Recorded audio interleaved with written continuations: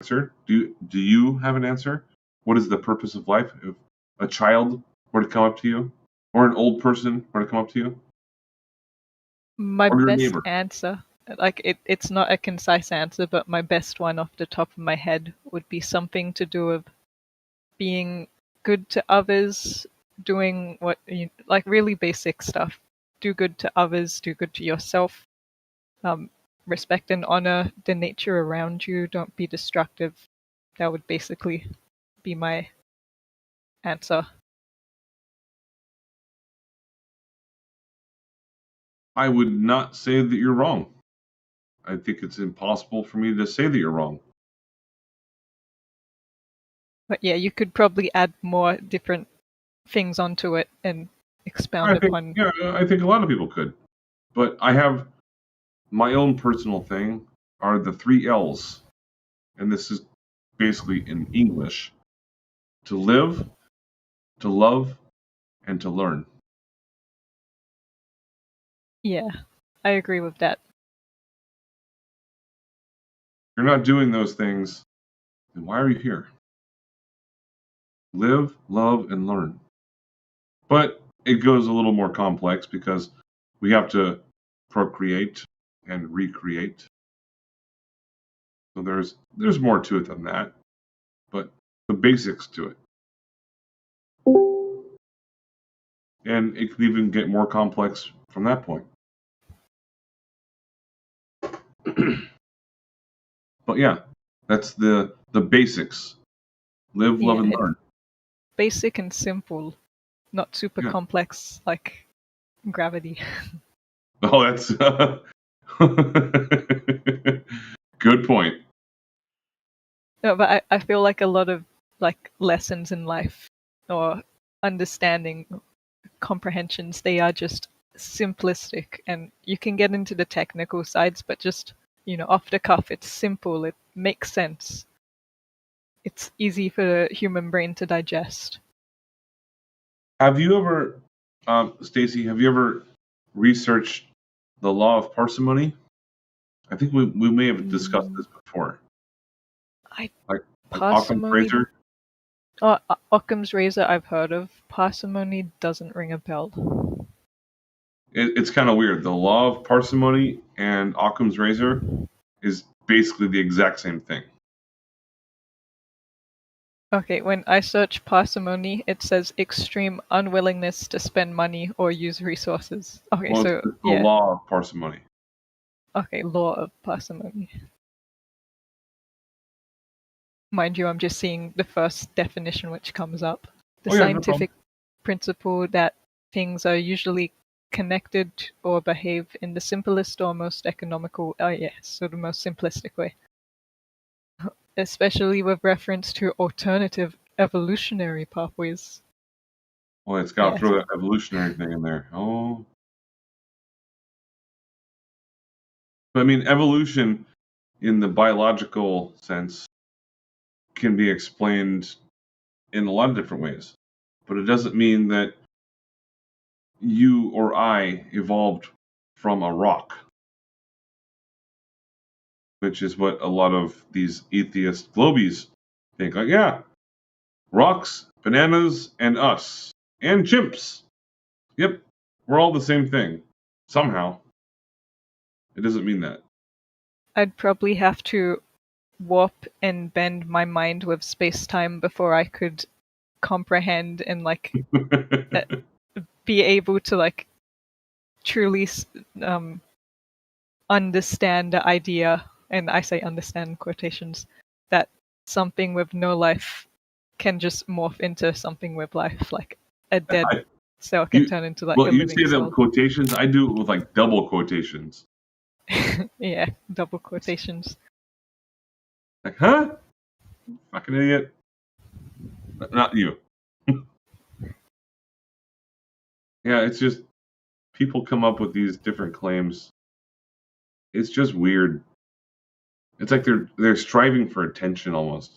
It's like, oh yeah, can Stanford give me a new grant for this new philosophical argument? Or yeah, it's just fucking stupid.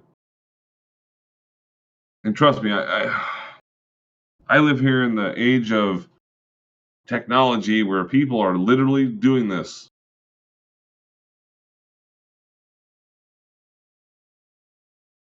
But either way, I do try to enlighten people with different pieces of information that I find. And there are the rare gems you're going to find online. And if I find them, I do try to share them. And a lot of people have shared very many things with me that have enlightened me beyond just this rice water experiment or the Mandelbrot. And it goes to the point where I know that creation is real. I'm not going to call creation God or Him. It's just creation. I know that. But I will not go beyond that point for the time being.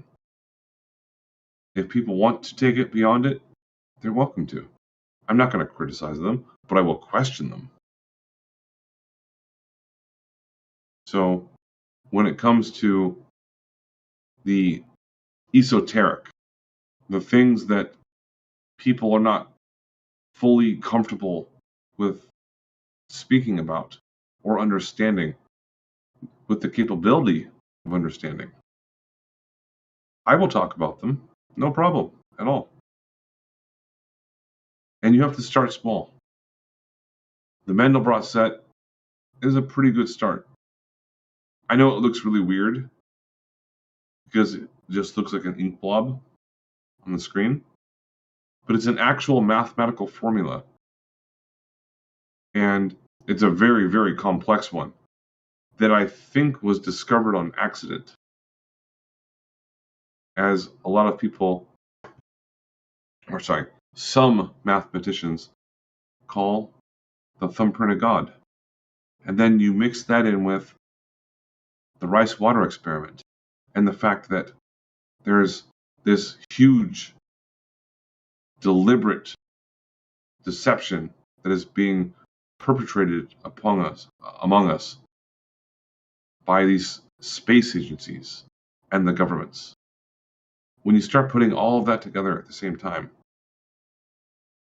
it starts becoming a little overwhelming. But we can actually just take a deep breath and indulge it, and then one breath at a time, understand that we can make up our own minds. Yeah. Just back onto the Mandelbrot set thing. Sure. Yeah. I was thinking like it's sort of the way it's coming across. It sounds like it's a mathematical thing which goes on forever and ever and ever. But I'm thinking, isn't it more like a loop? It just loops, and then because it loops, it goes on infinitely. Well, yes, it is a loop.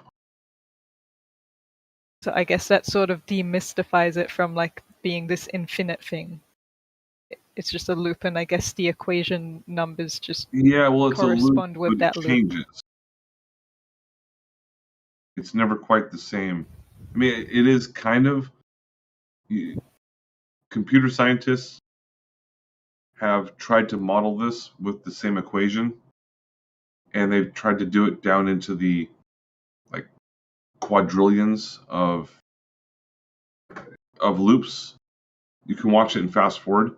So yeah, it is kind of a loop, but not necessarily. Okay, so each thing is distinctively different to like the previous thing. Yeah, a little bit. Well, what they're saying is it's the thumbprint of God. It's not necessarily proving anything necessarily, but it's showing that math wouldn't exist unless we had something to create math. And this is like a really weird dynamic type of math. So if creation wasn't real, then math wouldn't be real. Okay. I know it's a really weird type of way to explain that. Hmm. Yeah, I'm just left pondering at the moment.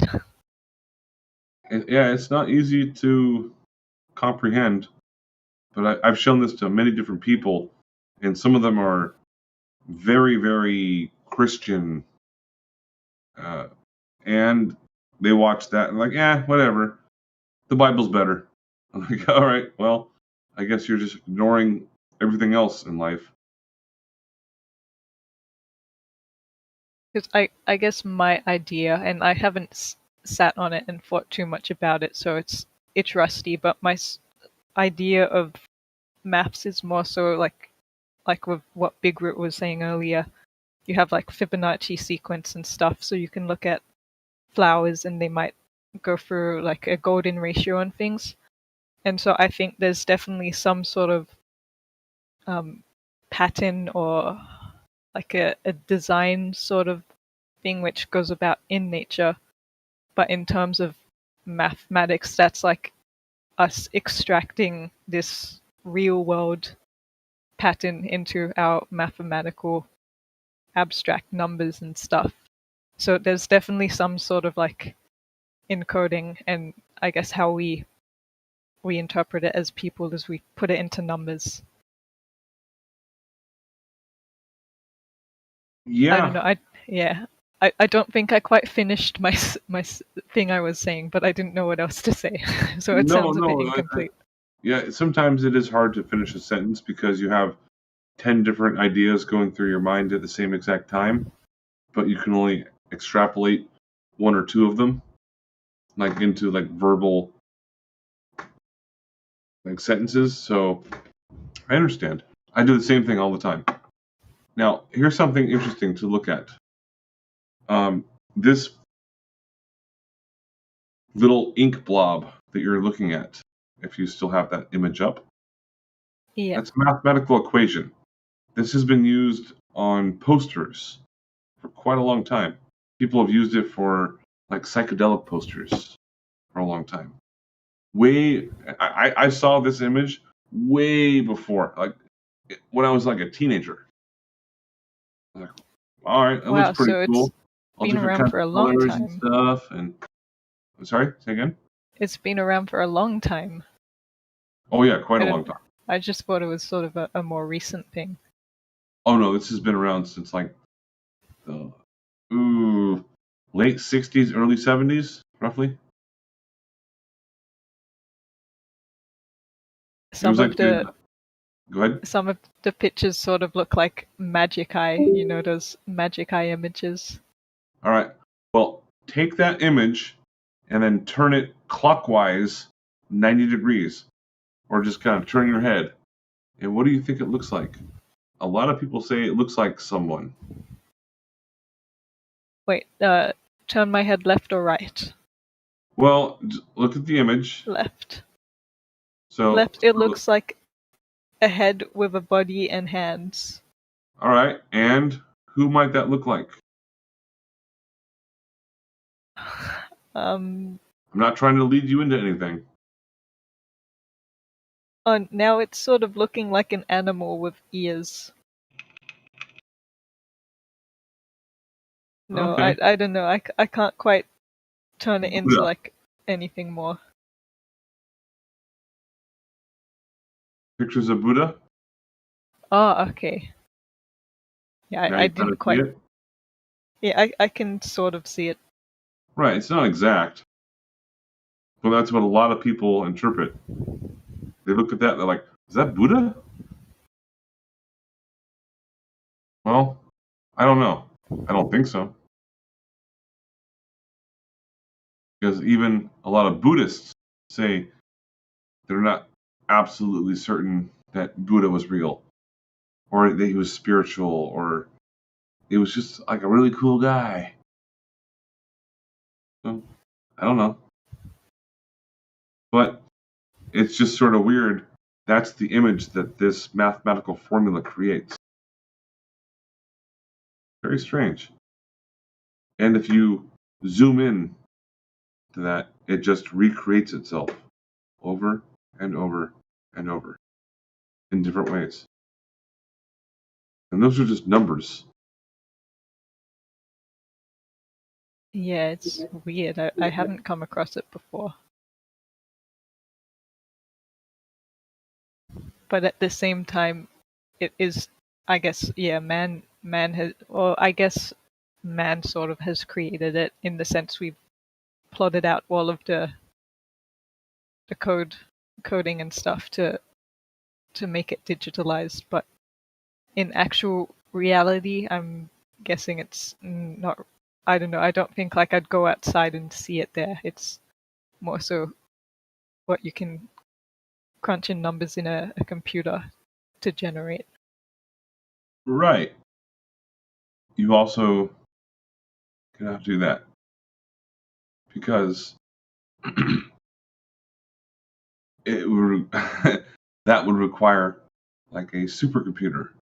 Well, not a supercomputer, but at least a computer that can crunch those numbers and actually replicate that into a digital form. But All right. isn't that what the computers are doing when I'm like looking at these videos? Not quite. I mean, if you learn how to code and how to do like advanced math and stuff like that, it does, in a sense, do that, but it's not quite the same. I'll show you another one. So this, pull it up. Price experiment.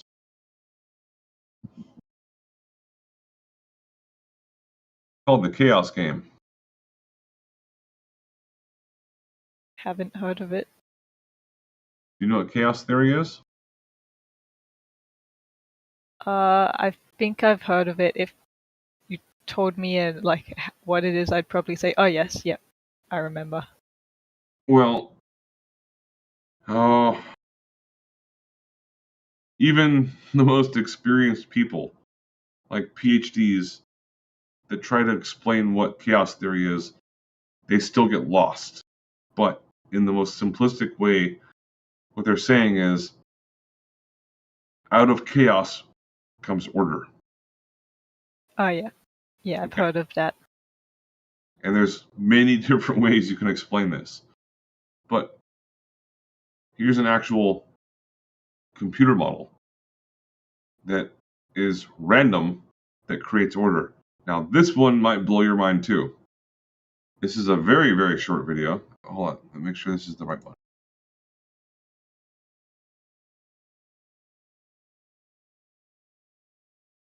Uh,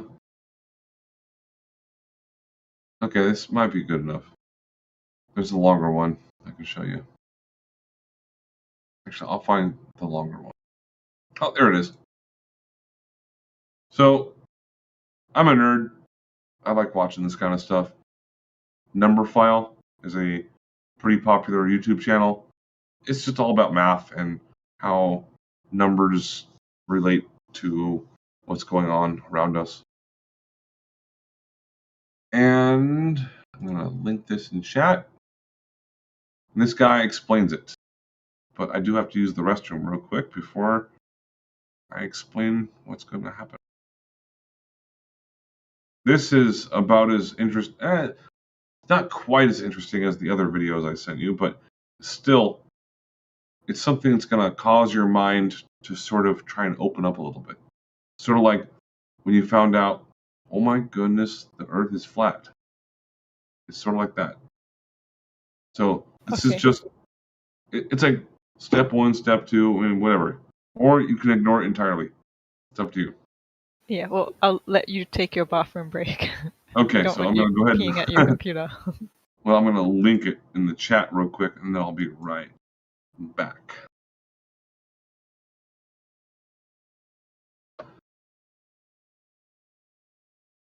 Okay, so I just linked it there in the voice text, and yeah, it just says chaos with the guy on the left hand side. So you can Yeah. start watching that if you want. And he explains it really, really slow at the beginning, and then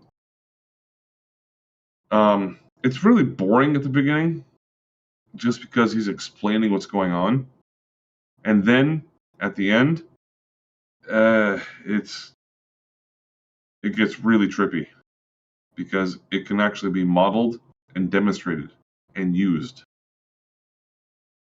Trust me. Okay. It's I'll fucking have weird. a look at it. Okay. It's not a long video. It's like 8 minutes long. You can fast forward if you want. Yeah, it's called The Chaos Game. Okay, I've got it opened. Okay. Check it out. I'll be right back.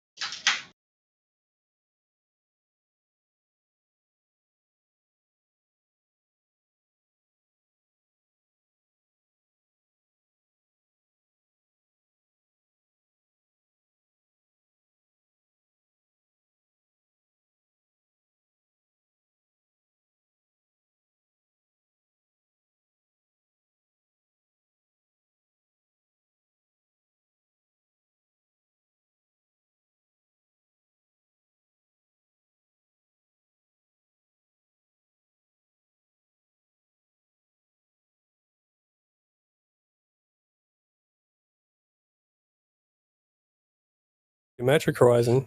The ships. Holy shit, dude! You think ships go over the geometric horizon? Yeah.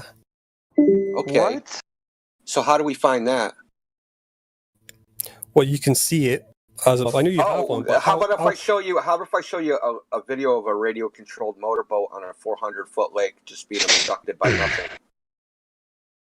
Anyway, for the flat earthers watching, What happens if you get a leak on that? Then you have a leak. You just have a leak. And what you would do you is lose air. Yeah, you would probably seal the whole cupola off.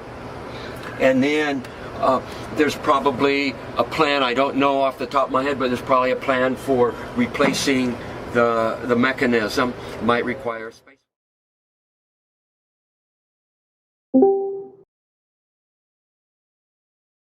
Number 6, axial tilt contradicts Newton's theory of centripetal force.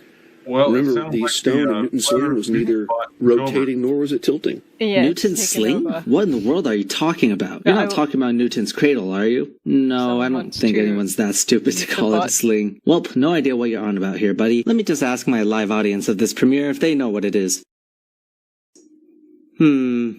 Yes, very interesting. Oh, there, Farhago says it's made up bullshit. Okay, yeah, that confirms it. There's no such thing as Newton's sling as far as I'm concerned. I mean,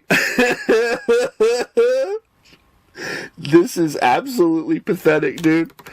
Oh my god. Dude, I know. I can't believe I'm having to do this. I can't believe this. So man. I want to be cautious and not talk over them. This is pathetic. This is absolutely pathetic. Okay, let's, as Red's Rhetoric, that douchebag would say, let's break out the crayons. Let's break out the crayons, kids. So I'm in Newton's Principia.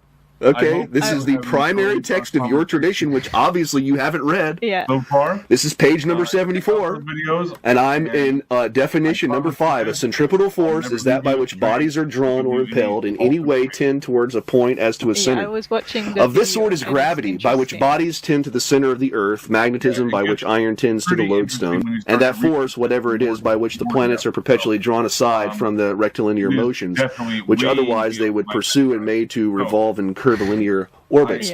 A stone whirled about in a sling. And we will speak. Did you catch that, Professor Stick? Yeah, okay, nice talking. A stone whirled about in a sling. Endeavors to recede from the hand that turns it. And by that endeavor distends the sling. Okay. Say the word? Sling. All right, until next time. Professor Stick? Yeah, across the pond. And that with so much the greater force as it is revolved with the greater velocity, and as soon as ever it is let go, flies away. And et cetera, et cetera. He goes on talking about, he demonstrates centripetal force with this sling. I mean, dude, like this is fucking pathetic, dude. Like, I am embarrassed for you right now. How bad you are, like, making yourself look. This dude has 150. Professor Stick, are you an actual academic? Do you actually? Are you an actual professor? Because seriously, every single person that has paid you to teach them needs to, like, sue you for their money back. That's fine, but that's not a citation. A reference is not a citation. Okay, so if you want to use these words, go find a reference for what they mean, and then bring us back the citation of what they mean. Thank you.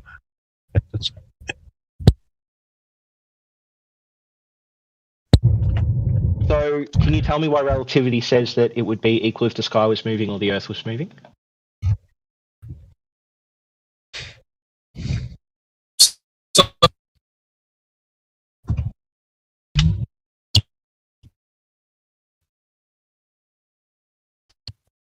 Sure. So the definition of citation, a quotation from a reference to a book, paper, or author. And the definition of reference, number 2, is the use of a source of information in order to ascertain something. So I'd say those are synonyms. You disagree? No, not even close. Awesome. Dude, have you taken any collegiate or university level courses? Yeah, I have, but why does that matter? Are we in college? Have you done references and citations? Well, have you done references and citations? I'm sorry, I didn't know that I was currently doing a college course on flat Earth in this Discord server. So, can I not use synonyms? Is this like whoever said, what was it before? Someone said the a reference isn't a synonym for a citation, dude. What was the colloquial term for space? Someone used the colloquial term for space instead of using the actual physics term of space, right? So am I not? Why should they use the physics terms? Well, we're at a collegiate level to debate right now, aren't we? There's no debate. You're just flailing. So we're not. So I can just sort of like give the references a wiki article that has a list of the actual copies of the scientific paper. I can do that, can't I? Right. That's not a citation, though, friend. That's the difference. You're offering references while asking for citations.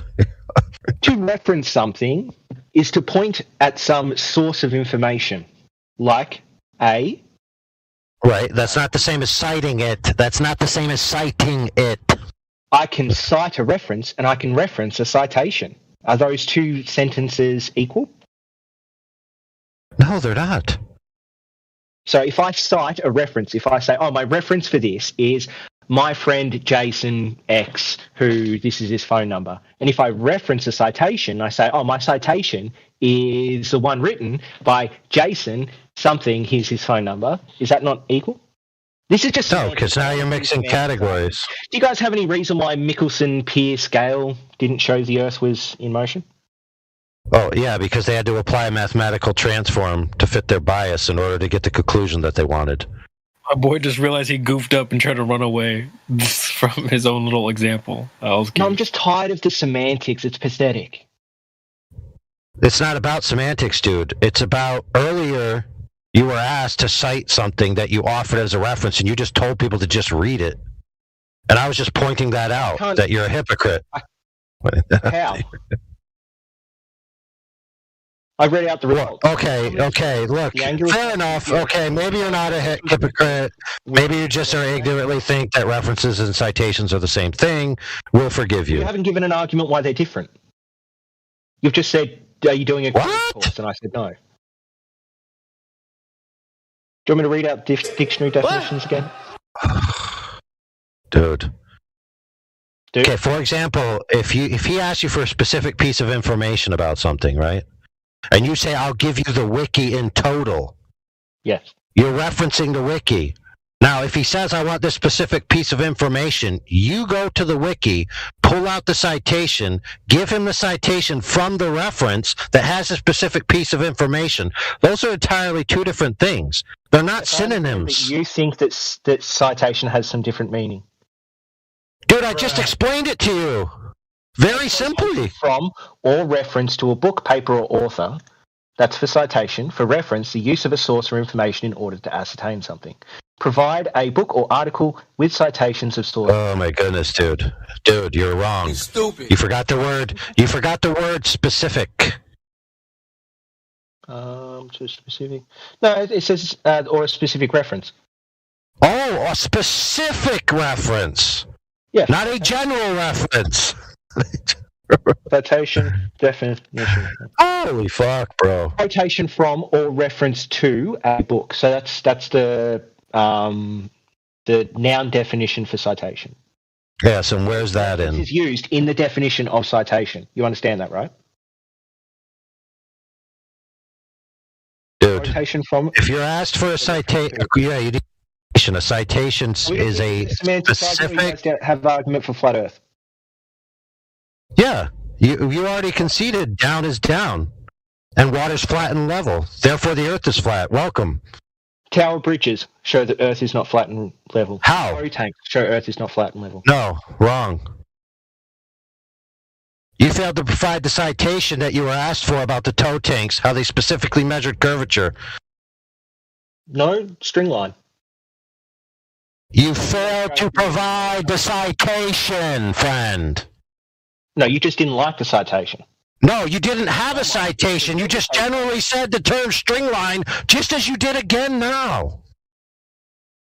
And? Watch. Ask me how, just ask me in the reverse. I want to play role play so you can see how stupid it is.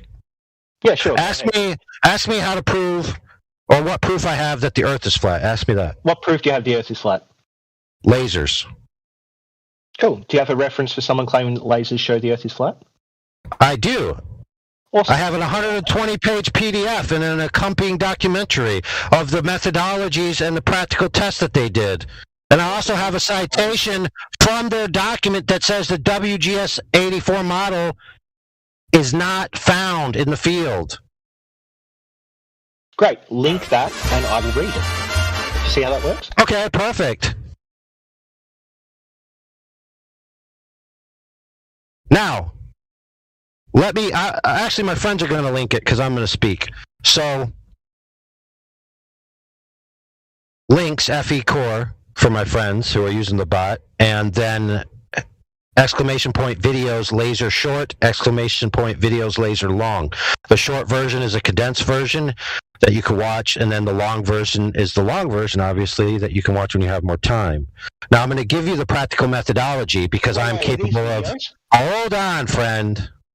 I wanted the... Oh, no, it's a PDF. Okay, we're all good.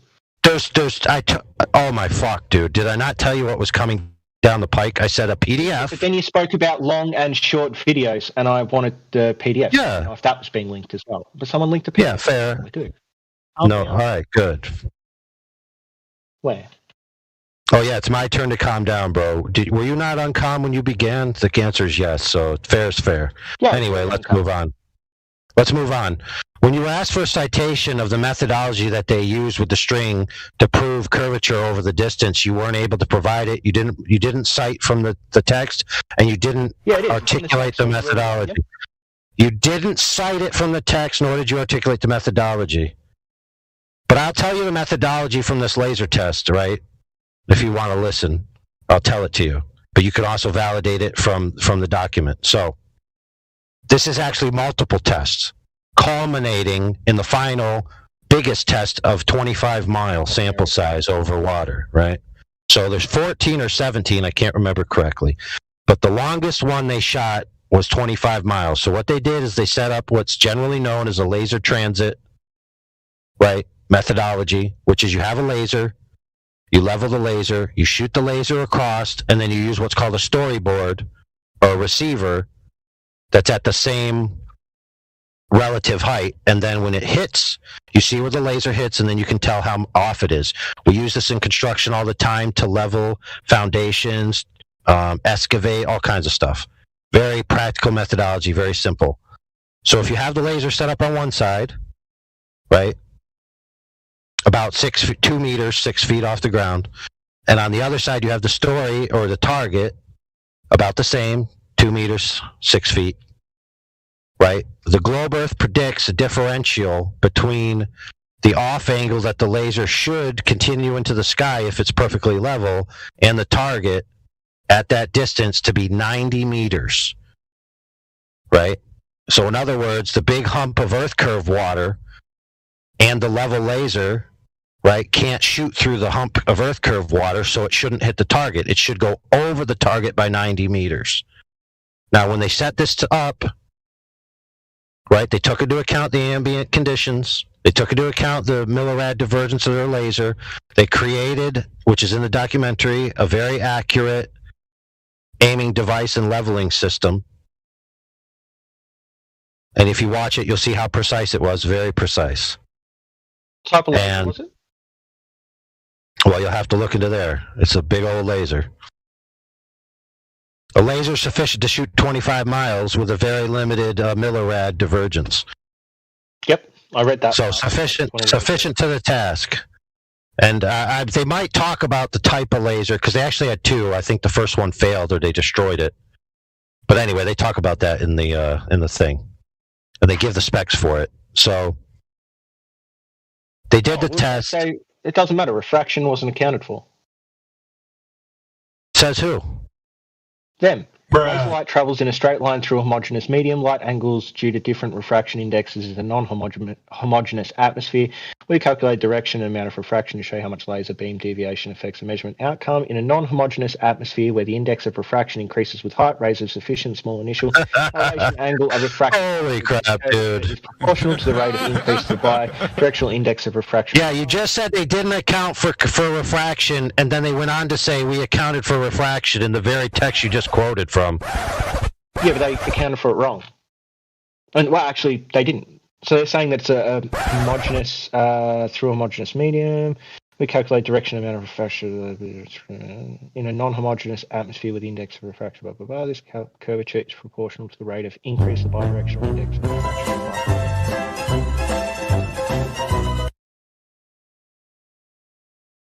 Yeah. Anyway, so they set it up. They set it up, and the laser hit the target. Okay. Now, you may claim they didn't account for this, they didn't account for that. That's fine. But at least they have a practical example of their methodology. Here we go. This is because I've read through this before, actually. Here's the problem. So the lake is completely frozen, therefore walking along the beam on the ice or using a boat was not possible. There's no data on the ambient conditions along the laser beam were available. We measured the conditions at the measuring. Yeah, which site, which shot is this? Which shot are they talking about? I don't know. I'm just reading out of the text document for refraction conditions, the PDF. Which test? Which test was it? What location? Point of laser beam. I told you there was about 14 or 17 different ones, dude. You can't just pick one at random. Well, this is their heading for refraction conditions. Oh my goodness, dude. So they said when they measured refraction between the start Which and there was location? Which location? Why does that matter? Maybe because, listen, friend, maybe because over time and at each location they learn things and improve their methodology. Then why wouldn't they add that in under the refraction category or subheading? Dude, how many different shots were there? How many different conclusions? Right now. I don't know, dude. How about you read the whole entire thing? How about that? Yeah, I thought so. You'd run away from this discussion because you don't actually... I'm not running away from it. I'm asking you specifics about the thing, and you're not giving them. Bruh. Now, by the way, in the final 25-mile shot... Temperature was 2 degrees, the air at night was 3 degrees. Humidity is always high the closer you are to the lake surface, which indicates a lower refractive index. They just assumed a low refractive index. They didn't actually measure one. The ambient conditions showed that the refractive index which location? was the same as the two sides of the lake. So they didn't measure the difference across the lake. They just measured one side of the lake, the other side of the lake, and said, yeah, good enough. Am I wrong? Yeah, maybe at that site that's what they did. But which site are you talking about? The refractive, measurement number 1. Measurement number 1. Find the actual spots where like, oh my god, dude. Balance on Vallejos observation points. And is it observation laser position? Yeah, is location number 1 the one where they state that the WGS84 model hasn't been sort of upheld? No, that's just their first one they did, dude. Well, that anyway. He won't even make it onto the rest, dude. He's just going to look at number 1, say they didn't account for refraction curves, light. Was still at 0 degrees in the air of the night, was down to -11 above the air. Air temperature at the time of the measurement was -6. The ambient conditions show the refractive index were about the same at the two sides of the lake. So they're just on the same thing, two sides of the lake. Yeah, so the point I was trying to make is that if it's the first measurement that doesn't state that the WGS84 model is invalid, then what they did there isn't relevant to this argument.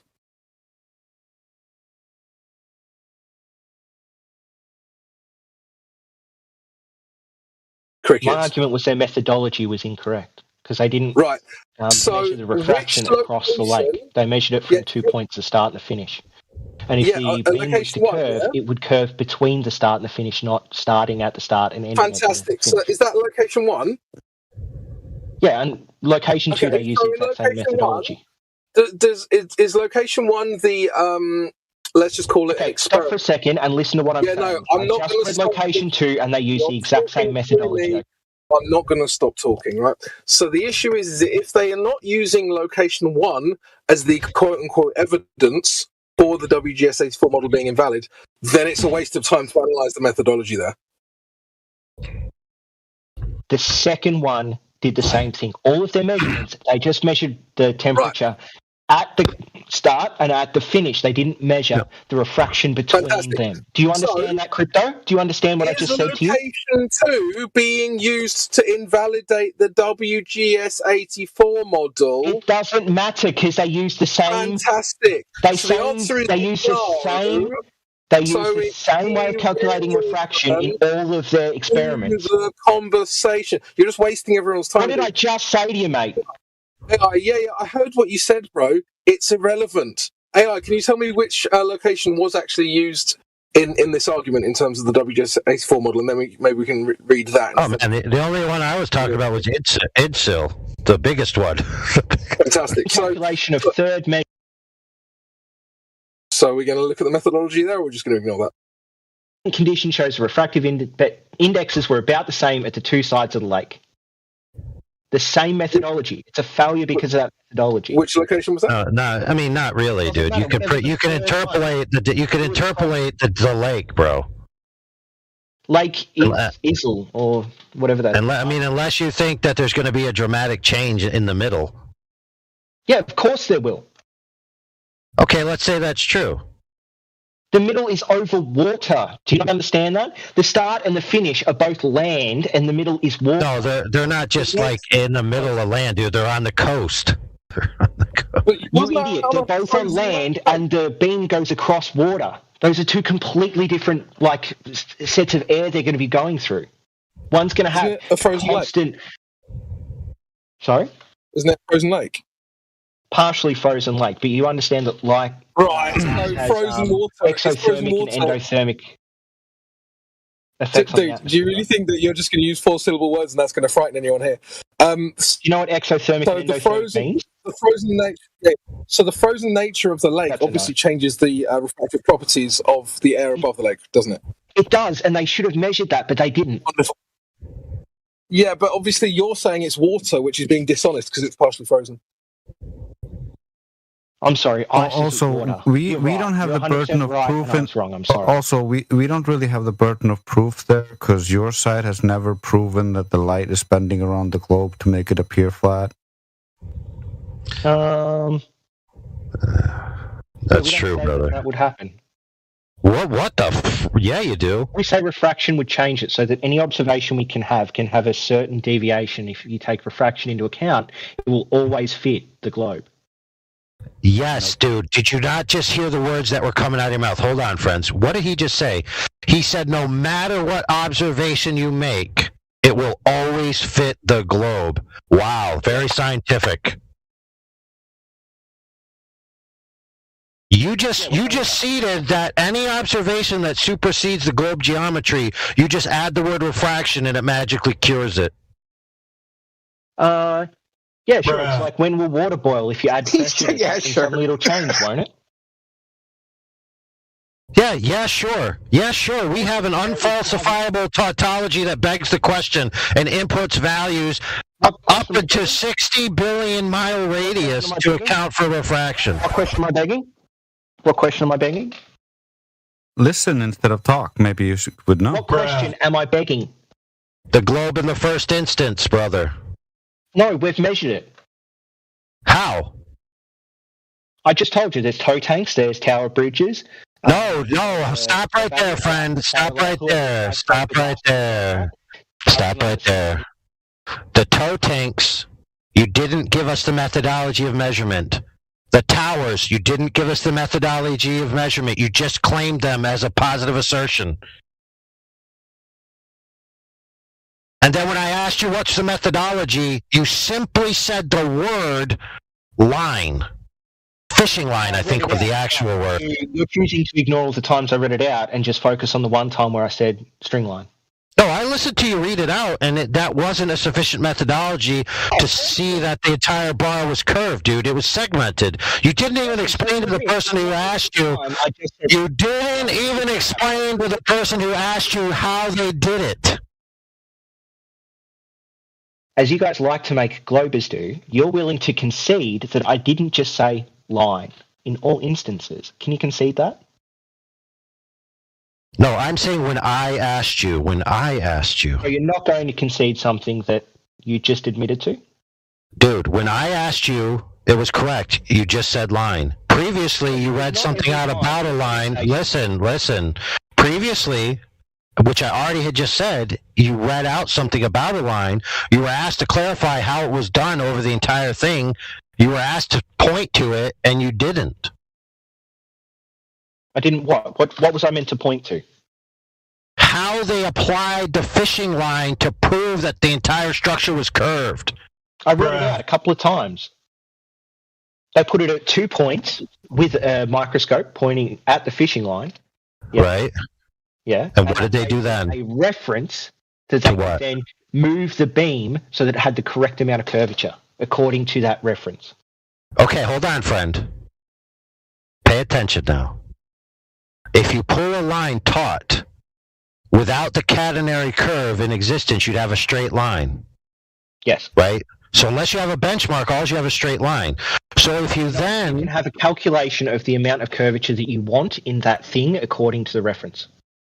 Bingo. I want everyone to stop right there and notice how if you take a straight line and just calculate how much curve should be there, you can then make the claim that curve exists and that you've measured it. Slow clap. Slow clap, friend. The water. They did it correctly. No, friend, stop. You're assuming the water's curved, bro. You have flat water. And then you hold on. The thing that you're making. Right, so my friend, hold on. The previous guy who you asked 30 minutes ago, he critiqued you that you just assumed the water's curved, put the line parallel to the water, and then put the beam parallel to the line that's parallel to the water and assume that all three are curved, and then call that a measurement. That's what you did, brother. No, I never said the line was curved. Remember catenary effect? I said specifically it wasn't curved. I read that out to you multiple times. Okay, so let's be clear. If the line isn't curved and you parallel the metal to it and it's parallel to the water, then that means the water's not curved, and that means that the rail is not curved. A reference didn't parallel it. You ever used a straight line before? Yeah, I build things, brother. Great. So I built a fence not long ago, okay? And my fence, it was a picket fence, and that picket fence went up and down, up and down. Correct. Fences do. Right. So absolutely. Line, and then I referenced the amount that the middle picket would be up off this straight line. And from there, I could reference out the curve. Perfect. So where did they do that in your example? I just read it to you. They had a microscope that pointed at the string line and at the beam thing, and then they calculated how much they'd have to have of curve on that beam to match the water on an earth of a given radius. And they referenced the distance between the string line and the beam on the road. What was the length of the string line? What was the length of the string line? I don't know. Well, that done fucks it up, doesn't it, brother? No, a gap in knowledge doesn't mean that the whole thing can be thrown out. No, I'm saying if the string line isn't known, right? God, what's the name? And it's not sufficient to the task, and then you give us the answer that's not sufficient, that's going to screw up your argument. So how about you go get us that information? Well, he also just justified all of the laser measurements he just got shown because like a gap in knowledge does not disqualify the argument. So apparently he just justified all of the laser measurement. Thank you very much. What did I justify? You said there was if you have a gap in your knowledge that doesn't disqualify it, and you said that we don't know the exact temperature over the water in between the measurements of the lasers, and so according to your logic, that still stands. That is almost a smart argument. It's close, but not quite there.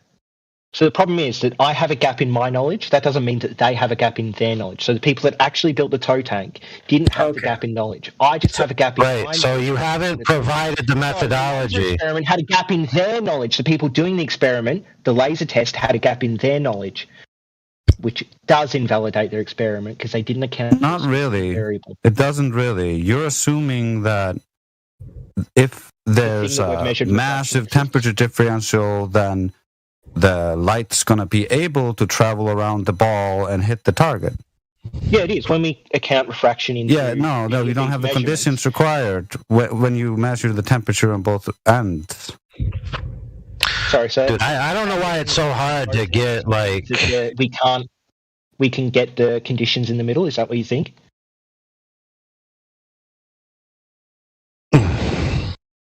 I think you should get us the knowledge that you're gapping on, because that would be the thing that would validate your entire claim. Yeah, like the length. I don't need to be 100% fundamental. No, it's not, dude. Right now, it's an assertion. A reference to a piece of evidence.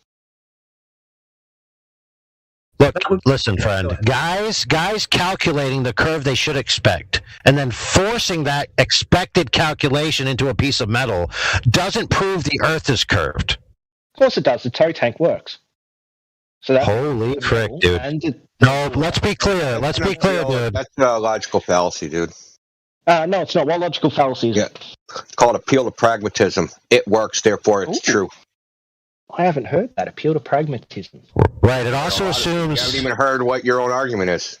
Correct. It also assumes that the variable and difference that they needed to account for would have made the object in question unusable had they not accounted for it. But when you look at the tolerances necessary in those machines, and you look at what the alleged curvature is over that distance, It's negligible, inconsequential, irrelevant. So it doesn't seem to be that it's a pragmatic fallacy. It is. You said it works. Therefore, the reasoning is correct. That was your claim that you just said to try to rebut me. Well, no, it works because it physically exists.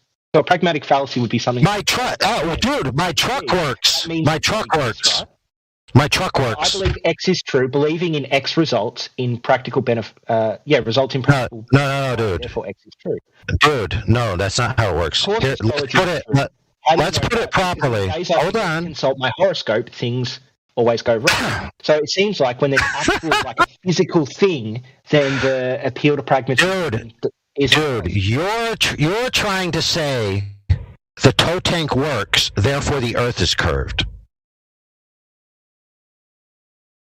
You're not trying to say the tow tank works. Let me give an appropriate analogy. Epicycles work, therefore they're true. Do epicycles work, therefore they're true. That's the actual physical situation. Epicycles, yeah. What are they? It's a Ptolemaic model of orbits. Do they work? Yeah, they work. Yeah, they work great. They work better than freaking Newton's model or Kepler's model. Yeah. Can you reference that? Oh, sure can. How do you spell it? Never heard of epicycles? Jesus Christ, man. No, I haven't. Some elementary shit. Do you speak any English? Epicycle model. Yeah, they use them in a planetarium when you go there. When you go to a planetarium, they project the planets and the stars on the ceiling, on the dome ceiling. They use epicycles. They don't use the heliocentric model to model.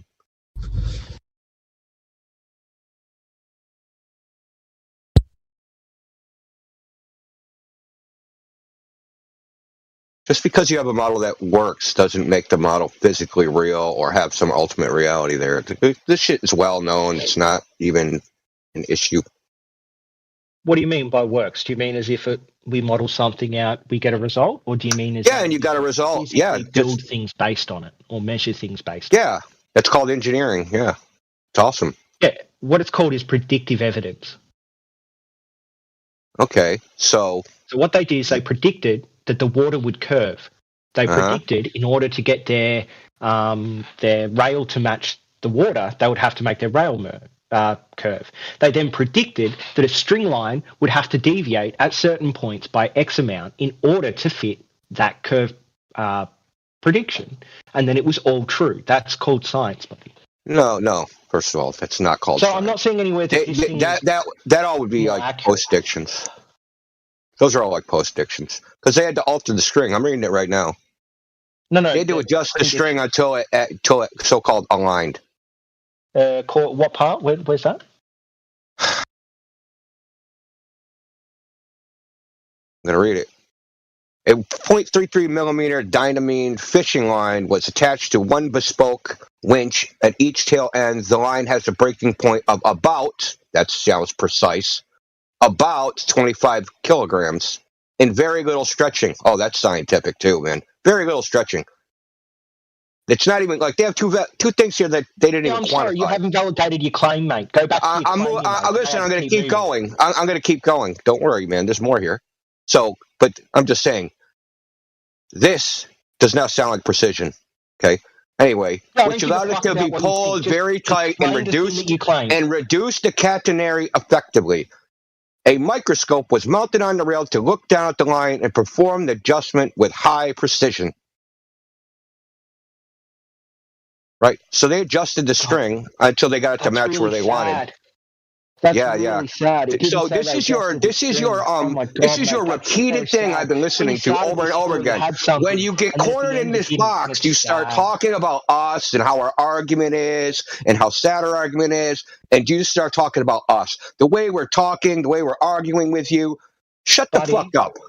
You're here for round 3 to get knocked out, dude. This is like, Hearns versus Haggard. There was never fight 2 and 3. Wait, string.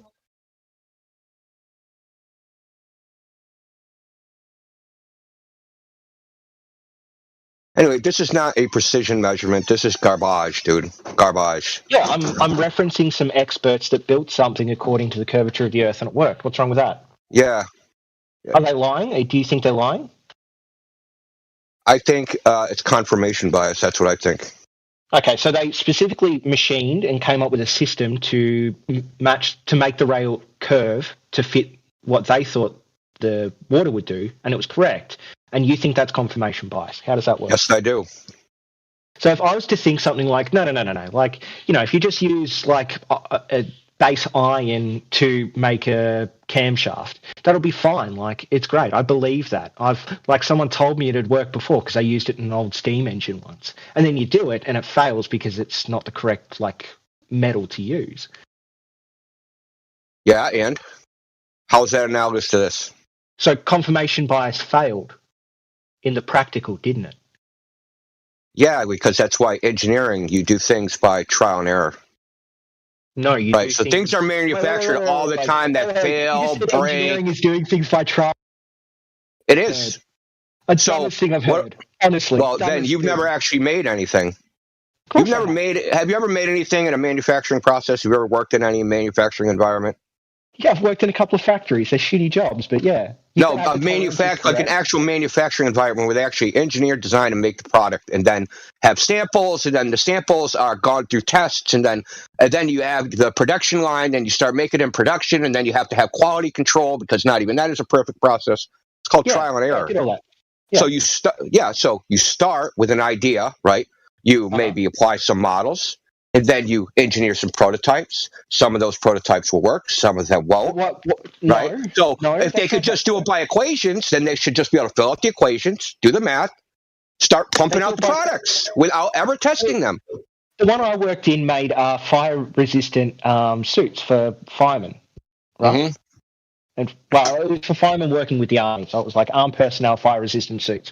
And what they did is they got the known tolerances for the fire-retarding capabilities of certain fabrics, and then they got their heat sink capabilities of other fabrics, okay? Yeah. They added all that in with the dimensions of a human being, and then they modeled that out so that any stitching would be covered, and then everything was cut, everything was manufactured, and they tested it at the end to make sure that everything they'd done was correct. But everything they'd done was correct. They then updated it depending on user needs, but that fabric had known properties, and they how did they know the properties? That they did they use equations or did they test the fabric? So they got the fabric secondhand from somebody. Someone else did. Exactly. So they got it from somewhere in that place that manufactured the fabric. Steel, do you? The manufacturer tests the steel to make sure the grade is correct and then sends it to you. Yeah, they have test samples. They test samples, right? So they manufacture fabric samples. Engineers buy things of known properties. They don't test everything. Yeah, it's known because they tested it to trial and error and figured that stuff out. Yeah, a long time ago, and now they're known properties, so engineers can make things using those known properties, like the engineers. Yeah, so they're just using trial and error. They knew the known properties of that fishing line before they started. Not within any certainty, obviously. Yep. About 25 kilograms with quote unquote very little stretching. Not the stretching was not quantified. The break point wasn't actually quantified. And it could listen. And the catenary curve that they calculated existed might not have existed. How do you know that? You're just coming up with that if they've had some monumental failure. Because you think this is a precision, some sort of precision. Listen, because you think this is a precision measurement of curvature. The precision in that document. How do you know they didn't have the precise properties of that string line and just vaguely referenced it because they couldn't be bothered going and looking it up again? How do you know these people weren't fucking aliens from Mars and didn't just fucking throw a bunch of random words on the pick of paper? I mean, come on, dude. We've never seen aliens in existence, but we've seen people in existence. We've seen engineers in existence. We've seen the properties of certain string lines in existence. We don't see current bodies of water in existence. We've seen that when engineers calculate as much stuff as possible and it all works, then it's reasonable to assume these engineers are competent, aren't they? We don't see curved bodies of water in existence. No, that's stupid. Where, heretic, where? Is that all you got? You're just assuming shit, right? You're just assuming shit, which is Par for the course. Yeah, It doesn't shock me. Induction. I know it's scary to you guys. Yeah. Inference and induction. Yeah, great. Affirming the consequence. Oh my god. Can you say it again? Inference and induction? Yeah, inference and induction. Yeah. What's inference? Inductive logic is hinged on making inferences from observations. Is that not true? Is that not a true statement? Is that not a true statement? Yes or no? You get, sorry, did you say inferences? Yeah, dude, how come every time, like, see, the problem, one of your problems is you talk too much. You said properly. You talk too much. Do you know how many times you have to say, I didn't hear you? Because you're fucking flapping your gums? People. We're on Discord, mate. Yeah, because you can't listen and talk at the same time. That's why you can't hear people. Induction also doesn't lead to concrete conclusions. It only leads to strong or weak potentials. Well, he didn't even do that. He just assumed his conclusion in the first place. Well, no, I didn't. I gave. Yeah, you did. So what I have no, is you hypothesis, didn't. And you already admitted my it. My hypothesis is either you assumed a curved water level. You matched some railings to the curved water level that you assumed, and then went, "Good, it's all curved." That's all you fucking did. No, I didn't. What they did was they made the railing. You're right. I misspoke. You didn't do that. That's what you think someone else did. So we're at the point now of just muting me all the time? We're finally done? Do you want me to just go now? Are we done? You can do whatever you want. I can leave if you want. If you're just going to mute me anytime I'm halfway through a sentence. Well, you can sit here and cry or you can leave. I don't care. We just told you that, basically that you're over talking. I tried to tell you what the problem was, why it's not a good thing. Because it means you're not listening, right? And we're just wasting our fucking time, which I'd rather not do, right? So no, I was listening. I just think you're wrong. The reason I couldn't hear some people is because some people are low. So I'm trying to figure out who is talking, whose sound is low, so that I can turn them up so I can hear them better next time. Make sense? Anyways, Linda, feel free to be a beta and leave if you want, but that wasn't what we were trying to do here. Why would I be a beta if I left? And you still haven't proven curvature or anything else. All the stuff you said is crap. Why do you use the word prove? I can't even read evidence, which can never prove anything. It's called the problem of induction.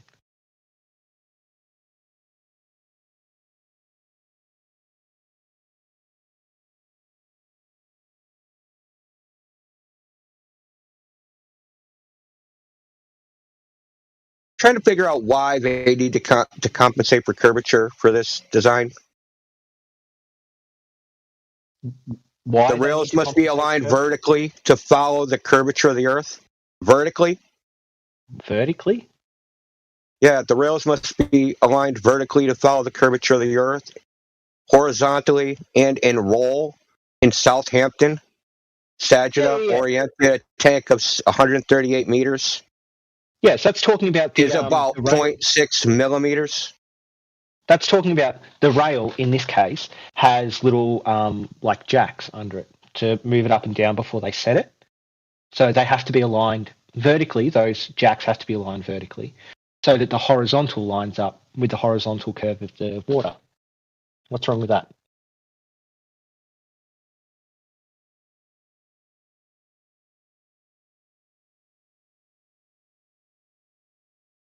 Doesn't seem necessary for what they're doing. Why? They're trying to do I'm reading it, measurements of different hull shapes. Well, do you know what uncertainty and precision is? Yes.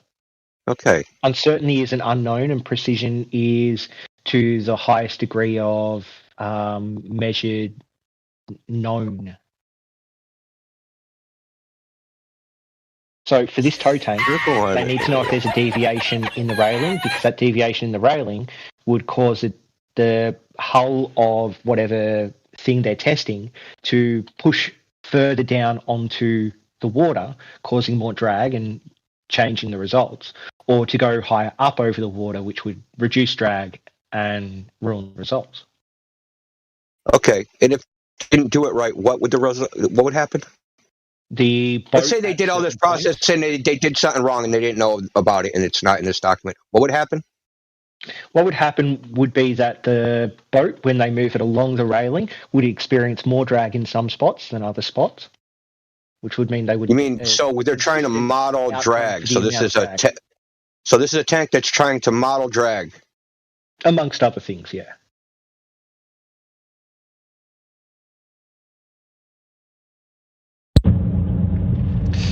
I'm trying to figure out what the even purpose is. It just seems like just some nonsense. I can answer the question. It's very simple. And you get a hull design of that boat. Right. You're saying some hull designs will go faster than others.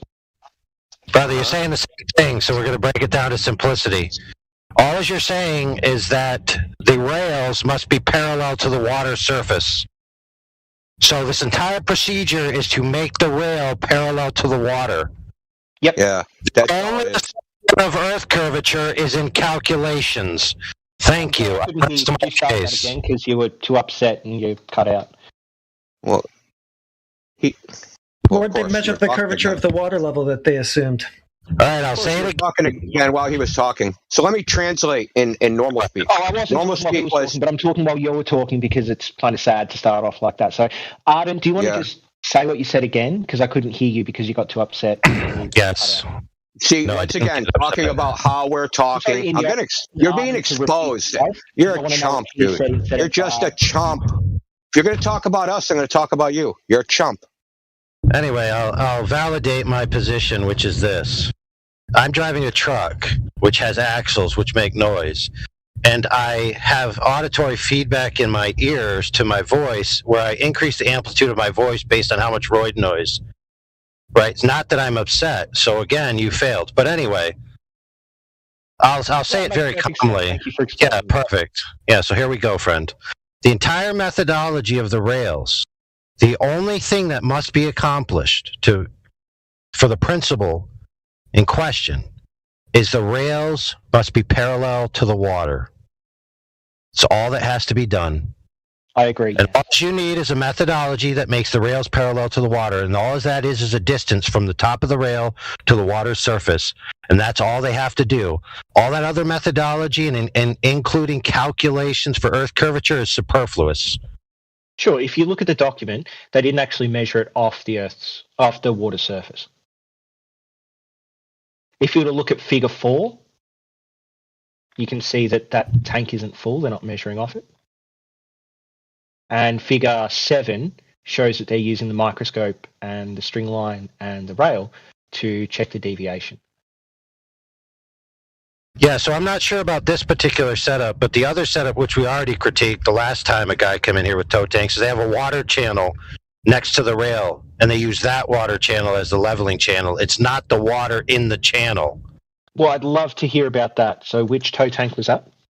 They're assuming the equipotential would be equivalent in both instances. So what they're doing is, really, truly, they're just making the rail parallel with the water.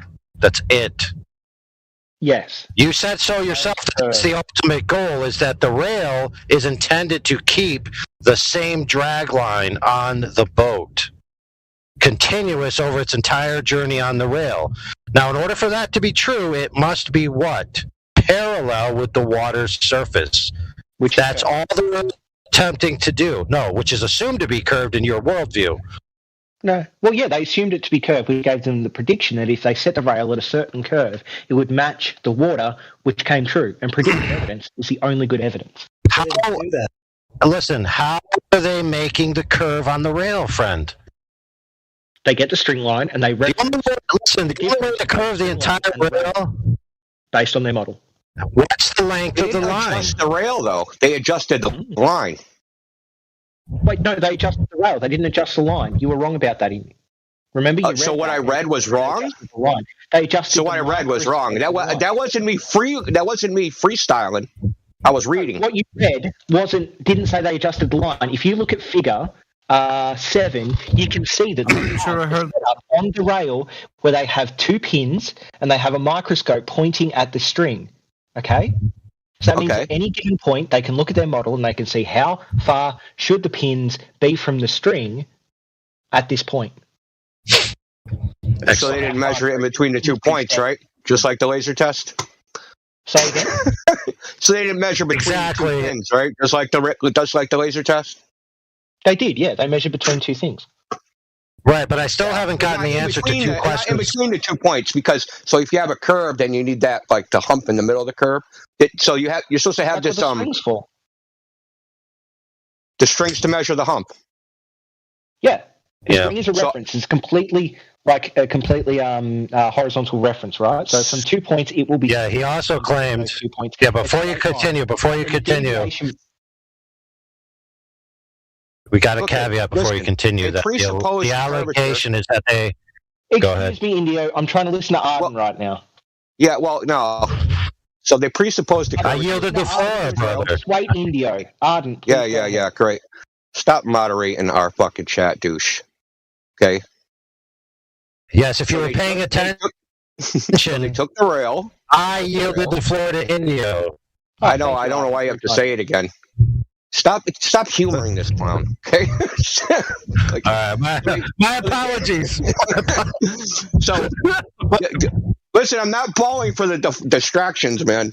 So they have this beam, right? This rail, and they can adjust the rail, and they pull the string.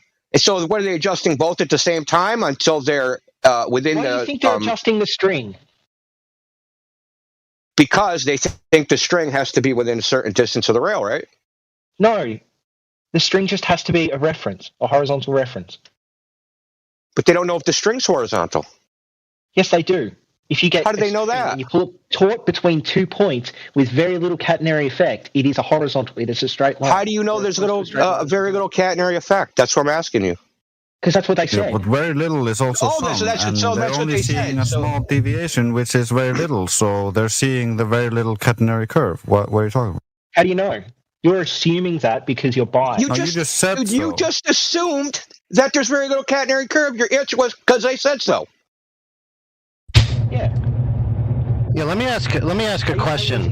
What is the clarification? Catenary curve, and then how did they measure this? Because you're gonna have two inverted curves, right? You have the curved rail, and then you have the curved string, and the curves are opposite to each other. So one's curving down and one's curving up.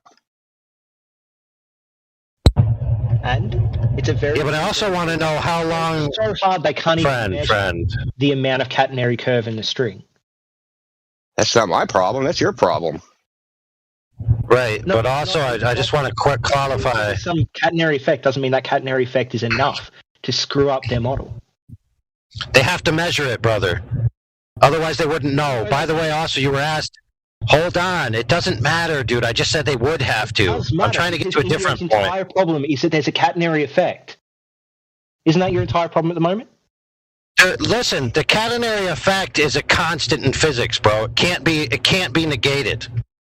Yeah, but there are all sorts of problems that anything that you physically do, like there's some form of tiny 0.0000000001 problem in every single thing you do.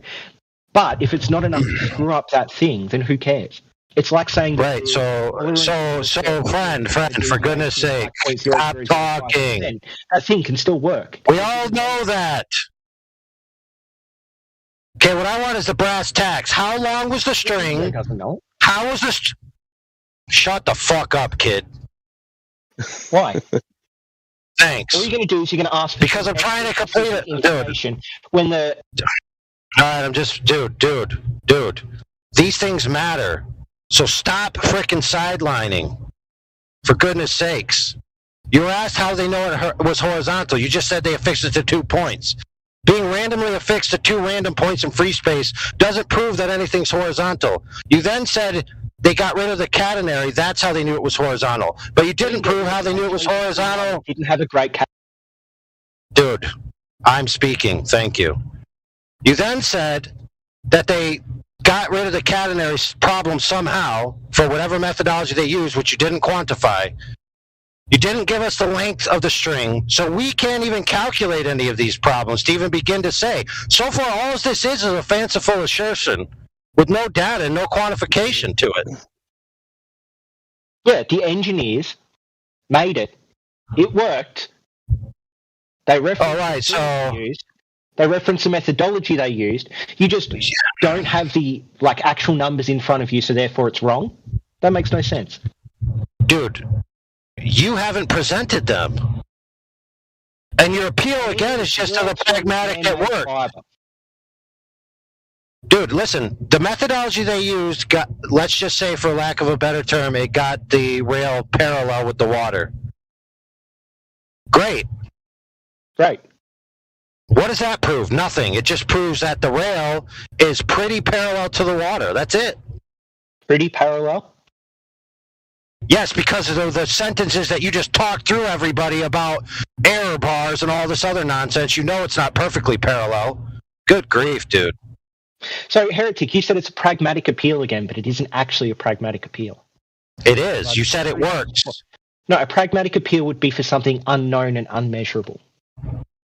What? Where's the measurement? It's for something unknown and unmeasurable, something abstract, like astrology work. It is unknown. You already told us it was a gap in your knowledge, dude. You already told us the measurements that we needed were a gap in your knowledge, so they are unknown. And you don't have the measurements. Yeah, okay. How do you know? You don't know what they know. You also admitted it was a gap in their knowledge because they didn't add it in there and have it nowhere presented. So. Yeah, so let's link their engineering specs for this whole thing. Do you not understand that? Right, but the other one that we did, bro. Find a flaw that you can exploit in this when you guys don't have a single measurement of straight. Like, I gave a glaring flaw in your laser test. A glaring you didn't. Actually, you just showed your ignorance. You actually just showed your ignorance. Did I, Indio?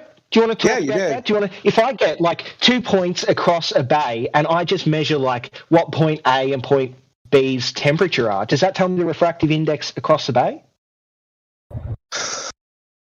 1, 2, 3. No, it does not tell you the refractive index across the bay.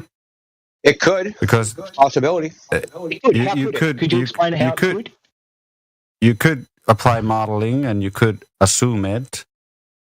They didn't apply modeling, though. Yeah, why would you? So they didn't calculate a value? There is refraction. You need to establish that those models are correct. But you can't establish if there's refraction unless you measure a difference across the bay, can you?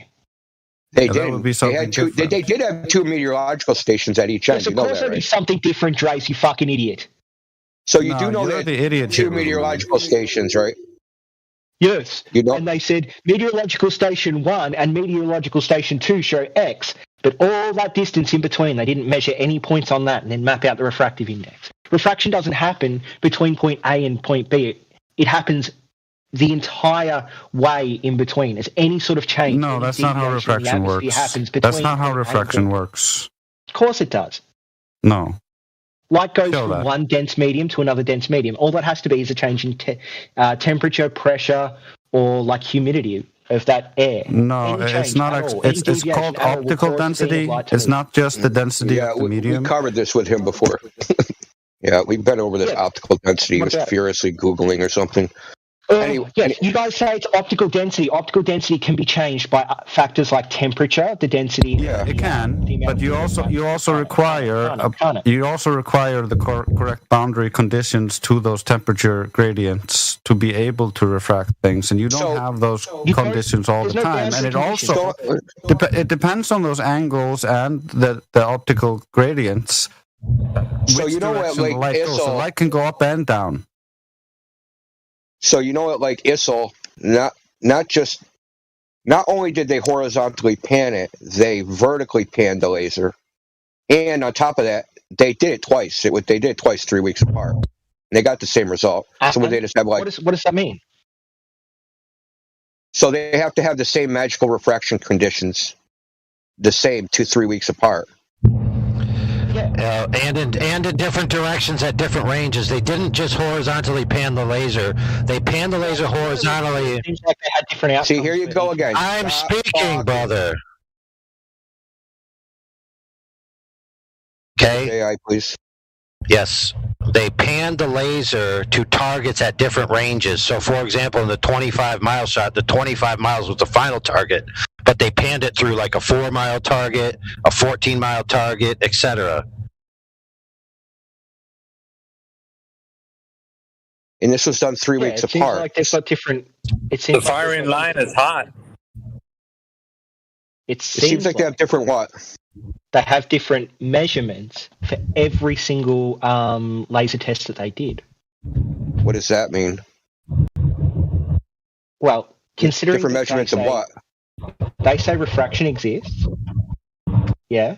And they say that the laser is hitting different points, but it's just within the tolerance they set based on the refraction that they think, to fit a flat Earth model, right? No, they're tested. They tested the WGS-84, and it's outside those values by 2 orders of magnitude. Because they didn't look at the refractive index between the 2 points. So the 2-week change would cause a small change in refraction in the refractive index, right? It wouldn't be okay. So how much refraction does there have to be to get the result they got? Well, we could look at that if you'd like. Yeah, let's look at that. Give us the model that can make that prediction. Let me know when you're done with the Bisland Advanced Earth Curve Calculator. That doesn't. First of all, there's no predictions in that. I said a model that makes predictions, not post-diction. Yeah, so the Walter Bisland Advanced Earth. Yeah, those are post-dictions. I want predictions. Observation data, and then you just change the refractive index. Yeah, that's a post-diction. That's not a prediction. I just. Yeah, hold on. For a second. Let me know when you're done with this point so I can jump in, because I wanted to ask him a question. But I'll unmute him. Yeah, but I want to. No, don't unmute him. Amount of time, Miggy. I'll just yield for you. Yeah, I will let AI, because I don't know. You guys were in a point right now, but I don't know. AI. Yeah, we can wrap it up very quick. So what he did there is he has an ex post hoc solution, because he's going to go to this calculator and just change the dial until the dial fits the observation, which he already said he will do, which is no observation can debunk the globe, because you can always input refraction to be sufficient ex post hoc, which is not proper reasoning or proper anything. All right, and basically the calculator doesn't simulate anything. If you look at the Black Swan so-called simulation, okay, if you look at the rays, they invert. So the image that you should be shown should be half inverted. But he doesn't show that, right? So all he's doing is adjusting pixels up or down, but never adjust the orientation. So that calculator doesn't simulate anything. Well, it does simulate one thing, so let me finish up with this, is that it simulates an increase in the radius of the Earth to lower the Sagittar via the circle segment formula. In other words, it models a lower hump between point A and point B, which means it's effectively flattening out the Earth to account for observations that debunk the globe, conceding that the Earth looks flat. I yield. Okay. I'm going to unmute him. Dogs, if you can hear me, I just need to ask you a question before you go on. Or maybe you just want to respond real quick so I can ask you? Yeah, it'll only take me 2 seconds to respond. Yeah, go ahead. The problem is what you said about Walter Bisland's Earth curve calculator flattening out the Earth is that it flattens out the apparent geometric horizon, not the actual one. You get that? And there's no problem with a post hoc falsification of an experiment. The problem is if you have a positive claim and you want evidence for that positive claim, you then need to make it predictive. So I'm not saying the Earth is a curve because I can post hoc use refraction to account for a flat Earth like experiment. Man, I want to respond, but go ahead, Miggy. I'll bite my tongue till later. Yeah, we'll just, I guess you can respond. I just need to ask you maybe 2 questions. Can we know 100% sure that the Earth is a globe in any way? No. Okay, second question. Has anyone directly measured surface curvature? Yes. Okay, can you tell me who? Transcontinental arc, the parallel. Who? No, that's not what I'm asking. I'm saying who directly measured it? Was there, what persons were there, or people? Was there a group of people? I could find the people that did it, but I know that, but I'm saying, do you know? That's called a genetic fallacy, so it doesn't really matter. No, I'm asking you a question though. Either you know or you don't, right? Not off the top of my head, no.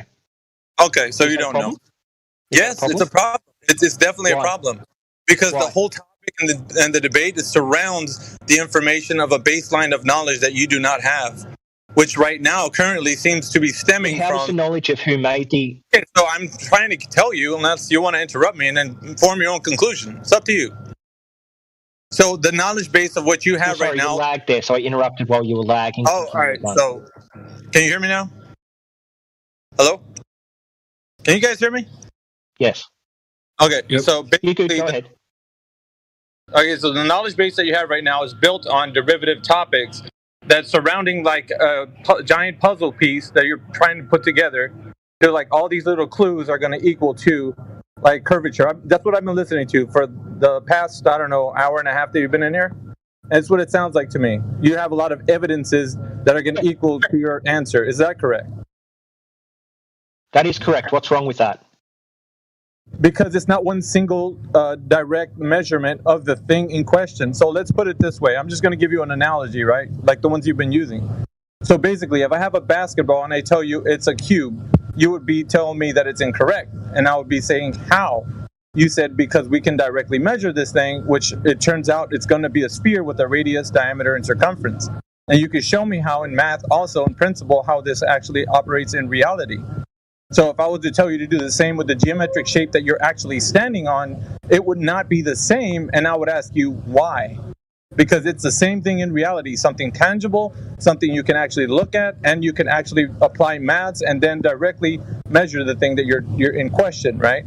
So in this instance, it feels like it's a bit more obscure, and all these little clues that you're talking about don't seem to add to the single direct understanding that we know that the Earth is curving with the set rate that they're telling us with the diameter and radius. So what we're doing right now is we're going round and round and arguing about derivative topics, never getting to the underlying premise that the Earth is indeed measured curvature, because we have all the metrics, as you may or may not know. They're made public to everybody, so we can pull those up and we know what they are. So what I'm saying is that it's a fruitless endeavor that you're on right now, this quest to actually try to prove the thing that you're actually trying to prove, but without proving it directly, but indirectly. And so maybe to you that makes sense, but to everybody here, I know, but I'm saying, but to everybody here, it makes more sense to directly measure the thing in question, and that hasn't been done. Can you directly measure something that is as large as the Earth? Yes, absolutely. With the variable.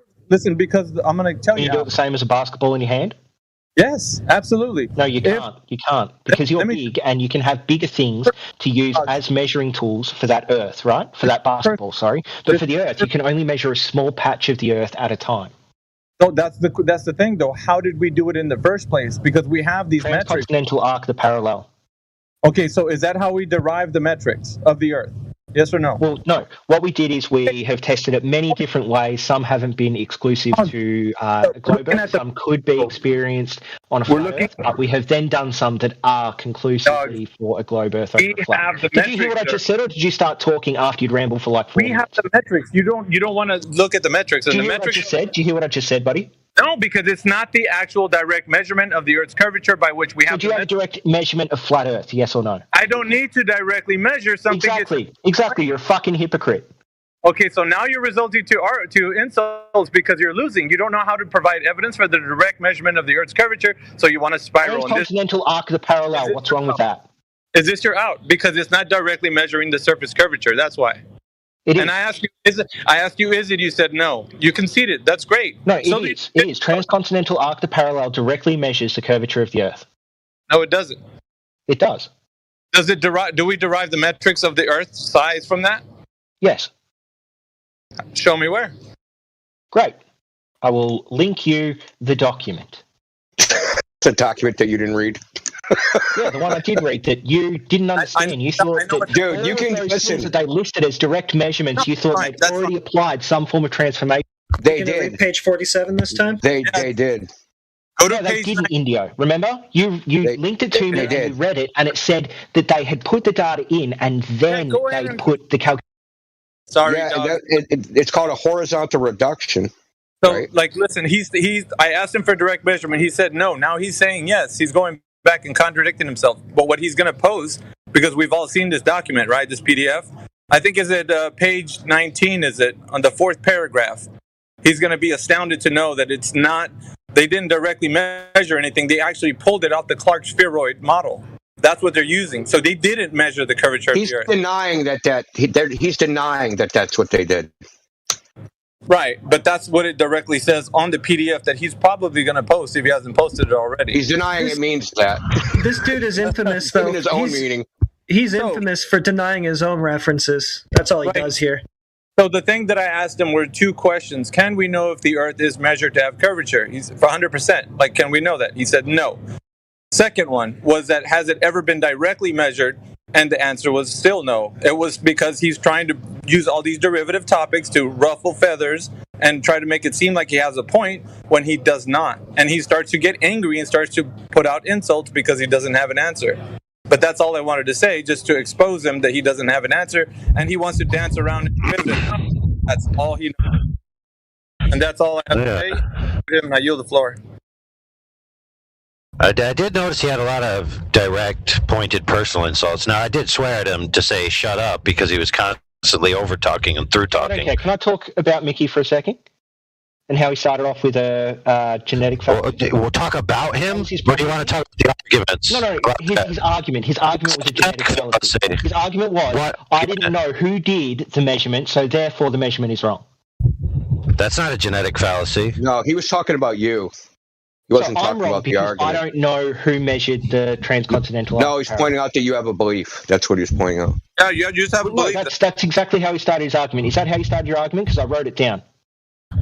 Yeah, that's okay. If you think about his first question, I said no because we can't be sure of anything. If you had epistemology, if you knew anything about knowledge, you'd know that. Oh my goodness, dude! You said that because I don't know who did it, I'm lacking some knowledge that makes that an actual like a good argument. When that's that was your interpretation, but he never said any of those words. He specifically said I was lacking some fundamental. Yeah, that's right, but he didn't sources that would make my sources incorrect. No, you're adding that yourself. The incorrect part, you're adding that. He never said that part. Okay, so for everything I've argued so far, what have I done that have made my arguments incorrect? Okay. He wasn't arguing against your arguments. He was illustrating the fact that you have a belief.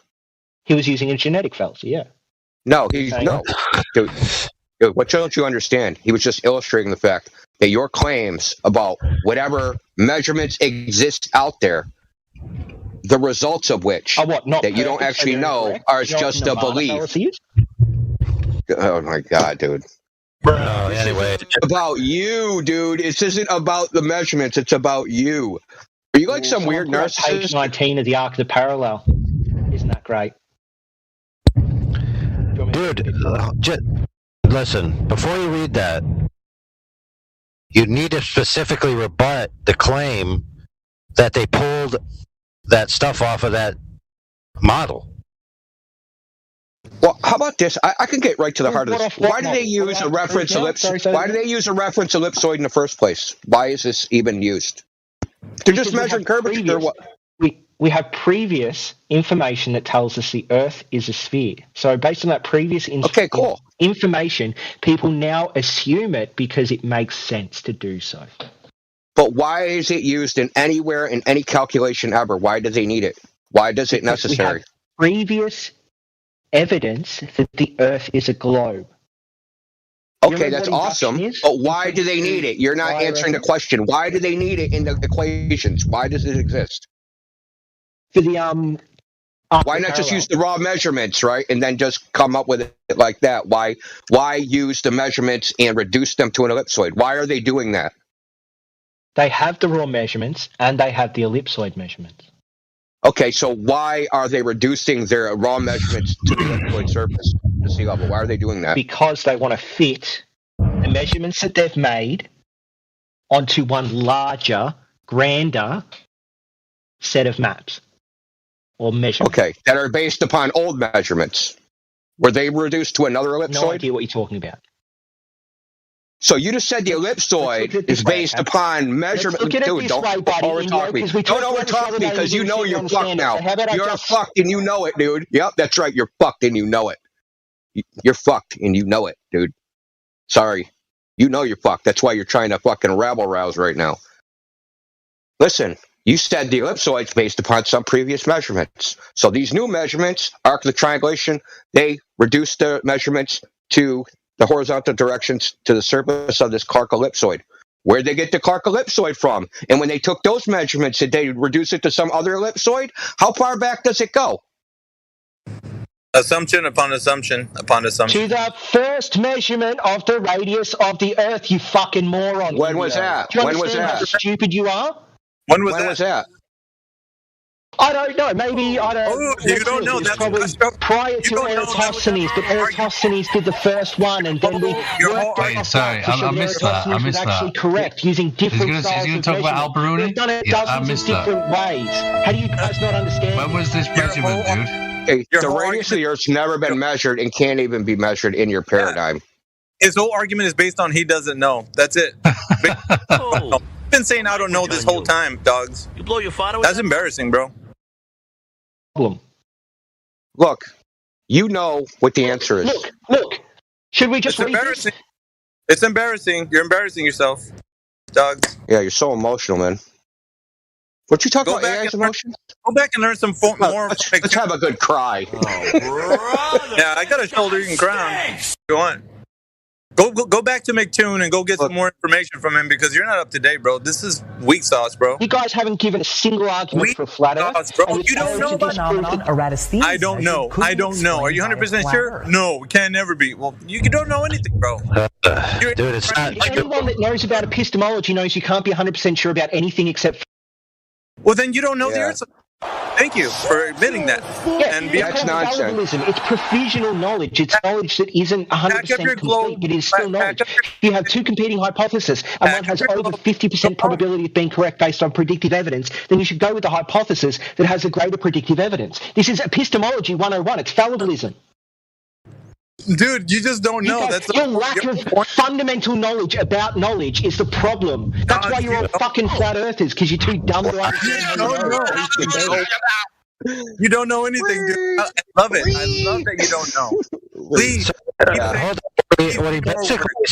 What he basically said is that tell me why fallibilism is incorrect. If something has a greater than 50% probability and you have no other alternatives, you should accept it as true until something new comes along. Then it becomes false. Hooray. Great. That's great. So give me something new that comes along that disproves the globe. You don't know. That's all. That's Nothing's all, come along that proves the globe. That's all, folks. I just gave you like 4 different things, didn't I? Yeah, 4 different things that don't prove. Yeah, 4 different things that you don't understand. From towers is one. Yeah. No, it isn't. No, it isn't, dude. Towers. Bridge towers are not evidence of curvature. You're a clown, dude. Go try to make. We need to find some way to disprove these things instead of just saying. You haven't proved it in the first instance, you weirdo. And I didn't add in this specific number.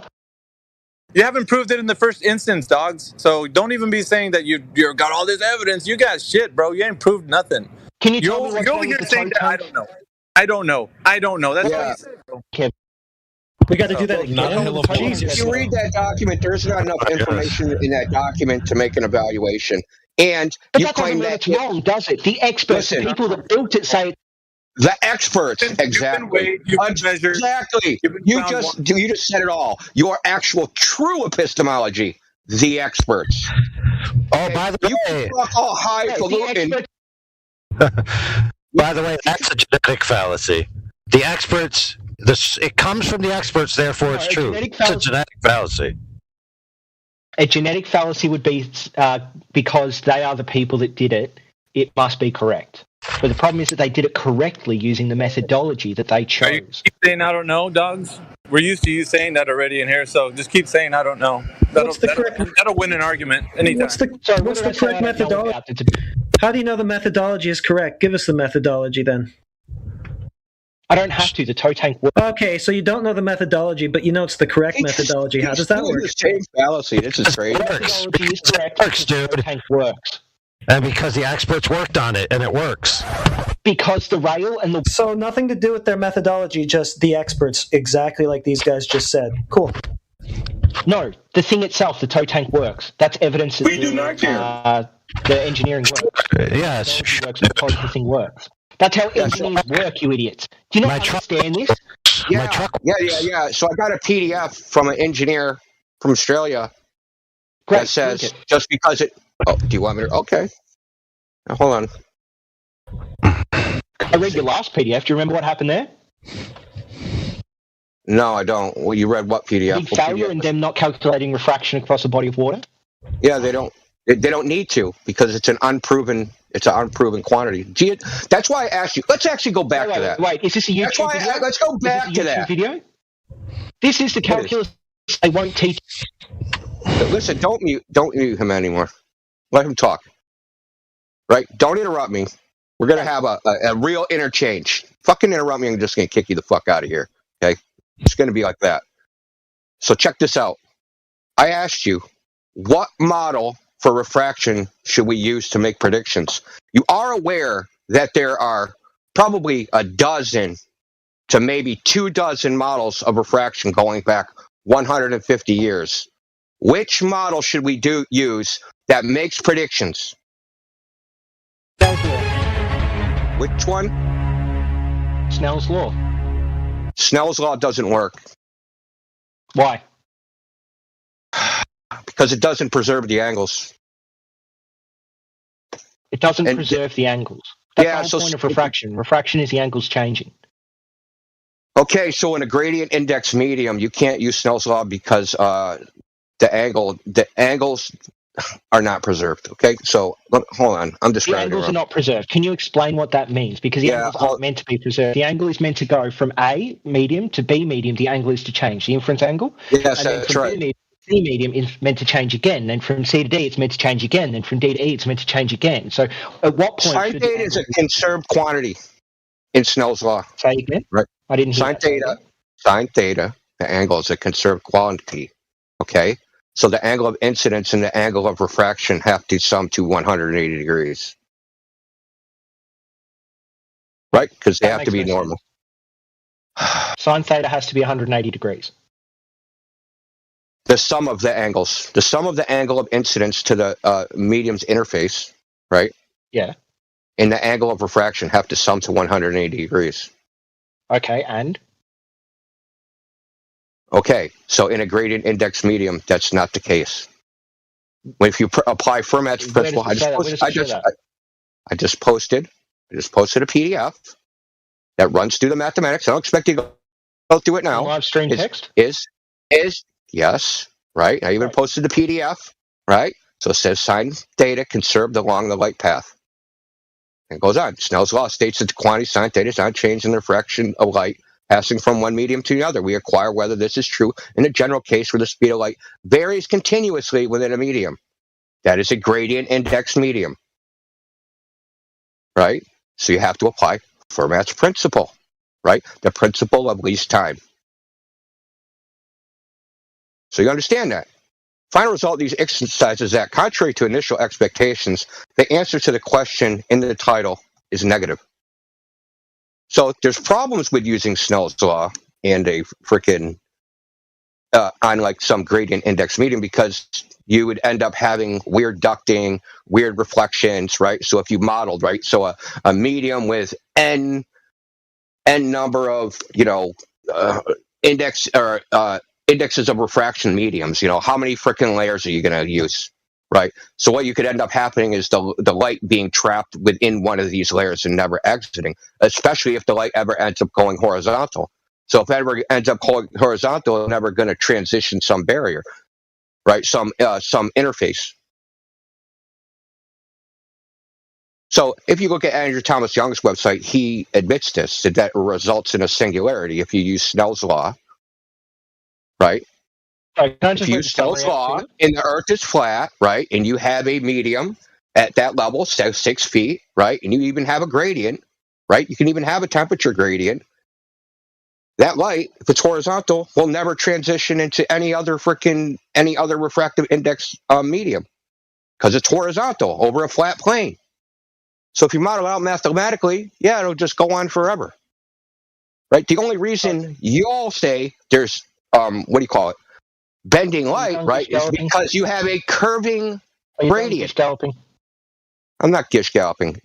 Just because you can't comprehend what's being said because this is above your pay grade ain't my problem. That's your problem. Well, I'm reading through this and I'm not seeing the part where they conclude. So what page is it where they conclude? The conclusion? Scroll down. Yeah. The conclusion's literally in the abstract. You don't even have to read the conclusion. You can scroll down to it.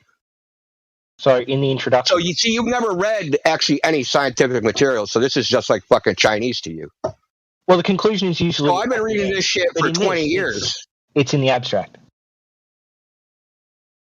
The conclusion is in the abstract. The answer to the question in the title is negative. Is sine theta conserved along the light path? That means, it says, Snell's law states that the quantity and sine theta is unchanged in the refraction of light. Is sine theta conserved along the light path? The answer to the title is negative. The answer is in the abstract. They don't use Snell's law to model in physics, gradient index medium. Abstract, I posted it literally in the chat. It also provides. Look. The final results exercise that, contrary to an initial expectation. Let me ask you this: does Walter Bisgund's simulator use Snell's law? Yeah. No, it doesn't. It uses Fermat's principle. Okay, if he uses Fermat's principle, who cares? Okay, so does Mick West. What's the difference? What's the applicable difference between the two? Is that there's no boundary in Fermat's principle. Yeah, there's no boundary.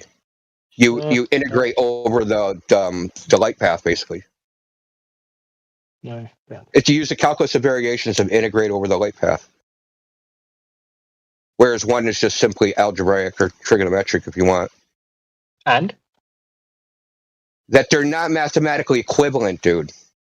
They are. You understand? The outcomes are still generally the same. No, Snell's law is a special case of Fermat's principle. They're still. Where you have a well-defined deity. No, they're not. Yes. Snell's law is a special case, right? Snell's law is a special case where you have two well-defined mediums with a well-defined boundary. Snell's law and Fermat's principle, would they be roughly equivalent? In one case, where you have a medium where you have two mediums with different refractive index that are homogeneous, isotropic, and have a well-defined boundary. That special case, that's what it models. Which is great for designing lenses. Right? You can use the thin lens equation, no problem. Easy peasy. Then you still get to the engineering. That's principle which states the light travels the path which takes the least time. By taking the derivative of the optical path length, the stationary point is found, giving the path taken by the light. And there are situations of light violating Fermat's principle by not taking the least time path, as in reflection or a spherical mirror. In a classic analogy, the area of lower refractive index is replaced by a beach, the area of higher refractive index by the sea. And the fastest way for a rescuer on the beach to get to the drowning person in the sea is to run along the path that follows Snell's law. Yeah, because you have a well-defined boundary. Sand in the water. You go one speed over the sand and another speed over the water. So you want to find the path which is the most efficient to reach the person. Well, the principle of least time. Which one takes you the least time? Should you run through the sand more? Should you freaking swim more? Which one should you do? Great. So they both use the principle of least time. Fermat's principle, or Snell's law, is a special case of Fermat's principle. Right? Okay, great. So why doesn't Snell's law work? I told you, because it's a gradient. So now you have the sand, right? So the sand is continuously varying. In the water, your speed through the water is also continuously varying. Actually, there is no sand in no water because there's no well-defined boundary. It's just all sand. And your velocity through any given point in the sand, like at point, there's 0.0, 0.1, 0.2, 0.3, 0.4, 0.5, but there's a continuum. It's a continuous change. It's a continuous change, right? It's not a discrete change, like at a boundary, which is Snell's law. Why is that a problem? So think about it like this time. You have X speed on sand, X and Y speed on water, and then you replace that water, and you have the speed across just sand being equivalent to the average speed between X and Y. And all it is just I don't know how to explain this to you. If you don't understand basic mathematics, I just don't know how to explain it to you. Well, I just explained to you what Snell and Fermat's law the difference in the principles. One says you go from X to Y, and the other one says that there is a gradual change between X and Y. But if they both end up with very, very similar end results based on, the different optical... Do they end up with similar results? Of the mediums. Yeah. Yeah, where's your evidence for that, dude? Like, seriously. The paper you cited. They only found very, very small deviations using different calculations. In your paper that you cited. Well, every FLIRF paper disagrees with them. What did you say? Every FLIRF citation disagrees with them. Dude, okay, you just said that there's a difference. Previously, you said they were the same. Okay, doesn't disagree with me. It disagrees with you. That's a crazy projection. Now it's close enough. Before you were saying it was the same. I'm waiting for evidence that it isn't. Can you tell me why Snell's law wouldn't work across a lake? Because it's not a well-defined boundary. It's a single medium, so they have to. You can take all the different mediums, and it's not a single medium because optical density changes depending on the temperature and the amount of air, the amount of water in the air, and the density of the air and the pressure in the air. So you can. So tell me, in reality, how would you model this out? How would you model this out? This gradient, right? This air gradient. How would you model this out? I don't know. I don't have enough knowledge in maths for that, but I understand the concept. Yeah. So you would have to use an infinite amount of to B density or X density to Y density. How many layers do you need? Is that there is a gradual change between A density and B density. That's all it is. How many layers until you approximate Fermat's law? I don't know. I don't care. But that doesn't matter. I know you don't care. And this is amazing. This is amazing. You're doing a reification. Yeah, now you're going to talk about me again. How predictable. You're doing a reification fallacy. No one is reifying it. I'm asking you. You say refraction exists. I'm looking for the evidence that it exists. I'm looking for the model that makes mathematical so that we can. Is it something that exists in reality? Yeah, refraction as a general phenomenon exists. Refraction bending light around the curve of the Earth. Does that exist? That's what we want to determine. Does that exist? What is the evidence for it? What is the boundary in Snell's law? Does that reference something actual? Like an actual boundary? Or does it reference a mathematical? Yes, it's an actual fucking boundary. Yes. No, it's where one medium becomes another medium. The atoms on one side is... I've ever heard. It doesn't. Oh, so water... No, Elijah, please don't. Please, I'm asking you, please. Please, I want to finish this. He's going to try and get off it. I'm not letting him get off of it. Why would you think calculates the optical density of A and the optical density of B, and then it arbitrarily pops in a boundary between them. Where do you think they would pop in that boundary? What? At the end of A, at the spatial end of A, and at the spatial beginning of B? Do you think that's where the boundary is? So if you have two substances, one's water and one's glass, the water's not the glass, and glass is not the water, and where they meet is what we call the boundary. They can both be water with two different optical densities. So water can be water, and glass can be water and glass at the same time? No. Indio, listen to me, okay? You can have air, just air, but if the optical density of air is different at 2 points, in Snell's law, you'll take those 2 points of measured optical density, so the different temperature and pressure, and you will put a boundary in the middle of that calculation, and that boundary calculates the deviation, the refraction. That's why I asked you how many layers, going from A to B. Whereas in Fermat's, it will be a gradual change. It won't be a defined boundary they put into the calculation. It will be between A and B, there is this amount of change, not it changes at a defined boundary, okay? It's all abstract, it's all mathematical, and it's called a reification fallacy when you say that there's an actual boundary in spatial reality. No, what I said was there is a continuous change in Fermat's principle, and you just made my argument. Thanks you very much. Snell's law has a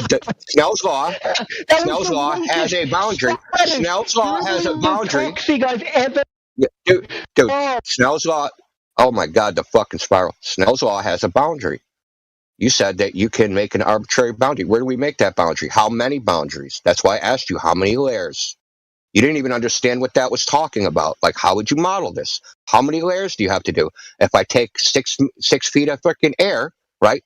How many layers of Snell's law of different refraction index to model this gradient do I use? Do I use 10,000? Do I use 1,000,000? Do I use 1,000,000,000,000? Do I use an infinite amount? Right? When we use an infinite amount, well, oh my God, that's fucking calculus. And we use a continuum. And look, the continuum's more accurate than the so-called simulation of boundaries. I don't know why you don't understand this. Oh, because you don't know anything about mathematics. But your whole idea of refraction is based upon mathematical models, which don't work in reality, which make no predictions in reality. That's why I'm going to ask you again. I know someone muted you. Give me the model of refraction that makes accurate predictions that we can test, so that we know which one to use, so that when we make our post hoc claim, we can be using a model which has some predictive power. You even said we need predictive power to tell us what's likely true. Give us the model with predictive power. Both. Give me the exact model with predictive power. Both. Okay, so those are models. How are they tested? I can find some journal articles if you'd like me to. Yeah, I'm sure I've read them all. Awesome. But are you willing to admit that the boundary is just what they put in? Like it's the maths that they add in to say that there is a defined... They don't use Snell's law for a gradient, you clown. A defined point between the refractive index of A and the refractive index of B, right? So all they've done is they've said there has to be a boundary here instead of it being a gradual change. Okay. No. So you're saying that is bullshit. No, when they model it, listen, when they model it in reality, right? Like if they model it between glass and water, they'll use Snell's law. But if they have a gradient, they're not going to use Snell's law. So when I say the Snell's law is an actual boundary, that's what they're modeling. They're modeling an actual boundary. They're not going to use it in a situation you're talking about. They're not going to use it for a gradient index medium. They're just not going to use it. So it's like, why not use it? If it's easier, because Snell's law is because it's inaccurate principle, isn't it? Because it's inaccurate. To what percentage? To what percentage? It probably depends on the application. Oh, okay. So we can use Snell's law if we want, say, a couple of percentage points of accuracy, and then Fermat's if we want, say, a couple more points of accuracy. It's the same with Newton's and Einstein's, isn't it? Well, it depends on the distance, right? So it depends on how long the light is within the medium, right? So that's the defining factor. How long the light is inside the gradient versus, or how many layers you model. So there's all different, depends on your model, right? So that you could probably make a situational Snell's law model and use Fermat's principle and get them fairly correct, probably for good enough for practical purposes, and make it quote unquote work. Right, but it's not what's used in the common practice. They just use Fermat's principle because it's more accurate. That's just what they do. So they both would work. One's just more accurate. But the fact of the matter is, you can use Snell's law. You can use whatever the fuck you want. You thought that this boundary was a physical boundary. You fucking goose. No, listen, in the use that they model it, it is. Yeah, in the use that they model it, it is. Whether you actually use Snell's law to model something, it's real. When they model it, it's an actual boundary. No, listen, they model gradients using Snell's law. Only dumbass fucking anti-flat earthers use it for that. That's what I'm trying to tell you. Only you fuck clowns use it for that. Nobody uses this. If you go read all the literature, no one uses Snell's law for this shit. Nobody. Not a fucking person. Only Dunning-Kruger anti-flat earthers use this shit. Does it still work? Still work? No.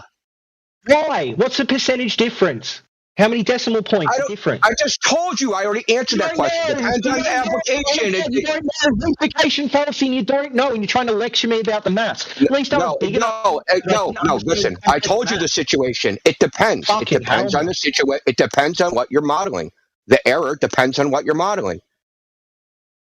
If you're modeling how long light's in fucking 1 millimeter of a gradient, dude, yeah, they're going to be almost identical. But if you're modeling how far, like if it's going through fucking 1 trillion miles of air, that's something else. You're going to it depends. It depends on the application. I think we're done with this now. And no, you're going to give me the predictive model. Dude. You're just going to give it to me because we want to know when we do our post hoc, ad hoc bullshit at the end, right? So we can't falsify the globe. I want to know what model we have to apply. You're obviously too I want to know what model, dude. I want the evidence. No, I want the evidence for your foregone conclusion. I just want the evidence. That's all I'm asking for. Buddy. What's the evidence, dude?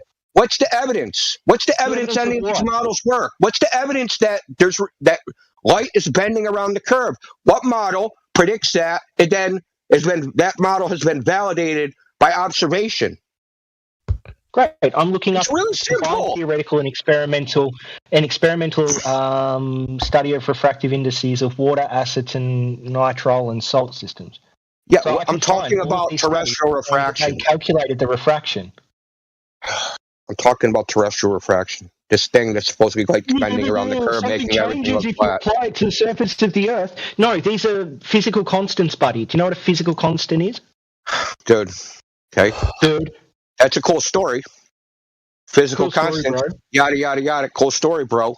I'm asking for the model that makes predictions that we can apply in real life. I propose a simple theoretical formula for describing the refractive indices in binary liquid mixtures containing salt ions. Our theory is based on the Clausius-Massotti equation. It gives the refraction index of the mixture in terms of the refractive indices of the pure liquid and the polarizability of the ionic species by properly accounting for the volume change upon mixing. The theoretical predictions are tested by extensive experimental measurements of the refractive indices of water, acid, nitrile, salt systems for several liquid compositions, different salt species, and a range of salt concentrations. Excellent agreement is obtained in all cases, especially in low salt concentrations with no. Are you almost done? Like doing nothing? Expression of the refractive index for low salt concentration is also given, which can be a theoretical basis for determination of salt concentration using refractive index measurements. So it seems like they've come up with a very, very simple equation for refraction based on this one specific liquid, and it's been correct. They tested it, and it was correct. Yeah, awesome. Okay. Yeah. So now we're going to apply that to the air. What model is used for the air? Just a second. It doesn't matter. There's not a big deviation. It doesn't matter. What I love is they're using a tank and a solution and allowing it to set so it becomes homogeneous and isotropic. Are they? Yeah. Are they?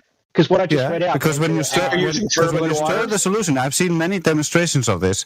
Okay. When you stir the solution, you see no deviation. Look, I'm just looking for the justification for claiming that there's terrestrial refraction fucking up all our measurements with a laser. I want the justification for that. And you can't seem to come up with one. Other than because I said so. Experimental determination of the refractive index of Snell's law. This experiment uses a narrow beam of light passing from air into glass and then into air. The experiment is practically easier using a hemi-cylindrical prism of glass with a beam entering the curve. These are inapplicable to what we're talking about. Why? You're just Googling random shit on refraction, dude. Terrestrial refraction. Google that, brother. There's dude, you think I don't know you didn't look for this? An experiment showing refraction works, but you don't like it because you don't seem to understand that Snell's law, being a model, means that there has to exist things in real life. You can claim it works in different applications that have nothing to do with. We want to see it works in this application. In what application? Through air? The application of a laser or a ray of light through air, dude.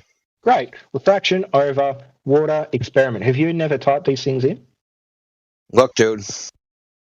No, you haven't, have you? What are you talking about? It's much easier to just sit here and go around in circles about things that you don't understand. Rather than just go, yeah. Talking about me again. The old standby. Hey, so anyway. No. We're gonna finish this point. I don't care how long it fucking takes, dude. I don't. So we're gonna finish this. I want the predictive model for refraction so we know that there's a justification for saying that it exists. We need a justification. We can't just say, hey, willy-nilly, we're just going to throw in this phenomenon that we say exists. We need a justification for saying it exists, right? And one justification would be a model that's been tested and makes predictions. But that model doesn't exist, and you know it doesn't exist. That's why you're bringing up all this ancillary bullshit. And you know what? By bringing up ancillary bullshit and predicting atmospheric refraction with weather modeling and machine learning. Yeah. Okay. I've read that. Would you like to read this? I've already read it. Have you? Yes, I have. I read it about 2 years ago. Oh, okay. What are they doing it? I think they're looking at the side of a mountain, if I remember right. It's in Arizona. It's like in the desert.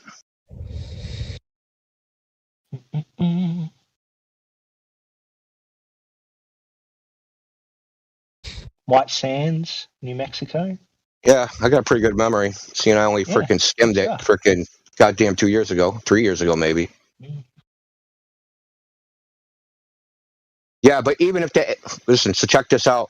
I'm pretty sure the AI successfully made predictions, but AIs are black boxes, so we don't know how they actually make predictions. So you've read something that confirms that. No, it doesn't confirm anything. They just weather model data results were computed for 10-minute intervals, and ray tracing procedure was applied. The data is interpolated in time to align with the time-lapse image frames. Shows results of the experiment as a function of time of day. Blah blah blah blah blah. Where is it? Measurements are only available for daytime. General downward drift through daytime hours is an effect we commonly observe in clear weather, and this corresponds to a reduction in the average refractive index gradient of the atmosphere along our line of sight. Yeah, claiming something and showing the actual mathematics to support it are two different things. Well, they've got the mathematics in this. Not for that specifically. That specific claim you just made, they do not have. I'm looking at it right now. So what model do they use? They have a machine learning model. Well, you said it just matches the gradient of listen, you just said it matches the gradient of the refractive index. What is it matching? What is the machine learning matching? What model is that? So the machine learning takes the image and then the ray tracing, whatever it is. And adds that into the known distances, and then takes all of the weather data and then calculates a refractive index based off that. Okay, so what model is it comparing it against? I mean, I can just link the paper. It's got all the maths for it here. What model does it compare it against? So what you have is you have a model, and the machine learning looks at the images, right? And then the machine learning goes, if this model existed, how would this image match that model? And now I'm going to make predictions. When I take an image, how does this image fit this model? It doesn't matter. It works. What's the model, dude? Refraction exists, and it's between Fermat's, Snell's, and this model. They would have similar outcomes, right? No. And the deviation doesn't matter because the deviation can be changed by any of the variables changing. So the refractive index should actually just be like a range, okay? So if you have like the black swan image and then you apply refraction to that, you don't just add a set refractive index. You can make that range of refractive indexes based off the measurements you have and the variables that could change. That's how science and data works. And then from that, you can see whether that image can fit the predictions based off refraction, which would be the range of refraction. What predictions? That's what I'm asking you. How do we make the predictions? What model do we use to make the predictions? It doesn't matter.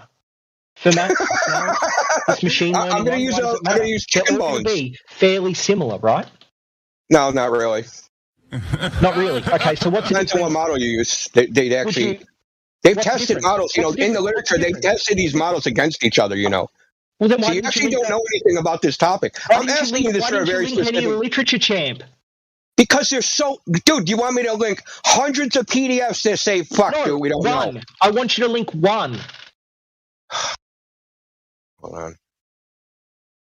Here, look, I'll add this in showing that machine learning can predict refraction. So what? Machine learning is black boxes. We don't even know how it's doing the prediction. If you knew anything about machine learning, no. That's genetic. The machine learning is at modeling anything. You don't understand how machine learning works. So let's not talk about it. Until you know how machine learning works, then there's nothing to talk about. It's a genetic, fellas. No, isn't machine learning where machine takes in multiple sources of data, and then it comes up with an algorithm based off that data that would predict any two sets of data outcomes further on. Okay. Let's look. Machine learning, subfield of artificial intelligence that deals with systems that are able to acquire their own knowledge by extracting patterns. There we go. Extracting patterns to get new data. Great. So, have you found that study yet? Yeah, I'll just read you a whole bunch. How about that? No, just link one. Where should I pick? Have you linked one? Have you dropped one in voice chat yet? Yeah, I got a link to like 10. Well, I just want one, so link your best one. I'm going to just look at the top one anyway. Top one better be your best one.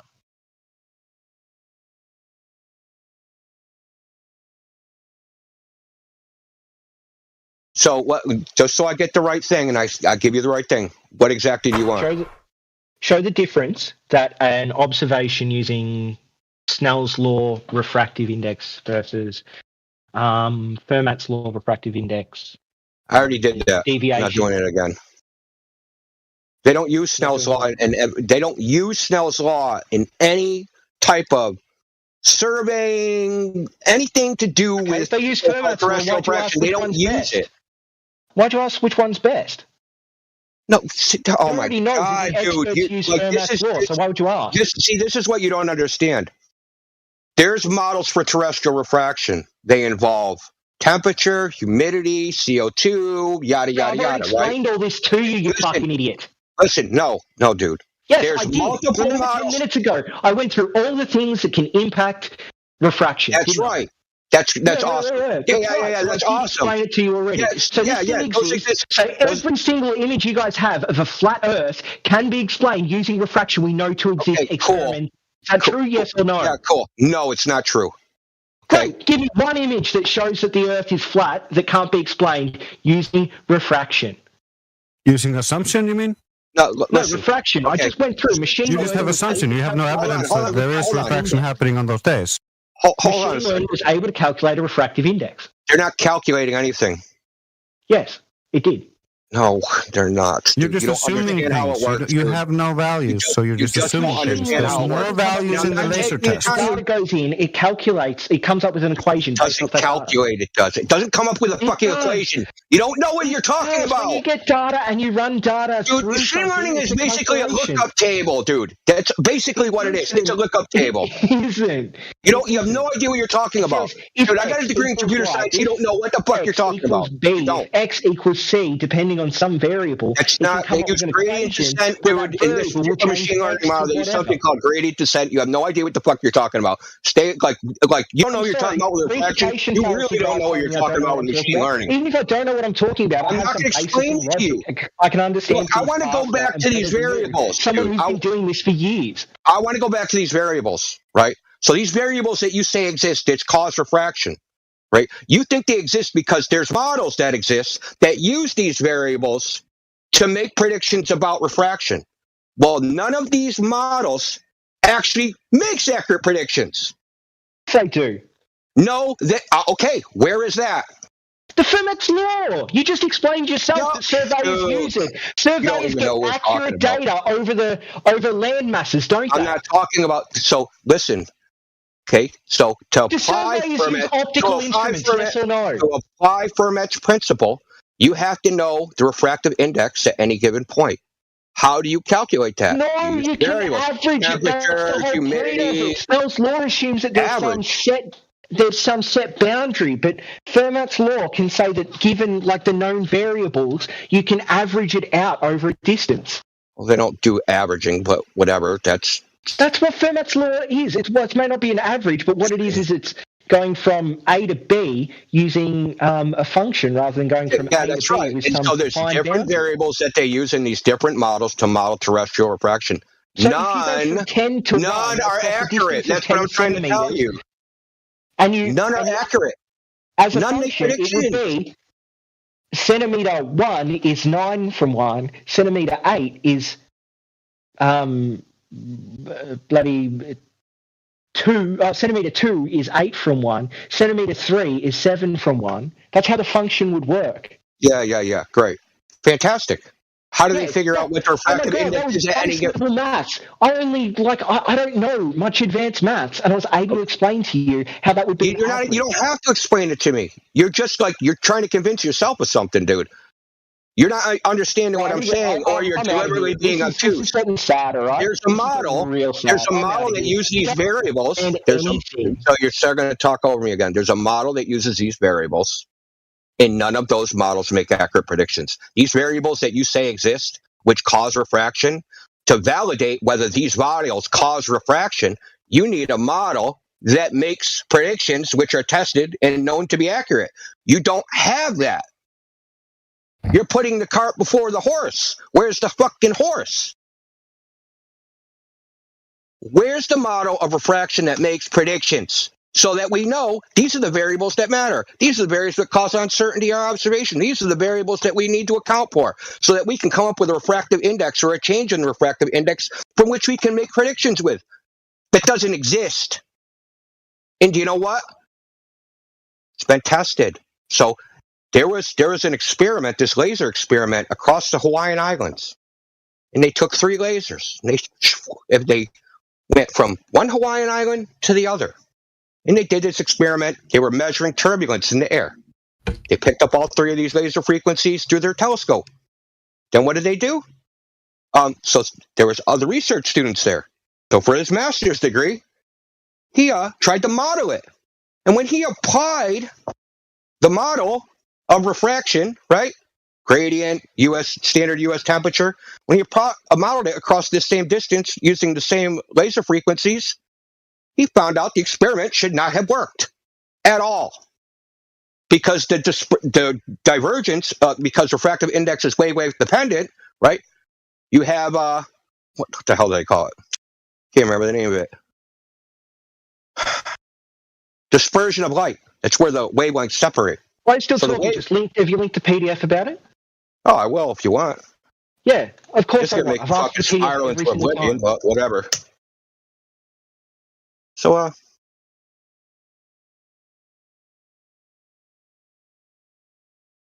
so what happens is the spread of the wavelengths of the laser are greater than the width of the telescope. So when you model it, right? When you model it in this refractive index air, the spread, so you have 3 frequencies of lasers all starting at the same point. They spread out because not all of them refract the same. They refract differently. It's wavelength dependent. So they're spread out by some spatial distance. That spatial distance is greater than the width of the telescope. But somehow they picked up all 3 beams in the telescope at the same time. The only way that can happen is if there's no refraction. How do I find this? How do I find this? Hold on, I'm gonna post.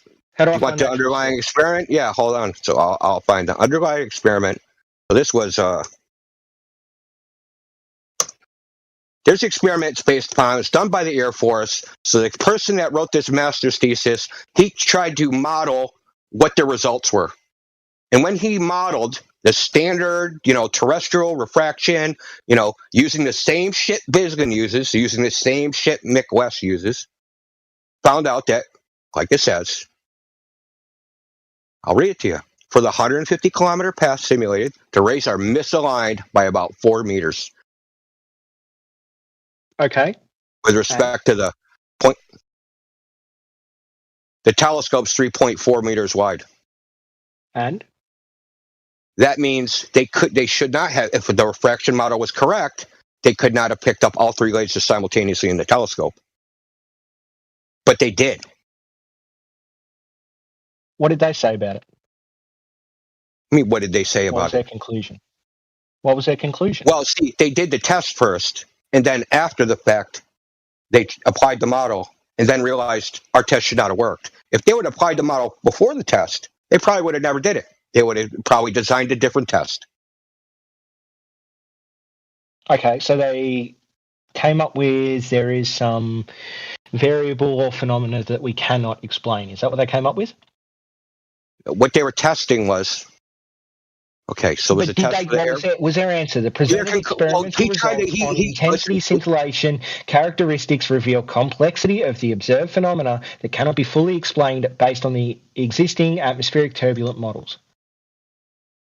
Yeah, so there's turbulence models, there's refractive index models, and he tried to use a mixed turbulence refraction model. None of those models worked, but the turbulence model, called a non-Kolmosov model or some shit.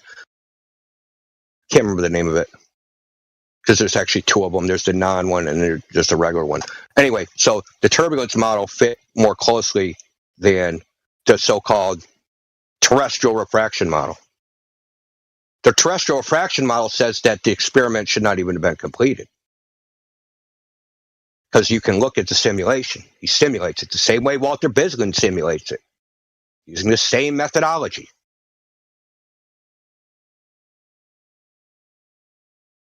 So the fact that, and I have more stuff, right? So I have more. They've done terrestrial laser measurements using 2-frequency LiDAR. I can post that. And what they measured was the deviation. What's that going to prove? What's that going to show? What's that going to show? It shows that when they so-called measured the refractive index, right? They measured the angle of arrival of a beam of light of 2 different frequencies of light, and then they measure the angle, like how much deflection they are measuring, right? Yes, but the argument. And they're measuring they're measuring a max 4 Mgon deflection, which is equivalent to 0.009 degrees. So if you extrapolate out to 25 miles, that's 8 feet. And? That's an 8 feet deflection at the max. And? The laser, like ISO laser test, would have to be a 420-foot deflection. A 440-foot deflection. And? You don't understand that the observation at Lake ISO is 2 orders of magnitude off the prediction, right? Even if you, say you use 7.6R, it's 2 orders of magnitude off that prediction. And what was their conclusion? Bruh. Dude, for FE core? Yeah, that does not fit the WGS84 model. Oh, you're talking about FE core again. They didn't add in any refraction, you fucking idiot. And I'm trying to justify adding it in. So don't you get it? We're trying to justify adding it in without just saying, yeah, it exists. The surveys use refraction. Let's say we use 7.6R. Surveys use refraction. Surveys use refraction. How much refraction? Do they accurately measure the surface of the Earth in distances? For practical purposes, yes. Great. Do they use optical measurements? Yes. Great. So why didn't FE Core do the fucking same? We can do the same. We can use 7.6R. Then do it. We can use. So if you look, so I'll give you an example. We in the United States, different states build roads. If you look at the surveying manuals for the transportation departments in different states, they all use different refractive index ratios. They use different values for terrestrial fraction. So, for instance, in Massachusetts, they use 0.17. In Washington State, they use 0.13. In Europe, they use 0.13. So different places use different values. Listen, the point is, the largest value anyone uses is 7.6R, which is 0.166, right? So you take this 0.16 that they use in surveying, right? It only takes 5 meters off. You have to, and the value is 137 meters off. The measured value is 137 meters off, dude. So, okay, we'll give you refraction. We'll give you terrestrial refraction model. We'll go 7.6R. Yeah, now you have to make up another 132 meters. I didn't say this FE. Now we can go, okay, there's even double extra special refraction.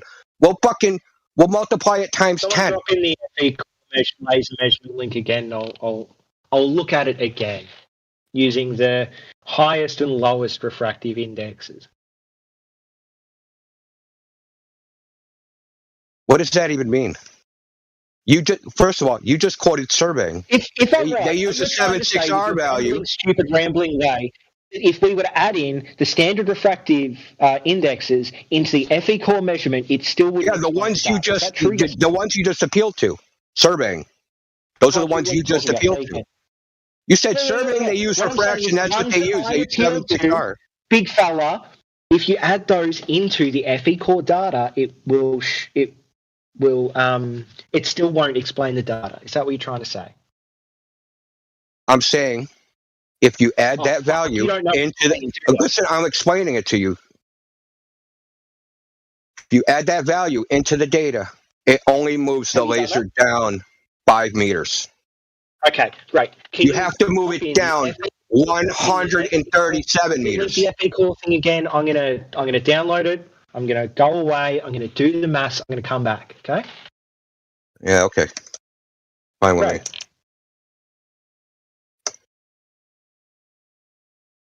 I want you to keep in mind that they didn't just. This isn't a one-off. They did it 3 weeks apart. So make sure that you read the dates. Don't care if they didn't add refraction. I don't give a fuck. You don't even know why they should be adding it, other than somebody told you they should add it. No, I know why they have to add it. They have to add it because as light moves through a medium, if there's any change to that medium, then the angle of incidence changes. And that means what? And that means that the light can make things look further up or further down. Okay. Yeah, you're claiming that. But you're claiming that. But what's the evidence? Dude, that's what you don't understand. You don't understand there's a difference between claims and evidence. Open the fridge, mate. Have you ever opened the fucking fridge and looked at it? You cold air when it hits the warm air and things get all goofy behind it. Well, that would be evidence. There's experiments, but there's one where some dude pours cold water over, or I think it's liquid natural gas, over a propane tank, and you can see some... I don't know, colours that you couldn't see before, some bands of colour. Thank you for proving. You just proved flat Earth. Thank you very much. Affecting what you see. Yeah, that's great, dude. Do you know what that proves? Because you have to use this butane. Listen to me. Because that proves that you're applying refraction. Listen, you don't get it, dude. Butane has a refraction. Okay, can I finish? Can I finish? Can I finish? Can I finish? Okay, so the refractive index is butane, by the way. And the refractive index of butane is 1.33, right? I don't care. I don't care. So check it out. The fact that you have to use, listen, the fact that you have to use an extreme, non-physical, unequivalent demonstration to simulate what you say is happening all the time demonstrates that it's not happening all the time. The fact you have to use butane to show it to happen demonstrates that it's not happening all the time. It happens with cold air. It happens with cold air. Yeah, with cold air, but that has a temperature gradient of something like 70 degrees per centimeter. Is that physical? Do we experience that in the real world? Do you ever have your feet get frostbite while your knees were burning off? I didn't think so. The fact you have to use extreme examples of demonstrations, non-physical to what we experience in everyday life, proves that it's not happening. Oh my God, that's because the demonstrations are done in people's houses, you fucking moron. You fucking idiot. If you're going to demonstrate something in your house, a very small area, then you have to use extreme refractive conditions because you can't have the massive change over a long area. It's numbers, you dumb cunt. It's numbers. Oh. What numbers? The language on you. You blow your father with that mouth? Oh my God. So we have, say, I want to test something in a very small area, okay, and I want to test some variable that usually happens over a very long area. I have to make that variable much bigger in the small area to make sure that I can observe that variable in action, because over the very, very, very long area, that variable can have very insignificant changes, but because it's such a long area, those insignificant changes can cause a massive change over that long area. I'm explaining this to you like a child because so far you've shown that you may be a child. This is actually pretty humorous. So what you're saying is, look, here's a video. We have to scale down the experiment to demonstrate that the phenomenon, which should be happening all the time in the air, is actually possible. And to do this, we need extreme conditions.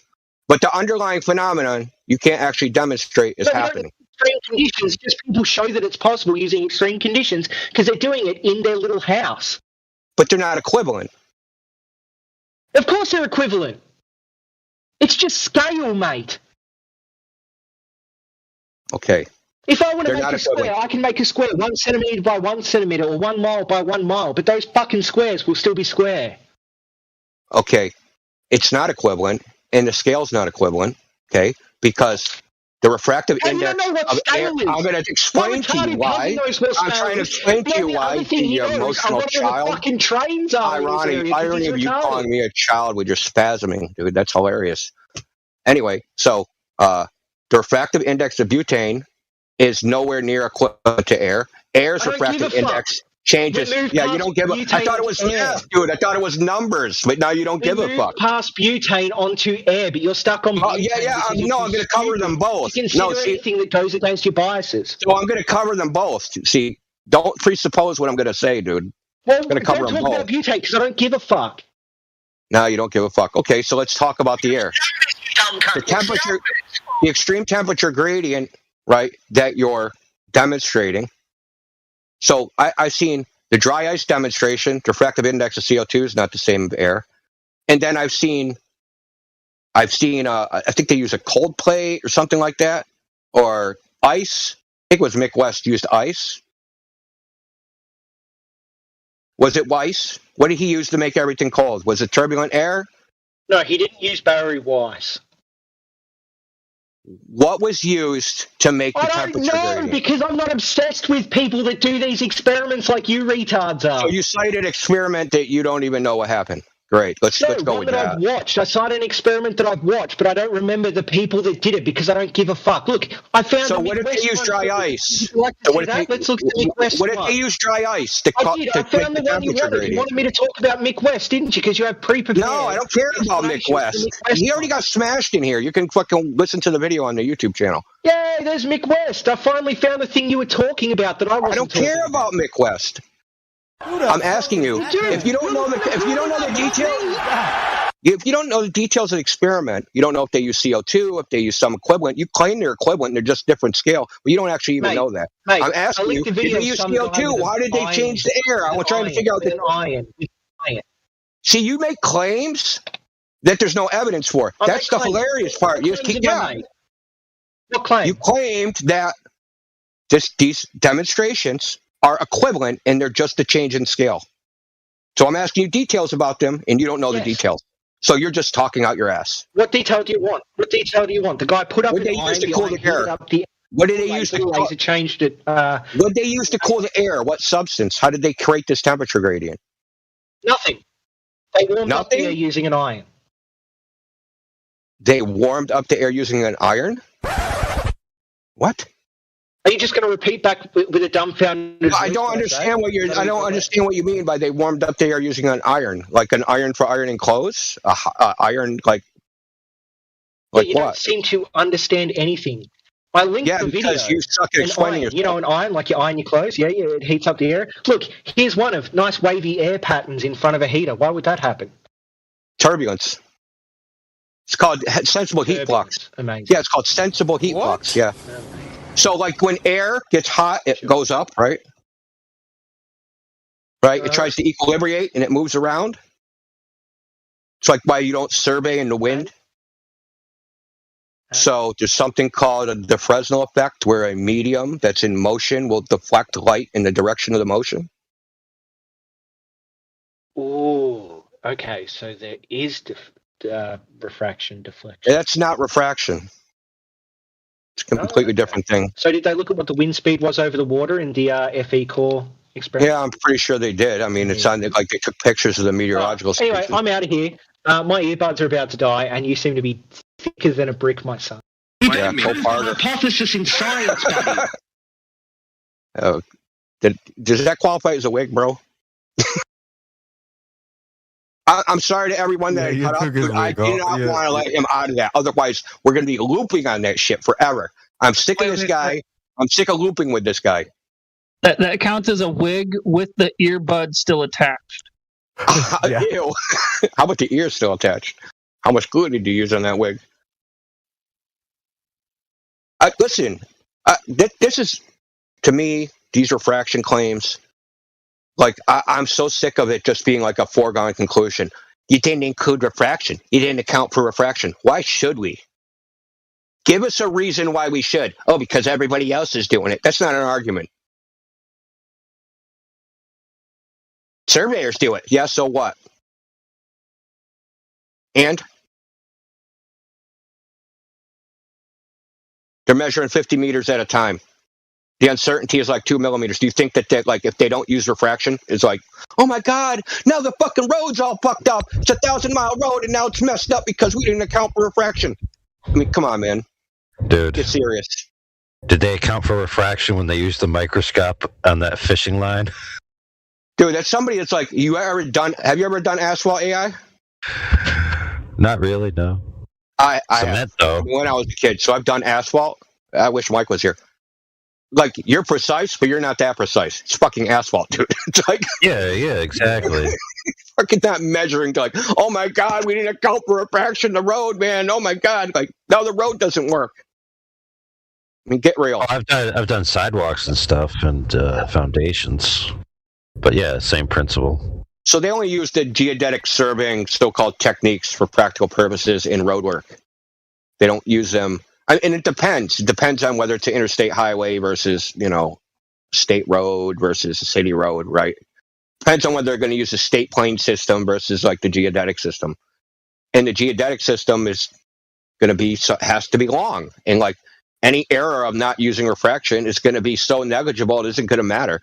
They never like built roads and were like, fuck, we built this whole road and didn't account for refraction. No wonder why it's messed up. No one has ever done that. That's never happened. Yeah, you were trying to tell me. I thought that the point that I wanted to jump in that was annoying was that he was trying to say boundary wasn't like the part he was missing was that to Snell's law it's two mediums. Yeah, well, I went over that. That's the boundary. Denied it that. And I posted. It's like because I would have pointed them to the screenshots of Snell's law. I'm like, what's that? Look, I really didn't want to go into these rabbit holes with him. I just wanted to point out that there was like I was laser focused on one thing. Point out that he has no justification for including refraction in any calculation of anything ever. That there's no actual justification for it. There's oh, we have a model and this model requires refraction to make it unfalsifiable, but other than that, there's no reason to have it. Yeah. Well, there you go. That's the rationale. Oh, you got him so hard, AI, dude. You got him to admit we're making our model unfalsifiable. Like, that's pretty much what he admitted. That is perfect. It's like that day when me and Kiwi were going through and I was teaching him how to use the Bislins and, the refraction slider, I thought it went up to 60 million radius, but it actually goes up to 60 billion radius. Oh, shit. He's like, oh, dude, what's these extra 3 zeros here? And I'm like, hold on a second. I resized my screen, because sometimes it cuts it off if you have like 20%, 70%, whatever. Yeah. And then I saw the rest of the numbers, the rest of the zeros. I'm like, damn. Oh my God, Earth's the size of the solar system. Actually, well, one of our galaxy, right? Yeah, so one of our friends asked a question, which is, how does he explain the Canigou shot? Well, lo and behold, this is what me and Kiwi were looking at. So we went and we did the slider, right? And we did this calculation for how much we would need to get to the Canigou shot. Now, check this out. The number of that value was only like 0.003 different than the category that you can click that just pre-calculates what's called extreme refraction. So let that sink in. And Walter Bislin's calculator, when we did it, and by the way, it's recorded, so if it was changed, there's proof still there. He literally labeled extreme refraction the exact amount of refraction needed to defeat the Canigou shot, proving the point that it's just an unfalsifiable ex post hoc excuse. Yeah, that's the same thing he did with the Black Swan. That's why I brought it up, right? So he created this piece of software, and then he manipulates the variables until the piece of software looks similar to the image, and it doesn't matter what the values say. The values can be non-physical. It doesn't matter. So in the Black Swan, unlike all the other simulations, he tilts the camera up 10 a tenth of a degree. I don't know why. If you put it at regular degrees, it doesn't match. So he takes the camera. So he's got all, he's got the tabs of different like observation. You mean level? You mean level? Yeah. So he tilts it up 1 degree from level, or right? Yeah, from level. Makes perfect sense. Yeah, but he doesn't do that for any other observation in his little, his little tabs of like, Soundleach Bridge, like Pontchartrain, like he's got all these little tabs, right? So like this is the only one where he does this, the Black Swan. He tilts it up, and then when you look at the ray trace, the rays flipped it over. That should make an inverted image. When you have ray tracing paths, right, and then the rays cross over, like the top rays become the bottom rays, and then the bottom rays become the top rays. That's an inverted image. But when you look at it, it doesn't invert the image. I don't know if he did this intentionally, or it's an error in the software, or a combination of both. It's not a bug; it's a feature. You know what I'm saying? Well, if there's a point of inversion, your lens would have to be there in order for it to be an upright image. At least. He has a little graph where it shows it has the variables, and then it shows like this crazy it has a graph of like the variables for like the temperature, altitude, that, right? So that is just insanely all over the place. So if he had to fiddle around with the variables until he got something close enough, right, to what the Black Swan looks like, but didn't think past like, oh shit, these rays are inverted. He doesn't care about that. As long as the software comes out the way the image is, that's all he cares about. That is some bullshit, dude. Like you couldn't get away with that in like 9th grade. It works. It works. It fools people like this guy. You know what I'm saying? So it does work. Yeah, it does work. Dude, once you're told that there's like he said, a greater than 50% probability, right? When you apply Snell's law or whatever, that the horizontal rays will remain horizontal, right? That would be an impetus for you to maneuver the thing like at an up angle, right? Because if you just have the rays going straight and they're not passing any variability, they're just going to stay straight, and there's going to be very minor variability.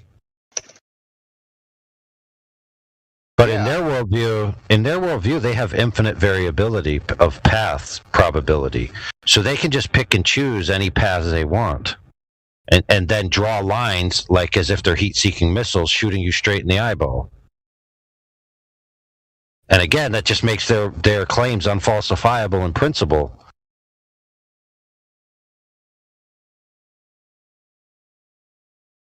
So I'm going to take a screenshot of this shit. But by the way, all his claims also backfire on all optical observations that the globe makes, because the scrutiny that he demanded of the flat Earth side was not applied to any of the globe Earth observations. Yeah, like, did you measure in the middle? Remember that? We got to measure in the middle. He don't. But the middle is where you're going to actually have to measure it, right? You're not going to measure it at the edges. Yeah, all the models, all the refraction models are based on measurements that were taken at some point, not current measurements of the current conditions, anything like that. And then it's like you can stretch those boundaries, so it's just used to fill in the gaps to make things match. Yeah. Well, the Hitchell test, they did measure in the middle by hitting the panned targets. And they demonstrated the variableness of whatever alleged refraction would have been there.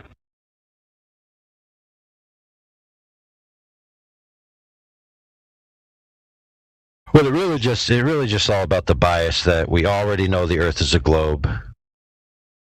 This observation doesn't fit geometric-wise. Therefore, the light must have curved. Oh, well, what model did you apply to know how the light curved? Well, simple. We just plotted out the geometric points and then applied a circle, and then we said this light had to follow this trajectory to get to you. Therefore, it did.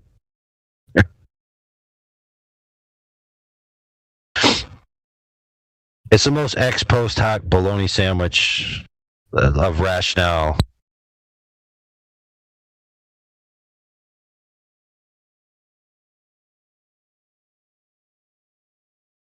Doesn't the infrared observations just throw the refraction argument out the window anyway?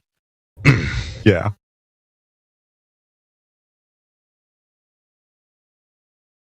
Not having a globe radius to refract does that pretty well too. Yeah, it's just they make the claim that all the light is bending around the globe, so it appears flat, and so we can see 10 times further than the geometry in the Black Swan, and they just bend everything to make it match. But if that were true, then we would be able to just use infrared and be able to see that the horizon is always closer in infrared. Do we see that in real life? I don't think so. All long-distance photographs in infrared that I've seen taken close or with short duration between a visible light picture show the infrared actually seeing further. So I don't see how they can get away from that.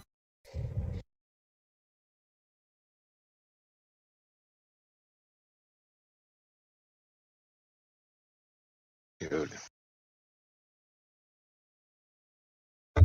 Well, that was. Yeah. Hold on. I gotta show you all something. How far is the Black Swan? How far is 10 kilometers or 10 miles in kilometers? That's 16.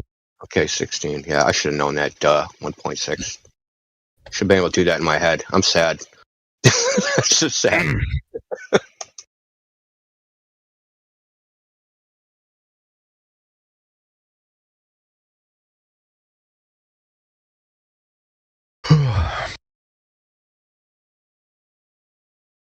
Well, that's just the next greatest whole number after the demarcation point of the rig. It could be much further than that.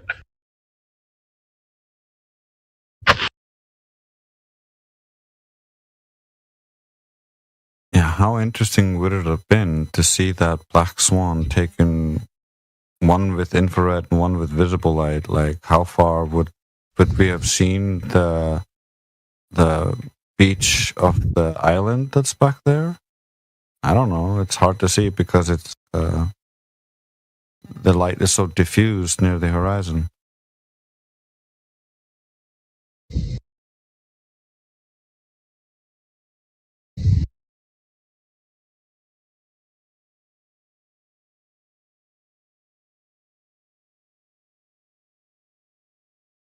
Look how insane this is. This is Bislin's ray trace. These are the path of the rays. Look how just insane this is. This is what it takes, right? These extreme situations as evidence for the globe, right? That there has to be an extreme, and that's the only way that they can even approach what they're claiming is happening all the time. That's the thing, is you're claiming that this is the general condition, right? That we see too far, and we have to apply this refractive index, this standard refraction all the time. And occasionally it's a little bit worse. How come it's never a little bit better? Oh, that's when ships go over the horizon. Well, how come refraction doesn't make it look even closer still? How come the refraction doesn't make it look like an extra curvy ball? Exactly. Or make the horizon appear like at 30% in the top of your viewpoint. Yeah, why doesn't it make the horizon appear like a mile away when it should be 1.2 miles away or 500 feet away or right in front of your face? How come they can't even show a picture that even matches their claimed standard? Yep. Good question. Dude, why does this picture you post have a big yellow block for obvious contrast? Like it's flashing at me and it says custom refraction. That's I don't know why you're there bragging about that. I know.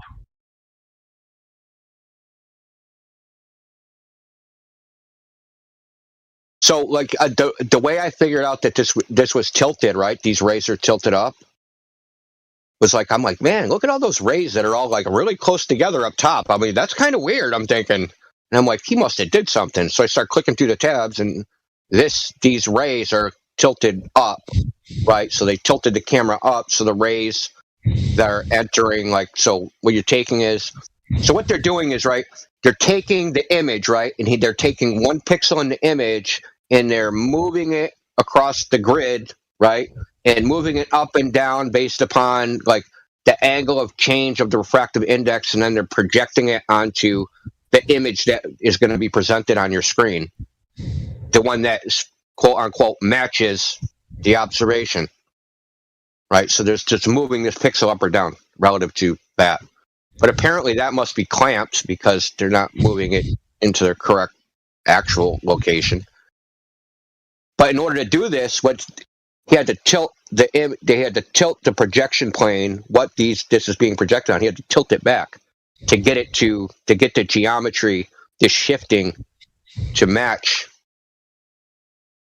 the so-called black swan, and it still isn't even a match. You know what I mean? Yeah. It's A for effort, but not quite. It's also, if you look at like your image at like 2 minutes after the hour, like if you follow those rays, why, like on the globe, you'd be seeing the ground like up in the air, really high up in the air. Yeah, it's all messed up. Like this is I just use this as an example of like post hoc, right? It's just completely post hoc. We're going to sit here and fiddle with the dials until we get it to match, right? And we're going to make, refractive indexes that are absurd and not seen in nature. Like Dogs Are Gods was citing, right? We're going to do tests that aren't seen in nature to prove that these phenomena exist in nature. No, dude, that's not how it works. If you have to do an absurd test, then that phenomenon does not exist in nature because you're going outside the natural order to demonstrate that it can happen at all. Yes, a roided, jacked up, serum-induced, Neanderthal can lift, 2,000 pounds. Therefore, I can lift 2,000 pounds. Therefore, yeah, everyone can lift 2,000 pounds. 2,000 pounds is happening all the time. People are just like picking up 2,000 pounds. And here's I didn't want to point it out because I didn't want to go down this rabbit hole. Kept saying you're using a genetic fallacy. Literally, he was doing the exact same thing he was complaining about. Remember when he started talking about epistemology? Right? And what he said was a genetic fallacy was, because I don't know how somebody did something, that means it's not true, and that he used it for epistemology. So some people had to come up with the epistemology, right? So they said that this epistemology is correct, and that we don't know about it, therefore it's not true, right? He did the exact same thing, the exact analogous thing, 5 seconds after he complained about you doing it. Or he complained about Miggy doing it, quite honestly. Yeah, it was Miggy. So, I mean, it is what it is. I just want to illustrate that, like, that was my only laser focus. I want to illustrate there's no rational basis for applying refraction just because. Right? We can say other phenomena exist, and we're not just going to willy-nilly just apply them to, like, observations. You could think about it like this, right? So we have diffraction, right? So we can model the path of light as if going through a shitload of holes, right? There's an infinite amount of holes, and we can use this diffraction model. There's an infinite amount of holes between point A and point B. And then we can just say, well, the light's just all over the place because, it's actually, that's not even a real image. That's just like a hologram of an image because you have all these little, you can model the air as like a hole because the light's going between the freaking atoms, right? All so that's the little just balls, like, yeah. Exactly. Yeah. Yeah, so it's all scattering and diffracting, and so when you actually see it, it's just a hologram of the image because of wave interference. It all just comes together and coalesces in your eye, and and we have a model for this, so we're going to apply this all the time on why the Earth, ships over the horizon is bullshit because we have this diffraction model. Okay, so we have a model. It doesn't make predictions, but we're just going to apply it post hoc to every single observation. Nobody would accept that, and they should not accept it. Because it's bullshit. And this is what these guys want us to accept. This nonsense. Wait a minute. Did you just say that every space between a particulate is an aperture and therefore compounds diffraction? So you have an infinite diffractive path model, which essentially would become the same thing as their infinite refractive path model. Yeah. So you could just pick any path you want, and as long as you can trace that path from the source to the observer, then you can validate your claim. Yeah, I mean, we could all play the same game, right? We can say refraction makes the Earth look, the Earth look like a globe, right? Like, I mean, we could say anything. That's the whole point of unfalsifiability, is that the underlying claim can prove both propositions. Well, not prove it, right? Or you can be used as evidence for both propositions, right? We can claim either one. Yeah. So we can claim refraction makes the Earth is actually flat, and when it doesn't look flat, that's refraction. And and they can claim the Earth's a globe, and when it doesn't look like a globe, that's refraction. It makes it unfalsifiable. Well, how about there is no refraction, and that we're just misapplying it? Like the optical phenomenon that we're seeing is not refraction. It's turbulence, or internal reflection, or any number of things. The point is, because the refractive model can't make accurate predictions, that's actually wrong, and it has to be, because they've been trying to figure it out for 150 years, and they still aren't any farther, right? And to the point, man, I wish he was on here. I should have asked them, if they have a predictive model, why are they using AI? What's the purpose of that? They have a predictive model. That's redundant. Why even use AI to do anything, right? We have a predictive model. We can just take a picture, and we know what the refractive index is. You understand what I'm saying, right? If I was gonna feed my AI, right, what I would do is I'd take a bunch of pictures that have supersedery information according to globe geometry, feed them with that presupposition that the bottoms of things are cut off because of globe geometry, and then you have the squashing effects, right? And then I would tell the AI, create me a model that traces the path of light that assumes globe geometry from these images, and then it would give me all this, spaghetti string nonsense, right? So now they just have an even better Earth curve calculator. So you say, oh, look at this image of a mountain 500 miles away. Oh yeah, well, look at this spaghetti string. Well, see, this is I didn't think of it at the time. I should have did this. So you could have took this AI, right, and fed it a model of gravity, right? So little g, not big G, right? So that when the mountain is displaced down, that means there's a greater acceleration, and you could put in the equations for it, you put the mass of the mountain and the acceleration of gravity at that particular spot, and you would just say, okay, what's the acceleration of gravity if the mountain's in this location? What's the acceleration of gravity if it's displaced this much, right? And then you could feed the AI a bunch of data, and the AI would say, yes, it matches. When the mountain's here, the acceleration's this. The mountain's here, the acceleration's that, right? And you could just come up with, because you're making correlations between one model in the AI, in the image, right? So you have a model, right, the equations of gravity, and then you have the images, and the AI is making a correlation between a particular image and a particular value in the model, right? But it has to start with some reference location. And as long as it has that initial spatial reference, right, then it can measure the displacement of the pixels relative to that. And so you have a reference okay, the image is here, the acceleration of gravity is this. Now, we're going to show you all these images. How does the acceleration of gravity change based upon the images and you apply the vertical displacement is because acceleration increases. And the AI just figures out what's the correlation between those two. That's what I was trying to tell them. You don't understand what machine learning is doing. It's just making correlations between two pieces of data. But you have to start at some reference, right? You have to start at some reference location so it knows how to make the correlation. And you could have literally stuck in any mathematical model of any phenomenon and told it in programmed the AI so it said, oh, if any causal mechanism for the displacement of the pixels, right, up or down in the image. Yep. You literally could have just said anything. I choose women's feelings about the color blue presently. You could actually do that, which is kind of scary. So the more women who are happy with blue, the more refraction is present. You could have correlated to the menstrual cycle, how many times freaking someone watches clown porn on Pornhub. Like you could have done anything.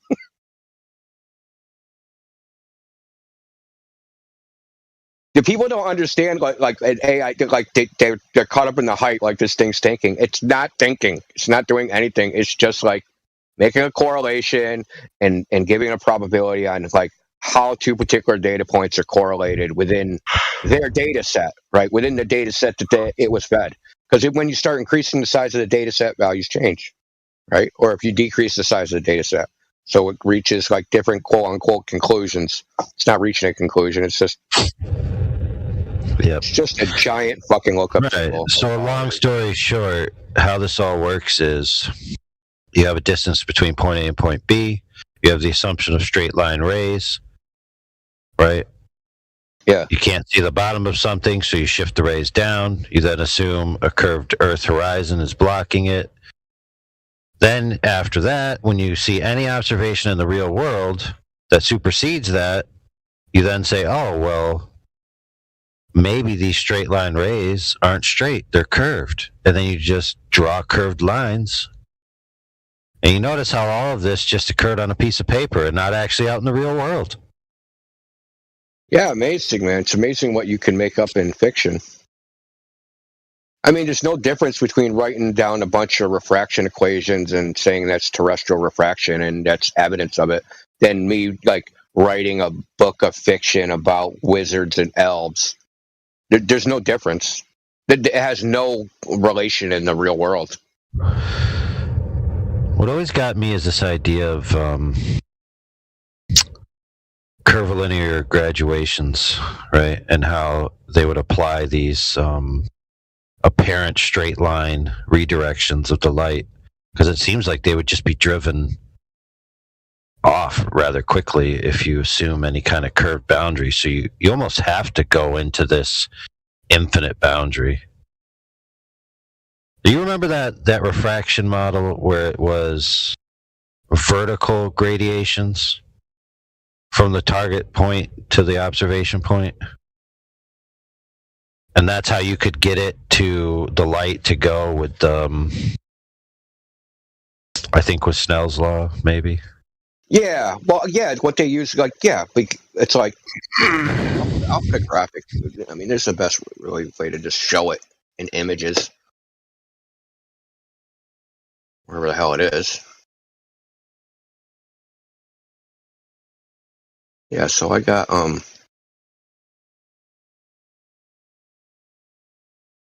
refraction. So we got this. So this image, right? So each one of these, this is how you would model Snell's law, right? You'd have a bunch of layers like this. If you look in live stream voice text, you'd have a bunch of layers. So it's like the how many layers you want to use. Basically, you're like, how cheap is my computer? That's what you're asking, right? How long do I want the simulation to run? How cheap is my computer? And as you start adding layers, right? Like, it deflects more because it has like this set value. It's not like a smooth curve, and like it'll approximate a curve, but that curve isn't going to look like the curve of the Fermat's principle. And like, I don't know what he didn't understand. Like, it's a divergent value, right? So say you compare them at like 110 kilometers distance, the divergence is going to be small.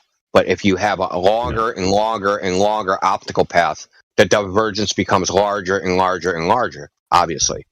It's not like a ratio. It's not like they stay like in this ratio. It's only 10% different forever.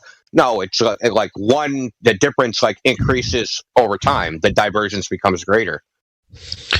Right, but because those are error accumulates, right? So the error, like if you were going like, okay, this ray would hit at 10 feet versus 15 feet. Well, as you move down, right, because that angle is continuously changing, right, and they're not continuously changing the same, that difference compounds over time.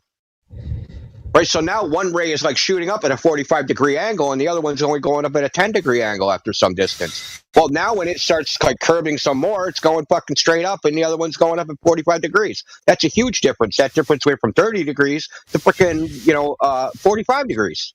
Right, so like I don't like he just didn't. I don't know if he don't understand or what the issue is. I don't think he wanted to understand quite honestly. Probably how I should have characterized it. He didn't want to know. Yeah, well, he did call you a cunt, so... Yeah, well, he could be right about that. right, but those are still horizontal gradations, not curvilinear gradations. Yeah, yes, exactly. So what they're saying, like, with calculus, like, if you take an infinitesimally small straight line, it'll approximate a curve and yada, yada, yada. What? You're hot. Way Mixer, you're hot, dude. Your mic's hot. Also note that, like, there's a specific angle here. They would require all these specific angles and boundaries to get things around the ball. See, in Snell's law, you have to calculate where the light intersects, the angle that it intersects the boundary, and then it bends towards the normal. So you need to know 90 degrees from that. That's what the normal is. The normal is in mathematics is called, it's 90 degrees from a boundary, right? So that's the intersection point. So that normal in a gradient keeps shifting, right? So you have to keep calculating that over and over and over again. And then, like, to get the angle of incidence at the boundary, and right, like, one location isn't going to be the same as some other location, which is why they just use Fermat's principle, because it's just simpler. It's simpler, more accurate. It's just like, why would you use? They just don't use it. So, like, saying it's this whole shit about like whether the boundary is physically real, not in the application you're using it for. Well, look at my picture there, man. Look at that picture. You see what I'm saying? Yeah, man. See where I'm going with this? Yeah.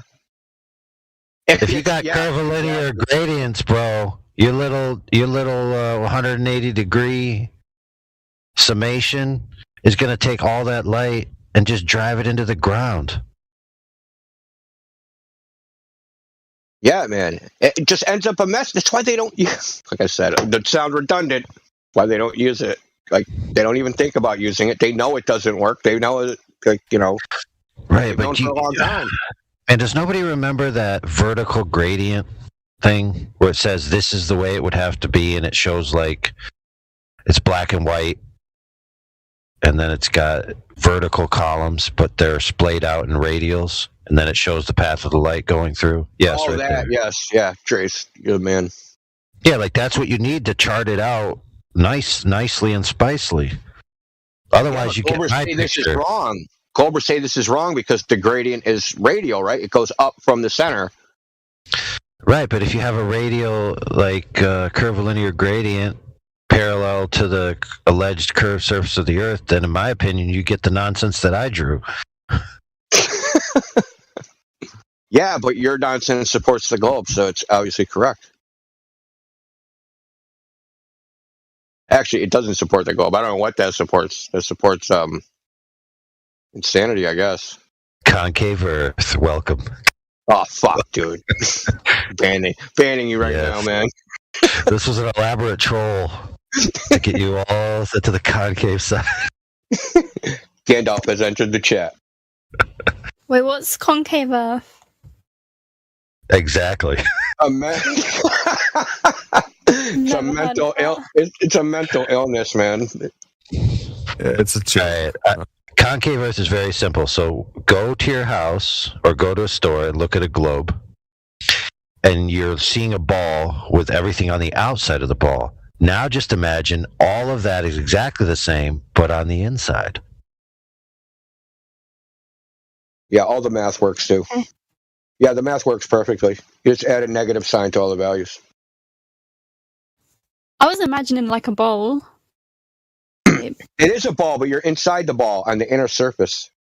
A bowl, like we. A bowl? Oh no! Oh, I mean it's two balls upside down touching each other, and you're inside each bowl. Well, there is a model of like that. It's what is it called? It's what the Brazilians did. Oh, what's the difference between hollow Earth and concave Earth? Hollow Earth is Earth's the globe, but it's hollow on the inside, right? So there's like lizard people or whatever's in there, and then like concave Earth is where you're like, I don't know, held to the inner surface of a hollow sphere. Yeah, it's basically concave Earth is you're on the inside of the sphere right now. Hollow Earth is like there's like a concave Earth on the inside of the sphere. Although there's also hollow Earth conceptions under like many different other conceptions. It's just there's a bunch of hollow Earth ideas. Like they're pretty varied. Some think it's a subterranean, right? So that there's subterranean stuff. Some think there's like there's a whole land, like a different, complete ecosystem. You know, so like the concave also has different conceptions. Some of them are just like our ball wrapped on the inside, so we're just the same sphere, but just we're on the inside of that sphere. Others are just like it's a flat spot on a gigantic sphere, and there's a ton of them. Yeah. So concave Earth versus globe Earth is globe Earth thinks your feet, someone is antipode to you, your feet are pointing at them. And in hollow or concave Earth, if you're antipode to somebody, your head is pointing at them. Your heads are pointing at each other. They're at the top of the inner sphere and you're at the bottom. And what's in the center, the thing called the stars, right? The night sky, is also a giant sphere that is too big. That it's so big that you can't see that it's a sphere, right? So it goes all the way to the horizon. And that, like, when you travel, right? So if I, quote unquote, fly, do they even have a word for it? I can't say fly around because you're not going around anything. So what happens when you go, quote unquote, around the world in a concave Earth, what do you call it? Is there a word for that? Like, is there like a mathematical term? Okay, so you can't you go around a ball, but if you're inside the ball and you go like you're on the inner surface and you like trace a path on the inside, that can't be going around. Yeah, it's called centrifugal navigation. Going within. Just like skimming the crust. We call it in round. We call it in round. You go in round or in round. Okay, I don't know, man. I'm grasping at straws here, man. So the Brazilians called theirs convex Earth. Yes, that was it, convex Earth. Yeah. I'll show you the picture. Since you're since you're gonna love it. So also about the concave Earthers, they're led by someone. Did he pass away, Lord Stephen Christ? Well, if he did, he certainly didn't rise again. Well, I mean, he's like a paranoid schizophrenic perennial jail inhabitant that kind of like it's like cell Earth, concave Earth. So what they think is that the sky is a big giant ball that you can't see the edges of, but like when you walk around the Earth, you are basically walking around this ball thing. But the sky is projected from the Great Pyramids in Egypt. It's called the Black Sun, right? So the sky is the black sun, and the sun and the stars and everything are within it. So when you look at the stars, you're not looking out, you're looking in. Everything is backwards. Like I said, all the math is the same, just add a negative sign to all the values. Yeah, but there's a big problem with negative curvature. What's that? I'll show you. 1 second. Oh my God, that image is so cringe, man. Dude. That really is, man. That image is mad. Dude, it's mashed potato earth with blue gravy and a little parsley. I know, man. There's some chives in there. Is that chives or parsley? So a sphere with negative curvature. What is it going to look like? You guys ready? Hold on. I got to get the photo.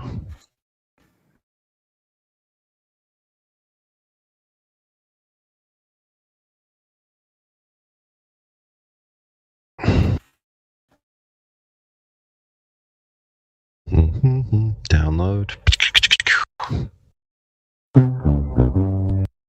Now, this is actually very relevant to what we were talking about earlier, which is the catenary curve problem. Because a sphere with negative curvature forms a catenary curve. If you take the two ends and flip them around, so the inverse, the negative, and then you end up with a catenary. Here it is. That whole debate was a train wreck, man. 100%. That's where I live, man. Ouch. That, my friends, is a sphere with a constant negative curvature. In 2 dimensions? How many dimensions is that? 3. You sure there isn't a 4th dimension I can't see? I don't know, maybe. That's a black hole. Yeah, that catenary curve thing, that was a train wreck, man. That was an absolute train wreck. Like okay, they pulled the string taut. Well, there's a catenary curve. Well, it was negligible. How do you know? Did they measure the string? No. Like, what? How long was the string? He said it was very slight, so there was curvature of the string. Right, so he couldn't answer how long the string was, which means you don't know how much of a sample size it was of the overall structure, and he couldn't tell you how they affixed the string in free space, meaning, did they just put 2 sticks in the ground and attach the string to 2 sticks? How did they make sure those sticks were level to each other? Because the whole point was, he claimed, is that they were referencing the curve of the Earth based on calculations that they were applying to the string, and then they were using a string as a reference. That literally makes no sense, unless you can tell me all the parameters of how the string is oriented compared to the size of the overall structure and at the 2 points, the 2 ends. Well, let me talk about how much of a useless exercise that whole thing is, what they did. Now, let's say they did everything they said. They're going to make 2 tanks. They're going to make a tank where they think there's curvature and a tank where they don't think there's curvature. And then they're going to stick a toy model boat in there and simulate the boat's action through water on the ocean. Right? And then they're going to build a boat. And then they're going to stick the boat in the water. Right? They made one with the tank designed one way and one with the tank designed the other way. Do you think there's going to be a fuck bit of difference between those boats in the ocean that you can tell? Oh my God. This one's going 13.0001 knots faster. You wouldn't be able to tell the difference. It would be so infinitesimal because when you actually model fluid dynamics, the functions are nonlinear, so they normalize them. So there's errors that are greater. There's uncertainties within the mathematics that are greater than fucking their tolerance of their measurements by probably 100 orders of magnitude or thousands. Yeah. So the Navier-Stokes equation, which is about fluid dynamics, is a Millennium Prize problem. And if you can figure it out, if you can prove it, then you can have $1 million. It's considered the hardest one out of all of them, other than the Riemann I mean, the Riemann one is thought maybe provable. The Navier-Stokes equation, because of the nonlinearities, is probably not provable, whether it's valid or not. But they use it to model shit within a range, right? They just basically clamp the infinities, right? Normalize the infinities, and that's it. But what I'm saying is that they didn't need to do that. They didn't need to do that. They didn't need to do that like engineering adjustment, because for practical purposes, he kept saying it worked. It worked to do what? Yeah, they made a tank, right? And they stuck a fake boat in it. Yeah, it worked. They didn't have to account for curvature to make a tank full of water and stick a boat in it. It makes no difference, right? Because what were they designing? A yacht or something, right? A racing yacht? Okay. Well, I don't understand what even the purpose of this was, because it seems like just doing it to do it. We got to publish a paper. Let's do this bullshit.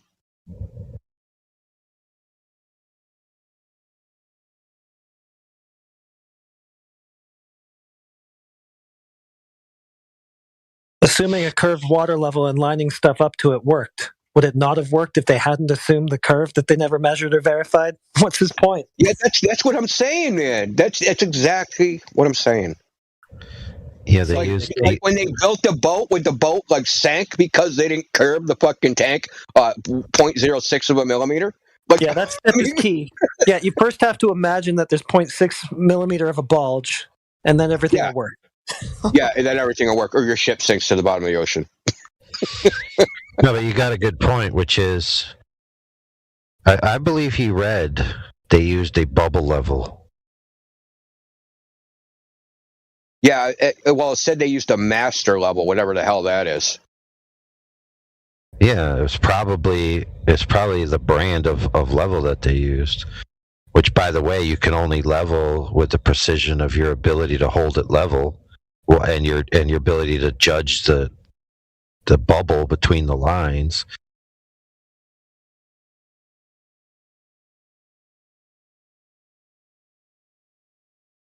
Okay. So they're just using local water techniques or liquid leveling techniques, and then they're just trying to make it parallel to the water surface. That's pretty much all they're doing. Yeah, well, what else could they do? They think that parallel. They think that they're trying to quote unquote level it to the water surface, but in their model, level is curved.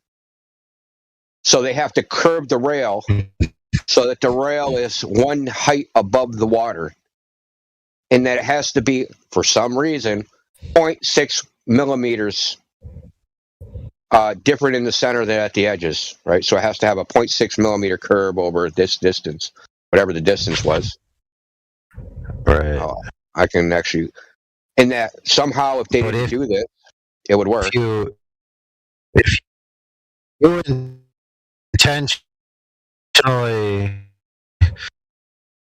If you intentionally put a curve that's higher than the base with the water, it'd be arced in the center. Hey, what's up, Bills? Just trying to figure out why they would even do this. Like, what was the purpose? I really don't get it. Like, if you have a 170-foot long piece of metal and you just go to the middle and jack the middle up, dude. The tank is, so just to tell you, AI, the tank is 138 meters long and 3.5 meters deep, which corresponds to 3,000 cubic meters of fresh water. Despite appearances, the bottom of the tank is flat. And the maximum carriage speed was fixed at 12 meters per second, which is high for a facility of this size, but gives the ability to run a wide range of experiments. The dimensions were selected based upon the experience of university staff, past recommendations, and the site's physical limitations. Yo, what are you talking about? Yeah, we're talking about some corny-ass dude that came in here earlier saying... Yeah. So there's a tow tank, like it's a tank to model boats, It's like I was just describing its dimensions. And they claimed that they measured that they had to account for curvature to make this tank because there was 0.6 millimeters of curvature higher in the center than at the edges on some rail. And the rail had to be exactly the same height above the water. So they took a string and then they measured, they pulled the string tight, and then they measured and adjusted this railing to make sure that it was curved exactly with the water. Just, it's a bunch of horse shit. Anyway, we had someone come in, we were just like laughing at it, basically, at this point. Yeah. Well, it is that, a joke. Well, it is a joke, but because his argument was it works, right? So their design of their tank to test boats, it worked. Like, what if you didn't account for 0.6 millimeters of curvature and 153 meters rail? What would the result have been? Like, you wouldn't be able to design boats anymore, and like your boat would sink to the bottom of the ocean now because you didn't like account for curvature in your little tow tank. Like, you're being dumb. Just shut up. You're embarrassing. You know what's weird is the last guy who came in and argued that, which by the way we have recorded, and you guys could go watch that if you want. It was much more technical, but his argument, I believe, was that the sled or whatever that pulls the boat wouldn't be able to ride correctly on the rails if they weren't perfectly, in tune with the curve of the Earth, to the degree of like what, a 0.6 millimeter or 0.06 millimeter or some nonsense. Less than a credit card thickness, supposedly. I'm reading like what was the justification for doing this. Like, I can't find anything. Like, I just can't believe that people still, in 2023, people still think we live on a spinning ball. It's just crazy to me. Dude, it's worse than that, man. The last week, man, we had 3 people coming in. I think it's a ball because of the authorities. After what just happened with that Mexican beer germ, why you're trusting the authorities is beyond me. And they call us, conspiracy theorists and nut jobs. And no, they're the nut jobs for, they're just brainwashed. Like zombies. Like the Night of the Living Dead. Safety, man. They think there's safety in numbers, right? Yeah. So you ever seen the penguins in Australia? They like all huddle together, and like birds do the same thing when they flock. They all flock together because if they flock together, there's a probability you won't be the bird that gets eaten. It'll be some other bird. Because I've seen it, right? And, like where I live, there's pigeons that fly around in flocks. But when there's a hawk around, they go mad, but they stay in the flock. And you're the bird in the flock. You're hoping I'm not the pigeon that gets like snatched by the hawk. Some other bird that's right next to me. So that's kind of like a defense mechanism that they have, right? Stay in the herd, right? And they do it with antelope, elks, bulls, you name it. Go ahead, Joyce. Sorry. It's all good. Say, I've been listening on YouTube all morning. I couldn't get in here, but I tell you what, you'd be more productive just shitting your hands and clap than listen to dogs all day. Yeah, that's how I feel. I mean, thank you. Yeah, that's I like listening to India though. Man. But the thing is, they're the conspiracy theorists. They're the ones saying like, you shouldn't believe your eyes. Like you see the sun moving, it's not moving. It's trying to fool you. It's actually you that's moving. Like the Earth looks flat. It's just the light is all trying to fool you. The world is all just out there, out to get you. It's actually a globe. I really don't understand this tow tank argument because all that rail is doing is towing a modern boat. What is that boat going to, not float on top of the water? Is it, what's going to be the I don't under... Yeah, that's what I'm trying to figure out by reading the document is why did they do this? Why did they go to all this effort? Because one way or another, it doesn't make any difference in what they're doing. Dude, right now, check this out, friend. I specifically told him because I said they parallel this with the water. Did I not say that multiple times? He said the tank is empty when they do this. I told him they have a leveling trough that runs along the sidewall and they use that to level against the rail. Okay. He said, oh no, I said, I know that we did that in the other one that we did, right? He said, well, I don't know about this one. Now keep in mind, this is something he posted as proof. So let's read from it right here. The tanks are fitted with a small trough in the concrete. This trough was filled with water. 2 steel pins were precisely machined. A datum bracket was installed at one end of the tank to adjust the length of the pins, so their pointy end just broke the surface tension of the water. Another bracket was then moved along the tank to the desired alignment location. Each pin was checked and readjusted.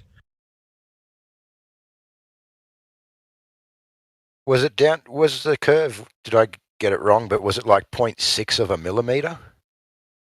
No, let me pay attention. Pay attention. You ready? I'll read it for you. The rails must be aligned vertically to follow the curvature of the earth, horizontally and in roll. In Southampton, the Sagataw for an east to west oriented tank of 138 meters is about 0.06 millimeters. That's an assertion based on the model.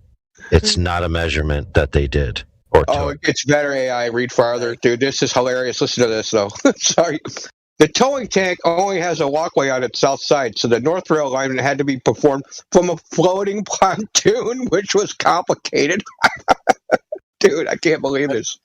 I don't know. Anybody who works with steel would probably be able to tell you that, 0.06 of a millimeter was over 153 meters, right? Over That's the span, right? Meters. That's like their tolerances are higher than that. Dude, that is a higher tolerance than CERN, probably. Dude, look at this photograph of the pin system at the brackets. Look what they're doing there, bro. If you're looking, it's the brackets with the red thing and the 2-pin system. So the 2 brackets are at the joints of the thing, right? And so when those pins touch the water, they break the surface tension of the water. That means that the distance from that bracket down is correct. So they are just paralleling it to the water. Exactly like I said. What else could they do? How else could they have 100 and plus meter continuous level unless it was a trough of water? They also said in here that they couldn't use lasers to do it. Yeah, I'm going to read that citation too. I'm going to find that. They cited something about them making a different tank in Australia. I want to know why they think they can't use lasers to do it. And now there could be reasons, right? Legitimate reasons, like inside. Sometimes you have differential heating inside of a building and stuff that will throw it off. Yeah. If you're trying to do a long span, I mean, you guys, you do it incrementally, like you do in regular construction, right? You do, right? I don't know. I have to read it.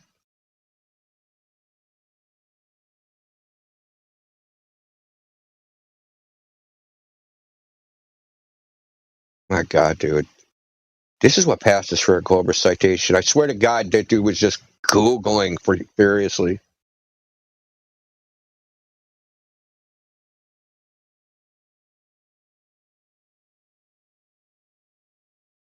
The most frustrating part is that he didn't understand when I was like predictive model, I'm talking about not Snell's law, not Fermat's principle, an actual model for terrestrial refraction as a phenomena, right? Not like the general rule of refraction, right? That model, generalized refraction model versus a model applied to a specific phenomena.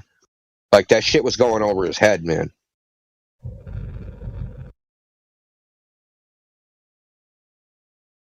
They just try to talk big so that they sound important and they know what they're talking about. And then, as Miggy would say, they get their wig snatched. They like to repeat. But not that must have been frustrating to listen to, like from your point of view, right? Like when you're in it, it's a different thing. Like, dude. I just want to get in there and tell him what a fool he is. That's all. I've had some experiences with this guy before, as well as heard a fair few debates that he's had, and I just can't stand him, to be honest.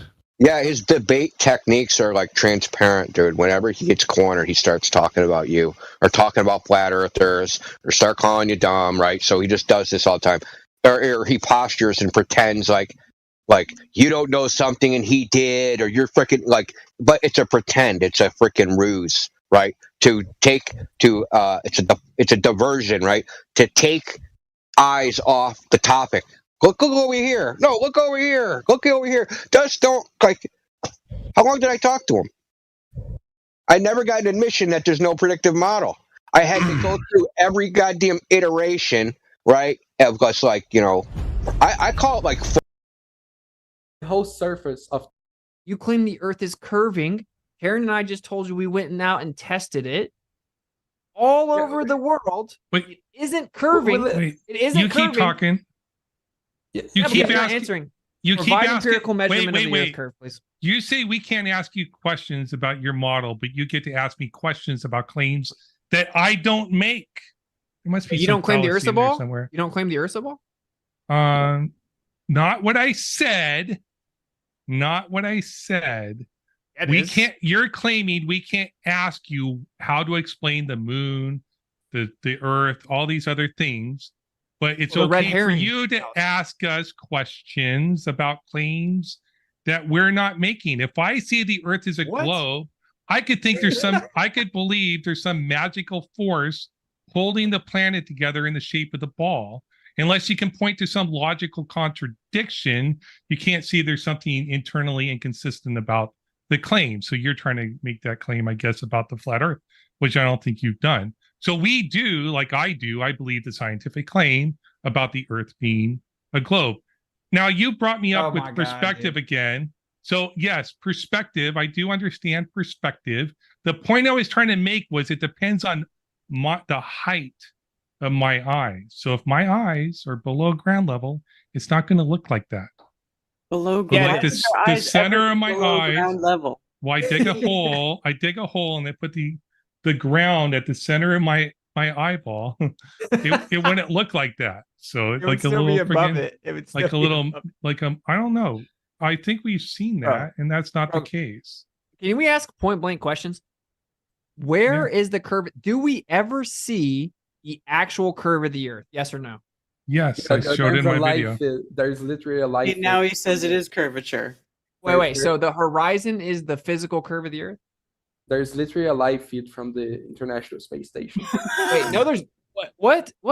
Dude, according to the geometry of the globe, you couldn't see the curvature of the Earth from the ISS, and they use a fisheye lens, and they cut it out constantly. Non sequitur. We're not appealing to the authority of the government.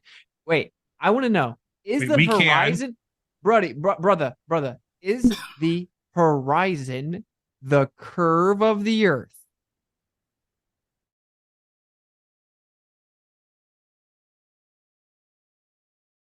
Is the horizon the curve of the Earth? What do you mean? Yeah, man. The horizon. Is the horizon the curve of the Earth? You can't see past the horizon because the Earth curves. Yes, that's accurate. So is the horizon the curve of the Earth that we're seeing? Yeah, you can like the what we call horizon is like the division between, of course, land and air. It's the line. You can't see past that line because the Earth is curving. That's why if you take a camera from Brazil and point it to Africa, from Salvador, and point it to Luanda, you won't be able to see Luanda from Salvador because the Earth is curving. Okay, but no one's at. Is the horizon that we see the physical curve of the Earth? Yes or no? I just answered you, bro. Are you saying yes? Yes, I just answered. Okay. Well, it's not though, because it constantly changes. So how could it be the curve of the Earth? Is the Earth breathing in and out? Bro, it's not hard to understand. Come on, the horizon. It's not. I agree. It's not hard to understand. The Earth's not breathing in and out. The horizon's not the curve of the Earth. Look, hey, is the Earth? Look right here. You see my screen?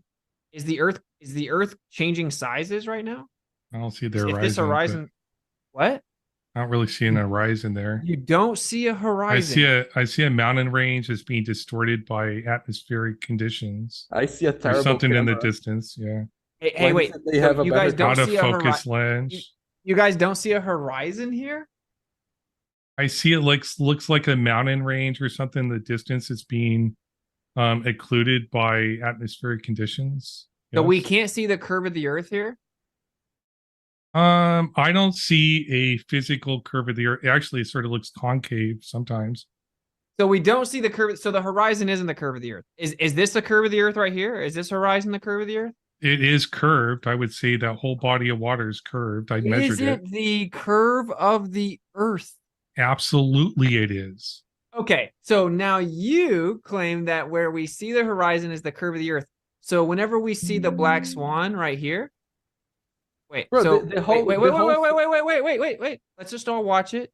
So wait, is this horizon the curve of the earth? Bro, the whole surface of the Earth is the curve of the Earth. Hey, where I is this stand- horizon the curve of the earth? Yes or no? Yeah, it's in the surface. All of the surface is curved. No. Is the horizon the curvature of the earth, the leading No, the edge whole of the a whole sphere? surface, the whole surface of the You Earth. guys is don't the understand the curvature. globe model? I don't According understand. to the globe model, there is a point on the globe Here we go. where the alleged This curvature is of the Earth begins to. globe model. You see, it's supposedly going over the horizon, and that's supposedly the curve of the Earth right here. Yep. Supposedly Yes. going over the curve.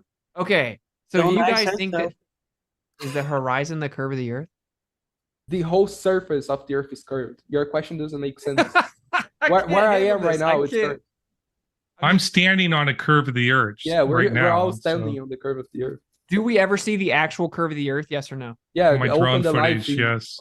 Open the live So wait, feed but from with your drone International footage, you Space saw the actual physical, tangible location of Earth curve. I demonstrated the water was curving. Yes. You're not. Karen, Are you see how- asking for a horizon curve? answer the I question. didn't because I'm not responding to a horizon curve. I showed the lake was curving away from the camera to the ship. Red You're Hand asking House. about horizon curve? Well, are No, you no. asking, am I seeing horizon curve? Because I never claimed to see a horizon curve. Well, then I you could claim just to answer and see. say no. Well, Only then curves ask between you and the specifically, ship? because I said specifically that I stand on the curve. And Peter pointed it out This is too. so weird, Every dude. part of the earth is part of the curve. So we did respond. So the horizon's curved, but you can't really see it through the perspective. But the whole surface is curved. I measured curve from my drone No, you didn't. on the surface of the lake to You the didn't ship. measure it. We did debunked measure that. it. We You didn't debunked that. Hey, debunk look, shit. Ozzy, and you know why I say that we dunk on you? Because take debunk and take a couple letters out the middle, and you get dunked on. And I'm we just- already did that. We You already know, I'm did just, that. I'm balling it. So No, you're getting MJ, dude, tongue out. Like, it's bad. Like, this is what we're talking about. Is the horizon, we were all told boats disappear behind the curve of the earth. Okay. Mhm. Turns out we went out and tested the earth. That does not happen because the boat looks like it disappears at 3 miles. And then when I go back the next day, I can see it from 10 miles away. So Mhm. that horizon is not the curve of the earth. it's part It of the is curve of the ob- earth. No, it's not. It's just the apparent. The official globe model now states, because they changed their claims once Flat Earth came along, that we never see the actual curve of the earth. We only see the apparent horizon, and I promise there's a real actual curve in there somewhere. You can just never see it. So are you denying your model, or do you agree with that? I not denying my model. You're asking me if I can physically detect the curve of the earth visually just standing there looking at it. No, I can't detect it, but I can see it because it's all curved. But that's begging the question. I understand that's begging the question. So I went out there and I measured it with a drone and I saw it with the drone. So yes, So you can't see the curve of the earth? Where are your measurements? I was in the video footage. I put the numbers. But there's here. no measurement there I because gave you can't- the calculation. You don't have a calculation. You have measured pixels on a screen. That's not measuring the curvature of the Earth. When we measure the curvature of measurement. the Earth, no, shut up and listen for a second. When we measure the curvature of the Earth, we have specific locations where we document where people are standing, how tall, how high above the water surface they are standing, exactly how far across the water we are making visual contact of said objects, and everything is documented to the T. You have nothing. You have a drone that goes up and down. You don't even know how far out that ship is from the sea. You don't even have a little diagram that says, I was standing here. This is where I was. This is my elevation. The ship was way over here, X amount of distance away from me. That's a measurement. A measurement has numbers, dude. Like distance. It did have numbers. Okay, pixels, but when you're talking about distances and curvature, you need to have more than pixels of a boat in your picture, dude. Exactly. Especially because when the camera goes up and down, it changes your angle of view and it makes you able to see more of the ship because your drone is going up and down, which makes the distance this way irrelevant, dude. Like, it's not even anywhere near a fucking measurement. Excuse my language, but not even close. Not even close. First of all, I can pick whatever unit of measurement I want. If I want to choose to use pixels, I can use pixels. I can do the calculations. You're not measuring the distance. Using you're not trigonometry. Measuring the curvature. You're measuring the pixels of a ship in a video, which does not have anything to do with Earth curvature. Which demonstrates the measurement of curvature. Dude, No, you guys it doesn't. don't understand It the doesn't basics. demonstrate anything. I do understand it. It demonstrates how little you understand anything about what you're trying to talk about. Let me say I can one more set thing. unit of measurement to finger widths. I I can set unit of measurement to be finger widths if I want to. It could be whatever. All right, cool. Yeah, you can do what you want to. Yeah. Let me say one more thing, and then I want Karen B's just going to keep dunking on you. It's almost embarrassing, but like I just want to point this out so the audience understands what we're talking about. So they claim the Earth's a ball that's curving, which means when you look out in the distance, you can only see so far because the Earth is curving away from you, so it's going to block things in the distance. Like if you're a little ant on a basketball and you look out, curve's going to block things in the distance. That blockage, that hump, that curve would create a horizon. You understand that? So the horizon that you see would be the curve of the Earth. There would be a physical geometric horizon. Like you can't see around a curve of a corner in your house. Okay. Basic stuff here. Geometry. There would be a geometric horizon, a tangible physical location that obstructs things in the distance. Now we went out and saw, wait a minute, that horizon's not where it's supposed to be. We're seeing hundreds of miles too far. So now you guys change your position. So what we're asking is, where is the actual physical location of this alleged curvature? Where is the actual curvature? That's the question. Well, first of all, no one's changing their position. You're just arguing with people that don't fully understand the claim. Like I don't fully understand the claim. So if you're arguing with people that want to explain their horizons 3 miles away, but you're not talking to the expert in the field of like optics or refraction and stuff like that, and understand the actual atmospheric conditions, all that stuff can be calculated and explained on a globe model. And you know that because you presented that information before. Can you provide evidence of the actual curvature of the Earth? Why are you telling me what you can theoretically explain with calculations, even though you don't understand it, but you can appeal to the authority of some random other guy? Do you have actual physical measurement of the curvature of the Earth or not? Just admit you don't have it. You have to assume it's there, and you can never see the actual curve of the Earth. You just have to beg the question. I didn't beg the question. I showed a calculation. I showed my measurement. I showed my calculation. Karen, will you help me out? Will you try to explain to him that the difference in the apparent and geometric horizon? Maybe you can break it down to him, like straw man fallacy, because I never claimed to see a horizon curve. I claimed to see the water curve from me to the ship. No, I did not. I never said the magic word. I never claimed We've to done it, measure the everybody. horizon curve. Just I got one step second away there, and use the Zion. use So the bathroom. that's fine because I do think this would be a good time to go into the Q&A. So if anybody does need to grab a drink, I think whatever we were going down there, we will circle back to because there's enough questions in here. We will be busy for a little bit. So I want to thank once again, Bitar for being here last minute. Everybody, if you need to take a bathroom break or get a drink, feel free. I just want to remind everybody, yes, we are going to go into Q&A. Witsit needs to use the washroom, so if you need to go, that's a one. Just want to remind everybody, you're hanging out in the old live chat or you're just watching, hit that like button. That's always a lot of fun. And, this just came in today, and I think we can all agree that this is flat and it's awesome. I've officially almost become a 30-year-old man, and I had to get a record player.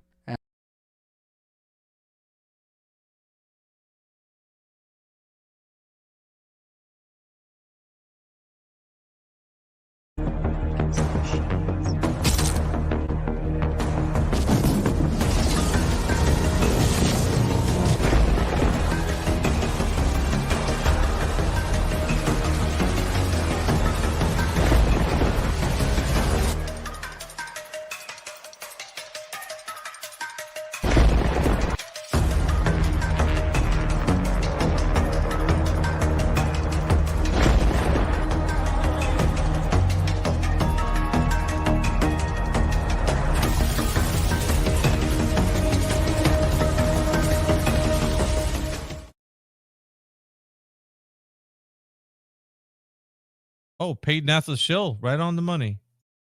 Yeah, Paid- Dan's here. All right, paid NASA shill, are you there? All right. Hey, what's going on, man? Are you How a real much? paid NASA shill? Oh yeah, no, they get thousands of dollars every day from NASA to show the globe Earth. All right, in fact, so I'm in charge of the program. Unfortunately, all the money's been taken to for Biden's inauguration, but that's another story. Sorry about that. I know, yeah, probably, right? All right, so is the Earth a globe? Yeah, without a doubt. Without a doubt. Without a doubt. Here we go. You would say 100% sure, huh? You sound very confident. 99.8, because I say 99.9, but someone objected to 666, so I'll say 99.8. Oh my god! All right, Jedi, you there? Oh, we don't need Jedi. I got this. You got? Oh, QE. Hello, Yeah. sir. I've heard a lot about. I've been listening There to we go. your bollocks for years Yeah, now. You've heard him, but you haven't experienced him. You know, I've heard enough of Okay, it. well, since I just want to bypass all that and just go right to your science acumen. I'm going to show that your science acumen is less than a fifth grader. How about that? You ready? No, because you're already there, because a fifth grader knows that the Earth is not flat. Oh, okay. No, well, just wait a second. That's not.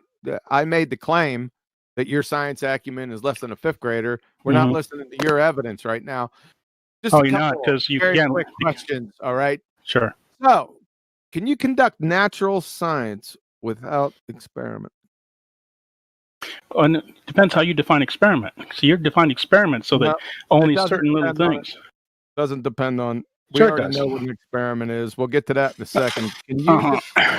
Can we conduct natural science without experiment? Yes or no? Close-ended question. Okay, so we can't. Okay, so we can't conduct natural science without experiment. That's correct answer.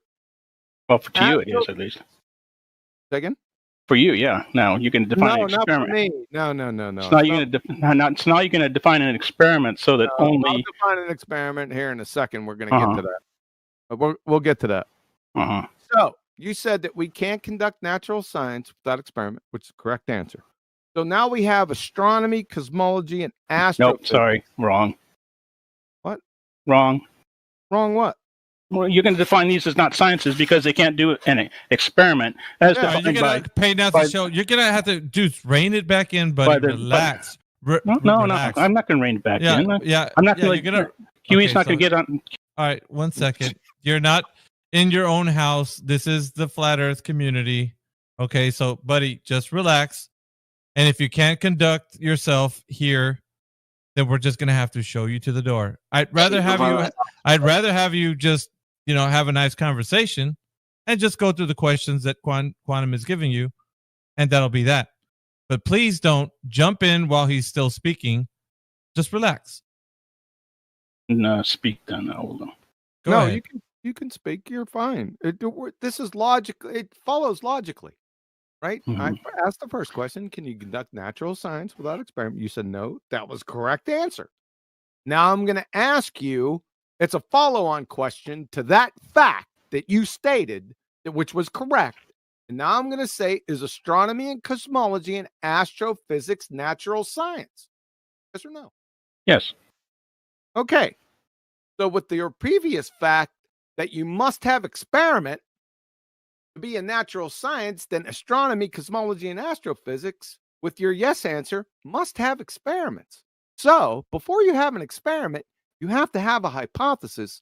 So we want one single viable scientific hypothesis in either of those disciplines in their entire history. Just one. Let's see. There's the orbit of Nope, that's not a Neptune hypothesis. I beaten. asked, objection, Your Honor. Wait, what happened to letting people talk? What happened to that? That was crazy. Objection, Your Honor. I'm looking for a hypothesis, not a claim. Hypothesis. Do you know what a hypothesis is, sir? Yeah, it's a guess. No. Yes. Incorrect. Wrong. A guess. That's not a science. It's a guess. Sure it is. So the orbit of Neptune is, we observe, you first make an, you and your citations. Citation, please. Well, where you get your support citations, sir? claim. Wait, Objection, hold Your Honor. on. You keep saying not to speak over each other, and then you but. Objection, Your Honor. Is there a judge said- here? Yeah, objection. Because that is, I asked you for a hypothesis very specifically, and the hypothesis is Well, you isn't need just a guess. It has a little bit more to it. So we make an observation first. That's right. To get what? To see something that you get our hypothesis. Okay. And then my next question was, what's a hypothesis? I told you a hypothesis is a guess as to what causes the observation. Oh, now you said what causes the effect. Before you just said it was a guess. Well, it is a guess. Okay. It's an educated guess about a cause and effect relationship. I can deal with that. That is correct. Has an independent and dependent variable.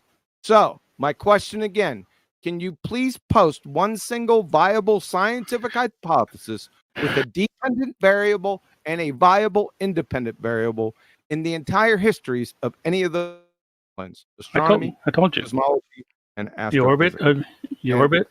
the orbit of Saturn was not following the Copernican as it should. So That's not a scientific hypothesis, sir. Sure it is. Nope. What's the dependent and independent variables, please?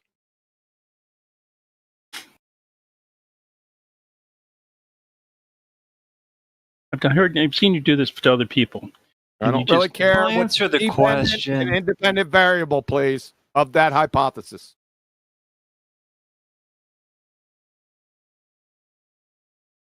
You know, not all science is done in your narrow Yes, it is. manner. No, it's not. All science is done through experiment. It's not You stated it. his. You said So it's you- correct. you- cannot you go orbit- back It's on not it now. his. It's not all Man, it's science. not his. It Not is his. It is his. It's He's not- he's defined it's it not so his. narrowly. No, it is not. It is not, man. It's scientific method. It's not quantum eraser. I learned that You're from going to give me the fucking scientific books. hypothesis, Meggie. So you're defining your scientific hypothesis so narrowly that the only thing No, you I'm can do. not. I am Can not. you? Hold Come on on, a John. second. So I'm trying to Hold say on that. a second. So you're saying that the discovery of Neptune because of the I'm saying that you don't have a hypothesis. That's what I'm Well, they saying. hypothesized that there had to be another mass. No, another- they don't hypothesize. Post the hypothesis, please. One. The orbit of Uranus is being deflected by another mass, another planet. What's the dependent and independent variable of that hypothesis, please? Jesus. Yep. He's not going to help you. Mm-hmm. So you have your independent variable would be your dependent variable is the orbit of Uranus, and the independent variable would be there's another mass somewhere, right? There's Okay. another mass somewhere. Independent variables. Can you define what an independent variable is, sir?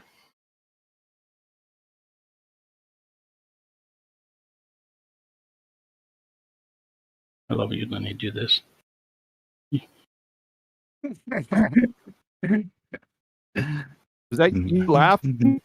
No, this That's is somebody else laughing. That's Jedi. That's Oh, Jedi we're giggling in the laughing at background. Fucking Jedi. Sorry, guys. All right, wait a second. So I'm going to write this down so we're not confused. Your dependent variable is the orbit of what? Neptune. The orbit of. You said Uranus. Uranus. Right? Orbit of the other way around. Uranus. All right, thank you. And your independent variable. Yeah. Independent variable is what?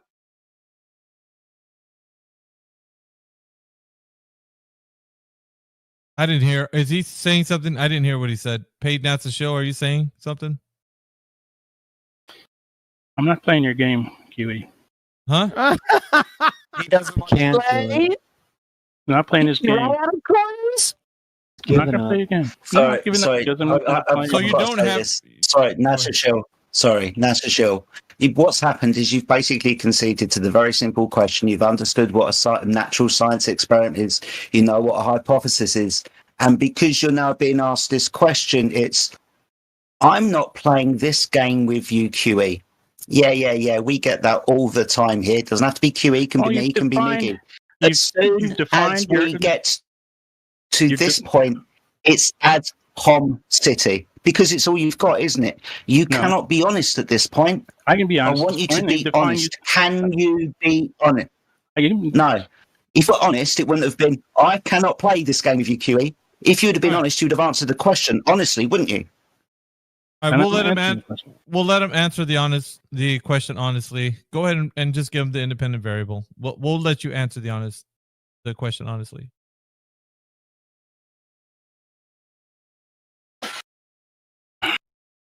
You stated the dependent variable was the orbit of Uranus. I wrote it all down. I'm going to be posting this to everyone in the chat and everyone watching in the audience. So, yeah. And he said the independent variable was whether or not there's a mass there. No, he didn't say that. I think he was thinking of what he was going to say. He hasn't said the independent variable yet. At least I didn't hear him say it. I think he said something related to whether the mass was there. I could be mistaken. We're holding right now for that. So he hasn't said it yet. I'm giving him some time to actually Google it, yeah. Or not too much time, but yeah, just give him a little bit of time. So you're saying the fact that Neptune was where they thought it would be is just by luck now? No, that's not the independent. That's not the independent variable, though. Is it? I have to admit that this planetary, I'm not in my field, so. Okay. I do know that they discovered it because of the eccentricities in their Uranus. No, you don't. No, you just conceded that it's not your field, sir. You just said it's not my. No, but I know enough to it that it has been done. I know. Well, you either know or you don't know. So you want to talk to a planetary scientist when I'm dealing with people that think the Earth is flat? So you either know or you don't know, right? Oh my God! With nothing, you are again attacking. Relax. Oh no! I mean, I'm not attacking. You're honestly. You're talking. 1 second. About cosmology. Relax. Relax, guys. 1 second. 1 second. It doesn't matter who you think you are. Right now, if you can't produce the evidence, you can't produce the evidence. You are right now. Your name is mud because you can't provide any evidence of the independent variable. So we're waiting on that. It doesn't seem like we're going to get there. So we don't need obfuscation. We need the independent variable, and we're giving you ample time to do it. But it doesn't seem like you're going to be able to do that, right? Not to your satisfaction, I'm sure. Well, that's the problem then. That's the problem. Perhaps why is it a problem? It's what is required right now. But required by you as your definition of what is needed. No, not his definition. No, that's incorrect. What is exactly your background in science, Mr. QE? It's fucking extensive, but it is, yeah. Please get into it. I'd really like to know. It's irrelevant. No, why is it irrelevant? You mean you know you're an expert? You're an expert in science. He's going to education. About experiments. Yeah, he is expecting science. Listen. No, he's not expecting science. He's expecting his definition of it. Pay NASA show. Okay, 1 second, guys. Pay NASA show. We don't need to go into a peeing contest and see who can pee the farthest. I don't care about that. All that matters No, I don't care. Yes, All you that should. matters. Okay, relax, dude. All that matters in this conversation is if you're able to provide the evidence that is needed. And right now, it's the independent variable. Done. So if you can't do that, I don't care who you say you are or what you've done. The only thing that matters right now is the independent variable, and if it can be produced. If not, then you need to concede. The independent. So okay, the dependent variable thing that's changing is the orbit of Neptune. The said independent Uranus. variable then would be the mass necessary to Hold on. Mass Uranus for necessary. Neptune to deviate the orbit of Uranus in a particular fashion as observed. Deviate. So mass necessary to deviate the orbit of who? Oh my god. You got Uranus and Neptune in here. Mm-hmm. So the dependent variable. Holy shit. So you're gonna shoot that to shit because of your So the definitions. dependent variable is the orbit of Uranus. The independent variable is the mass necessary to deviate the orbit. Is that correct? Right. Okay. So your hypothesis would be, just hold on, I'm writing this down so everyone can see it. Hypothesis is that the orbit of Uranus is deviated by another mass outside of the orbit. So an unknown planet. The necessary mass deviates the orbit of Uranus. I'm sorry, Uranus. Correct? Sounds good. So now why? So tell me why? No, you're not going to I'm shoot gonna that tell shit you why because right what? now. Because you said Uh-huh. the mass necessary is And the your fact that the fact that they found that the fact they found it right where they said it would is secondary, huh?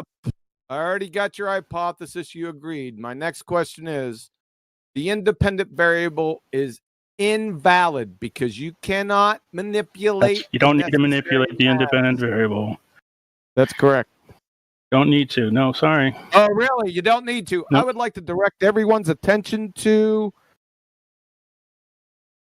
9:24 or 24 minutes after the hour. I have his dependent variable orbit of Uranus, the effect. I have the independent variable mass necessary to deviate the orbit, the cause.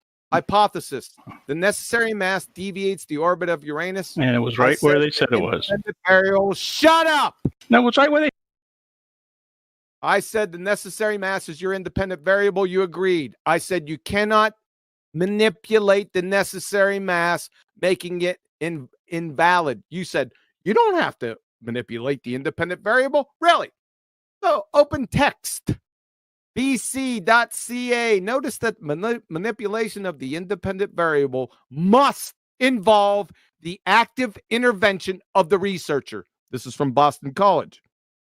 From the Office of Research Integrity, U.S. Department of Health and Human Services. Therefore, in experiments, a researcher manipulates an independent variable to determine if it causes a change in the dependent variable. We could essentially stop right there, but why do that? Penn State University, independent variable. It is what is varied during the experiment. It is what the investigator thinks will affect the independent variable, or the dependent variable, I'm sorry. Colorado State, the independent manipulated variable changed by the scientist, which he said he doesn't need to. What the investigator is testing from Rutgers University in an experiment, the independent variable is a variable that is varied or manipulated by the researcher. From University of North Carolina, Chapel Hill, in an experiment, the independent variable is the variable that is varied and manipulated by the researcher. You're finished. You'd fail 5th grade general science. Thank you. Yeah, this isn't 5th grade science though. Yeah, but you'd fail it. No, I didn't fail it. Yeah, you did. When you said that Rutgers said that, is that like the whole Rutgers? I mean, the school? It doesn't matter. Like the University of North Carolina, the University of North Carolina? University of North Carolina, that's the reference or citation. So the whole thing, I mean, the university said that. The school. The university, that's the Which reference. building? You know the difference between references and citations. Which building said that? Which building? Buildings don't say anything. They don't have Exactly. vocal So you said the university said that. So which building? That's right. That's part of the citation. No. Well, you have to come up with the person that said that, not just the building. The person that said it will go there and find out. No, you go there. You tell me. You Why? bought I the reference. provided references. He read one citation or four. You know the whole. You know He this. said Boston College also. So, They're Boston College. retard. So Are there retard? Scientific retards? So which building on Boston College said that? The university. You're looking at the wrong. Yeah, you're looking at the wrong thing. Pay not to shill. What you have to look at is the independent variable in which you actually produced here in this conversation. So was the mass? when they found I'm still Neptune? actually talking, right? Oh no, yeah, but you're talking bollocks. So No, when it's not when they see, you got to let people finish what they're saying, dude. Independent variable mass necessary to deviate the orbit. Mass necessary to deviate the orbit. How are you going to vary and manipulate that? So they found it right where they said it would be. By the way, so that just sort How of. are you going to vary and manipulate that? You're missing the point here. No, it's not. It was exactly what they said it was. How am I missing the point? When they pointed their telescopes and said, "Hey, there it is." Ooh. Okay. So that was just sort of luck there. Well, That's they not said, "Hey, science. Let's get the what do you mean math. it's not science? I What do you just mean it's showed still you math? that. Math is a language of Let's get science. math. Math Let's is a have language of fun. science. You said That's math. observation, Define math. math, please. Math is a language of science. not math. Mass. Math is just stuff. MASS. Stuff. Math is just stuff. Stuff. Really? Things. Yep. Can you provide citation because we think you're full of shit? Yeah, that's math too, by the way. Really? Show us. Can you? Hold on. So I suppose you have citations for this from some fifth grade textbook. Citation support. I don't answer a question that I don't know the answer to, sir. You don't know anything, so how do you answer questions? I don't know anything. That's an ad hom. No, it's not an ad-hom. It's a thing. You're It's a fact. gamma spiraling. Can you?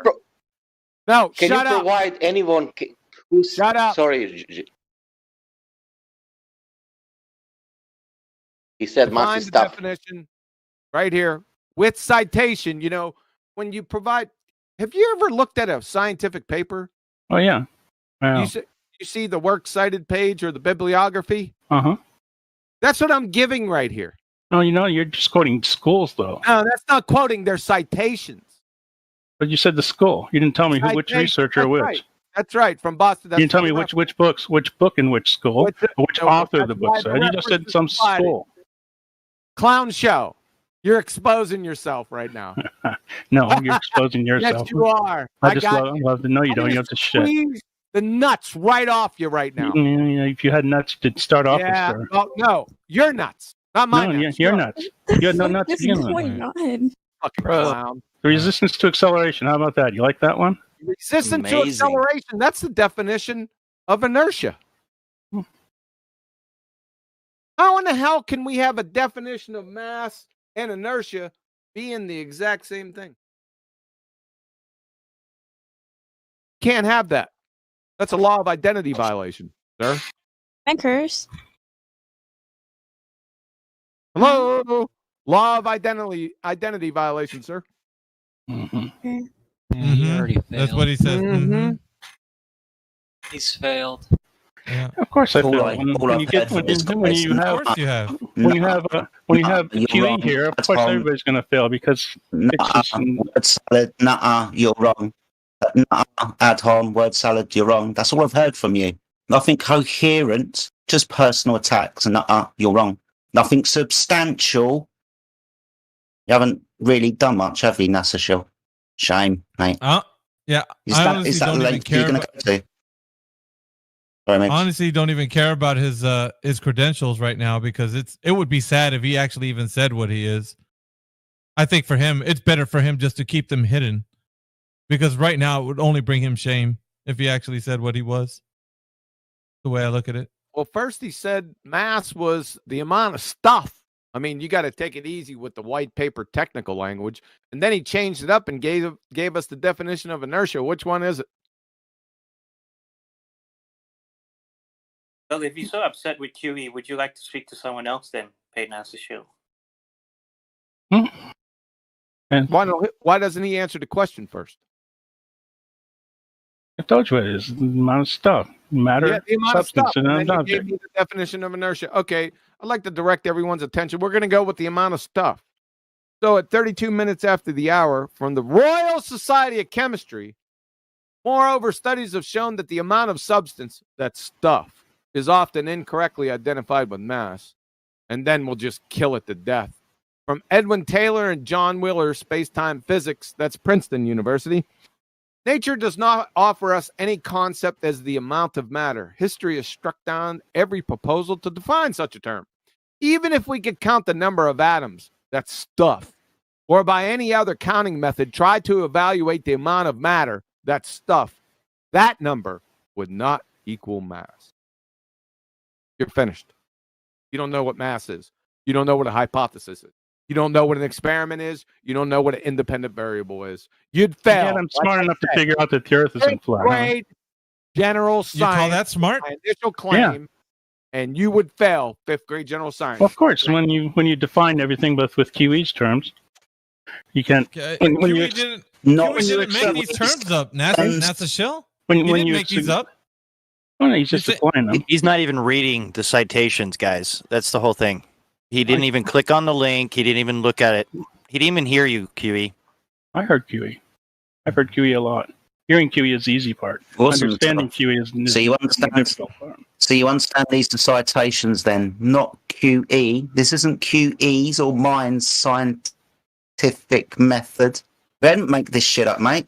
This is established stuff, and the citations that have been provided are. Well, no, I mean, so obviously you're the expert. QE's You guys are the experts in science, and you get to define what science is and what science is not, right? Because No, we just follow what the definition is. I'm not defining shit. We're following are. You what define the what science definition is. is. No, the Yeah, definition we're by, using written by the whom? definition of natural science, the formulation of a hypothesis, and what the dependent and independent variables are, and how we then carry those forward and conduct a physical scientific experiment to elucidate the And have you hypothesis, ever? demonstrate the cause and my effect. guess, my guess is you've actually never actually done a science. Let him finish. I get my guess. You're not listening. Your only retort is to personally attack. No, it's not personally attack. That's all It's you've got. I know that QE you hasn't don't done know. a scientific experiment. There we go. You can define these things, can you? You got a crystal fucking ball, Because my your friend. definitions are not as simple as what you say they are. They are the definitions. Those are the No, words that by are used whom? and words clearly defined. By whom? Well, if the Goodness definitions me. are not so simple, what are they then? I told you, they're not that. You don't get to say. You mean you have an experiment that You get to decide. I don't get to decide. No. Right. So it is what it is, and based on what it is, that's what it is. Not my thoughts or feelings, not QE's thoughts or feelings. It is what it is. Simple shit, right? Very simple shit.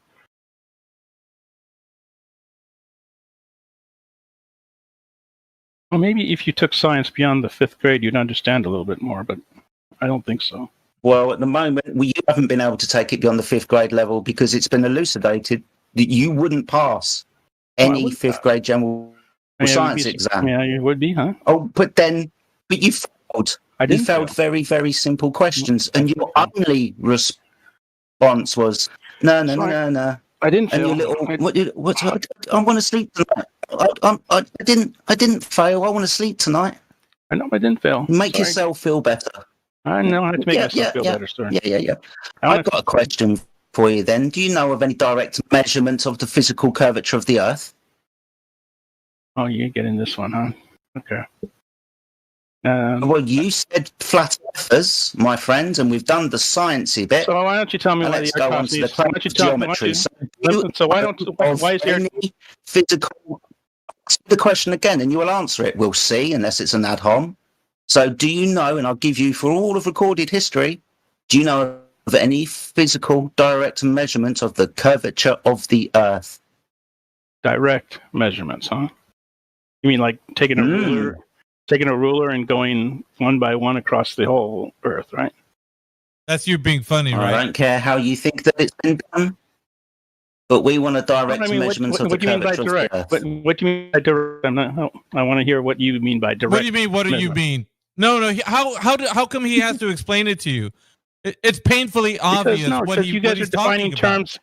You define terms in different ways here. So what is direct? It's not. I'm not going to fall for What this do twice. What's you? No, direct? you know. Hang on a second. You know what he means.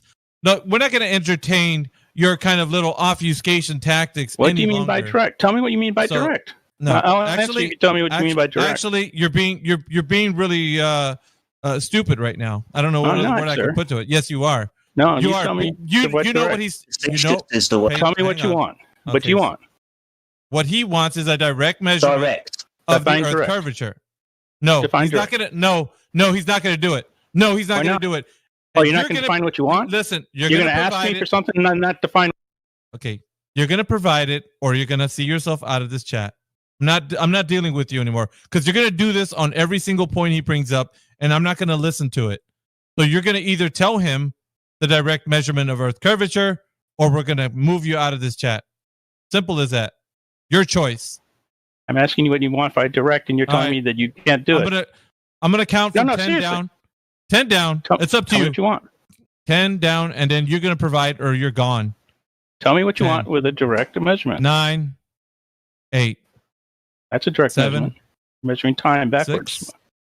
Measuring 5, time backwards. 4, 3. What's direct measurement? Give it your best shot. 1. Anything. Measuring time Right. backwards. What's that? Bye, Marisa.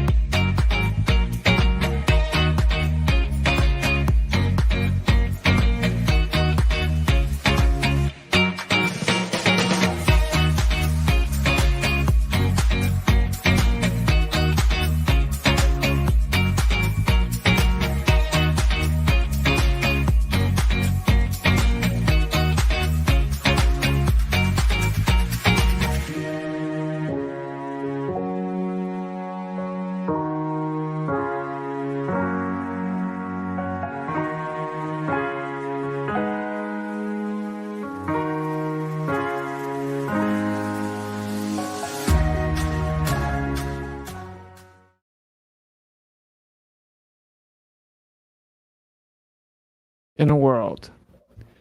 What up, everybody? Thanks for kicking it. We got 250. Smash the Rogans up. Because, you know, we got algorithms out here trying to hold us back. All right, so Brian and I are going to have a little debate. The two primary subjects will be the spin, or shall I say the alleged spin, of the Earth and gravity. We're hoping to have it be cordial and respectful. Last time he kind of had to go 4v1, so we want to give him a fully fair opportunity to voice his side. And we will, barring how the time goes, have a Q&A session at the end. So we ask everyone that is going to super chat a question to be read off the Q&A to be respectful, no insults or personal attacks. If you have a specific question for me or for Bryant, then you can super chat it and we'll read them off. But like I said, try to be respectful, and also try to be respectful in the chat because, truth doesn't fear investigation. There's no reason to stoop down to any type of vulgar behavior. Okay, cool. So there is the opening. Jaren will be modding. So without further ado, let's add everyone in. Wow. How's it going, gentlemen? Doing great. That was a great intro, by the way. That's even though I don't agree with the premise. This will be fun. This will be fun. And just to piggyback off what Austin said, make sure if you're in the chat to try to be polite. Maybe think of Brian as your grandpappy or something. Just be respectful. We don't need to attack the person. Attack the argument if you want to attack anything. And not that old yet. No, well, close maybe. I'm getting there. 52 is not. That's grandpappy age. I'm telling you. Yeah. So I guess the way it's going to work is we're going to just have each guy give 10 minutes to give their opening, and there'll be no interruptions. So it should be pretty simple from there. And I think you're going to start, right? Right? Yep. I'm going to start. Do you want to tell people who you are real quick? Oh, yeah. Bryant Myers, actually a former physicist and teacher. I did teach at Central Michigan University, so I actually was a college professor. I've been really into energy medicine, pulsed electromagnetic field therapy. I have a best-selling book on that topic on Amazon. And it's basically magnetic fields that change with time, and it has tons of research. It's been one of my main passions the past, I would say, 15 years or so. But I'm a passionate. I love science. I read science for fun. So I had a lot of friends that got into the flat Earth movement, and I did look into it and the claims, and obviously my side. I mean, I feel the evidence is overwhelmingly on the globe side, but that's just my position as a physicist. And I'm hoping to, in these two departments of gravity and spin, present that evidence. And Word. So Jaren, I think you just whoever's talking, I guess, presenting, like, just make them big. Okay. We'll just kind of do it that way. Okay. And Did you say there's a sound problem, or is everybody on the same level? Someone complained about the levels of the mic, but I don't know. A bunch of people were saying it sounds fine. So, there's always the one person that does that. So Yeah, we love that. I think we're good. Sounds pretty equal to me. Oh, it just says Brian needs to get closer to his mic. So I remember last time you said that you thought you were a little quiet.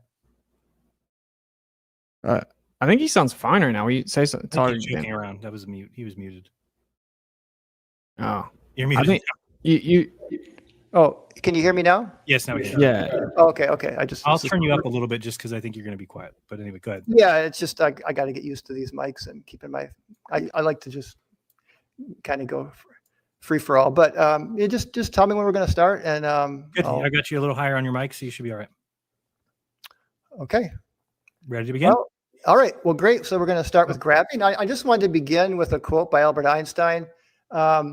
No one must think that Newton's great creation can be overthrown in any real sense of this theory of relativity or by any other theory. His clear and wide ideas will forever retain their significance as the foundation on which our modern conceptions of physics have been built.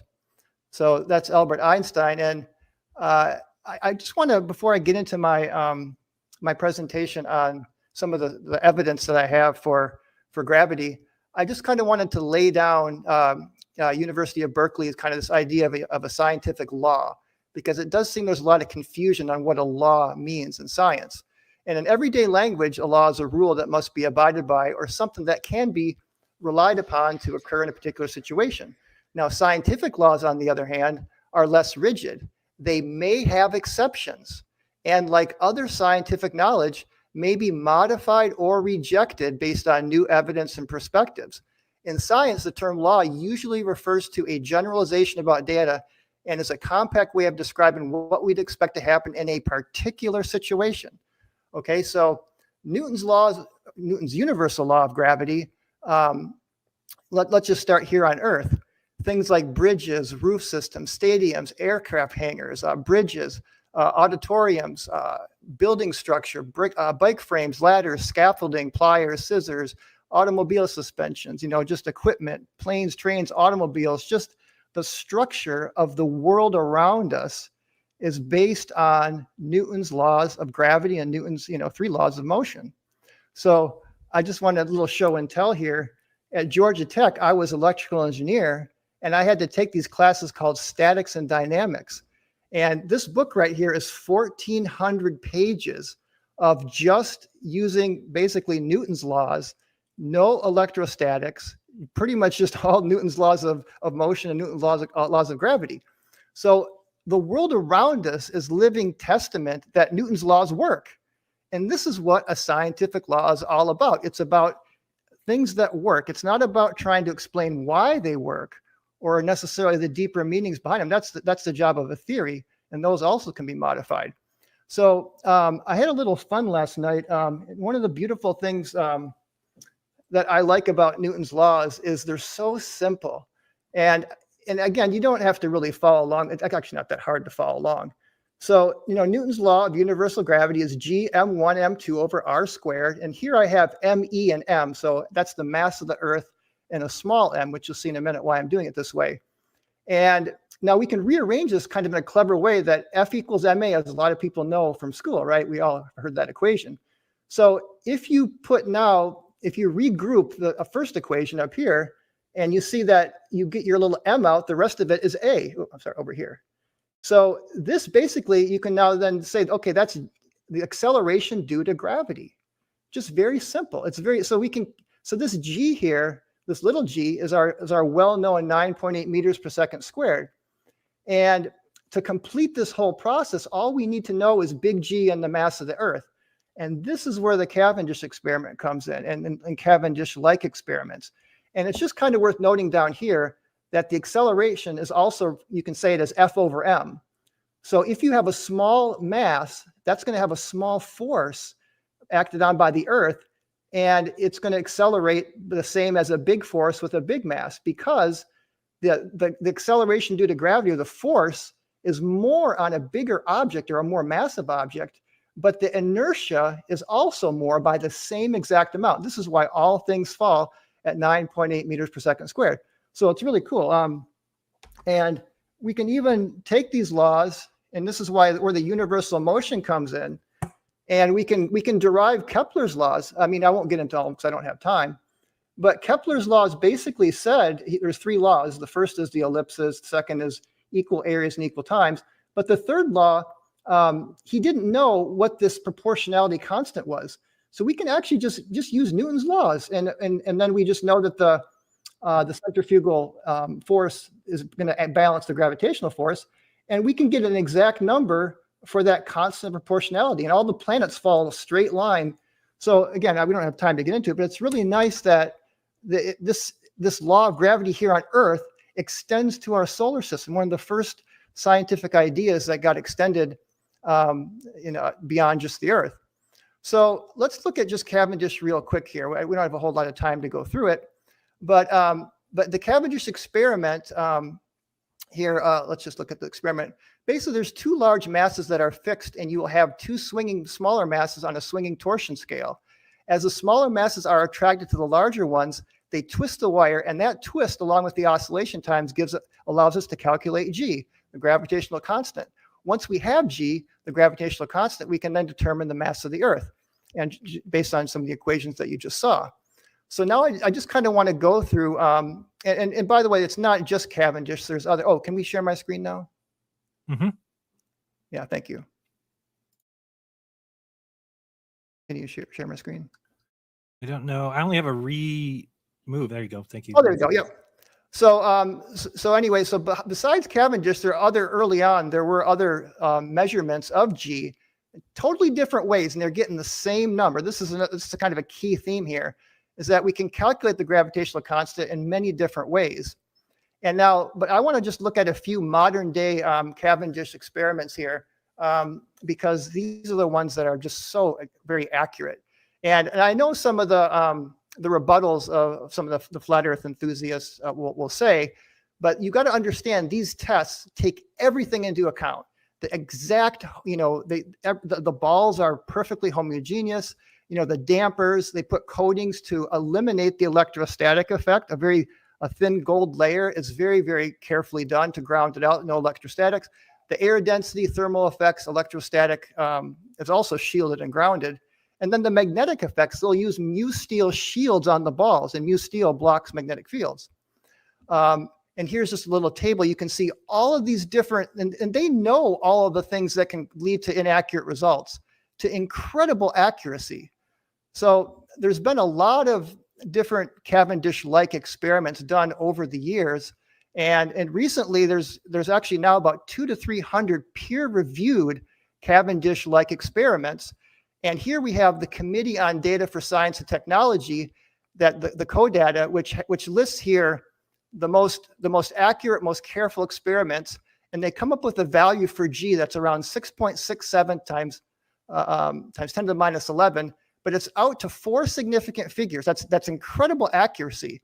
And from the lowest, if you swing all the way back and forth from side to side, that's only a 0.07% difference from the highest to lowest. So it's incredibly accurate.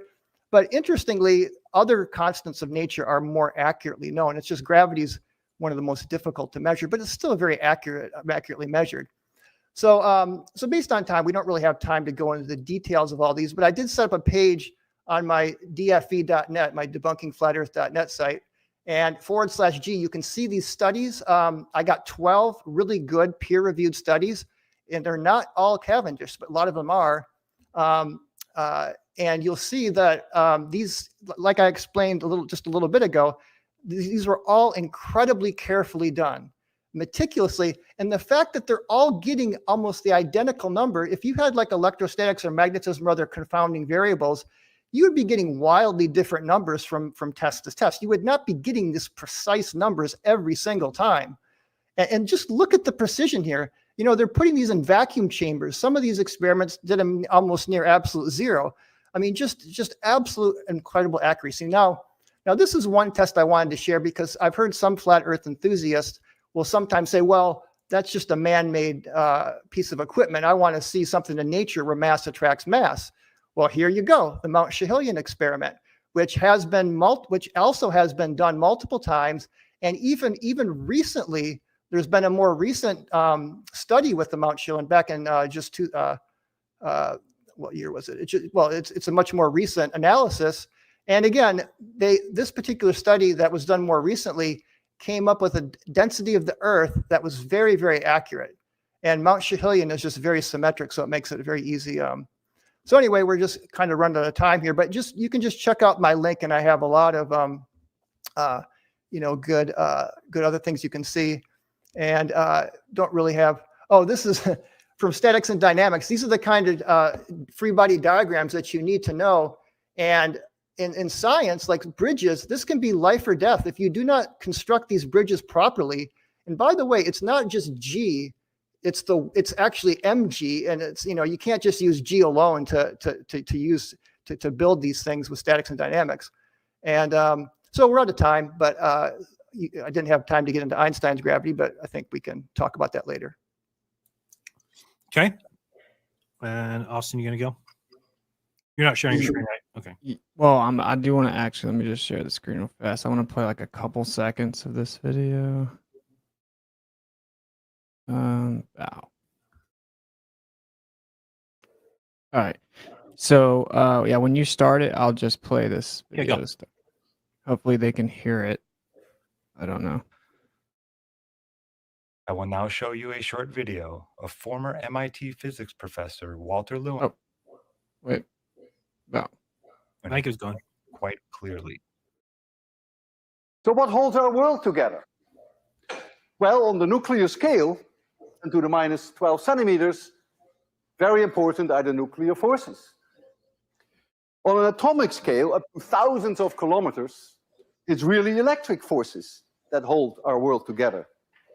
But on a much larger scale, planets and stars and the galaxy, it is gravity that holds our world together. Yeah. And now you may say, that's very inconsistent with what you just told us. Because didn't you tell us that D cancels? If you compare... All right, anyway, that's enough.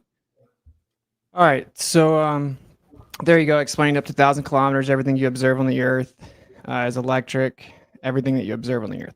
It's 10 to the 26th, some argue 39th power stronger than gravity even claims to be. As for this law, talking point, downward acceleration is an effect. So not everything goes down, sometimes things go up, but there's a downward bias on the Earth. I actually agree with that. 9.8 meters per second squared is agreed upon average. It doesn't happen every time. Objectively, it doesn't happen every time. It changes. It's just an agreed upon average. It fluctuates. But we use that convention so that we can build things like bridges, etc. You can replace little g with the letter A, acceleration. You don't need it. You don't need the cause, claim, effect. Talking about Kepler's law, that's planetary movement of bodies. This is a whole different conversation than what we utilize on the Earth for everyday use cases of downward acceleration. It has nothing to do with planetary movement or this idea that there's bending and warping of space-time. In fact, Newtonian physics isn't even used anymore. It doesn't work. It was debunked. It doesn't work to explain the solar system, much less further than that. So when we talk about what's on the Earth, well, we're talking about, we want to use science. We want to actually prove things. Okay, so when they proposed the globe, they thought, well, the only way the Earth can be a globe is there has to be something called gravity. That's the actual evidence for gravity. So if we want to say we have a dependent variable and naturally occurring observable phenomena, things go down. Things go up and down. So things have direction or different vectors. So what causes something to go down? Well, let's figure it out. Everything that goes down or up, everything that exists in the world is electrostatic.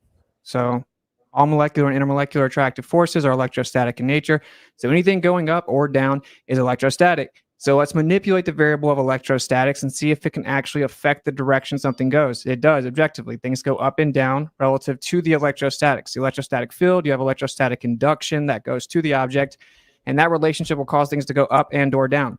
We have all kinds of things that happen in nature that show us this. In fact, bumblebees actually levitate over flowers, and seeing as they accumulate positive charge, which there's actually no such thing as positive and negative charge. You have charge and discharge. It's a convention. There's nothing negative in nature, but that's a different conversation. So it gets positive charge in the air. It floats over the flower that has negative charge, and the pollen will actually levitate up to the bee and stick to it.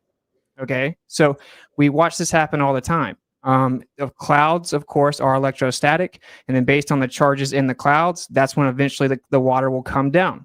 Right? So based on density and buoyancy alone, or based on gravity alone, there's no reason for those clouds to be up there sitting the way that they do. Now they just claim that it's basically counteracted. So whenever you talk about the Cavendish and you said that they control the variable of electrostatics, you said no electrostatics. That's not true. There's no such thing as no electrostatics. The gold that they use is electrostatic, right? So we have things that are called dielectric materials because they have small amounts of magnetic permeability, right? They have high levels of dielectric permittivity. They maintain their charge very effectively. But that doesn't mean that there's nothing there, just like there's no such thing as anything being neutral. If something's neutral, it doesn't have a net charge, but it still has a charge, including all these quote-unquote nuclear forces and the neutron. They have elementary charges, and everything that exists has a charge. So there is nothing in the world, nothing, that doesn't have electrostatics. In fact, whenever Cavendish first did his experiment, he didn't even account for electrostatics. I know people personally that have done it, and they know that electrostatics will indeed make the balls move around. It's the primary thing you have to worry about because of the fact that you have attraction and repulsion with electrostatics. You can never eliminate it. So then, well, what are we observing? You said that it's always the same. It's not always the same. It varies. It's such a small change, though, that you get a decent little window and you can say, oh, look, it's pretty accurate. It's never exactly accurate. And then whenever it's not, people just assume it's user error because even the slightest bit of energy or motion transferred to the Cavendish mechanism will actually affect what you see. So you didn't account for electrostatics. If you manipulate the variable electrostatics in Cavendish, you will literally get the cause. You can't eliminate it. If you ground something, it still has electrostatics. If you put it in a Faraday cage, it still has electrostatics. There's no such thing as eliminating it. And it's 10 to the 36th power or 39th power, stronger than gravity even claims to be. So all this stuff about 9.8 meters per second square, that's an agreed upon average. It's not consistent. That's just an effect. It isn't exclusive to the idea that the Earth is a gigantic ball with bending and warping of space-time. It's not different on a flat Earth or a globe Earth. If things fall down, we have an agreed upon average. That's the effect. What's in contention, what gravity is the claimed cause of that effect. That doesn't mean anything. Like I said, you can change little g and you can replace it with a. So what we know to actually be true, and I just showed you Walter Lewin from MIT explaining it, everything up to thousands of kilometers, which I don't make claims about thousands of kilometers because I don't believe in fairy tales, but the point is that everything on the Earth is electrostatic, and it's just objective, and we can manipulate that variable. We have spider ballooning. They proved that they took them outside of the wind because they used to think that they did that because of wind, and actually based on electrostatics, they levitate more effectively. They basically fly because they propel themselves with electrostatics. Bumblebees are not aerodynamic, but they use electrostatic resonance, and they can fly through crosswinds up to 60 miles per hour unaffected because they have like a little electrostatic force field. So what we have, I'll use the last 3 minutes to explain this. All the stuff of just begging the question of gravity doesn't mean anything. Conflating the cause and effect of downward acceleration to being the cause, which is claimed to be gravity, doesn't mean anything. Just saying, look, we have an equation that we can use for technology based on 9.8 meters per second squared doesn't prove gravity at all. Like I said, you can replace a little g with a. So what we actually see is that we have atmospheric electricity on the Earth. So we have an increase, equipotential increase. It goes up 100 volts per meter. Okay. So there's positive charge, potential charge increasing up from the surface, 100 volts per meter. Now, the only way that that can be replicated or accomplished in any way, in any actual demonstration in the world, is you have to have two Gaussian surfaces.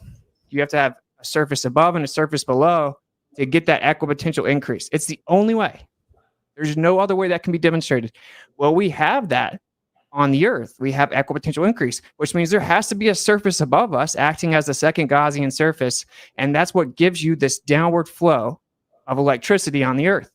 So that's what gives you the downward bias. So when something fluctuates between 9.8 meters per second squared and 9.73, well, okay, because electrostatics is super weak. So the change in electrostatics would never be drastic. It's an agreed upon average. Not all things go down. Sometimes things go up. So we can actually manipulate that variable. We can prove it's there. All matter has it. It's tangible. We can actually manipulate it in an experiment and prove that it causes things to go up or down. So what we have from the beginning is scientific evidence that has demonstrated objectively that electrostatics is always present and it causes things to go up and down. And we have an electrostatic field in the Earth with equipotential increase, and there's a downward flow. You can, in fact, run something called a corona motor, electrostatic motor, with this current. Okay, so we have downward flow pushing down to the surface of the Earth where we have negative surface charge. Again, this is how bumblebees operate. So if we're going to make an additional claim, because like I said, not to be too reiterative, but 9.8 meters per second squared doesn't prove anything. That's just an effect. That's the agreed upon average of downward acceleration. That changes a little bit, but it's just an effect. So we want to find out the cause. The question is, does gravity exist, and is it the cause of the effect? That's the actual point, right?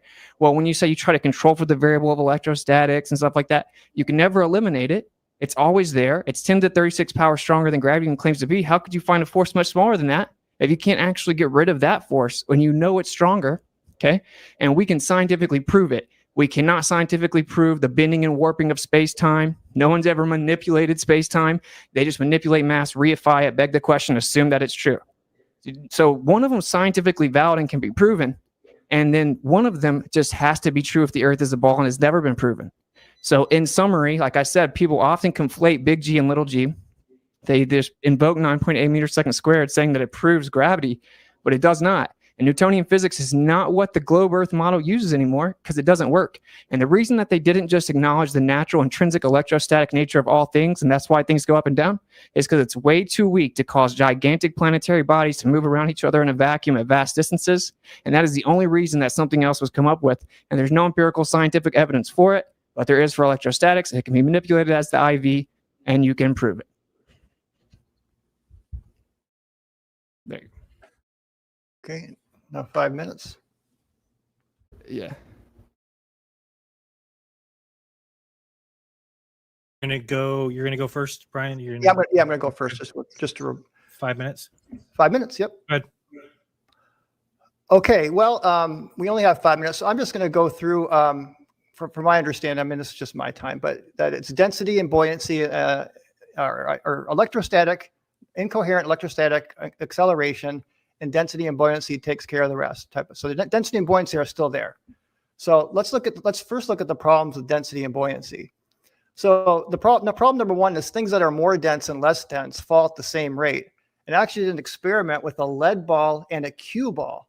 The lead ball was 7 times more dense than the cue ball. And I got up on my ladder and I repeated, and I'll videotape it if anybody wants to see it. And I dropped it again and again and again. They both fell at exactly the same time, every single time. And again, you hold both in your hands, and the lead, you can tell it's like 7 times more dense. Second problem with density: things should fall faster further up as air resistant is as the air is less dense as you go up in altitude. But we know the downward acceleration slightly decreases with altitude because, again, little g, we got the formula for it right here. It's a very simple formula. We can actually calculate very accurately the gravitational acceleration at any distance above the Earth's surface. And the only thing that we have to account for is the centrifugal force, which does vary that from the equator to the poles. But once you take into account the centrifugal force, everything is very smooth. The gravity is very constant across the surface, and it drops off by 1/r², big R. That's the radius of the Earth. So you got to be a radius of the Earth distance away before you get a 1/4 drop off. Now, density is a scalar with no direction. Gravity is a vector. So we know, but I know you guys use your incoherent acceleration to try to give the vector there. Here's another thing: density towers break down in microgravity. If you've ever seen some of the images of that, you can see that the density towers don't even work when you got a zero gravity. Now the problems with buoyancy. Can I share my screen here for just a couple minutes, Jaron? Yep. Oh, got it. Thank you. Okay. So the problems with buoyancy is that buoyancy literally is defined by gravity. I mean, the actual formula for buoyancy is it's the density of the surrounding fluid times the volume, which gives you m. That's units mass times g. That's gravity here. So it's basically mg, and it's not just g replaced for a in these books. It's mg. It's the weight. So you got to incorporate the mass there too. And you can see right here a great little demonstration of this is in like a free fall environment. So when you take out gravity, you can see buoyancy doesn't work anymore. So again, this shows you buoyancy depends on gravity. So we got over that. So now I want to get into electrostatics here from our remaining time.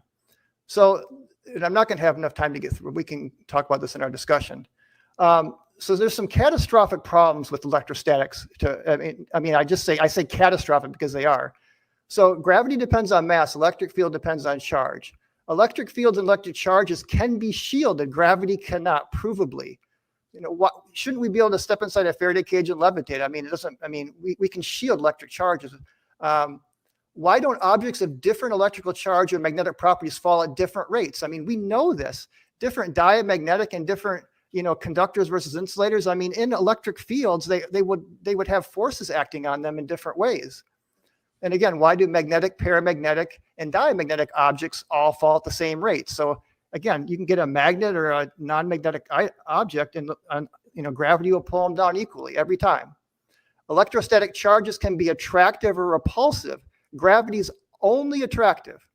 The source of the electromagnetic attraction and how it works on, So what is the source of this electromagnetic attraction? How does it work if bulk matter is neutral? So again, I got my little thing here. I wanted to have Austin. Oops, it's my camera here. So we want to kind of go over this side here. We want to get an F equals something up here. Okay, go. I'm sorry. Share my screen real quick. I just had just a couple slides here that are important that I just.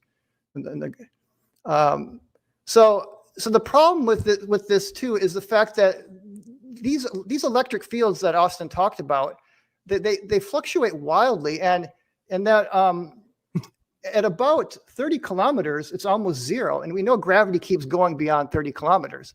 So it just doesn't work. It doesn't match reality at all.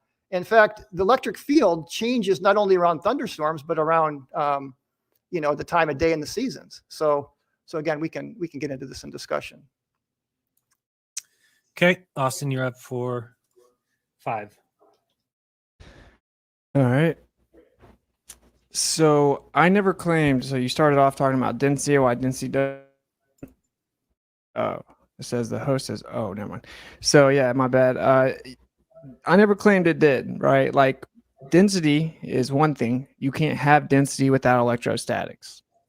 So everything that has density, and if you look at the periodic element chart, I don't necessarily believe all the atomic theory, but it's a convention. Obviously there's a correlation in density and electrostatics. That's why it's one of the main variables addressed on the chart.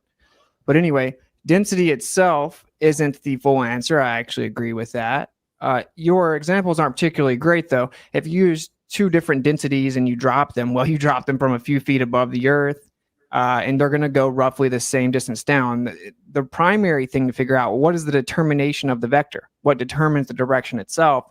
Once it goes down, then, it's agreed upon average. I mean, until you drop something 5 miles in the air in a vacuum chamber, you really don't have much to stand on, and dropping it just a few hundred feet in the air doesn't really mean much. And again, downward acceleration does change drastically. We use gravimeters all over the Earth, and it's different all over the Earth. The downward acceleration of little BB using interferometry. They also have spring-loaded ones. They show different rates, actually. So it's not this magical, consistent 9.81 meters per second squared every time. That isn't true. That's like a misnomer. I don't know why people say it. But yeah, so it's not just density, but whenever there's a density of an object relative to the density of the medium, that's going to determine direction. That buoyant force that's resultant is much stronger than electrostatics. And in fact, of course, it's even stronger than gravity, right? Even in this theoretical idea that there's gravity here, this other type of gravity, because actually gravity means gravitas and weights. Anyway, the buoyant force is stronger. It goes up and down, just like the elastic velocity, the kinetic energy of gas. It's stronger than electrostatics. What it does is it sets the bias. So even if we have slight fluctuation in thunderstorms or lightning or whatever, it's very weak. It's very weak. Like when you use a Van de Graaff generator and you make like a little paint chip float or a piece of paper, you can use iron, you can use all kinds of stuff. That's like, those little chips are equivalent to like Mount Everest, right? So the point is that it's very, very, very, very weak. It just sets the up and down. That's why you wouldn't see much of a change in downward acceleration, because it would have to be such a drastic manipulation and variance to get any type of difference. But that's not the question. The question is like, what actually causes it to go up and down? And there is no problem with electrostatics other than it's not strong enough to make the Earth spin around. And you said something about at a certain height, right? Like, so you're talking about like at a certain height it drops off. I don't believe any fairy tales above 50, 60 miles or anything like that. But all of it has electrostatics. Even in the globe paradigm, they claim there's something called the ionosphere. And that it starts right at around 40 miles. They say 40 to 50 miles to like 400 miles, which we don't believe stories past 60, 70 miles at all. But the main thing with that is, that was the first time ever that was claimed. Maxwell actually changed his equations, right, to say that you could have electrostatics without matter, because you can't. You can't have electrostatic conduction or electrostatics without matter. And they made up the ionosphere to basically save the globe. But the primary point here is we have equipotential increase from the surface up, and that creates a downward flow. And the only way to have that is to have 2 Gaussian surfaces. So what we know we have on the Earth has to be there because of 2 Gaussian surfaces, and that is 10 to the 36 power stronger than gravity claims to be. So I don't know why it's so hard for people to accept it, but it just is what it is. And this is why it's not discovered on the quantum scale at all. There's no evidence for gravity on the quantum scale at all. It doesn't work. It's incompatible. The relativity doesn't work at all on the quantum scale. But we know that there's electrostatics there. It's everywhere. And a Faraday cage does not block electrostatics. Sure, it can stop like electromagnetism. It doesn't stop electrostatics. The cage itself is electrostatics. The air inside of it's electrostatics. Whatever objects are in there are still electrostatic. There's still electrostatic induction. And no matter how much you try to neutralize it, like on the very smallest scale, right, which you can't remove it, because if you removed it, you wouldn't have the matter in the first place. On the very smallest scale, it's 10 to the 36 power stronger than gravity claims to be. And Cavendish is super inconsistent, of course, but it doesn't even matter. So the primary point here is we need actual empirical evidence that you're isolating something outside of it, and you're not, and it isn't completely constant. So it's somewhat reiterative to my first 10 minutes, but it's the same point. I'm not claiming that it's density alone. Buoyant force is much stronger than electrostatics, but it's what sets the up and down. It's measurable, it's testable, it's provable. All matter that exists is electrostatic. Not one piece of matter can be invoked that isn't electrostatic. And so that's all there is to it. There's there's not really even a debate to be had, because until we have like other empirical evidence to substantiate the idea of the bending and warping of space-time, which is considered to be incomplete at best, right? And there's really not much to discuss other than we need it. So yeah, there you go. And yeah, just because things change during thunderstorms or whatever, it doesn't matter because electrostatics is super weak. So there you go. Very good. Very good. Land the module. Okay, is that okay? So now we just opened up just a discussion. So, so basically, Austin, like what? So I have an equation that can make excellent predictions. So what do you have for predicting all these things? Because I'm telling you, the electric field of the Earth, and I have a book here on the Earth's atmospheric electricity at about 31. This is about 50 kilometers or 31 miles. I mean, there's a very highly conductive layer. The electric field is falling off to, I mean, almost zero. It's like in just like the millivolts per meter. I mean, it just gets really down, and the average is 8 volts per meter going up to 30 kilometers. And this is actually from one of the things you were showing on your Corona motors, right? They actually had this diagram on your Corona motor little thing. The guys that did the Corona motors drew this diagram. And I saw you using that demonstration on one of your videos on Corona motors, right? And they were basically saying the same thing that I'm saying. But see, gravity doesn't stop at 31 miles up. Gravity keeps going out. I mean, so this just doesn't work. I mean, and with lightning storms, it's even worse because you say it's a incoherent, incoherent dielectric acceleration. Mm-hmm. That you says that gives you the bias of the downward acceleration, but during a thunderstorm, it reverses direction and increases 100-fold. How does that work? It doesn't. Okay. It doesn't reverse the entire Earth's electric field. That never happens. Wait, 7 million lightning strikes a day? That is a lot of reversals. And if you that's what gives the Earth its negative surface charge. If you pick up a book and understand Earth's atmospheric electricity, you would start to realize what you're saying is nonsense. Do you think the entire Earth's electric field flips? No, what's happening, it's a global circuit. What you have is you have the downward, like you said, the fair weather electric field, as you're saying, coming down. Then you've got like currents in the Earth, and then the lightning strike, it's putting it back. So it's a circuit going around. So in the current, the fields are going sideways here up on these upper layers. So that would mean gravity would be going sideways up here. It's always down, Austin, always down. It's always down because there's an equipotential increase of positive potential. Why don't we start levitating around a lightning storm?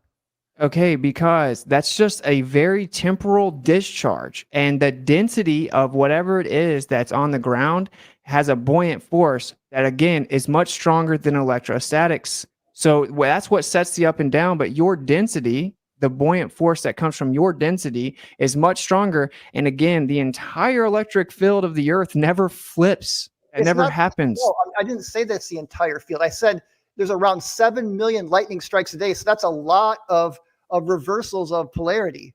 And the point is gravity is always a very, very smooth. I mean, again, you said it varies a lot. It does vary. I agree. But it doesn't vary by more than 9.77 to 9.83 at the surface. That's not even entirely true. It doesn't matter. I got a source for that. Actually, it is true. There's gravitational anomalies. There's like 7 different types of gravitational anomalies. But I'm telling you, the acceleration of gravity is very well mapped out by geodesists. Very well mapped out. Why wouldn't that work with electrostatics, though? Again, I just told you, because the electric field is dropping off a lot more quickly than the gravitational field is. You know what the gravitational acceleration is at 30 miles up, Austin? The gravitational acceleration? Again, I can use it's pretty much always the same. I can use my equation to make accurate predictions. You don't have an equation. You don't have anything over here. See that red box, Austin? Yeah. You don't have anything to put in that box to make any predictions. Or if you do, let me know. Well, for force, that says F equals. So yeah, force equals mass times acceleration. Okay, but again, what's the acceleration? Where are you getting that from electrostatics? That's what everything is. It's literally all electrostatics. Use Coulomb's law to derive that then if you're using electrostatics. We could use Coulomb's law, but it doesn't matter. That MA to Coulomb's law, and I tried that. You know what you get is nonsense, absolute nonsense. That's a lot of specificity you got for us there, Bryant. The thing here is, my God. That's what Walter Lewin, when he did his presentation on electrostatics, he derived Coulomb's law. That's the equation you use for electrostatics. I know. Yeah, it's almost exactly the same as the gravitational law, but it's just charge is Give different. us an equation that will give us Austin finish that thought. Go ahead, Austin.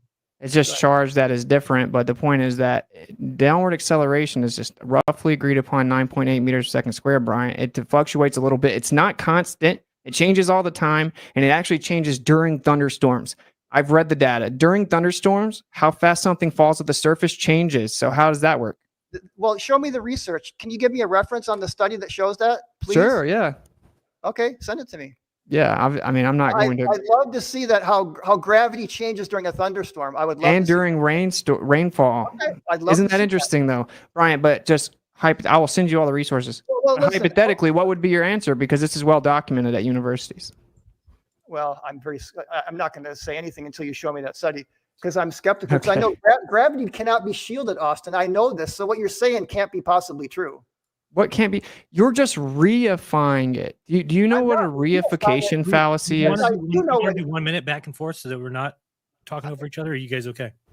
I mean, I think we're fine. So we can just try to keep it both. Do you know what a reification fallacy is, Brian? Yeah, I do know. But again, science doesn't claim to be. We're using models to make accurate predictions. We're not trying to say that the model is the thing. We're just saying that these models of gravity that we have work, and the ones you have don't. You don't have any model. Yeah, I do. I just replace your little g with the letter A. Okay, but then you got to set ma equal to what's the force then? That's Coulomb's laws, electrostatics. If otherwise, is it F equals D for density? I mean, what are we going to put in there? Do we There's electrostatic field, but do we set density equal to ma? I mean, is that what we should put? D equals ma? Wait, time out. You know, you said gravity can't be shielded. You know, electrostatics can't be shielded or removed. Yes, it's all provably. It's called a dielectric constant. Every material has a dielectric constant which shields electric fields.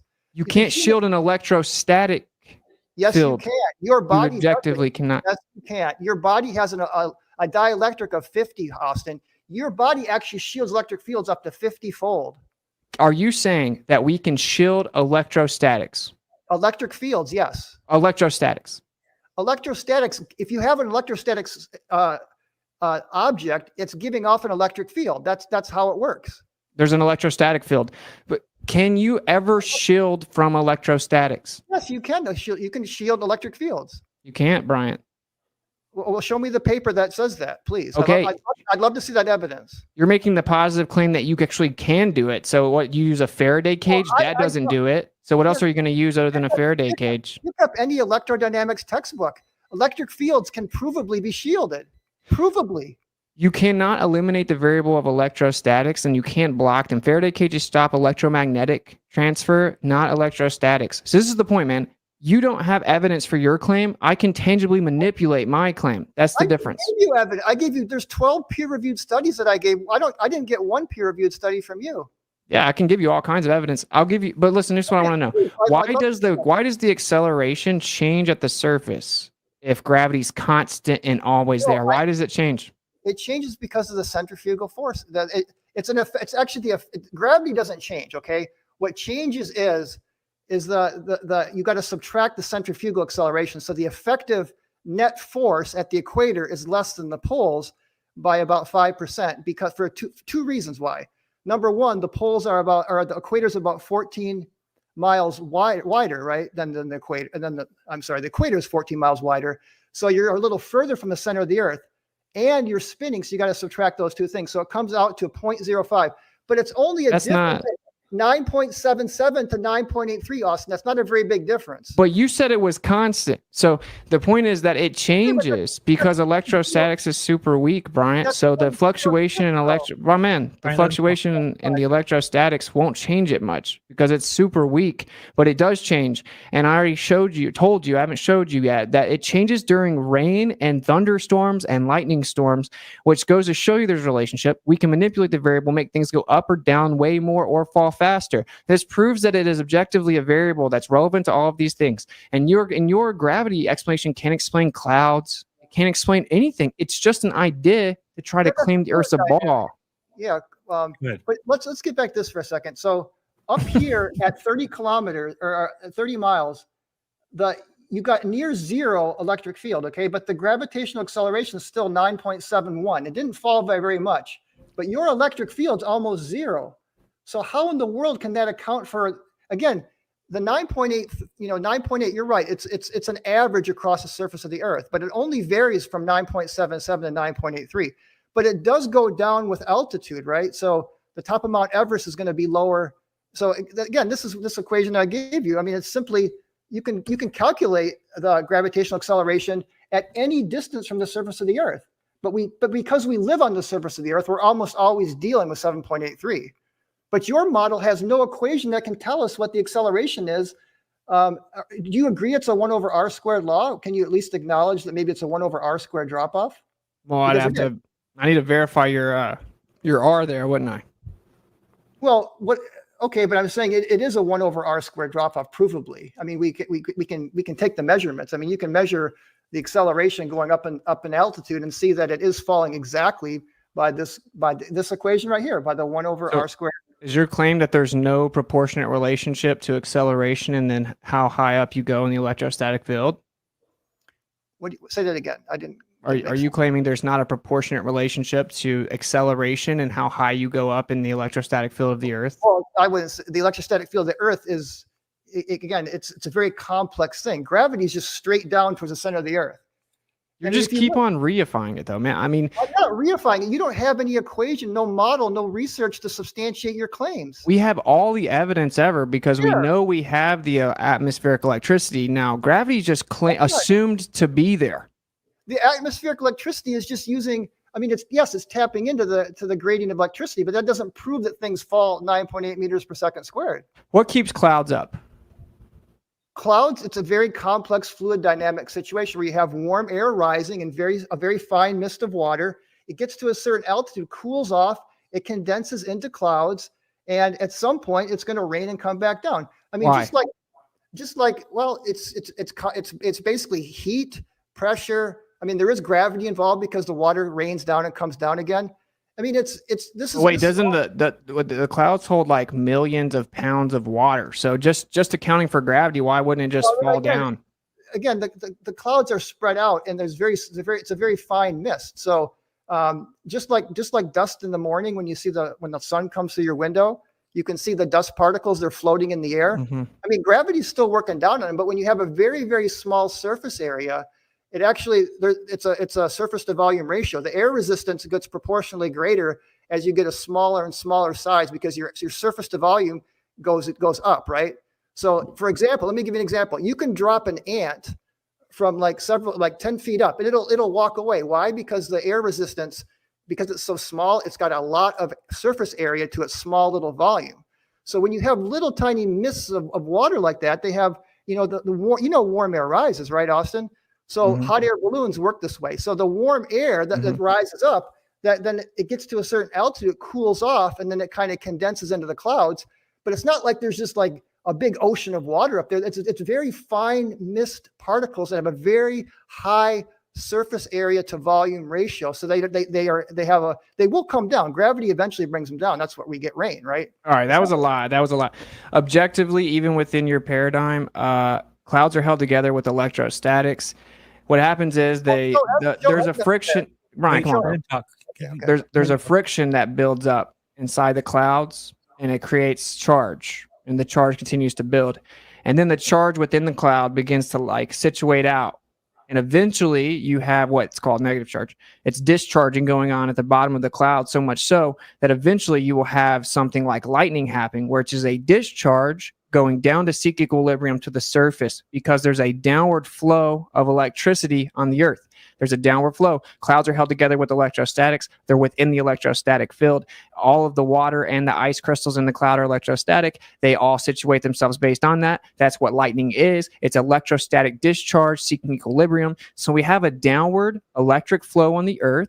Electrostatics is 10 to 36 power stronger than gravity claims to be, and everything has a downward bias, and then the different forces like kinetic energy and buoyant force is stronger than that. This is just objective. But the lightning strikes go back up though too, Austin. It goes the other way. You know, lightning bolts go up and down. They don't just go down. Okay. So that's it just nullifies what you just said about downward.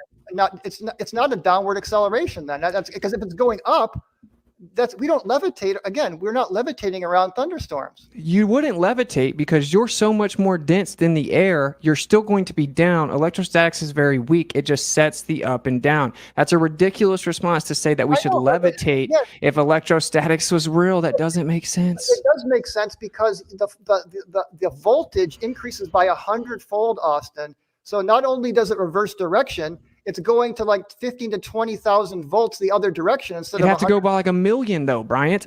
That's what you don't understand. The whole Earth's electrostatic field just sets the up and down. Your buoyant force of density is so much stronger. We do have things levitate, and we have electrostatic levitation in nature. It happens all the time. The fact that lightning goes up and down, which actually looking at slow motion, it's really crazy. Lightning is a baffling thing. Yeah, there's discharges from the surface as well, based on what charge is on the surface and what is in the clouds above that. That's what it is. It's just seeking equilibrium relative to the charge and discharge levels of the cloud and the ground. It going up and down doesn't change anything. My point is that all of it's electrostatic. Everything is. And that's way stronger than gravity. Everything's not electrostatic. Name one thing. Well, first of all, you know there are 4 forces in nature, not just electromagnetism, right? Can you name one thing that's not electrostatic? Gravity. Well, it's part of everything, but so is gravity, and so is the nuclear force, so is the weak. And then you got the electromagnetic force, which you're referencing, but you're ignoring for some reason the other 3 forces. No, I'm not. They're all electric. They're all electric. The nuclear Name one of them that's not. We're not counting gravity because gravity isn't actually real. The nuclear force is electric. Yeah. Okay, show me evidence for that. Because it literally does the opposite. It actually holds like charges together. Do you know that? You didn't know that it was electric? Do you know that like charges repel? Do you know that? Yeah, but incoherent charges always attract. So you need polarization. You need polarization to have attraction and repulsion. But listen, even the neutron, the nuclear forces, all that, they have elementary charge, something that's called elementary charge. They still have a charge on the most fundamental level. That's the only way that you could have any of this stuff held together inside the atomic theory. The protons and the neutrons, you say they cancel out. You have bosons and all these different, particle physics, pseudoscientific terms. It's all charge. Everything has a charge. It's all electric. Everything is. Okay, so that's my point. Charges repel. I've done many little pith ball experiments when I used to teach physics. Those little balls will repel each other. They don't come together, Austin. You're just talking nonsense. Incoherent. What is electrostatic acceleration is always attractive. You have to have polarization to get repulsion. Where does that come from? It doesn't. I mean, what can you show me a research study that references incoherent dielectric acceleration? Well, it'd have to be something from like electrical field theory, like decades and decades ago, before the pseudoscientific derailment of modern science because of the devotion to heliocentrism. But yeah. Austin, look at the world around us. We are advancing in technology. We're not going back in the dark ages. So don't say that the science of the 1800s is somehow better than the science of today. Actually, it is because of the Michelson-Morley, and then everyone went the wrong way. We don't have to change the subject, but the point is they threw out the background medium for electrical field theory, and then they ran over here towards trying to explain the Earth as a ball. So that's what happened. So yeah. I don't agree with subatomic particle pseudoscience. It doesn't work. Particle physics has been debunked. It claims electrostatics is the exchange of virtual photons because the math doesn't work. So objectively, you guys are falling apart as time goes. We're not falling apart. Again, you're not understanding a scientific law and what a scientific theory need. They work in their domains of application. If that didn't work, we wouldn't have, computers, quantum mechanics is the basis of the computer you're looking at, of lasers and cell phones. So you can't say that these things are disproven when you have technology all around you that is actually using those things. Wait, you think virtual photons are real? Virtual photons are part of a mathematical. You know the difference between a mathematical model is versus reality? Yeah, I do.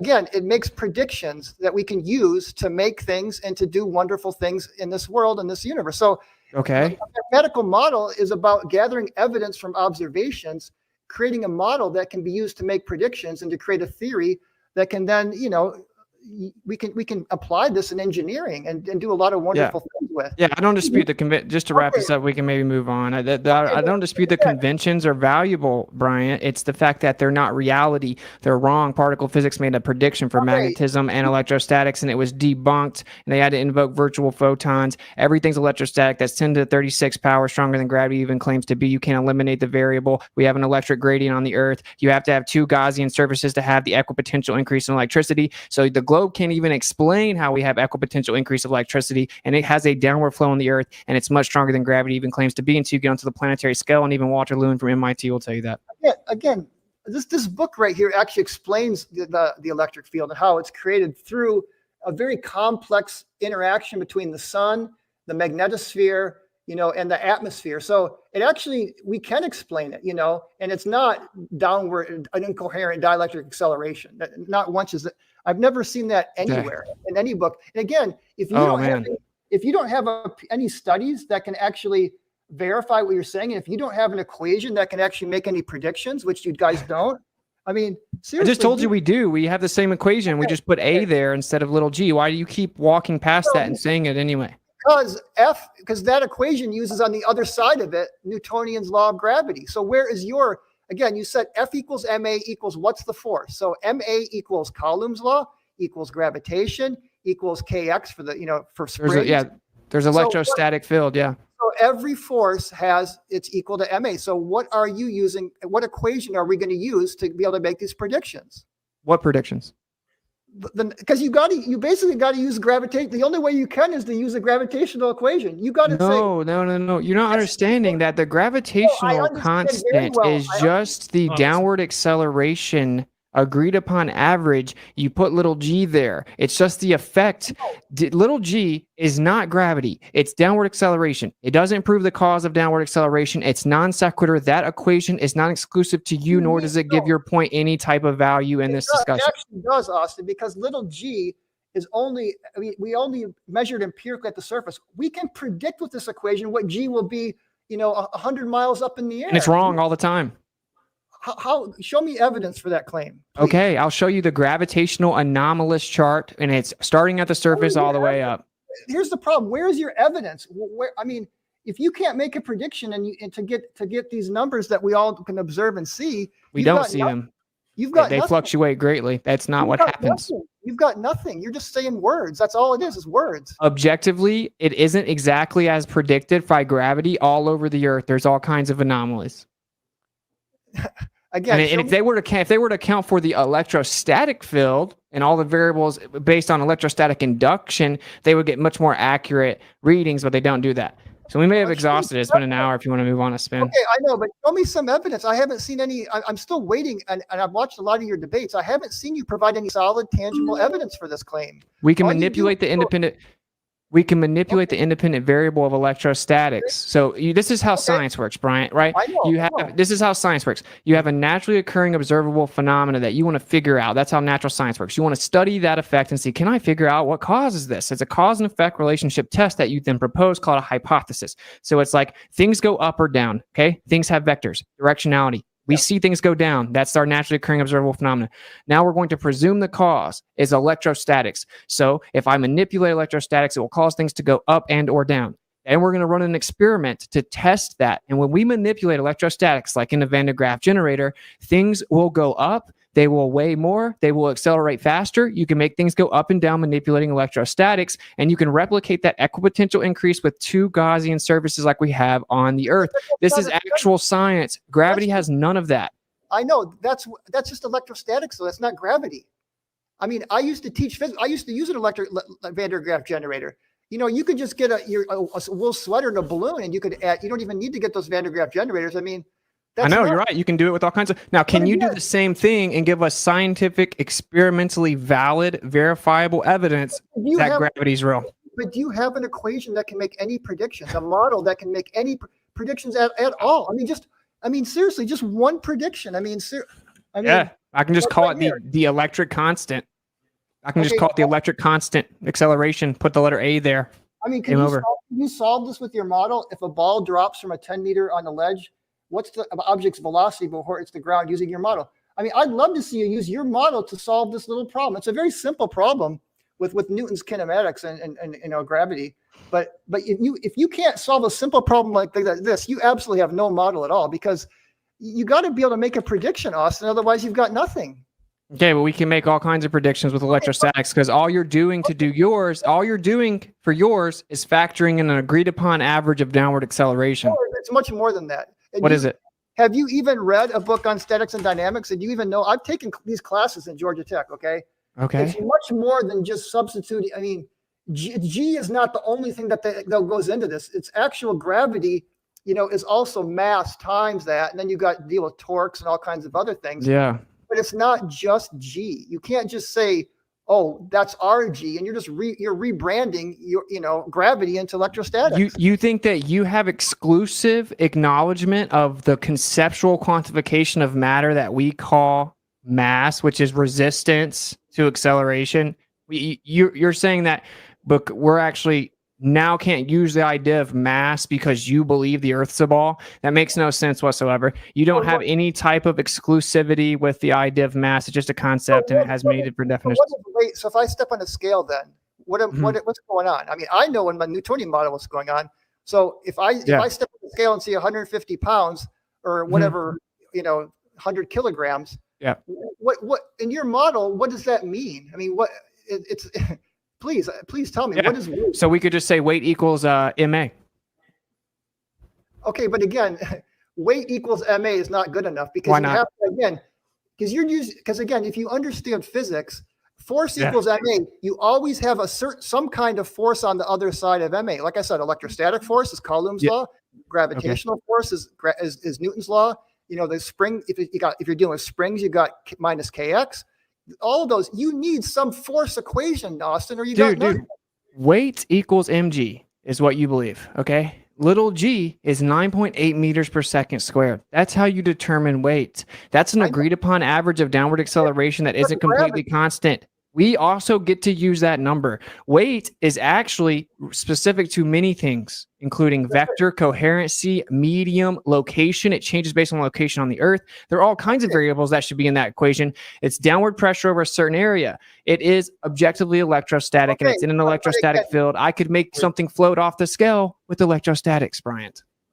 Okay, but you got to add, again, you got to add charge to it into a small little thing. I mean, I used to do that too. That's not proving anything. Are you saying there wasn't charge there before I added it? When you stand on a scale, that's mg, so that's mass attracting mass. You do get that, right? When you're on, so in your model, if you are acknowledging mass, then you're basically admitting that mass is attracting mass. No, your model doesn't even claim mass attracts mass anymore. So, but it doesn't matter. Like it. No. Gravity is no longer considered an intrinsic property of matter for over a century. It's the bending and warping of space-time. Did you listen to what I said about what a law is? Yeah, your law is nothing more than an equation describing the effect of downward acceleration. It works. Like I said, the world around you is filled with examples that it works. Yeah, and we can use it too. It's an agreed upon average for the 10th time. That's gravity. You got to, again, you don't have a force equation, Austin. So we'll let the audience decide. Okay, Let's go to the next one. Yeah. Let's go on to the next one. Okay, so who's going first this time? Let's go to rotation. He can go first. Okay, we doing 10 minutes?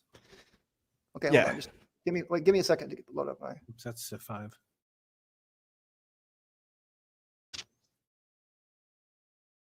Okay, 10 when you're ready. Okay, I'm ready. So the subject on this one, we're moving on to spin of the Earth. Yeah. Yes. And you have a hard stop at 8, right? Yeah. Okay. Your time. Yeah, that's right. So, okay, go ahead. We'll make this kind of fast. Okay, so go ahead and start. Yep. I'm sorry, I'm getting some notifications here. Hold on. Okay, can you share my screen? Yes. Share. I don't know, Austin. Why come mine says remove only when I go down there? I don't know how you. I don't know. You should have admin. Yeah, it just says remove is my only option for some reason. All right, we're good. We're fine. Go ahead. Who's? Oh no, Brian wants his up. Yeah, I want mine up. If you can. Oh my bad. Reset the clock there. I mean, you don't want to use Walter Lewin, bro? I love Walter Lewin. In fact, again, you got to watch his gravity lectures because they're great. Mm-hmm. Seriously, okay, I mean, they're really good. Clock start. Okay, so now we're going to talk about the Earth's rotation. And I just want to provide many different ways that we can see that the Earth does rotate. So the first one I want to briefly go over is sunrise and sunsets and lighting. Then I want to look at counter-rotating star fields, equatorial mountain telescopes, we'll just mention really quickly. The centrifugal force itself is great evidence that the Earth is rotating. The Earth-Vest effect on east to west flights is a good evidence that the Earth is rotating. And then, of course, we got gyroscopes. We got optical gyroscopes, mechanical gyroscopes, the Foucault pendulum, long-range ballistics. And so let's just start with sunrise and sunset here. So I really like this little proof. So I just want you to watch this little animation. You can see the mountain here is lighting up from the top down. This is looking west at sunrise. So sun's rising, you're looking west the opposite direction.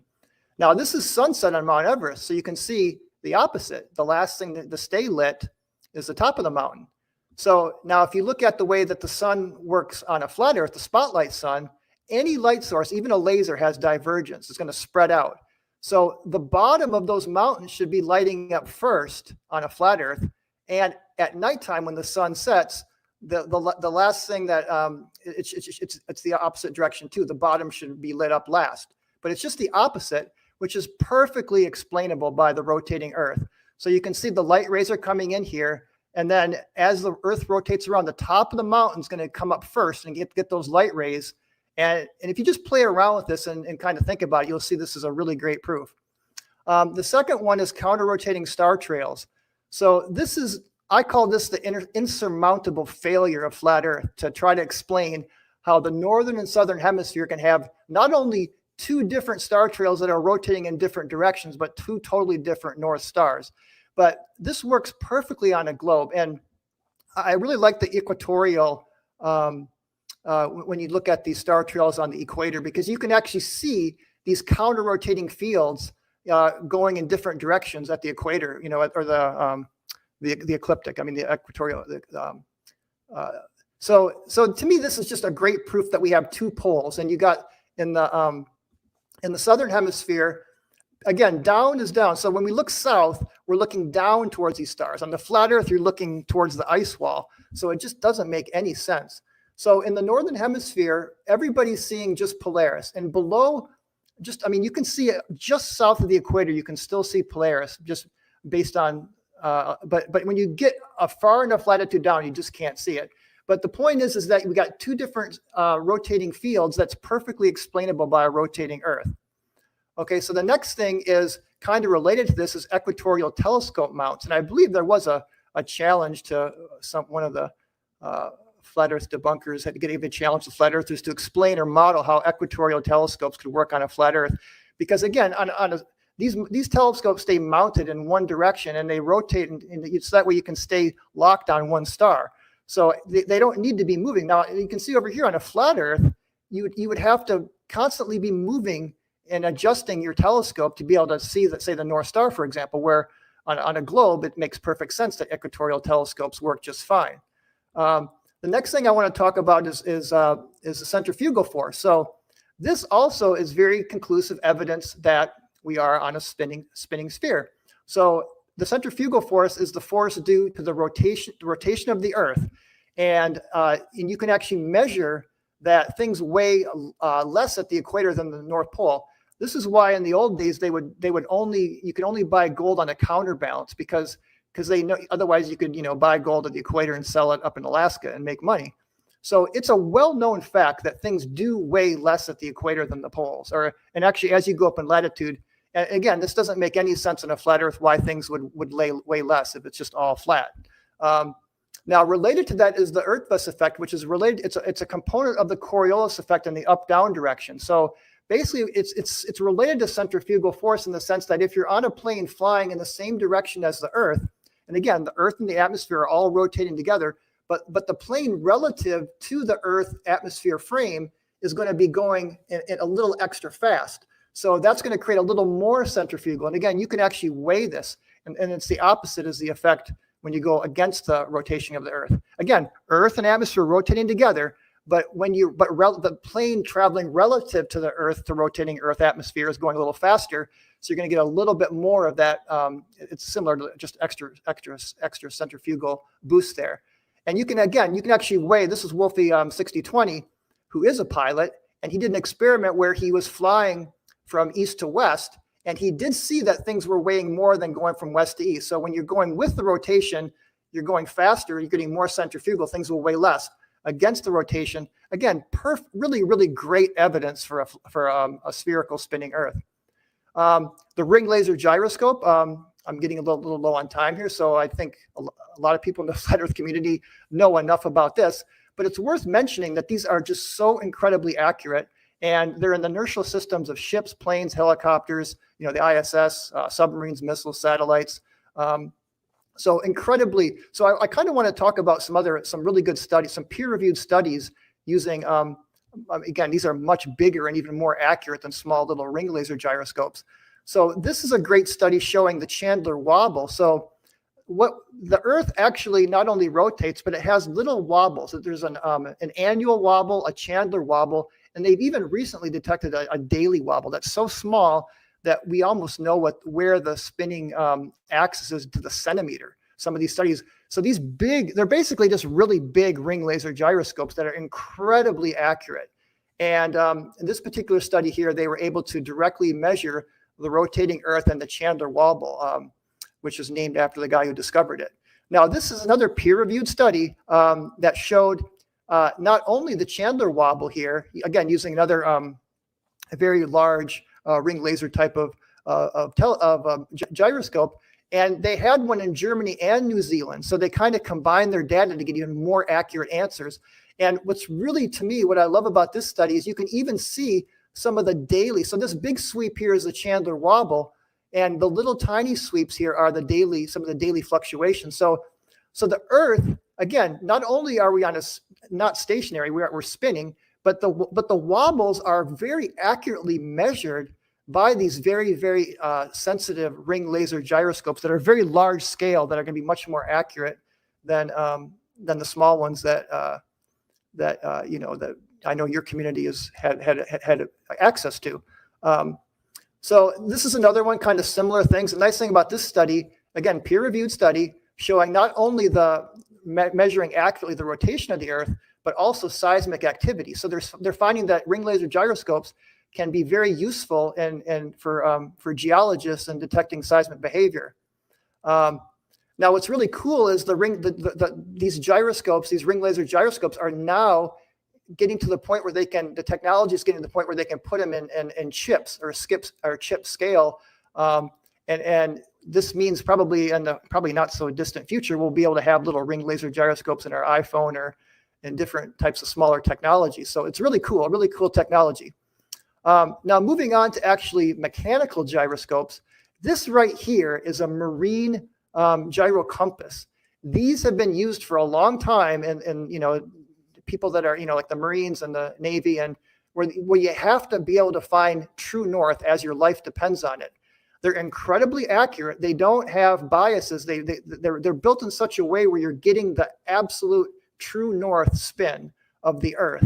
Again, excellent evidence that we live on a spinning sphere. Now, I love this study. I didn't want to put in a Foucault pendulum thing because I know you guys have your whole gimbal type of arguments. But the cool thing about this study is this is a plastic ball, no gimbals, that's in like a levitating field. And it's just basically measuring the rotation of the Earth very sensitively. They actually got very, very good results, very accurate results without using no attachments here, just a free spinning. And you can read the study because we just don't have the time to get into these studies. Now, this is something kind of similar. This is detecting the rotation of the Earth using a superfluid. So again, this is not these are mechanical in the sense that they're fluids and physical things moving. And this was able to also very accurately measure the Earth's rotation rate, to be precise, within 0.5%. So just an interesting, creative way. So it's really cool that we can, in all these different ways, measure the rotation of the Earth. And also, I know you guys have said that you've interviewed people that, but just in closing here, the Coriolis force is actually very real. I've got a couple long-range ballistic books. I'm running out of time, but there's chapters on the Coriolis force. So these are people that actually teach long-range ballistics, And they absolutely teach Coriolis. It's a real thing. And we didn't have time. My time is up, so we didn't have time to get into that. Austin, So- you got 10 minutes. All right. So, yeah, here are the wind patterns on a flat Earth. Look, it actually makes sense. I don't know how the wind patterns would somehow help the globe. That doesn't make any sense to me. So anyway, yeah, ring laser gyros, they detect 15 degrees per hour, relative to latitude, of course, the cosine. So this all started with Michelson-Gale-Pearson, right? That's what that is. It's called the Sagnac effect. Sagnac said it was the vortex in the ether. So they did Michelson-Morley trying to detect the orbit, and they did not detect the orbit. Then they did Michelson-Gale-Pearson using the same methodology, and they matched the predictions of the sidereal rotation within 98% accuracy. So if you combine Michelson-Morley and Michelson-Gale-Pearson, what it actually shows you is that the only viable explanation is that the Earth is not spinning, and we're detecting the motion of the sky around the Earth. Secondly, you brought up planes flying over the Earth spinning. Any flight that goes north to south on a spinning ball would have to account for the Earth spinning underneath it. Prominent people, even Neil deGrasse Tyson, which I know you say you don't agree with everything he says, but he said that actually this guy kicked a field goal and won the football game because the Earth spun underneath the football as it was north to south. Now, the anti-flat earthers walked that back and they say that isn't the case for whatever reason, but then they turn around and they claim that there's a spinning bullet above the Earth spins under the bullet. So they are claiming that actually. You have to have an inertial and accelerative frame to get that effect. Then they claim that the atmosphere moves in lockstep with the atmosphere, contradictory to that. With the Earth, the atmosphere moves in lockstep with the Earth, and contradictory to the idea that you have an inertial and accelerative frame to have the Coriolis effect. Anyway, it obviously cannot move in lockstep with the Earth because that would violate the law of conservation of energy. As you increase above the Earth, you would have to have a proportionate increase in energy because you would need a proportionate increase in speed because obviously to travel a greater distance in the same amount of time would need you to travel faster. So anyway, that right there is a problem. You'd have to introduce a mechanism to introduce additional energy to make it go faster around the Earth. Secondly, they claim something called superrotation, where the top of the atmosphere actually moves faster than the Earth. You would need another mechanism to introduce energy, or it would violate the law of conservation of energy momentum. Anyway, the plane flies over the Earth, and it does not bank to the left when it's flying from north to south. It doesn't bank over and then accelerate forward to somehow catch up to the Earth spinning underneath it. It just adjusts left and right based on the wind. Now, no autopilot or any manual pilot flights ever have accounted for Coriolis with a consistent update. So they say, oh, well, it's not that much. And the spin of the Earth is accounted for just naturally as you update for the wind. That makes no sense, though. If you're going straight and then the wind moves you over to the right, but the Earth's spinning to the left, as the plane adjusts back to go straight to the point it originally was, it would have to additionally adjust to get to the location that would be catching up with the Earth. So if you flow 5.5 hours without adjusting for Coriolis, you'd be like 3,000 kilometers off of your path. And no globe earther proponent ever addresses this at all. There is no answer. So in addition to that, you claim you didn't want to talk about pendulums, but then you brought up mechanical gyros, which actually don't pick up the spin of the Earth, hilariously enough, and are super inconsistent with the claims that they do. And that doesn't work. It would have to always pick up the spin of the Earth. All mechanical gyros would pick up the spin of the Earth if it was the Earth rotating. Once again, it shows you that the ring laser gyro has an effect detecting some type of motion and actually points to a background medium. But anyway, so Einstein himself said, which I'll actually drop this here on the screen. Einstein himself said that if there was, in a letter he wrote to Ernst Mach in 1913, he said that if the sky was moving around the Earth, then you would have a translation of motion, and then you would have Coriolis and centrifugal effects on a stationary Earth that was central. Because if the sky was moving around the Earth, it would translate the motion. You would have centrifugal and Coriolis effects, and so it would drag the pendulum around. And that doesn't prove one way or the other. And he had to actually incorporate this principle for the Eddington experiment, where they claim they saw the star go around the sun in the eclipse. Now, what only thing I've ever gotten back from that is he didn't say that. Well, yeah, he did. I'll show the letter right here. But anyway, so even according to relativity, that's not an appeal to authority or anything. I'm telling you what relativity says, the person that made it. He says that if the Earth was stationary and the sky was moving around it, you would get centrifugal and Coriolis effects. So even if that was true in your story about pendulums and all this stuff, even though the truth is that mechanical gyros don't detect anything, it would just be detecting that the Earth is stationary and the sky moves around it. So actually all evidence with all the gyros, because the mechanical gyro does not pick up a drift. So and that doesn't prove anything. it would have to always pick up the drift of the Earth, but it doesn't. Mechanical gyros, no. Ring laser gyro, Sagnac effect, detects the sidereal rotation with a 98% accuracy, but using the same interferometry methodology, it doesn't detect the orbit, 30 kilometers a second around the sun. So that doesn't help the Earth spinning. That shows that it doesn't spin. That shows that it's stationary. And then you have like the pendulum that people bring up. Even Einstein himself would tell you that if the sky was moving around the Earth, you would drag the pendulum around. There's a translation of motion. I'm actually going to share that right now. There we go. Okay, that'll work. So yeah, here you go. Here's the letter he wrote. If one accelerates a heavy shell of matter, S, then a mass enclosed by that shell experiences an accelerative force.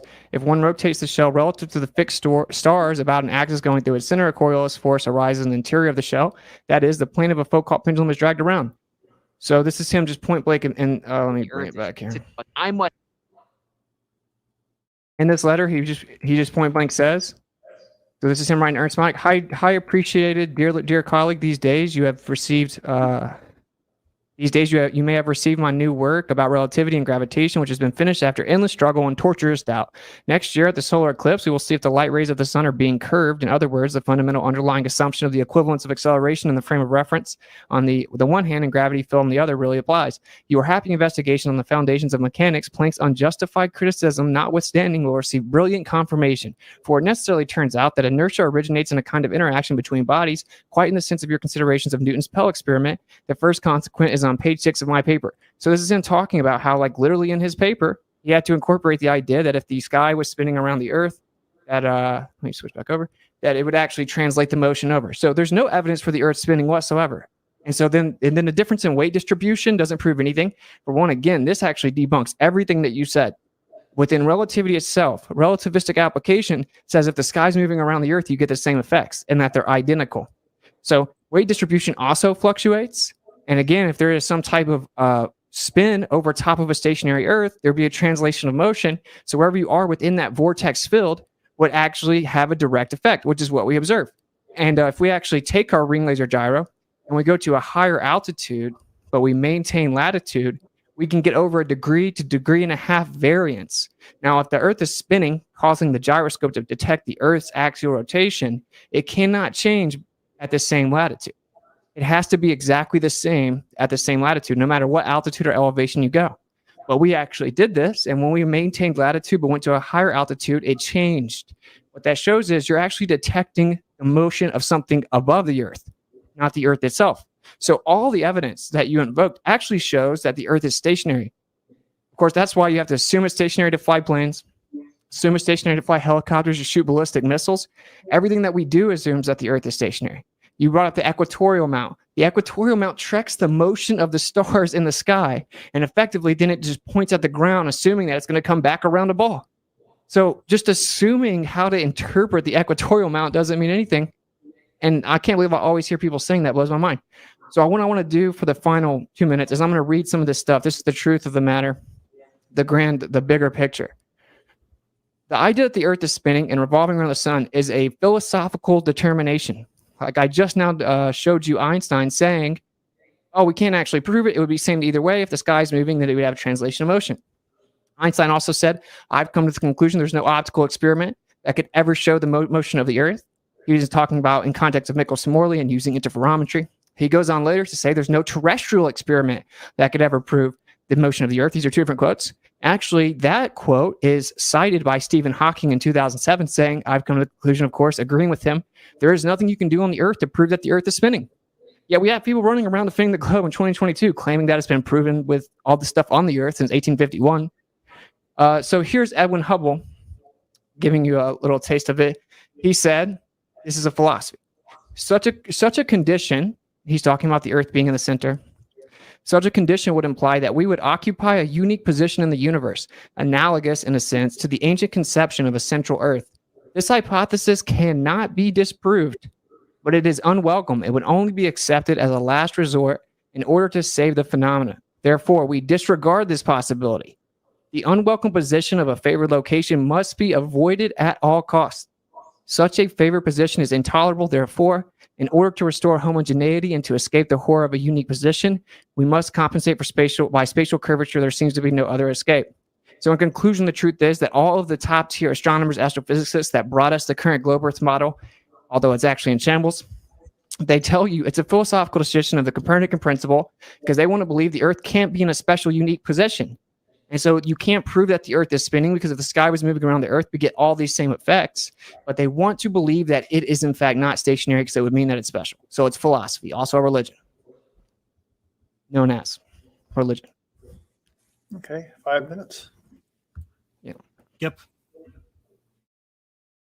Whenever you're ready, go ahead. Okay. You see, I'll let you know I need to share my screen. So I just want to say something about Michelson Morley and Michelson Gale. Hold on.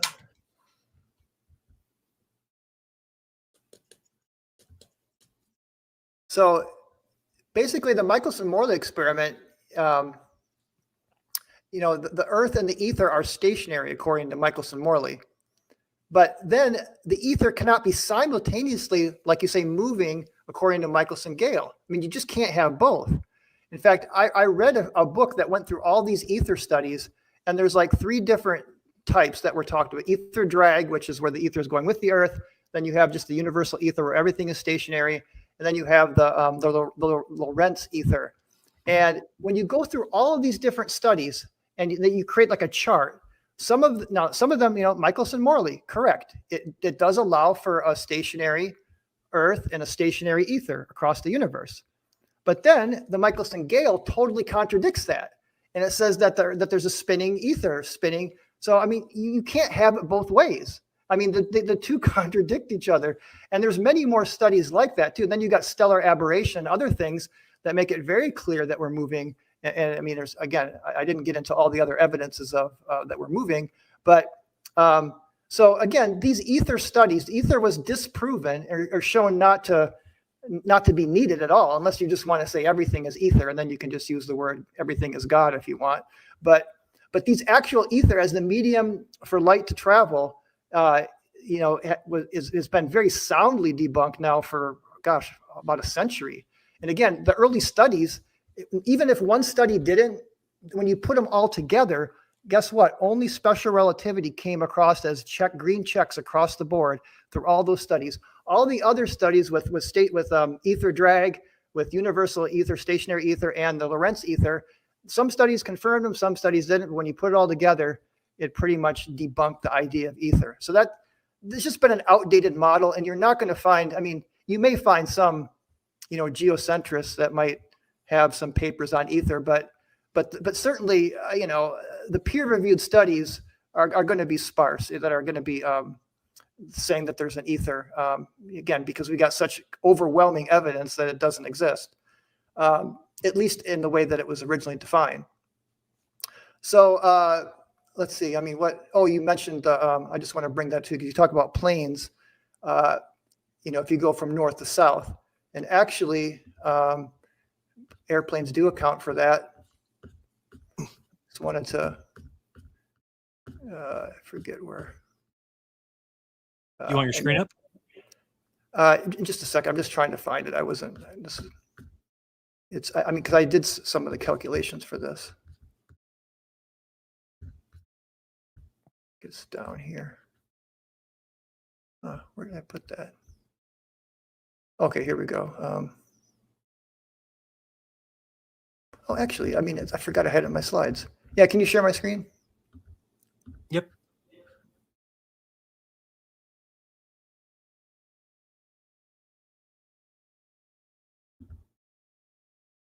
So, you actually can do the calculations for the bank angles and how much thrust is needed to actually, because you're right. If you took off from the North Pole and you flew to the equator, remember now you're traveling like about 6,000 miles. So it's a very gradual.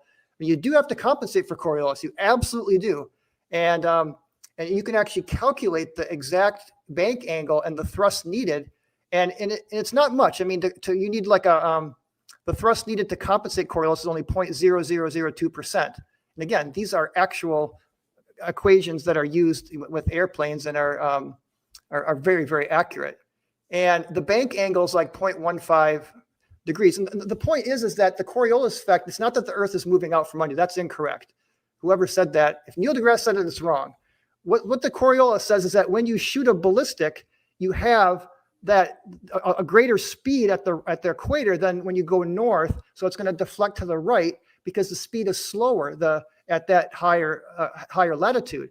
So it's not that the Earth is rotating out from under you. It's that it just has more momentum at the equator. So the speed, so that's why it drifts off to the right. So that whoever said that's wrong. It doesn't. Even this book says that's a common mistake to think that the Earth rotates out from under. It's not true. Anyway, that's what I wanted to say is that you actually can calculate the bank angle needed and the amount of thrust needed to go north to south, and it is absolutely factored into airplanes. Absolutely. Okay. Whoa. My bad. All right, yeah, we're good. Oh, I thought you were already starting it. It doesn't matter. So, yeah, they objectively don't do such a thing, bro. Autopilot does not account for Coriolis. And anyone that flies a plane and then goes manual would have to know that. Everyone that flies planes, everyone that knows anything about autopilot or has read the documents that engineer them, or the documents that used to engineer them, they don't account for Coriolis.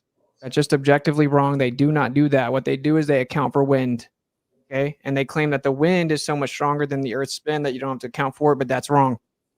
We fly that plane like the Earth is stationary.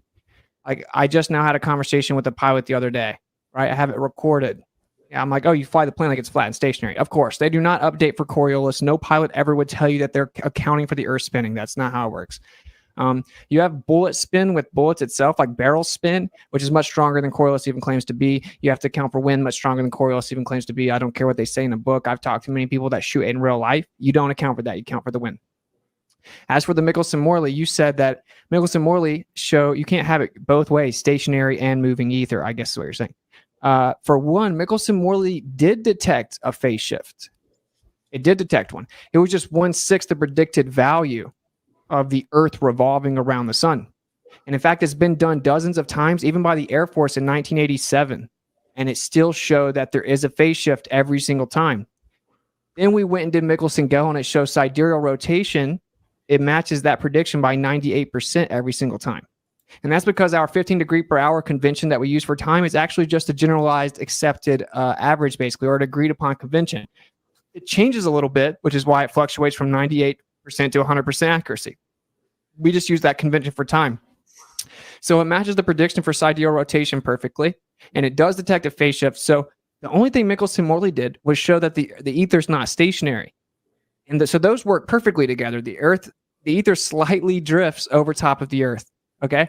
And this explains all the phenomena. And again, you kind of waltz past it, but I'm going to really drive this home for the last 3 minutes. Einstein, Hubble, Hawking, Arthur Eddington, you name them, Wolfgang Pauli, they all explain you can't prove that the Earth is moving from the Earth. You cannot, including stellar aberration.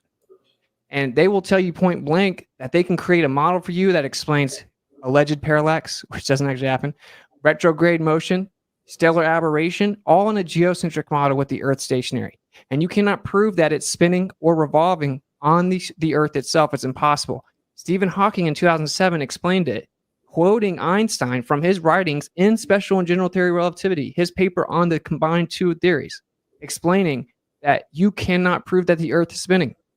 They choose to believe in the Copernican principle because they have a religion that triggers people because they think they hate religion. They hate God oftentimes, but that is a religion. It's a belief system built upon the doctrine of men, void of empirical, verifiable evidence, and in fact, contrary and antithetical to the actual evidence. Despite what the evidence says, I just now read him point blank say it can never be disproven. We disregard that possibility because of the horror of a special and unique position. Right. And I have plenty of quotes here from geocentrists or heliocentrists explaining you can never prove it. You can't prove that the Earth is that the Earth is not stationary. But we don't want to believe that because that would mean the Earth is special. So then what do? We go look out at the background distribution, the energy coming away from the Earth. It shows the Earth's in the center. So what do? They call it the axis of evil. And then they come up with a new idea. Well, it does look like we're the center, but that must mean that no matter where you are in the universe, it would look like you're in the center. Or we're just in the center. They don't want to say what it is because it has spiritual implications. It has philosophical ramifications. And that is that the earth had to be placed there. It has a special, unique position. They want to believe that there are a tiny speck of dust in an ever-expanding universe of nothingness where everything came from nothing and there's a pre-existing energy. But let's not talk about that part. Oh, lightning struck primordial soup and all this nonsense. And you know, why? That's a good question. Probably because they're scared of like moral accountability, I would guess. But this is the point. This is the problem. It's portrayed as science, and we're brainwashed and indoctrinated with this idea as if it is science and it's proven and it's not questionable. And you actually go look behind the curtain, it's philosophy, and they admit it. So that's why I gave the specific quotes, and it was walked past. It's the crux of the whole issue. There is a philosophy that leads to atheism and nihilism and materialism portrayed onto the world as if it is in fact scientific fact. You can't prove that the earth is moving. If the earth is a ball that spins, which it objectively isn't, we falsified it, everything gives us the illusion that it's stationary. And this is what all of the astronomers and astrophysicists say that gave you the current model. Good work on time there. All Okay. right, back and forth. Right. Well, but you do know that the Michelson-Morley experiment has been done. And on my dfe.net/ether page, I've got a whole list of studies that duplicated Michelson-Morley and got better and better and better to where there was basically no fringe when you get to the really accurate studies. So you can actually show that there's no fringe shift when you do the Michelson-Morley very carefully. You just said basically no and then none. Which one is it? Well, it's such a small amount. I mean, you understand that experiments always have experimental error, and we're talking many decimal places on some of the best experiments. The early Michelson-Morley was, it wasn't as accurate. It just got better and better and better as the studies went on with time. The Air Force did it in '87 and got a phase shift. Well, just because the Air Force did it, there's peer-reviewed studies that show otherwise. From when? Well, again, I got them right here. We can pull some of them. I've already looked at them. They all show a phase shift. How much though? I mean, again, it doesn't matter. It does matter because if you say 0.0, it can't be just absolute. You're looking for absolutely zero in an experiment. That's what you're claiming is happening. You really don't understand how science works. I understand that you just used the instrumental error as an excuse and I have to explain it.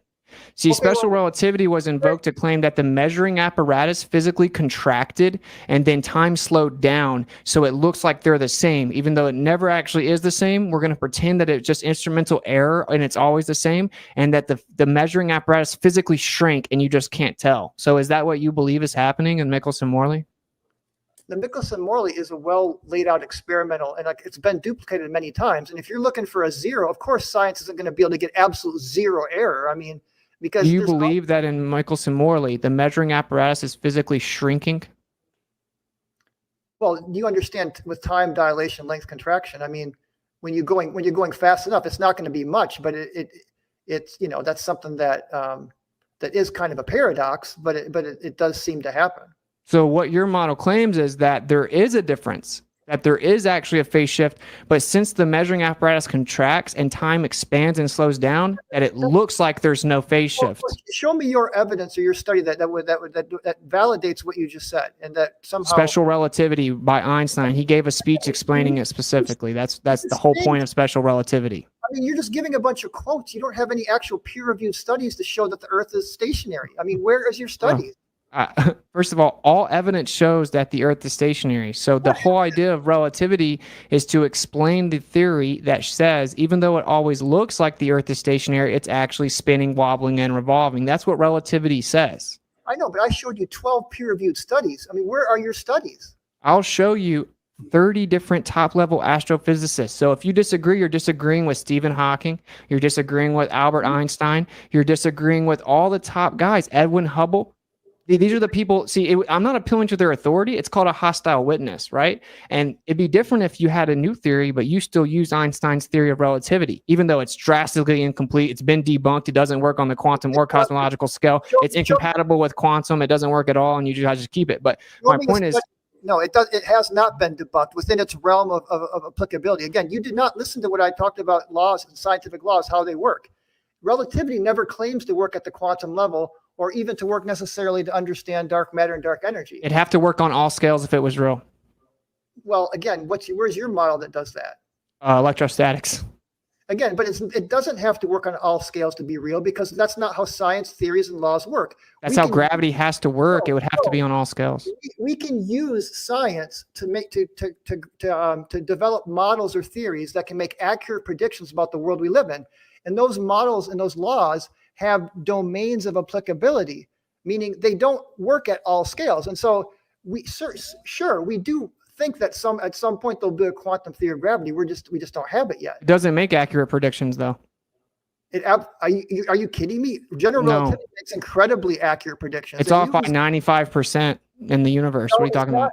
Okay, let's talk about that, because you really like to bring up. It only acknowledges 5% of the universe. The dark matter and do you understand how dark matter works around? I understand in 33 discovered that the galaxies only had 3% of the mass, and then it was ignored for decades, and now it's called dark matter. The idea, dark matter is the idea. You asked me how it works. I'm going to tell you how it works. It's the idea that it doesn't interact with the electromagnetic spectrum, and it's assumed to be material, but it's undefined. We don't know. It's a mathematical discrepancy with what relativity predicts.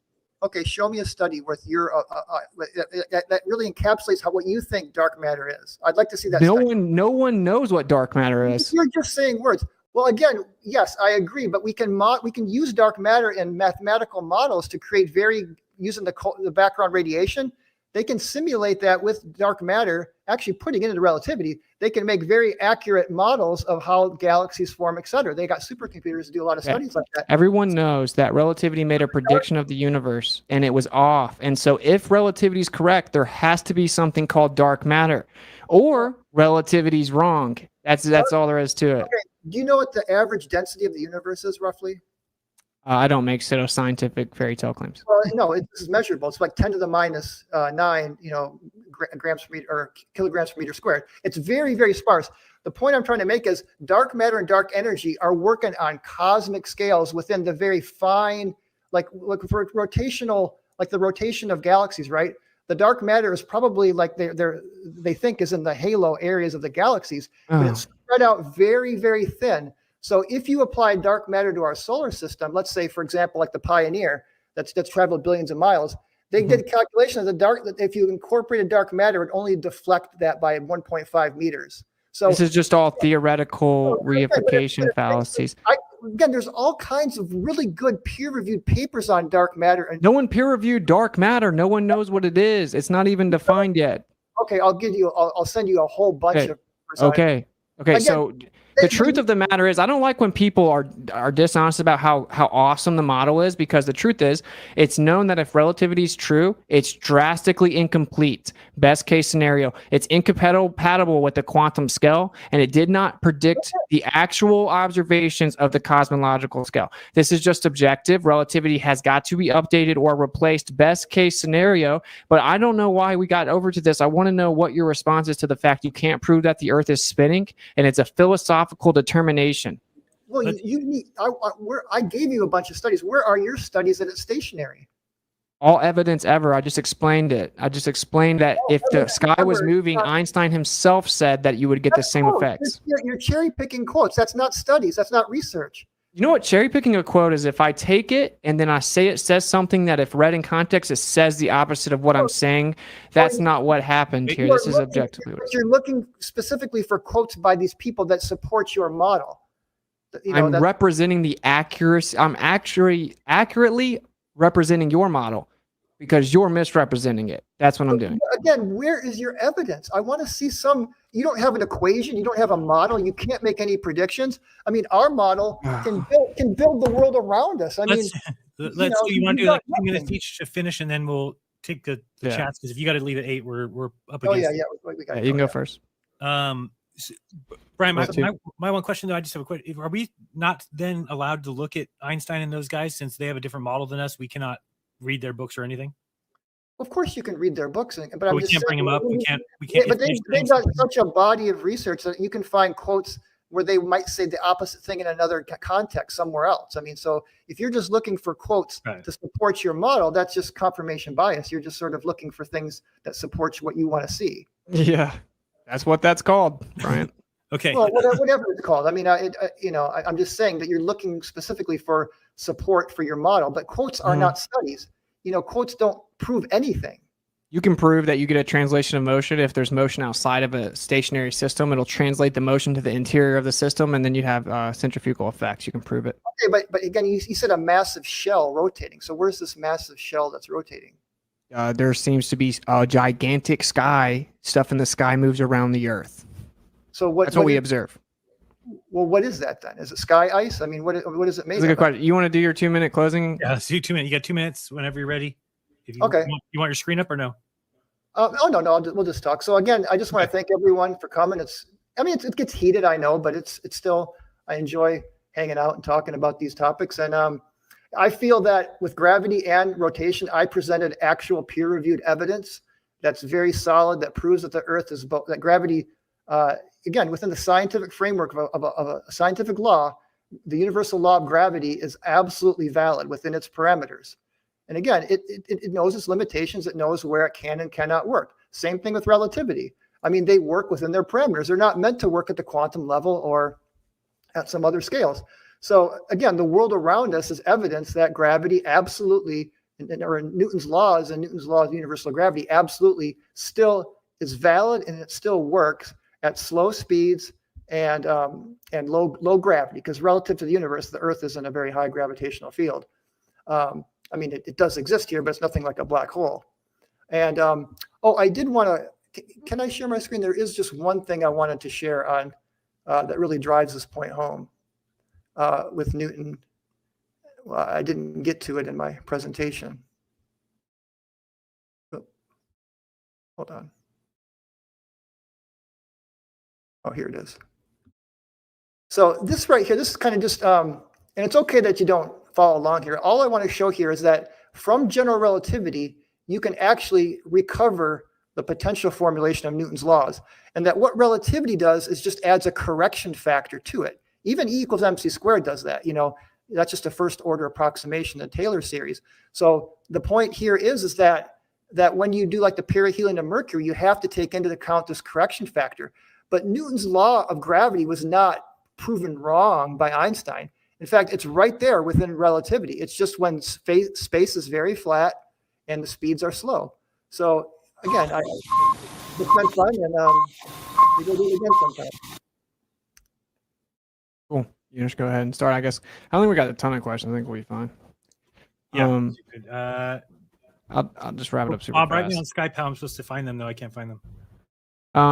So basically what we covered was that, we have scientific empirical evidence that can be verified for electrostatics. We have equipotential increase. This was never addressed, but you can't have equipotential increase of electricity like we do on the Earth unless you have two Gaussian surfaces, which means there has to be a surface above us. That's the only way that you can have it. There's a downward flow of electricity, electric downward pressure on the Earth. It's 10 to the 36 power stronger than gravity even claims to be. Little g is downward acceleration. That's for everyone. So in fact, the only thing that can be verified and proven and manipulated with science is electrostatics.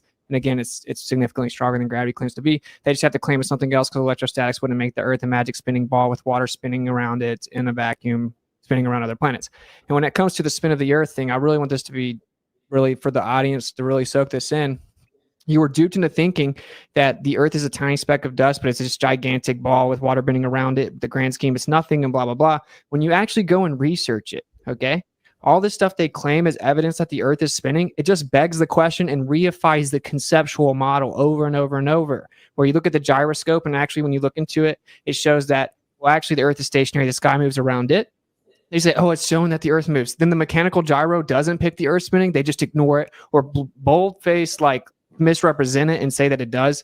And the truth is that all these things, even the pendulum, which is inconsistent, all this stuff is explained with the sky moving around the Earth. We live in a geocentric system. It's a stationary topographical plane. The sky moves around us. There seems to be a vortex of an energetic background where everything moves together. It's this giant, beautiful, intricate cycle as if it was crafted like a clock. It does have a special and unique position. And a lot of these atheistic quote unquote scientists that are propped up at the top, they don't like the idea that maybe the Earth was created. And so they've clung on to the Copernican principle, the idea that the Earth cannot occupy a special or unique position. And so don't let other people make your own philosophical decisions for you while simultaneously lying and brainwashing you, claiming that it's science, because it is not. Okay. I thought it went well. Thank you, guys. Hopefully Mhm. everybody enjoyed it. We can maybe do it again. Bob's going to give me a link. You have to go into your back room, Austin, to pull the super chats. We can't get in back there. We're not In- managers. My back room. What do you mean? Go. Oh, my YouTube. YouTube Studio, and then go monetization. And Yeah, then you mean just read them off? Yeah. Okay, gotcha. All right, there's not that many. All right, Ron, I think most of them are for you, but there's not that many. Okay, so we have Brian. We have a life-altering revelation. That was in the pre-chat. He said, "Do you have to have rotation to have gravity?" Rotation to have gravity? No, I mean gravity. Yeah, gravity is not rotation. Gravity is mass attracting mass. But when you have orbits, you have to factor in the centrifugal. It's like a balance, right? Where you got gravitational force balance the centrifugal force. So when you write your potential equation for gravity, or for the potential of the motion of the orbit, you got to incorporate both gravity and the rotational centrifugal force. But it's not gravity itself. Gravity is just always towards the center of mass. I mean, pulling in. So. All right, that was Shiloh Carpenter, plain truth. All right, we're not gonna. He said, tell him, no overtalking is rude or whatever. Okay, here's a question from Gender Neutral. Says, can Bryant explain the pockets of gravity on the ISS YouTube video? And number 2, how Newton's law of gravity can violate the second law of thermodynamics to hold the atmosphere of a ball against the vacuum of space? Well, the first one, I'm not familiar with the context of the ISS, so I don't. I can answer the second one, but I mean, yeah, fair enough. So how? First of all, it doesn't violate the second law of thermodynamics. The second law of thermodynamics says that the entropy of the universe always increases. Now you can have the entropy of a local system decrease as long as the overall entropy of the universe increases. So with the problem with the whole atmosphere next to a vacuum thing is that, first of all, the gradient, there really is no pure vacuum. There's always particles in space. So there's never a zero vacuum environment. You're going down from a gradient that gets less and less and less and less, and then it just stays less and less and less, and et cetera. And there is a difference between atmospheric pressure and gas pressure. And sometimes flat earth enthusiasts make that confusion. They think that because gas pressure is the pressure of gas against a container, where atmospheric pressure is specifically the pressure of gravity pushing the atmosphere down on the surface of the earth. So it's defined differently. And I know you guys always bring that topic up, but it's very well explainable by gravity. In fact, the gradient is so specific that meteorologists and certain people that are into weather science know they don't even need to know what the altitude is. If they know what the pressure is at a certain altitude, they almost automatically know what the altitude is, because it's very, very precise gradient. And you only get a very precise gradient like that when you have a downward acting force. So the force itself, Anyway, there's an electric gradient. We can move on. So Bjorn Magnusson, sorry. He said, snipers don't factor in Coriolis. If they did, then pilots would have to do the same, but they do not. Using snipers but ignoring pilots is typical obfuscation. No, actually, the snipers in the sniper books, it does clearly say that in a lot of situations, the Coriolis doesn't need to be accounted for because there's a lot of things that are more like wind, and certain other factors are a lot more powerful. So a lot of snipers that maybe don't change like latitude, that are shooting from one latitude roughly, they probably would never have to encounter Coriolis, because they're even like you're saying with the bullet. I mean, all of that, there's many factors that a sniper will factor in. And yes, Coriolis is one of the last factors because it's so subtle. He's asking about why planes don't. Well, he's asking you. But again, in the planes, I mean, again, planes there is a correction in planes for Coriolis. In fact, the amount of fuel and energy, it's just a small correction. So again, this is information that's very accessible online. You can see absolutely that planes correct for Coriolis going north. Yes, they do. All right, man. All right. And if it doesn't have to be the pilot necessarily. I mean, I'm not a pilot. I've just seen the information. So it can be automatically like built. Planes these days have a lot of things automatically factored in, right? So then if a pilot then went off of autopilot and went manually, they would have to know to do that. Well, they don't account for course. Well, they're following a bearing though. They're following a course. So again, 0.15 degree. I mean, it's a 0.15 degrees is such a tiny thing. So if they're just following their bearing, I mean, that's not much of an angle. 3,000 kilometers over a 5-hour flight. Show me the numbers. I've got the actual numbers. I'll That's send not you the correct. numbers. I have the actual numbers. Yeah. So we can move on though. Nominal says, thanks for the debate. Then he said, the invisible matter we cannot detect is called dark matter. A quote from NASA.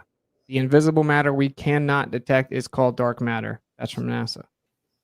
They Okay, can't detect it. What's the question? I mean, He's saying that you said they could detect it, but they can't detect it according to NASA. we see the effects of it. We know that the rotation rates are going, at a rate that that the baryonic matter can't account for.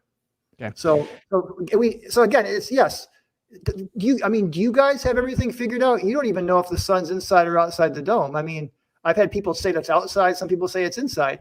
So to be critical of these very accurate theories that we have, and yet you guys don't even know how far up your sun is or where it is or what's going on outside the dome or outside the wall. I mean, it's not an accurate theory. You don't know what 95% of it is.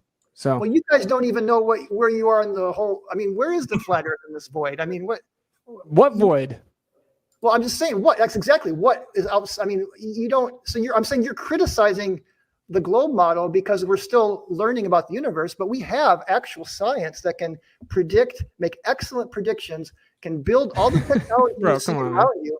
I'm just saying we got. Don't make this weird, Brian. Don't make it weird, bro. You don't have any predictions, man. They were all wrong. So it's all good. They're all wrong. You don't have 95% of the universe even theoretically explained. You don't have all kinds of perfect I predictions. told you that that's large scale effects within our inertial system of the solar system and the Earth. What we have works very well, provably. Okay, it was actually designed after we saw what they allegedly claim happened. All right, so the Boston Runner says, I don't know if this is a question. It says, Austin speaking truth about the place we live. Anyone that can't see that has to first set aside what they think they know to actually research the deceptions launched at all of us over time. It can be scary at first, but peace and freedom do come.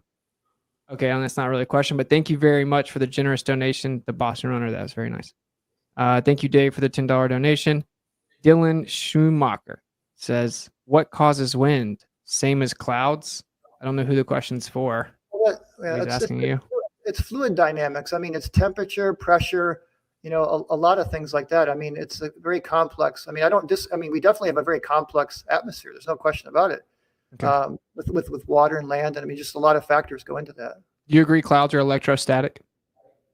I don't think no, they're not just electrostatic. They produce, like you said, through you weren't totally incorrect with the friction, the way that the charges will get. I mean, that is correct, but it doesn't mean that the clouds themselves are electrostatic. The clouds are made of water vapor but the friction will create the Great what? But it doesn't mean that that's the downward acceleration. Just because we have electrostatics on the Earth doesn't mean that that's gravity or that that's where the downward acceleration comes from. I mean, okay. You need the evidence. Again, you need to have some studies or some evidence to. Brian, do you remember I asked you this question like 20 times in this debate? Maybe 5, right? I said, so the only way you can have an electric gradient of equipotential values, right? 100 volts per meter, equipotential increase, electric gradient. Wait, is the only way you can have it is to have 2 Gaussian surfaces, one on the bottom and one on the top. But it's not. I told you weren't even. I guess weren't listening when I was explaining that it's only about 100 volts per meter for the first 120 meters. Okay, and this, by the way, is right from one of those Corona motor type of diagrams. It starts to drop off very quickly after that. And again, the conductive layer you're talking about is the ionosphere, which, by the way, if you go, you can find tons of studies to validate the ionosphere. So the ionosphere is the second Gaussian surface. Well, I wouldn't call. I mean, it's a highly conductive atmosphere. Is it? But you agree you have to have 2 Gaussian surfaces, though. So when you say what are you trying to say by Gaussian surface? It can transfer or retain charge. Okay, that's a closed surface that transfers or. That's like a highly conductive surface, wrapping around the globe. And the ionosphere is a surface. It's not a surface; it's a layer of the atmosphere. I'm just saying it's all good. It's a conductive. It's not a surface. It's a very big. But I'm just saying when you get to the first part of the ionosphere, that's when the electric field starts to go. I mean, because when you got a conductor, the electric field goes to 0 in a conductor. You know that, right? Yeah. Do you agree there's a downward electric flow on the Earth, though?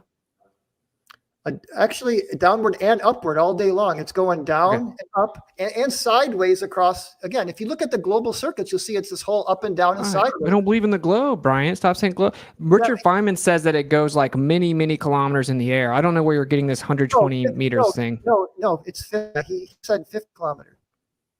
Okay, so then what are you talking about when you say 120 meters?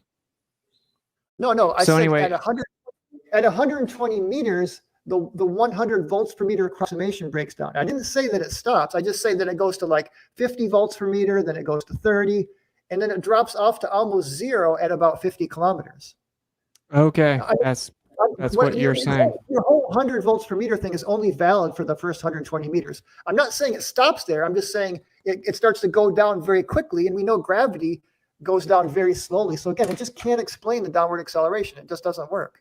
If something's more dense, it goes down. Things that are less dense go up. That's the primary cause of the buoyant force. But what sets the up and down vector is the downward electric force. It's all good because we would talk forever. Maybe we can have another conversation again. And I think. Anyway, I think I got to. All right, let me just read the last few off. Okay, so Dave says, please provide a direct measurement of curvature over a body of water, at least 10 miles shown the 66 feet elevation drop. You can answer real concisely. I wasn't going to talk about curvature today. Okay. He doesn't want to talk about curvature. It doesn't exist, Dave. Come on, man. How are you going to set him up like that? I'm just okay. Goldie says it's flat. Thank you for the $5. Give me the gravy, says Brian. Is there a chance you're wrong? I don't think so. No. No chance. You think that bars people from If the Earth is flat, I mean, I don't know. I'm not wrong. I mean, it's definitely not flat. I just have too much evidence. I can't. I mean. So there's no chance. There's no chance. I mean, based on what I know, there's no chance. No, it just can't. Well, you can never learn anything new if you think you already know it. No one goes looking for something they think they already know, right? All right. But the Boston Runner says that things in the sky are spiritual in nature, not rocks and gas we can go visit. Do you not realize that? The CGI images of planets in space are not real at all. Actually, I've had a telescope, and what you guys call these images of planets is bokeh. You know that, right? It's out of focus photography. That's what they say, but digital is different than analog, and it seems to show a different spectrum of the light. I've seen it with a telescope. I've seen Saturn as it looks. That's analog. It's not analog. It's with an actual telescope, not with a P900 camera. Which is analog versus digital, yeah. You think P900 cameras are meant for astronomy? They're just digital pick up a different type of spectrum. So anyway, question the answers. You can see them way too clearly to just be out of focus. That's just a cop out. It's digital versus analog. Question answer says, why don't we? I can use a candle and I can use a candle behind a light source and create those same patterns with a candle. Did you know that I can get a bunch of electrostatics and I can blow candles out with my fingers? Everything's electric. All right. Anyway, question the answer says, why don't we see complete different stars every 6 months? How can we see Mercury at night, Selenilian eclipse, and how do railguns work? It's not a conspiracy. It's compartmentalized ignorance, ultimately spiritual. What do you mean? Around the ecliptic, we do see difference through the times of the year. We see along the equator, all the that's the basis of astrology. All the constellations are constantly changing throughout the year. You're saying we would see all kinds of totally different set of stars every 6 months. We'd be looking the other way. No. It's because we're rotating around the sun. That's why. Okay. Yeah. So you'd be looking in a totally different part of space. Wouldn't you be looking the opposite direction? So I mean, that's what I'm saying. It's because we are orbiting the sun that we go through the different constellations throughout. But now the North Star, again, we can go on and on. Let's just. Okay. Fair enough. Okay. So yeah, he asked a few things. Selenilian eclipse, but anyway, this guy said what? So the sun's not actually there; it just looks like it's there. Well, you understand with sunsets, you get refraction that the sun is already set, but you can see it after it's set because of refraction. I understand that's what you claim. Yeah. No, that's light. You guys use refraction all the time. That's light bending, atmosphere. It's a well-known phenomenon that light bends through different media. I mean, no, you can't prove that the sun's not where you see it. You just say that. So. Well, I think I can prove it, but the way they prove it is they take their equation and they say, according to the globe Earth math, it should be down beneath the Earth, so it has to be refracted. Here's how much the difference is. It refracted this much. That's not proving anything. Well, anyway, that at nighttime you got to go through a lot more atmosphere because of the light's skimming through the whole atmosphere. So that's why you get a red sunset, because the blue gets scattered and filtered out because you're going. That's why there is more refraction at night, because you're going through a lot more atmosphere. when the All sun right. is setting. Angel asked me, why does the weight change at the equator? I think we're within a vortex of an ether field, and I think that there is actually a translation of motion from the sky, and within that ether vortex, based on your altitude and your positioning out from the center, you would have a difference in downward pressure. Show some evidence for that. I'd like to see the evidence. I have the same evidence you do. You just claim it's gravity that can't be proven. It can be proved. It's a centrifugal force. It's very well measurable. It's very simple to calculate, actually. Okay, so when you say measure and calculation, those are two different things. Obviously, you just beg the question You and can assume take a it's there. scale. You can take a scale and measure and weigh things at the equator, and you'll see exactly they correspond to what the centrifugal acceleration of a sphere gives. Yes, they do. Once again, even Einstein would tell you that the centrifugal and Coriolis effects observed on the Earth could be because the sky is moving around a stationary Earth. I don't know why you keep ignoring that. So anyway, that's not evidence, though. That's just a quote. that's what your belief is also. You have the same quote unquote evidence. You interpret it one way, and then you pretend there's no other explanation as proof. And I'm explaining to you that even Einstein himself says that's not true. Okay, if he says that quote and you believe it, you got to supply the evidence to show that it does that. You provide the evidence that it's the Earth spinning. Well, I did. I mean, I No, my point is Einstein explains that all the stuff that you proposed would happen if the Earth was stationary and the sky was moving around it. Well, you know, one of the quotes from Einstein, he actually said that's preposterous. He says, "Since I have come to believe that the motion of the Earth cannot be detected by any optical instrument." So you guys say that, but then you forget to leave out. Yeah, he follows it up with, but we were moving around the sun. Right, through revolving around the sun. Right. That's not evidence. That's him just saying that. Begging the question, just exactly. But you guys are putting out quotes like that's kind of quotes are not evidence. I agree. I'm just. But saying, you still use relativity. The person that wrote it says applying relativity, you would get the same effects. I don't understand. I don't think you're listening or not trying. The person that gave you your belief system of relativity, he said that according to relativity, which you still use to this day, according to it, if the sky was moving around the Earth, you'd get all the same effects. One quote. I mean, Leonard Susskind has said, "Well, there's dozens of quotes." I mean, Leonard Susskind gave a little idea of a big, thick, flat Earth, and if it was 7 miles thick, you could calculate the gravitational would work for a while. But it doesn't mean that he believes that the Earth is flat. He's just Brian, you should go to our Flat Earth Summit, bro. TEMMS.live. You should go check it out, man. You can use What's it 50 as your coupon code, or Jaren 50. Yeah, and you can just come check it out. Virtual online summit. Any other questions? I just want to make sure because I got to. Okay, yeah, sure. I think this maybe is the last one. Thank you for being here. Don't be too close. He said at Bryant, thank you for being here. Don't be too close-minded. No, I'm not close-minded. Then someone said, why haven't constellations changed in all the years? They have. He says they have changed. Okay. Well, we can talk about that. Yeah, he says doesn't want to talk about curvature. I don't blame him. Well, again, I mean, I just don't want to get it because we're gonna end up talking for a half an hour. Fair enough. We'll get. But again, if you want to make that a topic for next time, I'll prepare for that topic. Cool, Brian. Don't you feel like this was pretty cordial overall, and then everyone got to kind of talk, and there was. I like it. I like this format. It's very nice. Cool. So thank you for coming on, man. I think it went pretty good overall. I think it kind of got like a little worked up maybe here and there, but hopefully everyone got to hear both sides relevant to the subject, and they can make up their own mind. And maybe we can do it again in the future. We can chat maybe. Absolutely.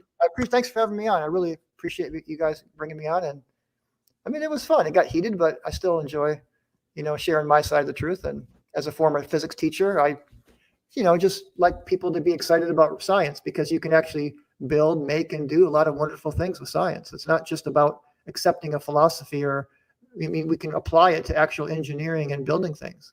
Sure. I agree. I think science is great. Cool. All right, man.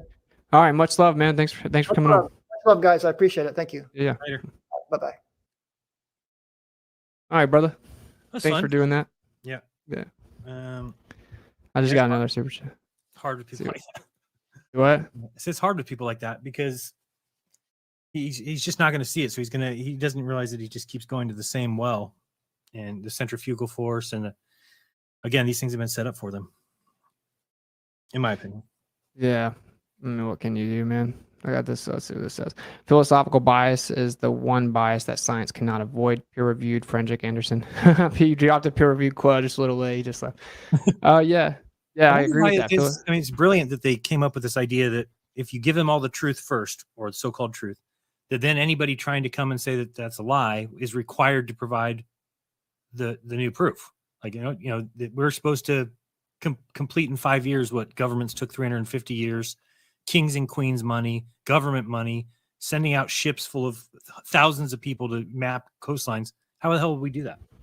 It's crazy, man. It's literally impossible for us to do what he wants us to do. I really like your adoption analogy. I've been saying it a lot. Like I ruffled through my parents' closet, found some adoption papers. Yeah, I'm like, hey, Jaron, guess what, bro? My whole life has been a lie. I just found out I'm adopted.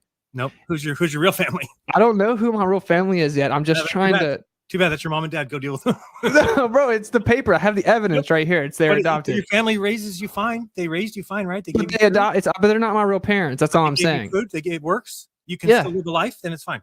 You're fine. Okay. It works well. So until I figure out my real parents, they're still my real parents, even though I have proof that they're not my real parents. It works, right? You have a bed to sleep in and you get food. Then how's it going to change my life anyway, right? Classic. That's what. I think it really elucidates the same problem. thing. That's what they want. I love the answer. If you tell somebody you're flat earth, they're just like, wait, how does the whole universe work then? Yeah. Oh, you don't know? Got you, you stupid flurf. I knew you didn't know anything. Yeah, so it's wild. Funny stuff. Well, cool. Thanks for doing that, man. Duck out. Yeah. All right, much love, brother. We'll hang out soon, of course. All right, yeah, we got a lot to do. Talk to you later. Peace. Peace out, bro. All right, thank you guys for kicking it. Hopefully you enjoyed that. Checkmate flurf, yeah, it's a funny meme. Cool. Yeah, like I said, I hope you guys enjoyed it. Slam dunk. Oh, thanks. When did you actually find out you were adopted? I'm not adopted. It's all relative, yeah. Missed it. What's it? However he spinned it, I'm sure you winned it. Look at this guy, got bars out here, bro. Missed it. What's it? However you spinned it, I'm sure you winned it. Thank you for the super chat, brother. Much love. All right, cool. So I'm gonna go get a little bite to eat. It's kind of late. Thanks for kicking it. Hopefully you guys enjoyed. Basically, my summary of the situation is you saw how it goes. I mean, no one really ever answers the questions directly. Yeah, there's a downward electric gradient on the Earth, bro. And electrostatics is what holds all matter together. Everything that exists is electrostatic. And there's no evidence that the Earth is spinning. There's no evidence that it's curving. There's no evidence that you can have pressure next to a vacuum. Where gravity claims to be the strongest on the surface, it would fill the vacuum violently. How's it going to go where gravity's weaker beside a vacuum? And then, so anyway, thank you guys for kicking it. I'm going to plug Flattoberfest. So you can go to, that's an in-person event. Kai and I will be debating, flatearthfestivals.com. And then you can use the code WITSIT10 to get a discount. And then also, I'll drop the links. You can go to temms.live. Wait, I actually don't remember what it is. Yeah, temms.live. That is the True Earth Mount Meru Summit. And you can use the coupon code WITSIT50 to get 50% off. And that's a cool little online summit. We have epic speakers. I think we'll be dropping another announcement here soon. So yeah, hope you guys enjoyed it. And we'll try to do more stuff like that. I saw some people become members. Shout out to all the people that became members. Thank you guys. That was epic. I saw like 5 or 6 of you guys become members. So thank you all. And then we will be doing some stuff that's member only perk in the future. I think I got some more debates. I'm trying to get like the NASA guy to come on to do like an interview. And I'm trying to have set up some more credentialed physicists, astrophysicists, and astronomers debates. I think we're going to try to do something like that more often. So hopefully you guys enjoyed it. And yeah, cool. Thanks for kicking it. Seek and speak truth unequivocally, and the weak find contentment in the consensus of ignorance. So don't worry about what other people think. Like sometimes the truth seems crazy at first. The more you start to really look into it, you find out. Like for example, with the Earth, it's a house of cards. Like the Earth is not a spinning ball that's tilted, wobbling, going around the sun in a vacuum. All the evidence shows us the opposite. And then like even the people that brought it to you will tell you, oh, it's just a philosophy because we don't think it makes sense that the Earth could be special and unique in its positioning in the sky. Well, that's a weirdo philosophy. Don't put it on to me like it's science. And so think for yourself, bro. Don't let people make their own philosophies and then force them onto you. You're allowed to make your own philosophical decisions and determine your own worldview in life. And that's really why I talk about the Earth specifically. That's why I do this. I want them to realize it was a philosophy put onto you. the idea that the earth is a sphere comes from the idea that, for one, Democritus, a Greek philosopher, said everything's comprised of indivisible little atoms or spheres. And then it moved to, oh, the sky must be full of spheres. Oh, the earth must be a sphere because the perfect shape is a sphere. That's literally where this all started from. The perfect shape is a sphere, so the earth must be a sphere. And then it turned into, oh, Copernican principle, the earth has to be going around the sun in this gigantic universe because it can't be a special, unique position because that would mean it's created. And that's weird. So there you go. If you want to support the channel or you enjoyed the debate and want to help a brother out a little bit, I could use it at the moment quite a bit. $ Witsit gets it on Cash App, or you can go to paypal.me/inaworld. You can also join to become a member down below. You can go to patreon.com/witsitgetsit. And so that'll be greatly appreciated. If anyone goes to $ Witsit gets it on Cash App or paypal.me/inaworld, I'll read the donations off in the next stream. I'll plan on doing a stream tomorrow. So until then, hope you guys enjoyed it. You know, if you get reviled for speaking the truth, rejoice, for they did it to all the prophets before you. Normally what's popular is not true, and the truth is not popular. So it's all good. That just kind of comes with the territory. So you should kind of understand that's going to happen if you're actually representing the truth. So until next time, I'll catch up with you guys later. Peace.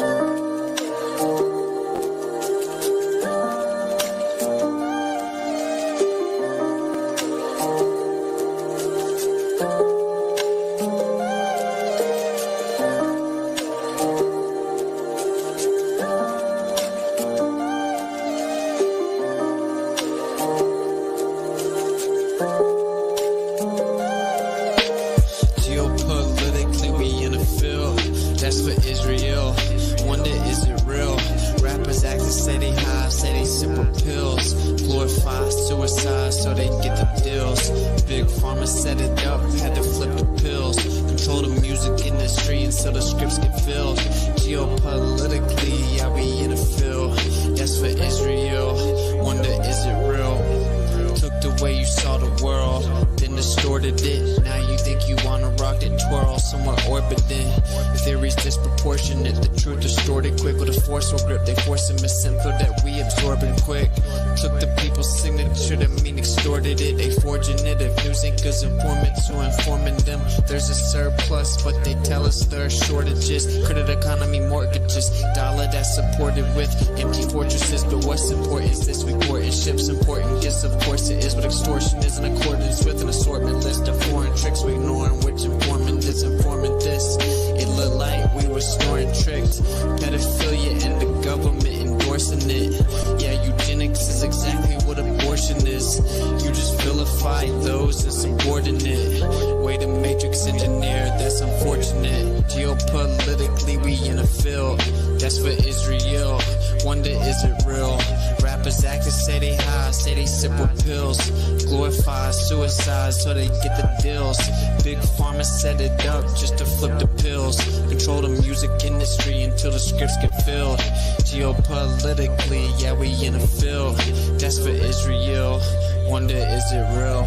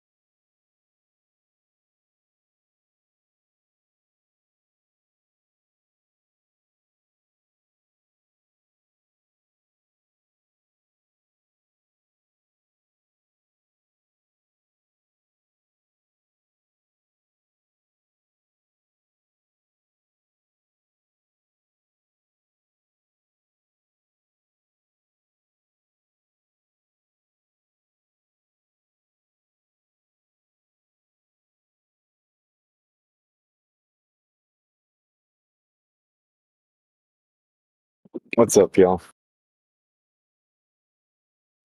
I guess I'll play some music or something until somebody decides they want to talk.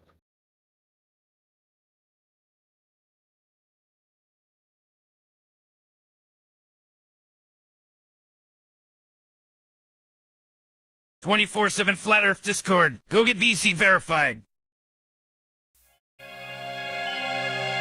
The countdown has begun.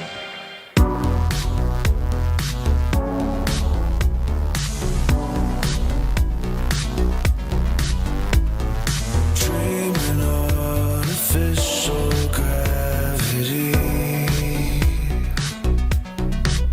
We defy the law of entropy. Reaching terminal velocity. Ready to make the jump to hyperspeed.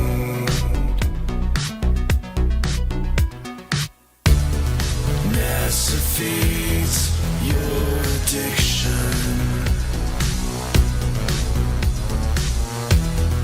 Outer space is science fiction. Acting nuts on a mission. Outer space is science fiction. Lost in augmented reality. Imagination on an odyssey. Animating worlds that we believe. We can expand beyond humanity.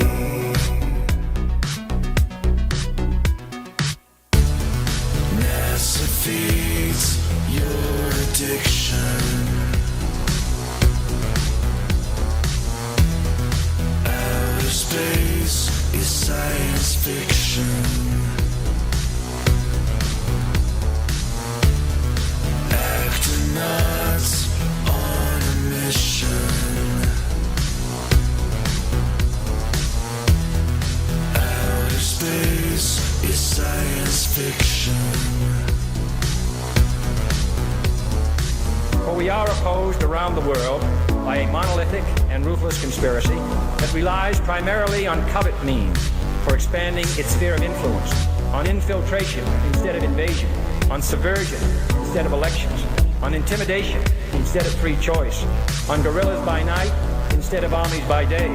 It is a system which has conscripted vast human and material resources into the building of a tightly knit, highly efficient machine that combines military, diplomatic, intelligence, economic, scientific, and political operations. NASA feeds your addiction. Outer space is science fiction.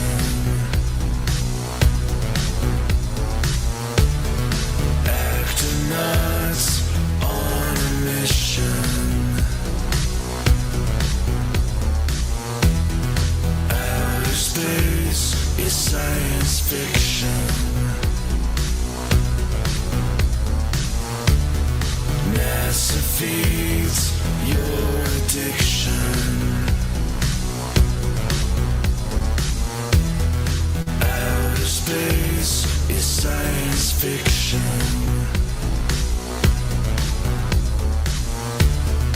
Acting nuts on a mission. Outer space is science fiction.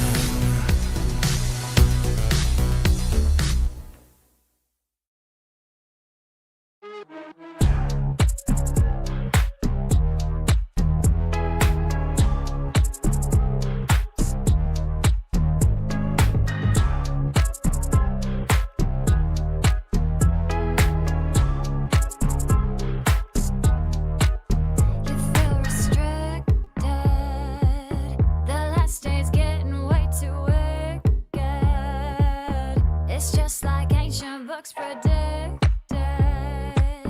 Been feeling different from the system. Too much distance. It's just so sick, sick, sick. They're so complacent. They worship 666 and don't even flinch. It's just psychotic, chaotic, following false prophets. It's psychotic, chaotic, made the world agnostic, babe. What they gonna say right now, right now? Oh, they really wanna hate right now, right now. But I think they're just afraid right now. Got their heads in the clouds with a mask on the face like a clown. What they gonna say right now, right now? Oh, you wanna be awake right now, right now? Well, you better get real brave right now. Put your knees on the ground. Gotta pray to the king with a crown. I have to tell you that we're living deep in the matrix. We in the matrix. Chase all the lies and you'll find that this place was created. You were created, darling.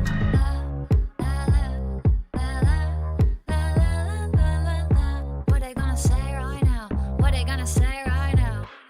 You about to have a panic attack real quick. Like, sorry, the earth's flat is fact, no trick. Just look at the proof and the true measurements. Cause I've been winning arguments against the best physicists. But this, don't know what it is. Lately I've been going around in circles, but I do not feel the spin. Oh, this, don't know what it is. But you gotta keep it like a secret, you can't even tell your friends. And if you tell them, they say, how could it be? Don't mean nothing to me, they're gonna pick up and leave. And if you tell them, they say, how could it be? Don't mean nothing to me, they're gonna fall back asleep. What they gonna say right now, right now? Oh, they really wanna hate right now, right now. But I think they're just afraid right now. Got their heads in the clouds with a mask on the face like a clown. What they gonna say right now, right now? Oh, you wanna be awake right now, right now? Well, you better get real brave right now. Put your knees on the ground. Gotta pray to the king with a crown. I have to tell you that we're living deep in the matrix. We in the matrix. Chase all the lies and you'll find that this place was created. You were created, darling.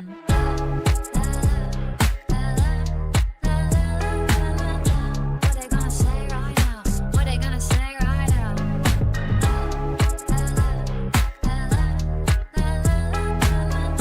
What they gonna say right now? What they gonna say right now?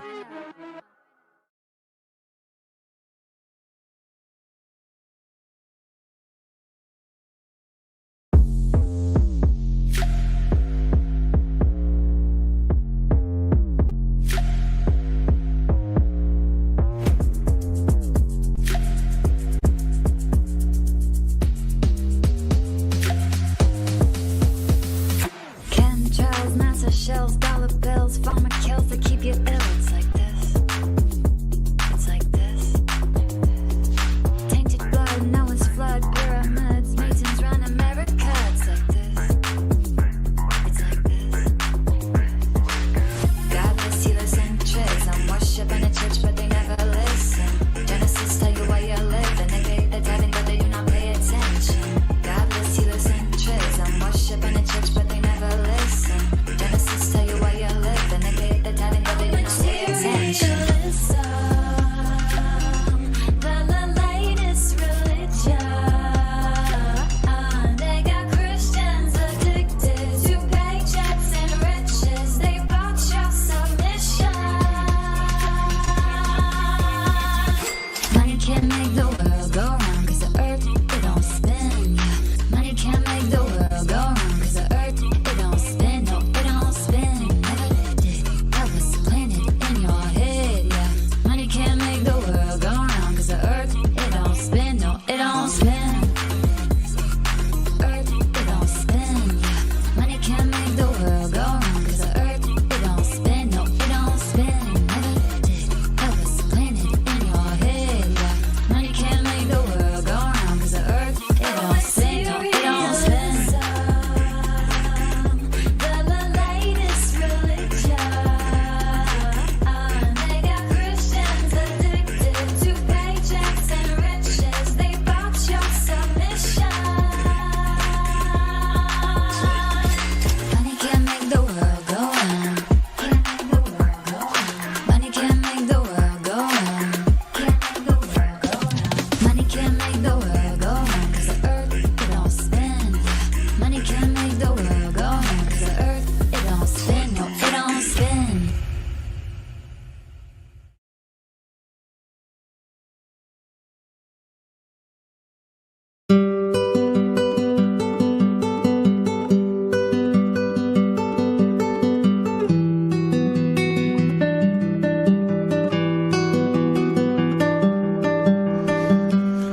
must now tell you why,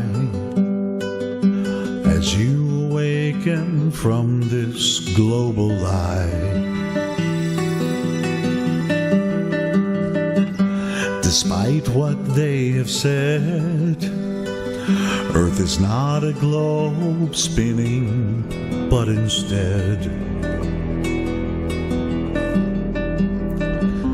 they mind tricked you to steal your plane, as someone close to you programmed your brain. But why? So clear this is, improve your stance. Space is fake, we are contained, their scheme is over. The truth has just begun.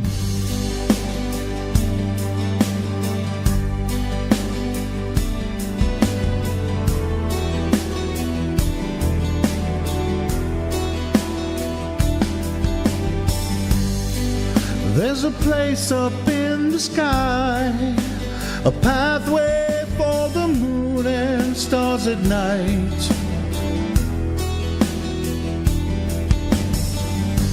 No parallax view of them, we're only using real lies, and truth is shared. Earth's a place that doesn't turn, so face your fears, believe your ears, no motion do they find. I'm handing you this lovely world, promise me that you will seek this logic with devotion.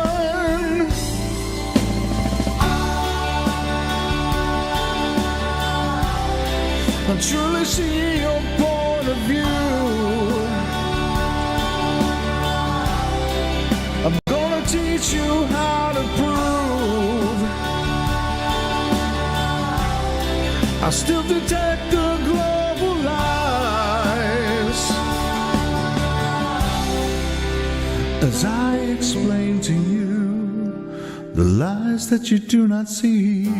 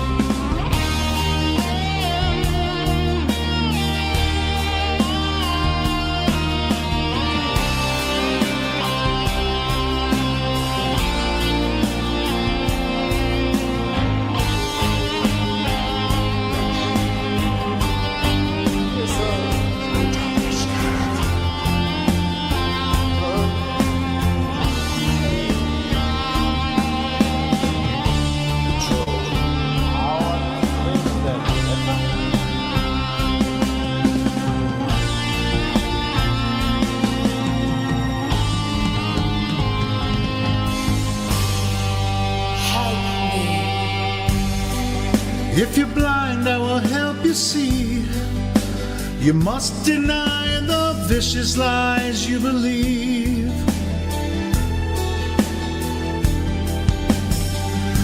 What draws you here, my friend? Come listen now and let's fly to truth end.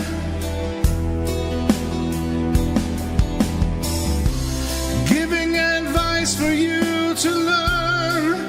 Forsake the claims, let truth sustain your soul set free from lies.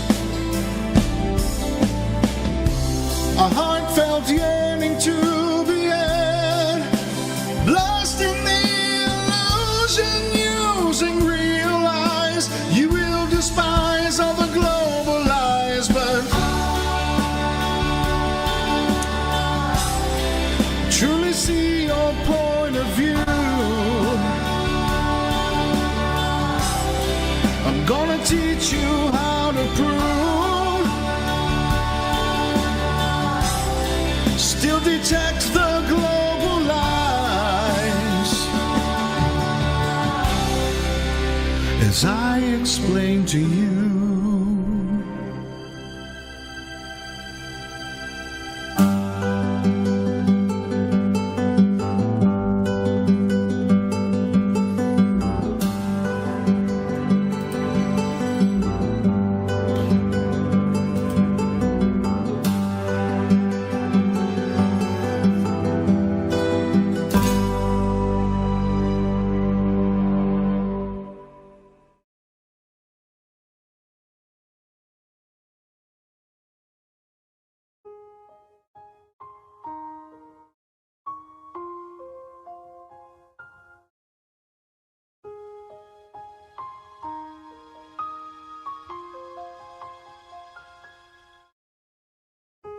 I'm trying to see the curve.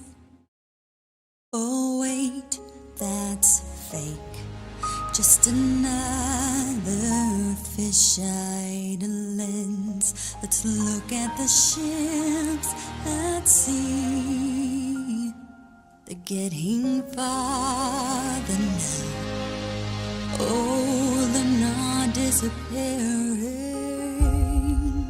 And hey, there's a land that I should not see.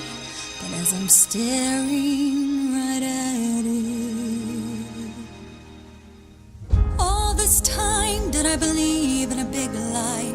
Could I not see the earth was a straight line? I never saw a curve, never saw a curve. Only NASA's rendition, they say it's CGI. I opted to test, show no curve, but a straight line.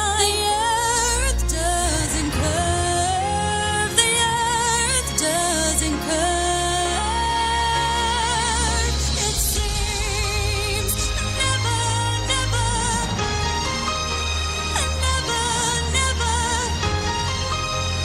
never to me. It seems there was never a curve, never a curve. Never a curve. Now I can see, I can see, I can say. All this time I believed in a big lie. I had not heard the earth had a dome sky. I never found the curve, never found the curve.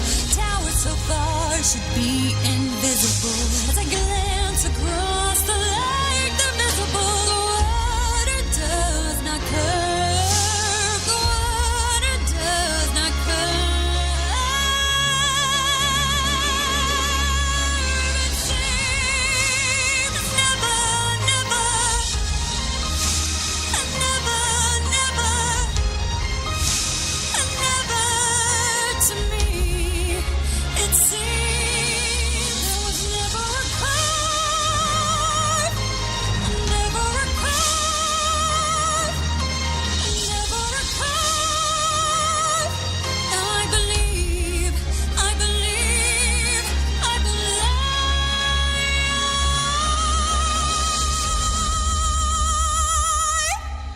The earth is flat indeed.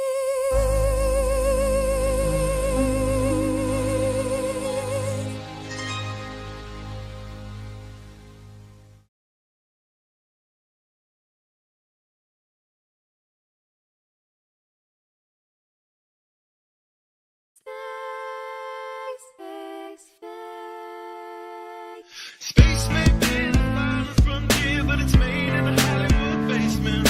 Space may be the final frontier, but it's made in a Hollywood basement.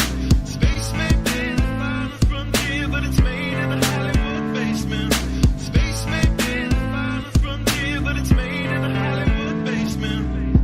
Have you ever dreamed of going up to outer space? Or maybe meeting other beings from another place? Have you ever wondered what it's like on other planets? Then you watch a science show and come to believe you understand it? You feel empowered by the knowledge and you feel enlightened, listening to Bill Nye and Neil deGrasse Tyson. But then you wake up and you start to see the obvious. Life is just a lie and this whole world ain't what we thought it was. NASA's missions to the moon were never completed. They just filmed them in a room and people believe it. I used to wonder what it's like to be an astronaut. Now when I see them acting, I can't help but to laugh a lot. They give us cartoons and they claim that we live on a ball, but it's flat and it's not moving or spinning at all. Why you lying to us, man? That's something that we want to know. After that, you're gonna have to pack up all your stuff and go. Space may be the final frontier, but it's made in a Hollywood basement. Space may be the final frontier, but it's made in a Hollywood basement. Space may be the final frontier, but it's made in a Hollywood basement. Space may be the final frontier, but it's made in a Hollywood basement. History has been rewritten by winners of wars. The Jesuit order, Khazars, Freemasons, and more. They pulled the veil over our eyes, and it's time to awaken. Through organized indoctrination, our minds have been taken. It's time we take our power back and we rescue our people. The Vatican and the bankers are like Resident Evil. They may have had the greatest plan that was ever concocted, but Illuminati never thought that they'd ever be spotted. They're manufacturing reality all in our heads. They tell us if the earth is flat, then we'll fall off the edge. But if it is a spinning ball, we won't fall off it then. And gravity is our imaginary magic friend. Why is water always flat when unmanipulated? Why are pictures of the earth computer generated? Why you lying to us, man? That's something that we want to know. After that, you're gonna have to pack up all your stuff and go.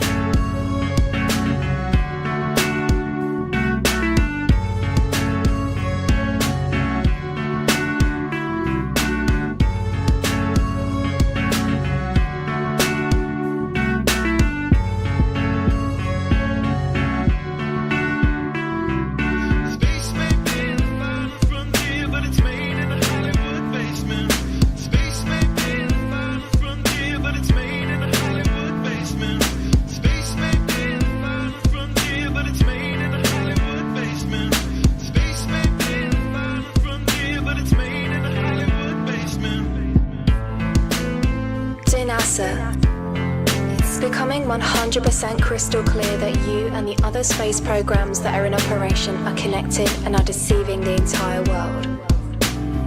More and more people are waking up every single day, and we are now able to see right through you. But what we really want to know is, why are you lying? Sincerely, me and the great people of this earth.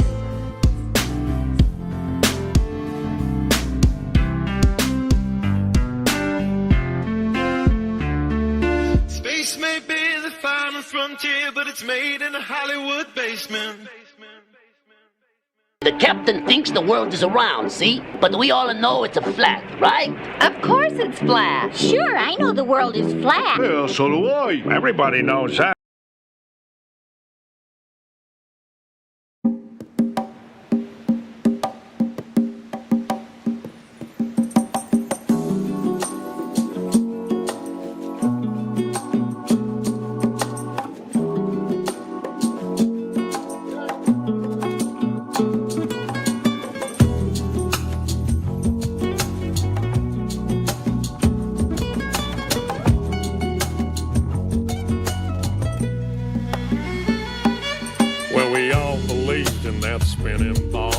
Indoctrination blinded us all. From the very first day that we went to school, they put a globe in your face and that thing looked cool. The teacher explained how it all worked. Of course it sounded so berserk, but who was I to question it? Because I was just a tiny kid. It sounded crazy as could be, but teacher would never lie to me. She was real nice, she didn't know. She too was taught to believe in that globe.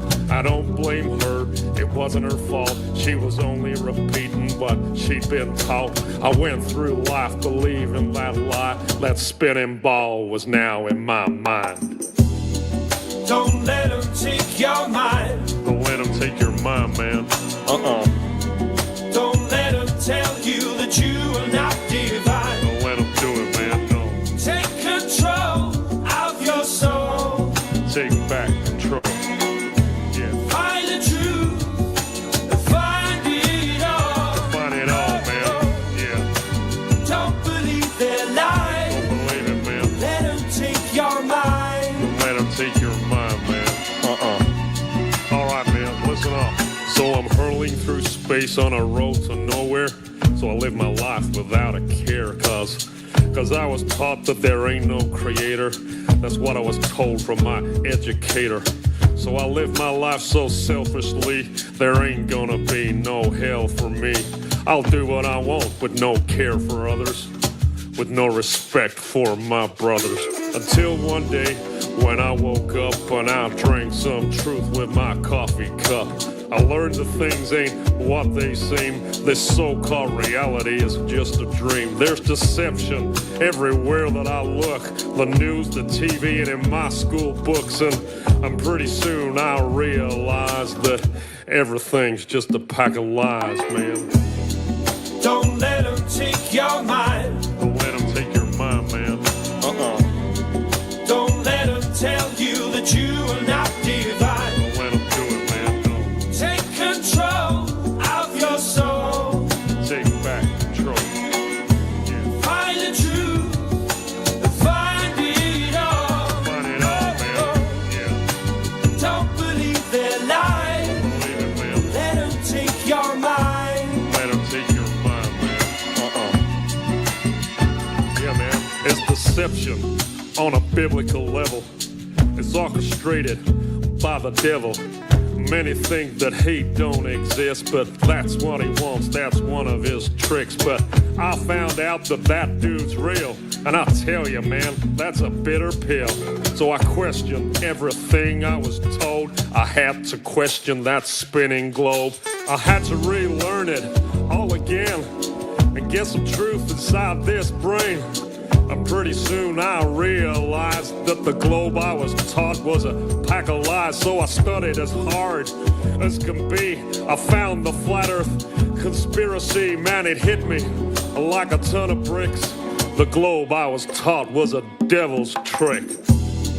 Don't let them take your mind. Don't let them take your mind, man. Don't let them tell you that you are not divine. Don't let them do it, man. Don't. Take control of your soul. Take back control. Yeah. Find the truth. Find it all. Find it all, man. Yeah. Don't believe their lies. Don't believe it, man. Let them take your mind. Let them take your mind, man. I started to connect the dots, and I'm telling you, man, there are lots. I soon realized that the earth was flat.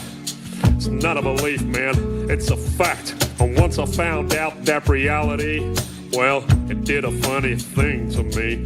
For a while there, I was pretty shocked, but now I know that there is a God. And once you get to that point of understanding, and once you know there ain't no moon landing, and once you know that space is fake, you view your life with a different take.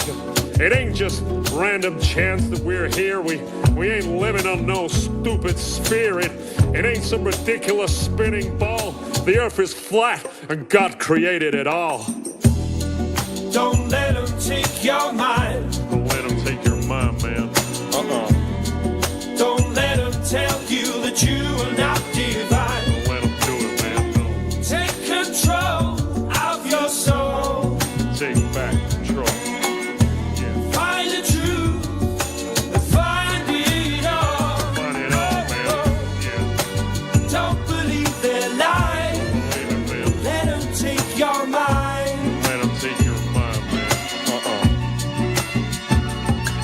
Well, now I found out about all these lies. I live a completely different life. I stopped reading the news and turned off the TV. That thing is evil as can be. I started being a nicer guy, and God forbid I tell a lie. I treat people with more respect, and I've got me a wife that I'd never neglect. Yeah, being good's working out for me. Now I ain't blinded and I can see. I know that there is a God above, and if I'm good, then he'll show me love. I try to live life selflessly to be the best that I can be. I treat people how I want to be treated since my indoctrination was defeated. So don't believe in the devil's lies because it's God he wants to hide. That's why they teach that spinning ball, to make you think you ain't special at all. Don't believe what you're being told. Don't believe that you're evolved. It's all an accident and you are too. No, you're someone special and God made you. Don't let them take your mind. Don't let them take your mind, man. Don't let them tell you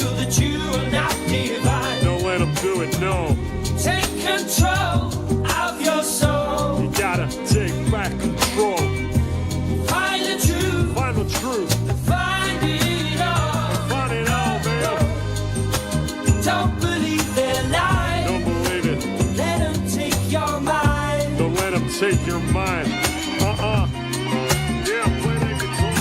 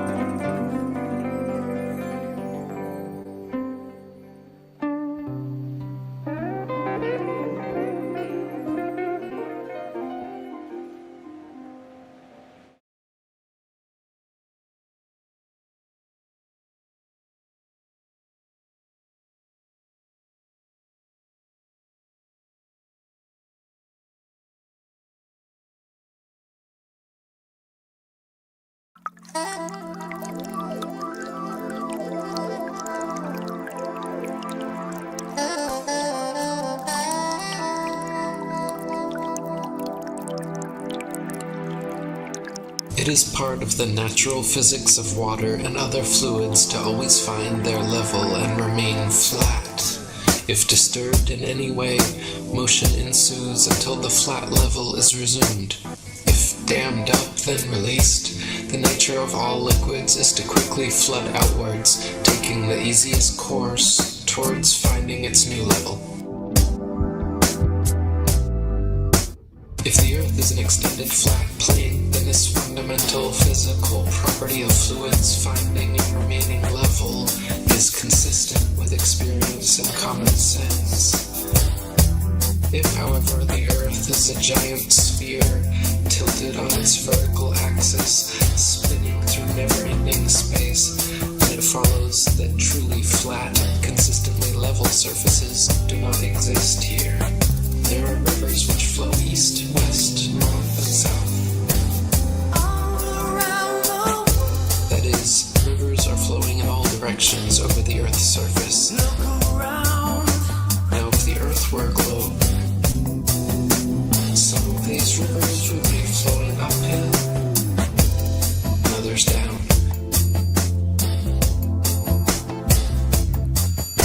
Some of these rivers would be flowing uphill,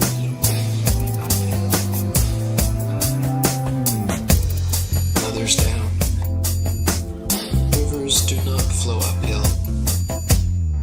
If the Earth were a globe, rolling and dashing through space at the rate of 100 miles in 5 seconds of time, the waters of seas and oceans could not, by any known law, be kept on its surface. Whenever experiments have been tried on the surface of standing water, the surface has always been found to be level. To drop the theory which supposes a curved surface to standing water is to acknowledge the facts. If the Earth were a globe, the surface of all standing water would be convex. This is an experimental proof that the Earth is not a globe. There are rivers which flow east, west, north, and south.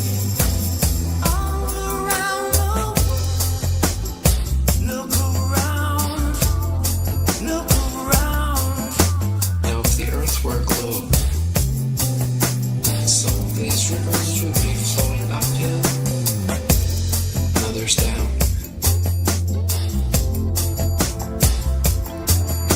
Some of these rivers would be flowing uphill,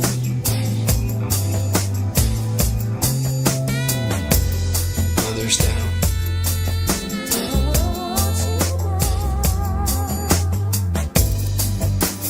Rivers do not flow uphill. Rivers do not flow uphill.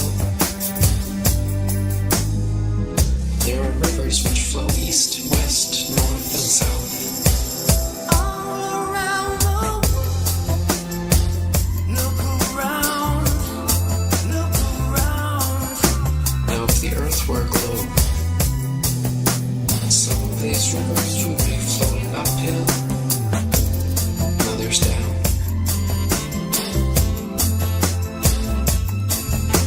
Some of these rivers will be flowing uphill.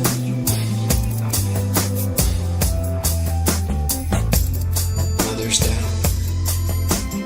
Rivers do not flow uphill. Some of these rivers will be flowing uphill.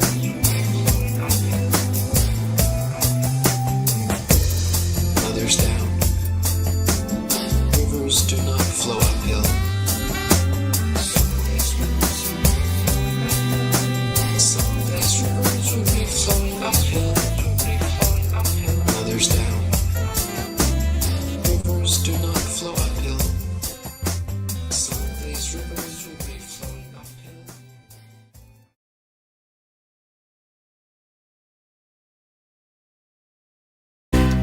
It is Photoshopped, but it has to be.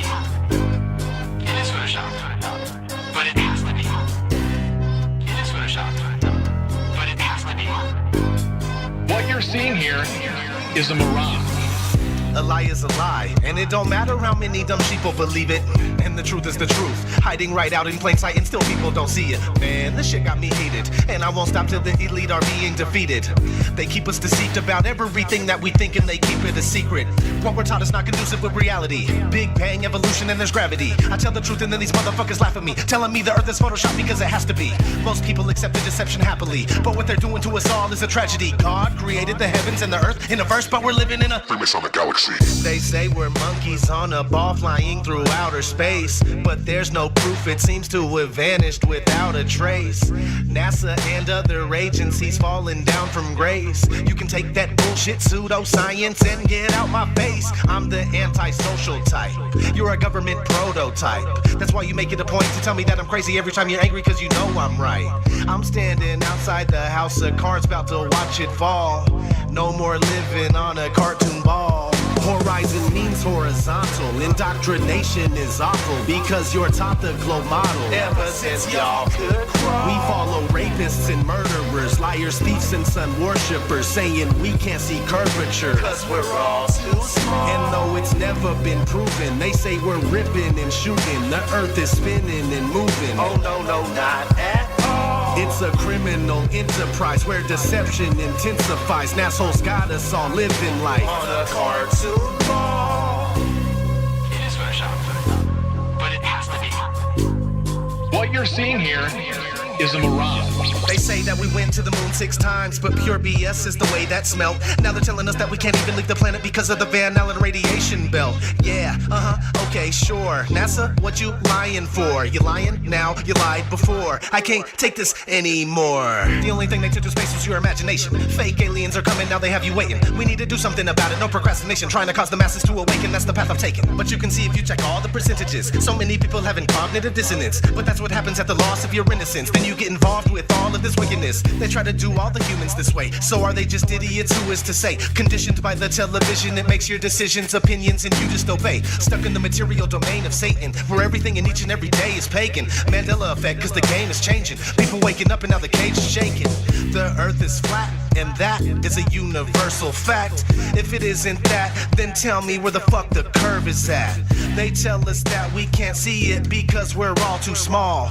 And now we're spinning on a cartoon ball. Horizon means horizontal. Indoctrination is awful because you're taught the globe model. Ever since y'all could crawl, we follow rapists and murderers, liars, thieves, and sun worshippers, saying we can't see curvature cause we're all too small. And though it's never been proven, they say we're ripping and shooting. The earth is spinning and moving. Oh no, not at all. It's a criminal enterprise where deception intensifies. And assholes got us all living life on a cartoon ball.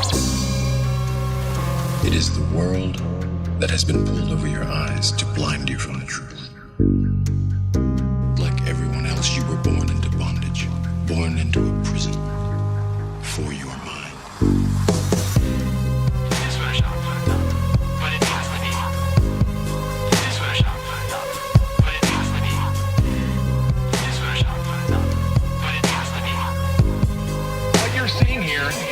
Is a mirage. It is Photoshopped, but it has to be.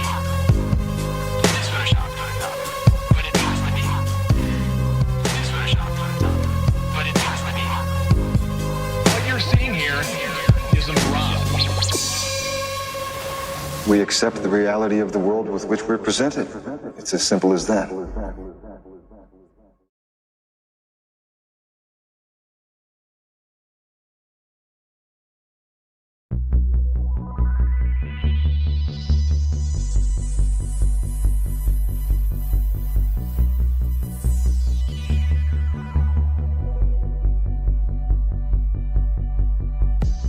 Let there be lights to separate day from night, hanging above the clouds. When you see the total masterpiece, there will be no doubt. In the firmament, celestial tapestry. In the firmament, declare your majesty.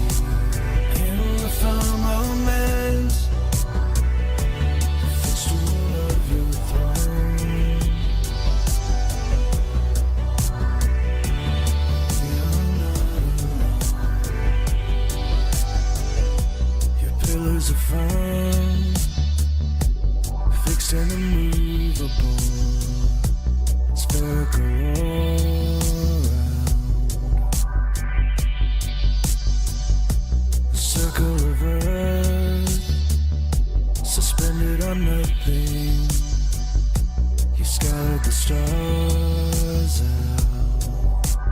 In the firmament, celestial tapestry. In the firmament, declare your majesty.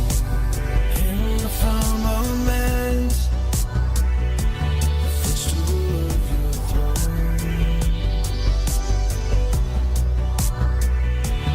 We are not alone. The heavens declare the glory of God. The skies proclaim the works of his hand. In the firmament, celestial tapestry. In the firmament, declare your majesty. In the firmament, the footstool of your throne.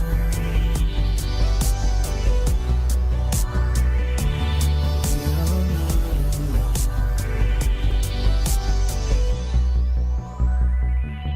Life under the dome.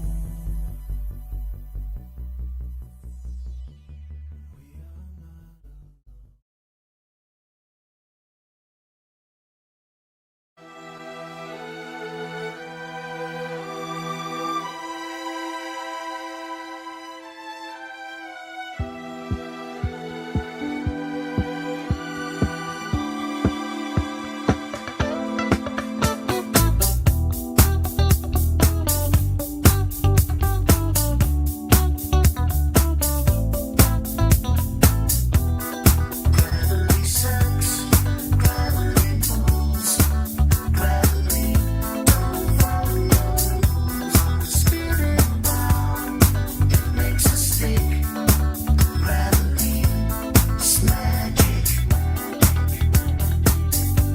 It's magic.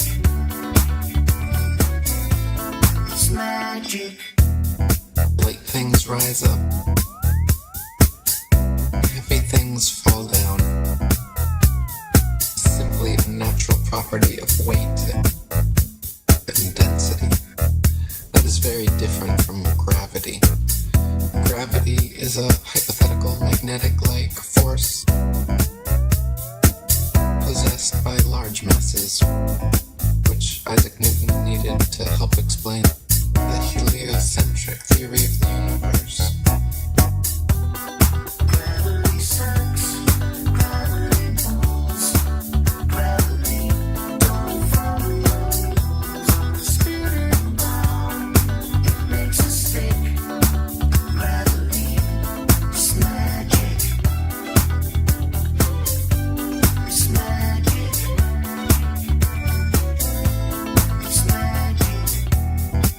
Now, even if gravity did exist,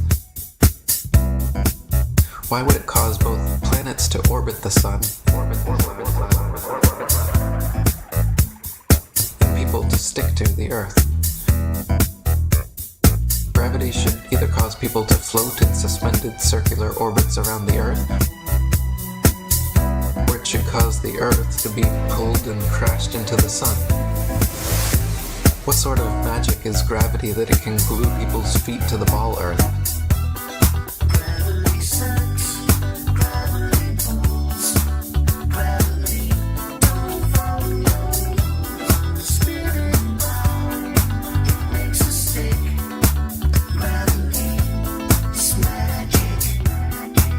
Gravitation is only a subterfuge employed by Newton in his attempt to prove that the Earth revolves around the sun. And the quicker it is relegated to the tomb of all the Capulets, the better will it be for all classes of society. Gravity sucks, gravity pulls, gravity don't follow rules. On a spinning bar, it makes a stick. Gravity, it's a con trick. It's magic. It's magic. It's magic.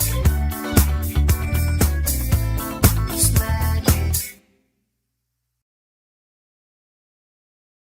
24/7 Flat Earth Discord. Go get VC verified.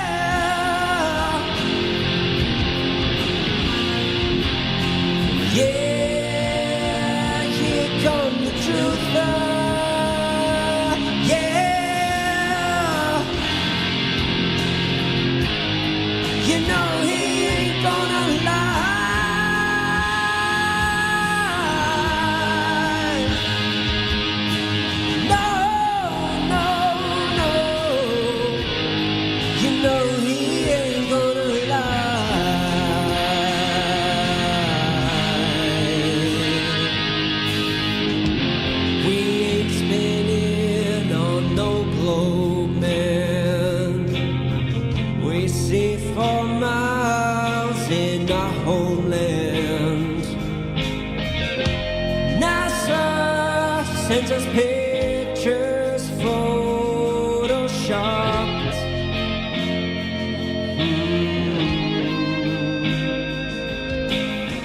They feed us pills, can't see ourselves.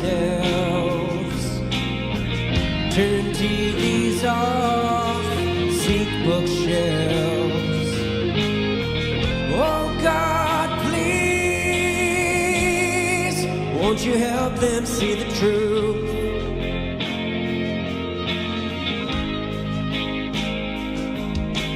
Here they come to snuff the truth out. Oh yeah,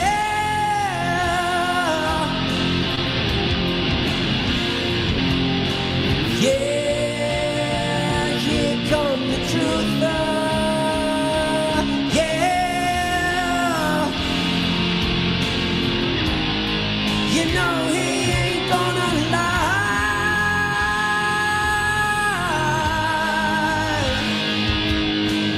No, no, no, you know he ain't gonna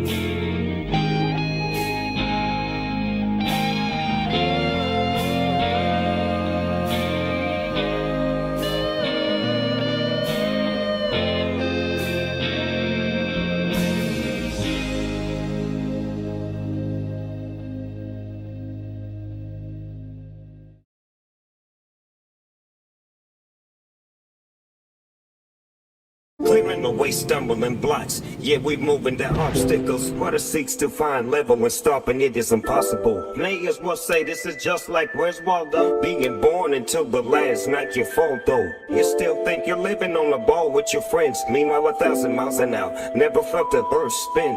Space wizards claim that they landed on that moon. Then destroyed the technology like a congress of baboons. Mankind became tools. Now everyone is oppressed. Took God out of schools. Now these fools need some new vests. Why do you think they lost so many churches? When you make some things common, they start to become worthless. Why would they lie? So you would pay for your sins. So currency for eternity is what devil's stealing. About their father's business, still destroying, killing, and stealing. Now there's hidden knowledge, and you're living by your feelings. Reaction's just a product of external stimuli, but action's always something that you get to decide. Every action leads to reaction, and you can't even lie. Speaking of lies, did you know that's a means to deceive? Propagating the faith and orchestrating belief. Predictive programming on perpetual repeat. With scrying me with signals as you walk down the street. If the earth is a sphere, then where's the drop over distance? Without a fishing lens, Earth's curve has never been witnessed. Scientific means that this thing must produce knowledge. And models require measurements you won't find in your college. Always begging for a model like you need it to live. Meanwhile, scientific role models don't even exist. You keep watching cartoons and thinking this is what real is. Without measurements that produce knowledge, there is not a scientific model. The word modulus means measure. Scientificus means producing knowledge. The scientificus modulus of Earth does not exist.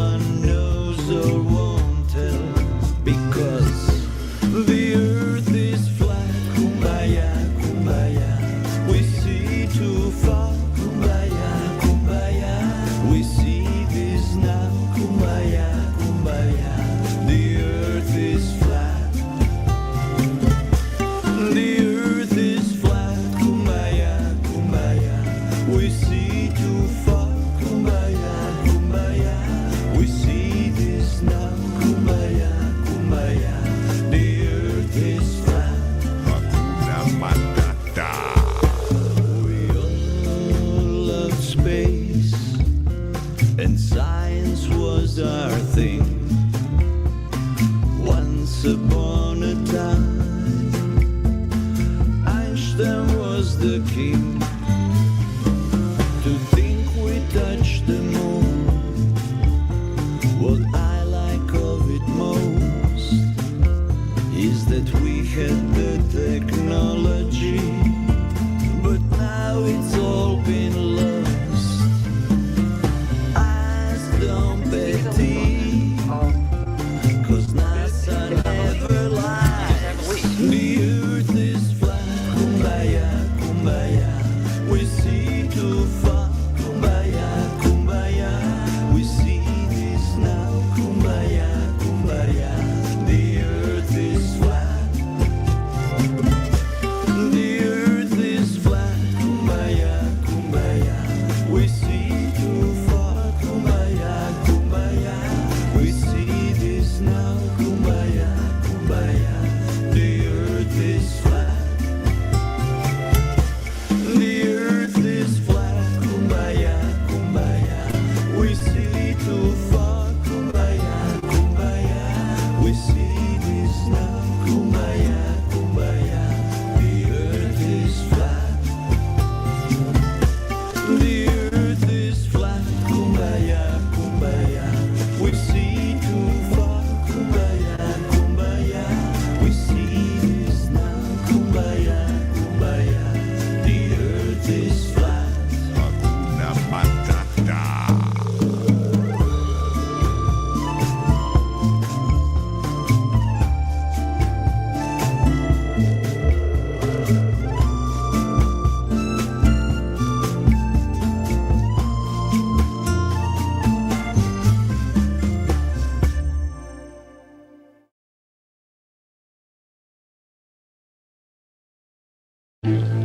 Welcome to the show where you don't know if it's part of the show. Welcome to the show if you don't know it's part of the show. And they teach you to reach for the stars while opening up the bars and keeping you chained down with mortgage bills and cars. Vaccines for your arms, kids sounding like supercharged. Caffeinated hate-filled scars and rage-quit repertoires. No answers for yards, caught up in emotion that's not even yours. Impossible truths like impeccable retards. Lined up for your serving of gish galloping wars. No remedy can't save the lost, in love with the yarn. I'm tired of walking into refracted shards. Poor science displayed by disgusting bards. Soaked in sin with your dupe is delight and a new hand of cards. Been so long, seems like for love I'm just too hard, I'm just too hard, I said. Welcome to the show where you don't know if it's part of the show. Welcome to the show if you don't know. You don't know. Intoxicated hate makes you believe you're spinning in space while you have no shame or grace. It's a disdainful state I used to contemplate how to save myself from my own self-hate. Wonder why I was even made with a dreadful fate. Forced to try in the wake with a full plate. No one to help me stay awake or educate. I got to liberate and fight through hidden gates. But my brother, heaven could never be late. And rockets don't work in space. It's all fake. The show is on Mars. It's a joke, but you're too far gone. It won't be long. Pepe's beak is strong. We have our sun and we march along like streams of knowledge leading to God's holy pond and lives of truth that hits the bong and sings the song, turns mankind from the wrong. We come in peace with a holy gown and all of us wearing our holy crowns. So the earth is flat and we probably just won't get along. Just to go along, I said. Welcome to the show where you don't know if it's part of the show. Welcome to the show if you don't know. You don't know.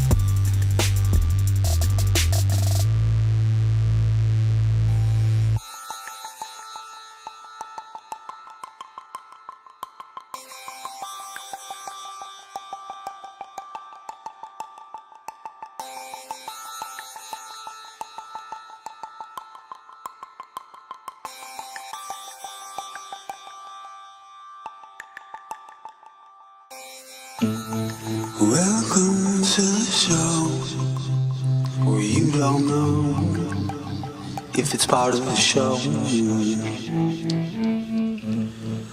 Welcome to the show if you don't know it's part of the show.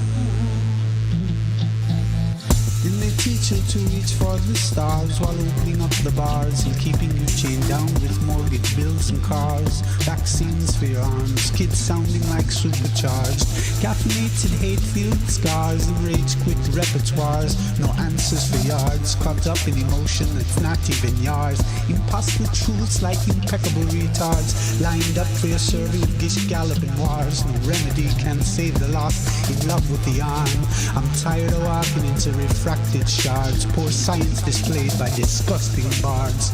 Soaked in sin with your dubious delight and a new hand of cards. Been so long it seems like for love I'm just too high, that's it.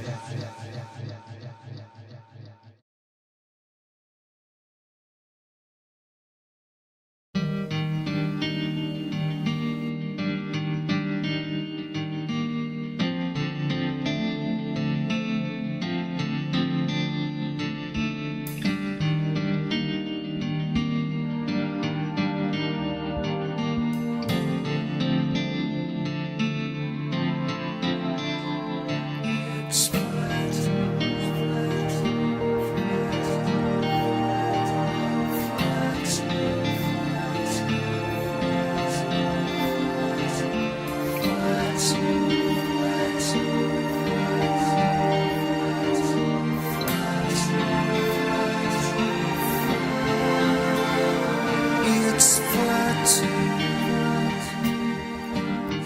We don't live on a spinning ball. Not from where I'm set.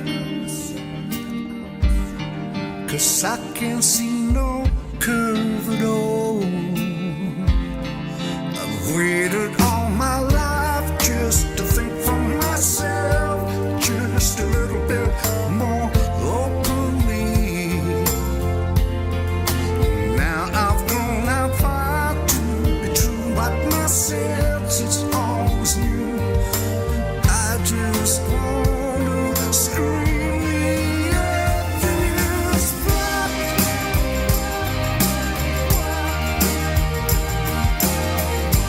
Open my eyes, no going back. It's flat. Not a surprise, the earth is flat. And now it feels so good to me. I'm working every day with this smile full of positivity.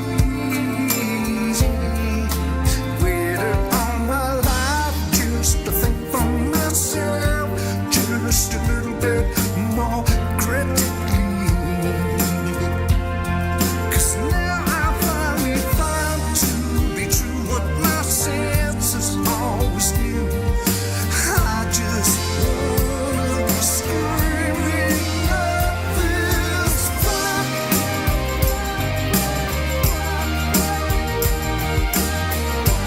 Open my eyes, 'cause it's so flat. It's flat. Schoolmasters' lies, the earth is flat. Find out for yourself. No one's telling the truth. It's all their own mind. Now it's down to you. You stop with every debate. You can trust in what he says. Spends the time with ODD, Max Cruz, B.O.B. And if you take the time, you simply cannot fail to see that it's flat. We don't live on a spinning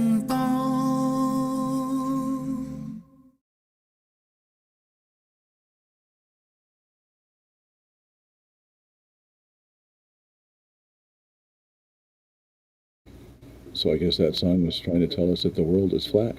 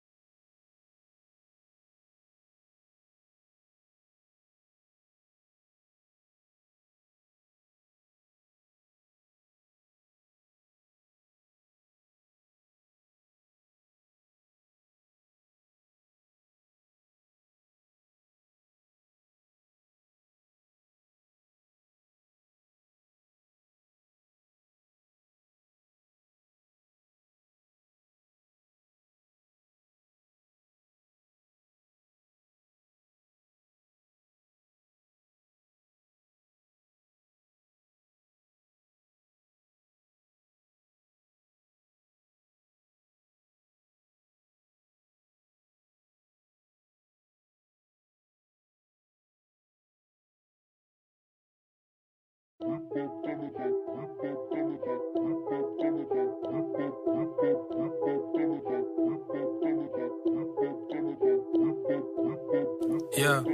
you ain't seen my best. Checkmate, in a game of chess. Globalists see me as a threat. Free thinking, got the world at my neck, huh? And my paranoid picture Malcolm X in a room full of pigs trying not to bust a sweat. Ayy, Neil Tyson need to loosen up his vest. They probably write that man one hell of a check. Ayy, I'm over here on this side of town. Come on over here, try to clown. Ayy, I never pipe down. If they weren't coming for me, then they definitely coming for me now. I can't even keep my phone charged up. All the shit I'm talking, I should get my own barred up. Rappers, get off of my dick and get your own bars up. Vladimir and Liz's breath got the clone skirt, cuz whoop. Use your common sense. Why is NASA Part Department of Defense? They divided up the seas into 33 degrees, feeding kids masonry. Bruh, be careful what you read. Flatline, flatline. There's no superior bloodline. Flatline, flatline. You got me once, but that died. Ayy, voice. Do I have a voice? Do I give a fuck? Do I have a choice? Joint. I roll up a joint. Keep my shooters in the game like I hate to disappoint. I see only good things on the horizon. That's probably why the horizon is always rising. Indoctrinated in a cult called science. And graduated to a club full of liars. Heliocentrism, you were the sixth victim. Fuck you and your team, you can sit on the bench with them, they nervous. But before you try to curve it, do your research on David Irving. Stalin was way worse than Hitler. That's why the POTUS gotta wear a kipper. I'm a man first for an artist. Get a lawyer, look up Dr. Richard Sauter. Bounce. Flatline. You fooled us for the last time. Flatline. It's no superior bloodline then. So you want to find the farthest point from that center. And it turns out sea level at the equator is farther away from the center of the Earth than sea level near the poles. It has nothing to do with global warming and melting of the ice caps. Why is that? Because Earth, we know it spins once a day. Yes, thank you. 3 people know how long a day lasts here. Good for row number 2. They're off to a great start. So you spin, when you spin pizza dough, it kind of flattens out. Yeah. Gets wider in the middle. So Earth, throughout its life, even when it formed, it was spinning.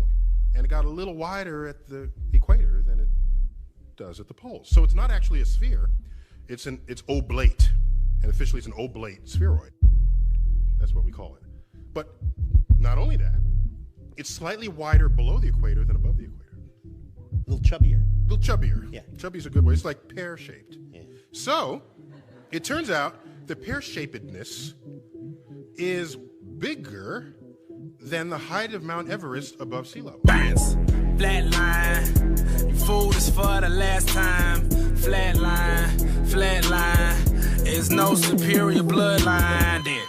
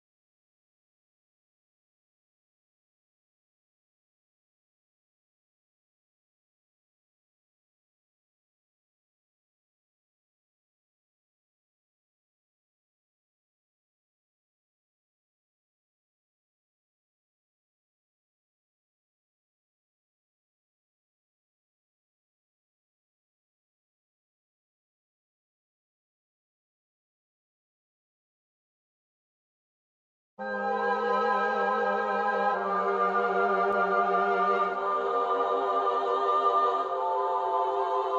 yo, I only know what I see. I seen enough to know what it means to me. Learned from red dirt and I got degrees. Veered off left turns and wild out east, and we're poor and rich and hold all that class. Don't wanna know any signs, don't wanna know where you are. Mind made up already, we're not here to watch. We just don't wanna fall off the edge and into the dark. So we clench our fists, clutch our pearls to anybody critical about and view of the world. Tongue like a slammed door I keep closed just to beat those doubters of these blindfolded free throws. And the channels love a G up, shoot the heat up, we'll beat up and eat up, and I don't wanna have to read up. Just drop a grenade and put my feet up. I don't wanna fall off the edge of the earth. Don't wanna hear nothing. How is it real if it's not what I felt? Does it filter it out? Don't tell me what to believe or accept what I cannot see. Fuck you and your facts, I'm free. If you don't like it, leave. I don't even wanna walk in your shoes. What about me?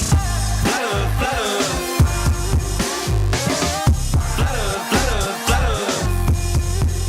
World gone mad and it's too PC, and they're trying to take away the freedom that I wanna speak. Click, click, click, cut them off, run them out of town, shut them off. Shh, I don't wanna hear another beat, but my gut got this, then my head take note, cause I know when this story's a slippery slope. So stay in your lane, son, stick to your songs. I don't care where you're coming from, just a simple answer to confirm a doubt. And then baseless opinions that come out of my mouth. In a nut, tell me I don't know what I'm talking about. When the so-called experts ever sorted this out. When we're swamped by Muslims, swamped by Asians. Different time, same old station, crowd ovation. Whip up hatred, that old chestnut, that vocation. Do anything to truth, but face it.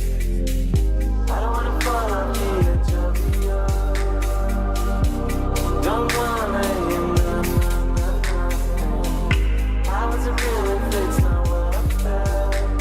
Does it filter it out? Don't tell me what to believe. Fuck you and your facts, I'm free. Don't tell me what to believe. Fuck you and your facts, I'm free. Don't tell me what to believe or accept what I cannot see. Fuck you and your facts, I'm free. If you don't like it, leave. I don't even wanna walk in your shoes. What about me? Flutter, flutter.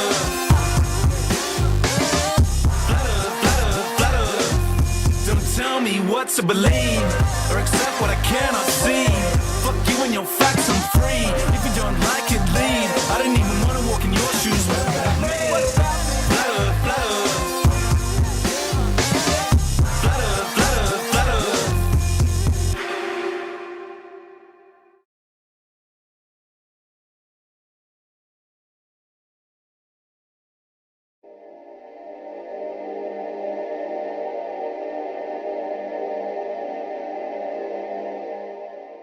But everything that I learned, everything that I was putting together, I was like, oh my. I said, I was amazed. I said, how did I run across this and didn't see this? How did I miss this? You know, the scripture is clear. And it made me think. I was like, wow. I said, my goodness. And then I started thinking, I said, is there an opportunity that I have to determine that, you know, if the earth is spinning? Yeah. My whole military career, every time we went to the field to be in the air defense artillery, we couldn't shoot just like downrange, like regular howitzers, like, you know, the big gun, boom, and shoot out in the impact field. They couldn't do that. The units I was in, being we shot at aircraft in Germany, West Germany, we had to go up to the North Sea. And that's the only place that we could shoot the particular weapons we had, like chaparrals, Vulcans, and red-eye stingers and stuff. We had to shoot out at the North Sea, and they will send a bat, what they call a bat, an airplane, and go by remote control or with a thing on a tail on the end, look like an airplane, and they shoot at that, you know. And it made me think. And even, not just that, even the howitzers, the 109, 110 howitzers that I worked on, these guys are ground-based. They're ground-based. They had 8-inch guns and so forth, and they fired these.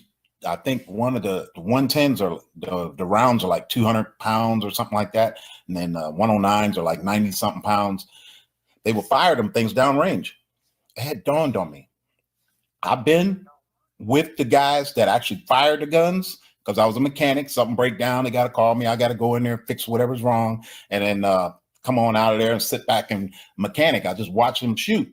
So I've been on that end, and I've been called to the OP, observation point, the survey guys. Those are the guys that are way at the impact area. They're sitting out on the impact areas like Grafenwöhr, for example, in Germany. They have a big old area where all the rounds land in the area, right? Well, the survey guys are up on the edge, way up high, but on the outside edge, and they can use their binoculars and they can see the impact area. And they pick a spot, and then they say, okay, we're going to have them shoot that tank over there about so many feet away. But it's mathematics. They knew where the unit was at, they knew where they were at, and they knew with the triangulation, whatever, to triangulate where their location was to get the round to land on the target. And I thought about that. You know, it made me think then, but just like reading the Bible, you run right by it. It did the same thing, but it made me go, you know that the earth is spinning, but we didn't compensate for none of that. Then nobody takes into account that the earth is spinning, that what they call the Coriolis effect. That's baloney. That's bullcrap. And once I started thinking about my military career, I said, you know what? That makes sense. I said, that is why, because my job was to synchronize the sights, the battle sights of any weapons they use.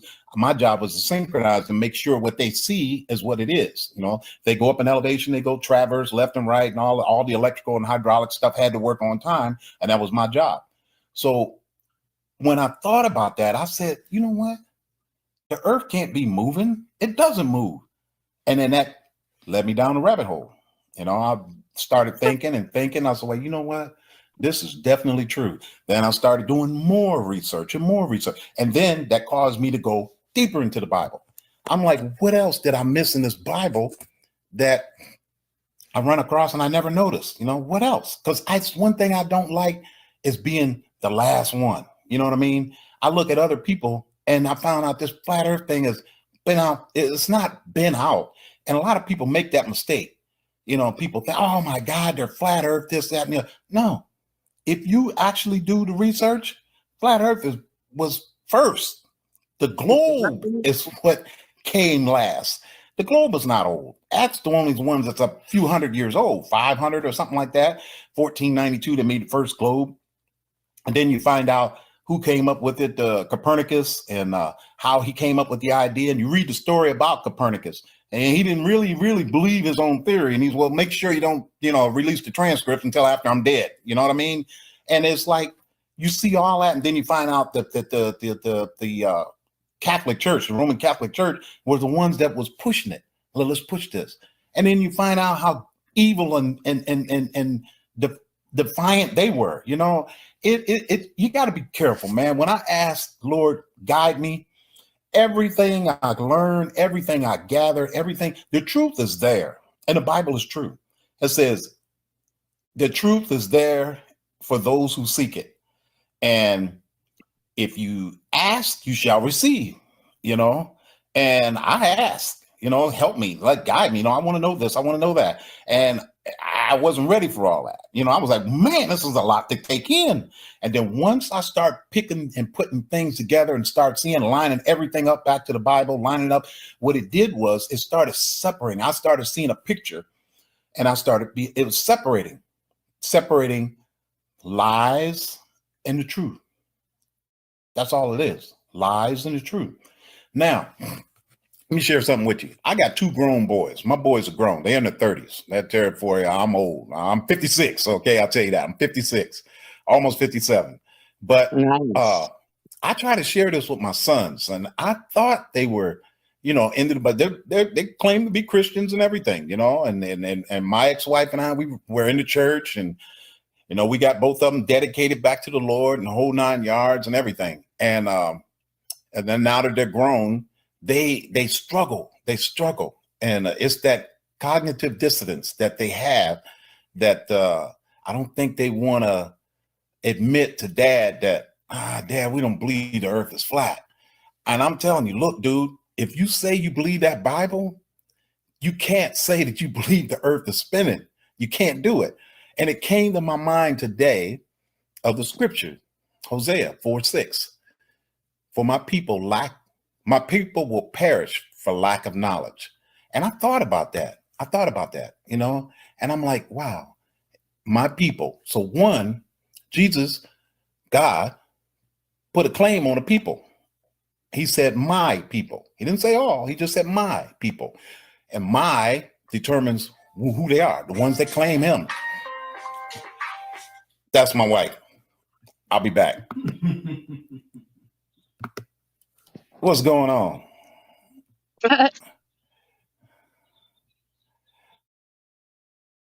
What happened? All right. Okay. Sorry about that. Wifey had called and I was in the middle of that. But yeah, like I was saying, man, it's a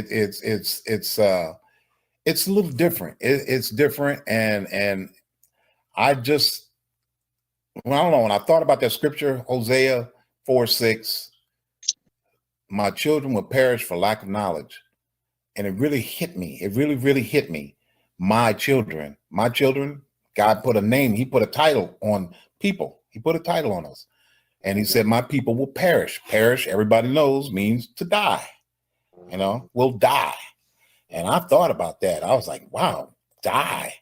You know, and for lack of knowledge, you know, lack of it. It's not that you don't have knowledge. It's that we lack it. You know, and if, you know, lack it. I don't want to lack anything. If anything, try to gain as much as you can. You know what I mean? Everybody knows that. You don't want to just, get by. Yeah, that's enough. Lack of knowledge. And I'm finding how a lot of people think that, you know, well, learning flat earth doesn't have anything to do with salvation, you know. And the way I look at it, yes and no. Yes and no. Is this the reason why I say it this way? This is the way I think. Well, salvation, you know, yes and no. Look, this way. The Bible's crystal clear. I got a better understanding about the Holy Bible than I do getting into the flat earth. When I learned about flat earth, you know, I had more experience and understanding about what I thought. Because a lot of times I was, oh yeah, I know the Bible. I've been reading the Bible longer than you know, so researching flat earth. Well, that can go both ways, because that Hosea 4:6, I read that decades ago. I didn't really get a hold of that scripture and the understanding of that scripture like I prayed for until about a few months ago. And I was like, wow, man. I said, you know, man, that's true. How can one witness, if you claim to be a Christian, I don't call myself a Christian, I call myself a believer. Christ didn't use the term Christian. So I say this, well, it has nothing to do with your salvation.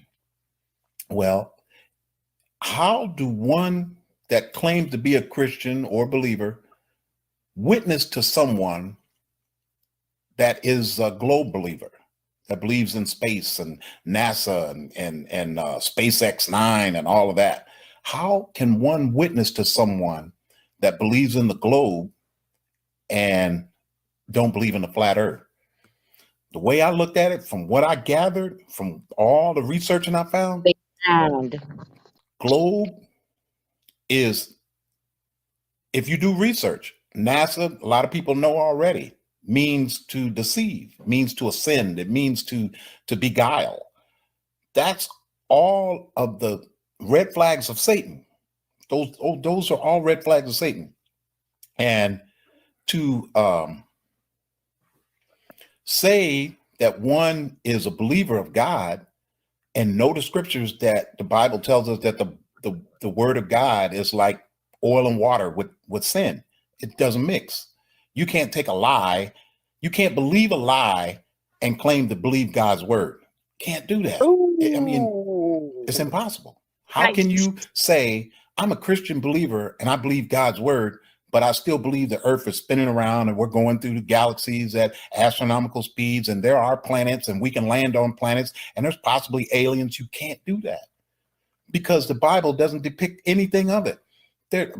Someone mentioned that there's over 200 scriptures in the Bible that depict a flat, non-rotating earth. Amen. And what I've run across, what I found myself, at least over 70, that states that the earth is stationary and it shall not be moved. And then, well, you know, how can you back that up? Well, I don't have to. Scientists have backed it up. You know, I mean, they proved it themselves. If we This do dude the is research, we can amazing. find the year I was born, 62. Who is this? They were shooting rockets up in the air. That was shortly, not too long after my mother graduated in 1958. Right, I know That's it's when Spock. NASA was established. Okay. And after Admiral Byrd and all them found what's going thanks, on down there Admiral. in Antarctica, they had a treaty and not that started that up. And it just so happened that NASA is full of, you know, Freemason Masonic guys in there. It's an organization, a secret society. It's just a dot that you need to connect, just another little dot.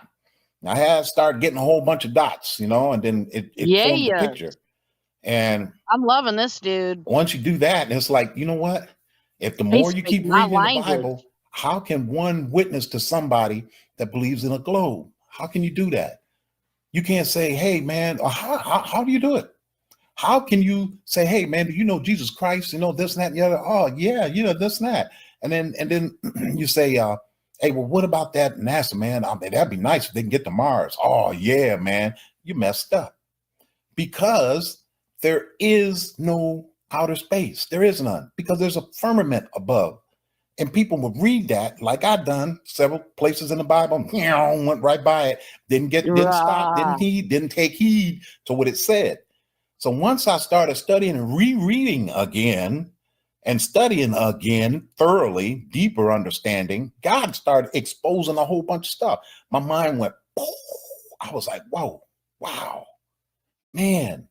So I don't know. You start to see everything. And a lot of stuff is exposed. And you know, the hardest part, it used to be easy for me to witness to a stranger about Jesus Christ. I didn't have a problem with it at all, easily. But you know what made it a little harder? Tell somebody that the earth is flat. Start out like that.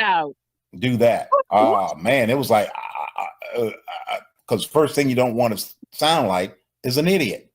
You don't want to sound like a moron. My own kids are looking at me like, Dad, man, he's talking flat earth. But you know what? I love them. I love them. I got 2 sons and a daughter. Love them all. But you know what? The deeper I've got into the Bible, the deeper I understand God's word. I love them. But hey, all I can do is just tell them the truth and leave it be. I can't let it, you know, bother me like, man, you guys don't believe that? No, don't bother me like that, because I will stand on the word of God before anything else. I will stand on it because I've read it. I understand it. He led me to it. And it's like, once I got it, I'm like, oh, I give up. Hey, Lord, that's you. That's you all day. And it's easy. Once we understand the word of God, we can see that. And we know through the scriptures, we know that God caused, Satan has power in this world. Yes, he does. But God also made him leave his little markers. Satan has to leave little trail markers. And for those who seek the Heavenly Father, we see those trail markers, and we're supposed, and when we do see them, we recognize, oh, that's Satan right there. Oh, that's a move of Lucifer right there. We can recognize that. And Satan has no choice but to follow what God says. He has to do it. But there's some that see those same markers and don't see them. Look right past them. That makes me think about the scripture when God says idolatry. That people should believe a lie, that he will give a strong delusion, that they should believe a lie, that they will not believe the truth, that they will not believe the truth, that they should believe a lie. He will give a strong delusion that they should believe a lie. And that kind of made me like, oh, wow. Because it's not Satan that gives it strong delusion. It's the Almighty God. And who can who can go against him? Nobody.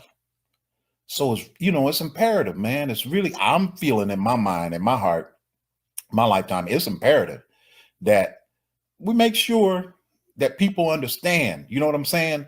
And it's not to say that you want to believe the earth is round, a spinning ball. That's okay. But that's deception. And if you can believe that, you can believe anything else Satan puts out there. Anything else he puts out there, you can succumb to a lie easily. And that's the fear. And we should love one another as we love ourselves. I don't want to go down like that. So if I love a stranger that I never met before and we have a conversation about it and he believes in a globe, I'll do my best to let him know, hey, look, man, I used to believe the same thing. You know what I'm saying? But the Bible doesn't say that. Well, it's got nothing to do with salvation, but I don't want to see you get deceived. You can be deceived because if you believe that lie, you can't believe in God's word. God's word and Satan's lies don't mix. They do not mix. We can't say we're NASA believers. We can't say we believe in space. We can't say that the earth is spinning around 1,000 or whatever they say miles an hour. We can't say we believe that and believe God's word, because God said that's Lucifer over there. That's Satan. That's the adversary. And he has nothing to do with my word. They don't mix, oil and water. So that's the thing right there. It's got nothing to do with salvation. You can't witness. And then what does Ephesians tells us, 6:12? To put on the whole armor of God, to put it all on. To me, in my mind, if I believe in the globe and I say I believe in the Holy Bible, I'm only putting on partial armor, just a little bit. I'm putting maybe a kneecap on and an arm pad on or something like that. But I'm not fully protected. And what does that do? The deceptions that I believe in with the other stuff, I can get injured.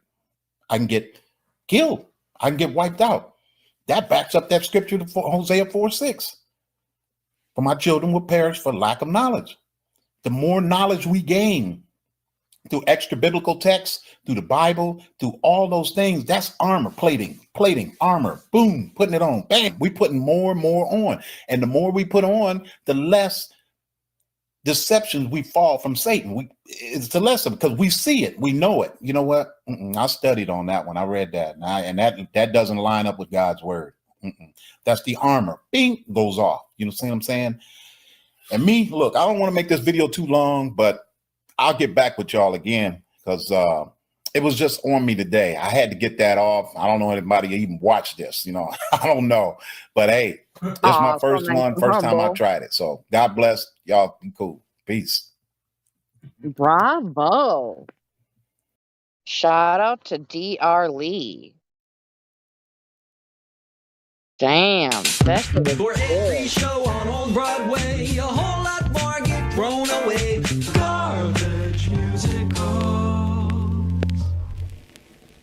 All righty then. Hello, my dear, thanks for meeting me here in the parking lot of the Jet Propulsion Laboratory. Darling, now please, it gives me unease that you're sitting here picketing my work as a physicist. I know, but darling, you must understand. My people need me, we're taking a stand. You know that I love you, but I stand my ground. You'll never convince us that our earth is round. Your people, darling, are nothing to me. I only love you and I hope that you see. Even though you think the earth is a disc, a small disagreement I'm willing to risk. So take my hand, we'll travel the land, cross oceans and sand, over mountains so grand. Then maybe we'll help each other understand that gravity's a myth. Okay. Hope everybody doesn't mind. I paused that. I assume it could be just as easily unpaused if we wanted to. What's up, Yeah, Jen? man.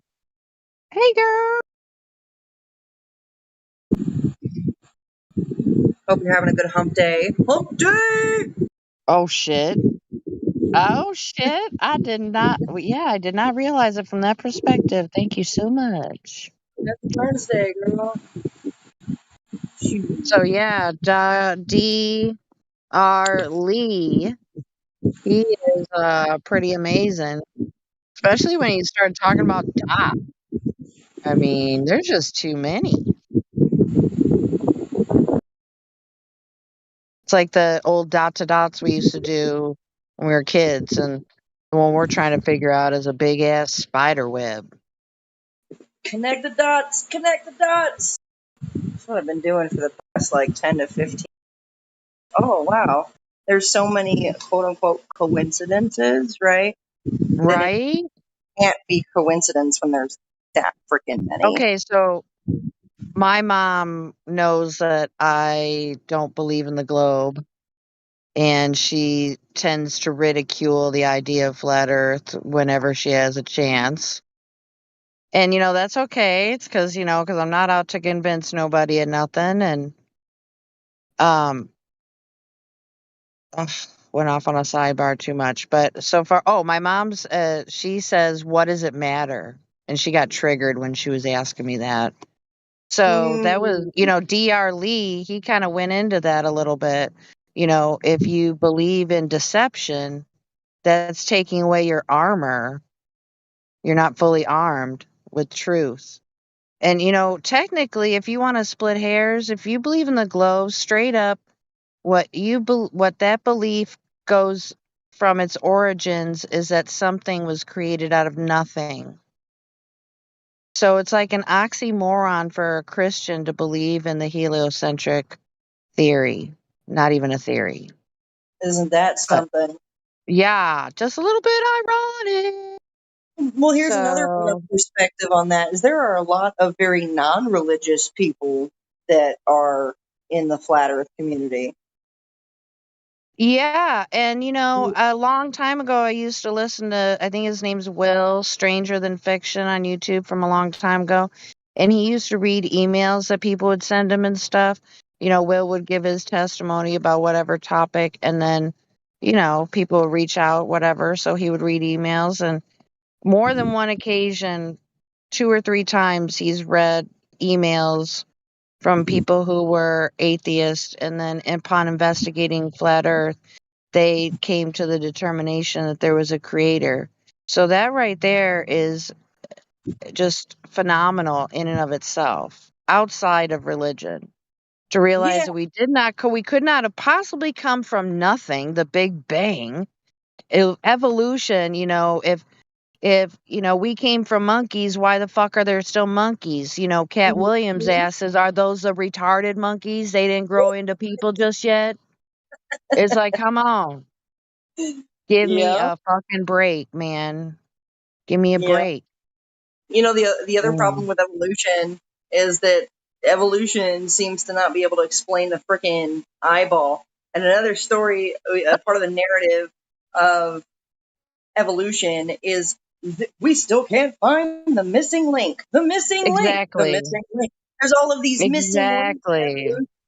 Like try going to court, okay, and trying to prove your case when you're missing evidence. You're not. It's not going to go down Oh, so that's well. a whole nother ball game right there. You probably already know. that the globe That is can't a be proven in a whole court of nother law. ball. That's a whole nother talk show. Yeah. Oh yeah. Yeah. It can't even. The Fuck. globe can't be proven in a court of law. Well, no, I was meaning, well, that too, because somebody in the community did do that, Zen Garcia. But I Yeah. mean, like, off topic, like, the straw man identity and the UCC and all that bullshit. Hmm. Yeah. So it's judges or actors, they're the acting judge on the bench. Yeah, anyways. So back to where we were. I don't want to pull nobody in the weeds. Wafting into the tall grass. Girl, I probably have ADHD just as bad as the next person. But you know what? Speaking of which, I wanted to rant about this earlier. And that's when, okay, like somebody in a comment thread, and the thread was about how, what's his name, Buzz Aldrin was Aldrin, talking, yeah, the was little talking to that girl. 8-year-old girl. Yeah. And Yes. so, like, I'm making comments, right? And this guy, like, comments back to me. He's like, let me guess, and the earth is flat, too. I'm like, do you have ADHD or some shit? Like, we're talking about how NASA's faked everything. Like, we're Dude, not, we're not I even can on that, bro. totally, Like, so, I well, can, let me finish this thought real oh, quick, yeah, okay? yeah, yeah.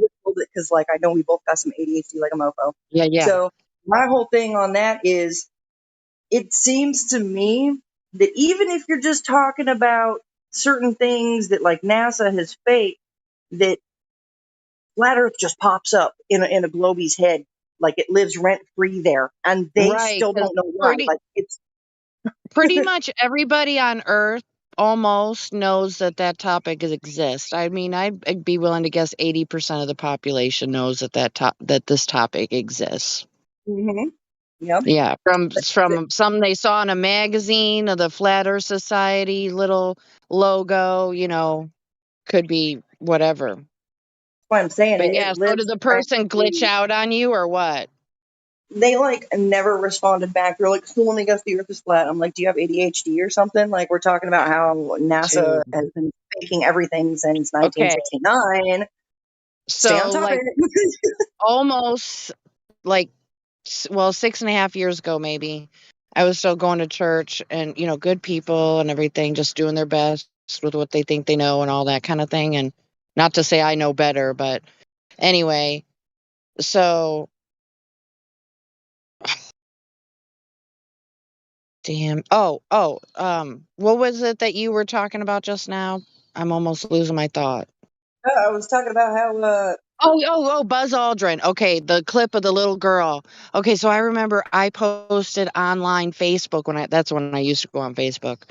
And someone I went to church with who I actually admire still to this day as an older woman, um, she totally went off on the rails almost practically for a Christian woman to be so outwardly in public about it. But she said that that portion of the video was taken out of context. That was her immediate go-to. I mean, I don't know how much you need to listen before or after to discern what he exactly meant when he said very slowly, well, because we didn't go there. It's like, what? Yep. What do you do with that? I Yeah, mean, what exactly do you mean, Buzz? I I've gotten the mean, same kind of excuses and responses back. They want to say that, oh, it was taken out of context, or he just yeah. misspoke himself, or he didn't mean that, and all of Yeah, this I'd other like to crazy hear stuff. I'd like Did you to hear the splitting hairs process of that thought, that little thought experiment this person automatically assumes is happening, that it was taken out of context. I'd have to have like a college level analysis on that one because that's a bunch of malarkey. Sorry to interrupt you, my dear. Appreciate you. You're good. Did you see the video where Buzz Aldrin was asked by a member in the audience at this big meet and greet thing? She asked what was the scariest part of going to the moon, or what was the scariest part of the mission? And he's like, "Oh, scariest part, it didn't happen," and then just continues What? on like it's nothing. And then people want to say that, oh, that's being taken out of context, or he What? didn't say that, or he didn't mean that. And I So was like, old he said man Buzz didn't lie, and everybody's just giving him a pass with no further questioning. That boggles my mind, and that's something that some people should drop their jaw about a little bit. That's how I see that one. That's ugh. I think Yep. I've seen that one before, um, but it's been a long time. I So think I might have it on my channel. Like, I may have uploaded it to my channel. So I'll see if I can find it. I'll post it in the chat. But how many times does Buzz have to say we didn't go there and it didn't happen before people finally understand that Buzz doesn't care anymore? but I just don't see how people can just automatically assume that there's more context to what in very plain English he conveyed. I mean, I don't understand the uncertainty with what was said. I mean, why is We did not go there. It didn't happen. Scariest part, it didn't happen. I mean, I guess Another thing is, maybe man, you go. You go. maybe I'm looking. he's used up his accountable lies that he was allotted and he's getting closer to dying and he doesn't want to take any chances, so he's just going to be I don't know what you would call it. I mean, would that be obtuse? Would that be his response. Is it coy? I mean, what do you call that? The way he, on more than one occasion, responded. I mean, I guess he could have responded like a politician, you know what I'm saying? Like, just came up with his own answer to another question that nobody asked, you know what I'm saying? So, I just find it just particularly odd how it's like seemingly blatantly honest, and it's just for some people it's not clicking. So Mm-hmm. hopefully that's not too far off from what you were wanting to say a minute ago.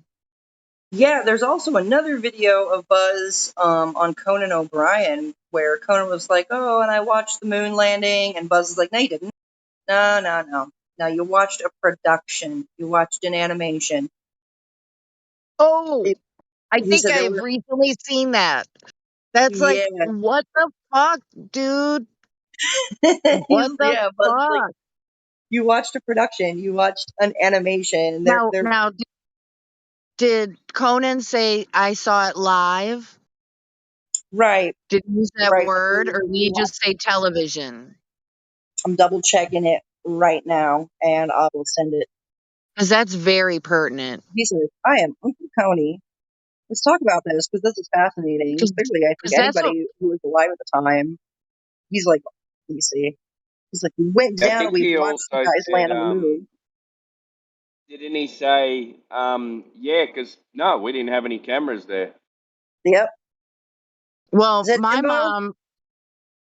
mom has said I saw the moon landing live on TV. That's what she's said to me before. No, I'm not joking around. My mom is half in the Matrix, or maybe a quarter still in the That must be Matrix. really confusing. Here's the video. Buzz Aldrin was trying to tell you. He's like, what you saw was a production. It was an animation. And there was like nobody taking pictures then. Like, what's really interesting, there's so many anomalies to this, right? Because there is this picture of the Earth from the moon already on Nixon's wall, like before this happened. Like, what is even Wait a going minute. on? Wait a minute. Are you saying the photos where which would be behind him when he's talking to them on the moon, like in the Right, background? right. There was. I Well, gotta that find could be from a satellite, correct? it. Quote All the, unquote satellite. well, That's what I would I say learned they would something. say. I Yeah. learned something that all satellites are on the ground. There are no satellites flying Did I around in quote unquote space. They're like did I all use I did use air quotes, didn't I? Or did it sound like I used air quotes? I meant to if I didn't. So, but yeah. But yeah, that should be a question. Satellite technology at that time. yeah. I mean, I just think it's amazing in a simply put way for people to get it, is that what I have in my hand right now is a mini computer, and that has way more computing technology that they had at that time. Yeah, it You drops know, we're signal talking out to about a certain time places. period where you had Polaroid cameras, and then, you still had to have your film developed. That's what I'm saying. I was I like, mean, I need to see a Polaroid picture. I need to see a oh, Polaroid can you picture of Earth in imagine? the moon because that's the only way You know I'd what? even This begin to believe. this day and age, photos are becoming really, honestly, if you want something credible, we really can't use photos anymore. I mean, for demonstration or for topic discussion potentially, but do you know what I'm saying? Same with video. I What if we had mean, we're two just in the videos? age of technology now. Wait, what were you saying? I What if would we had look. two videos from two different angles? Would that be like two witnesses? Would that make it more legit? Oh, yeah. Actually, what's his name that oh man, my memory is horrible right now. Who did the Lake Michigan observation that's not with us anymore? Rob Skiba. Yeah, Rob Skiba did that. Yeah, that would be the most effective way. Yeah, because things can be so easily manipulated by now the common person. So, I mean, Well, I'm gonna tell you right now that ever since CGI and Photoshop detection software, NASA has been shitting. I guarantee it. They're like, oh crap, because now we can run all of this stuff through the software, and it picks up yeah, all of the flaws and imperfections, everything that's been changed, yeah, all of, and so yeah, NASA is shitting in their space boots right now. Not that they're like, oh crap, this well, is accessible to the public. This technology, right. Rob you know. Skiba did a live recording of him going on their website and looking at their raw images, quote unquote. And so yeah, where this looks like shit's pasted on a photo and it's like, what? What I the have a playlist that I put together, like 90. I got like 90 something videos, kinds of NASA fuck ups. It's love called it. Space is Fake. Yeah, Space is Fake, and there's like these are like 90 proofs. Like one of them Nice. is they left the cameraman on the moon. Oops, they forgot to hide their green screens and their underwater camera crew. Oh Um, man. yeah, just all of it. Oh, they're in a training pool, huh? They're in a training pool. Is that why there's bubbles in the official space videos? Well, I know we have a pretty big Google Drive Flat Smackers playlist. I wonder if what you have should be added to what we have. I No. can send it over. Well, yeah, I don't know if anybody can add anything. But yeah, for sure. Well, you guys can do what you want with that. Do what you will. Do what you will with it. There's like 90 videos that show the green screen mess ups and all of that stuff. So, Well, we got some spam in the live stream voice text right now. Just happened. ooh, Ha what's ha this? ha. Absolute stupidity from a Dunning-Kruger pretender clown. Oh, serious. Serious. Is this from the? This might I have been from can the other. I swear I can hear the tone of voice right now. Mhm. I can hear it in my head. I want a ringtone of QE saying "Shut the." If I were to have a QE ringtone, what would I want it to be? Hmm. Probably be something Oh, like, "Are maybe you where he serious?" sings That would till be the party's Numpty over. Dipshit. Yeah, Numpty No, the one. Dipshit. Mhm. Sorry. Or when he talks about the flying, spinning, shooting monkey ball, water monkey ball. I forget how he said it. Oh, space You know, monkey religion. Or you you got the know. wrong emphasis on the wrong syllable. Oh, I love saying that, Timbo. Been saying that for years. Tomato, tomato. I didn't know that anybody else said that. That's awesome. High five. Yeah, virtual high five. Group high five. Yes. But for real though. To hear, We're- good to hear that. It's early here. It's only 6:40 a.m. I woke up to two beautiful female voices talking about flat Earth. I love it. Oh, you're so thoughtful. That's why I haven't really Appreciate butt in you. that much. I appreciate you appreciating us. Should we listen to QE's absolute stupidity from a Yeah, Dunning-Kruger pretender clown? Yeah, let's do it. Put it on the bot. Let's do Do it. you guys know how to? I don't know. Yeah, I'll do it. You go ahead. Nice. Was it the one just posted in the live stream? Yeah, the one I called spam to try and get him to appear, but he didn't. I didn't say his name 3 times. Maybe that's why it didn't work. Quantum eraser, quantum eraser, quantum eraser. All right, maybe after we play it, we can talk smack. Then he'll come in or something, and then like look to the side. There'll be a little globy sitting there, and then he'll just totally demolish them or something. Just It sounds like a debate he had with Witsit. I don't know. Let's get it going. Yeah, I wasn't gonna like say anything, but that's what it seems like. Let's get Is it it going. Let's get YouTube? I can't seem to open it. Oh, There might be a different command. there's a sound. It's a sound file. That's all I know. Is it? Yeah, if you Is upload there a sound file, I don't think the bot will take it. Is there any way you can do it, Wave Mixer? You're the Well, it would computer have man.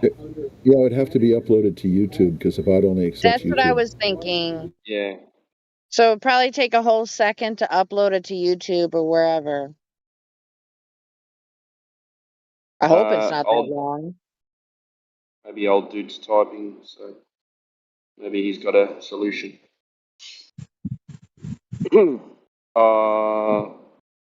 Please don't. Okay. If it's don't play anything with mods attacking other mods or being disrespectful towards each other. Okay. You're watching.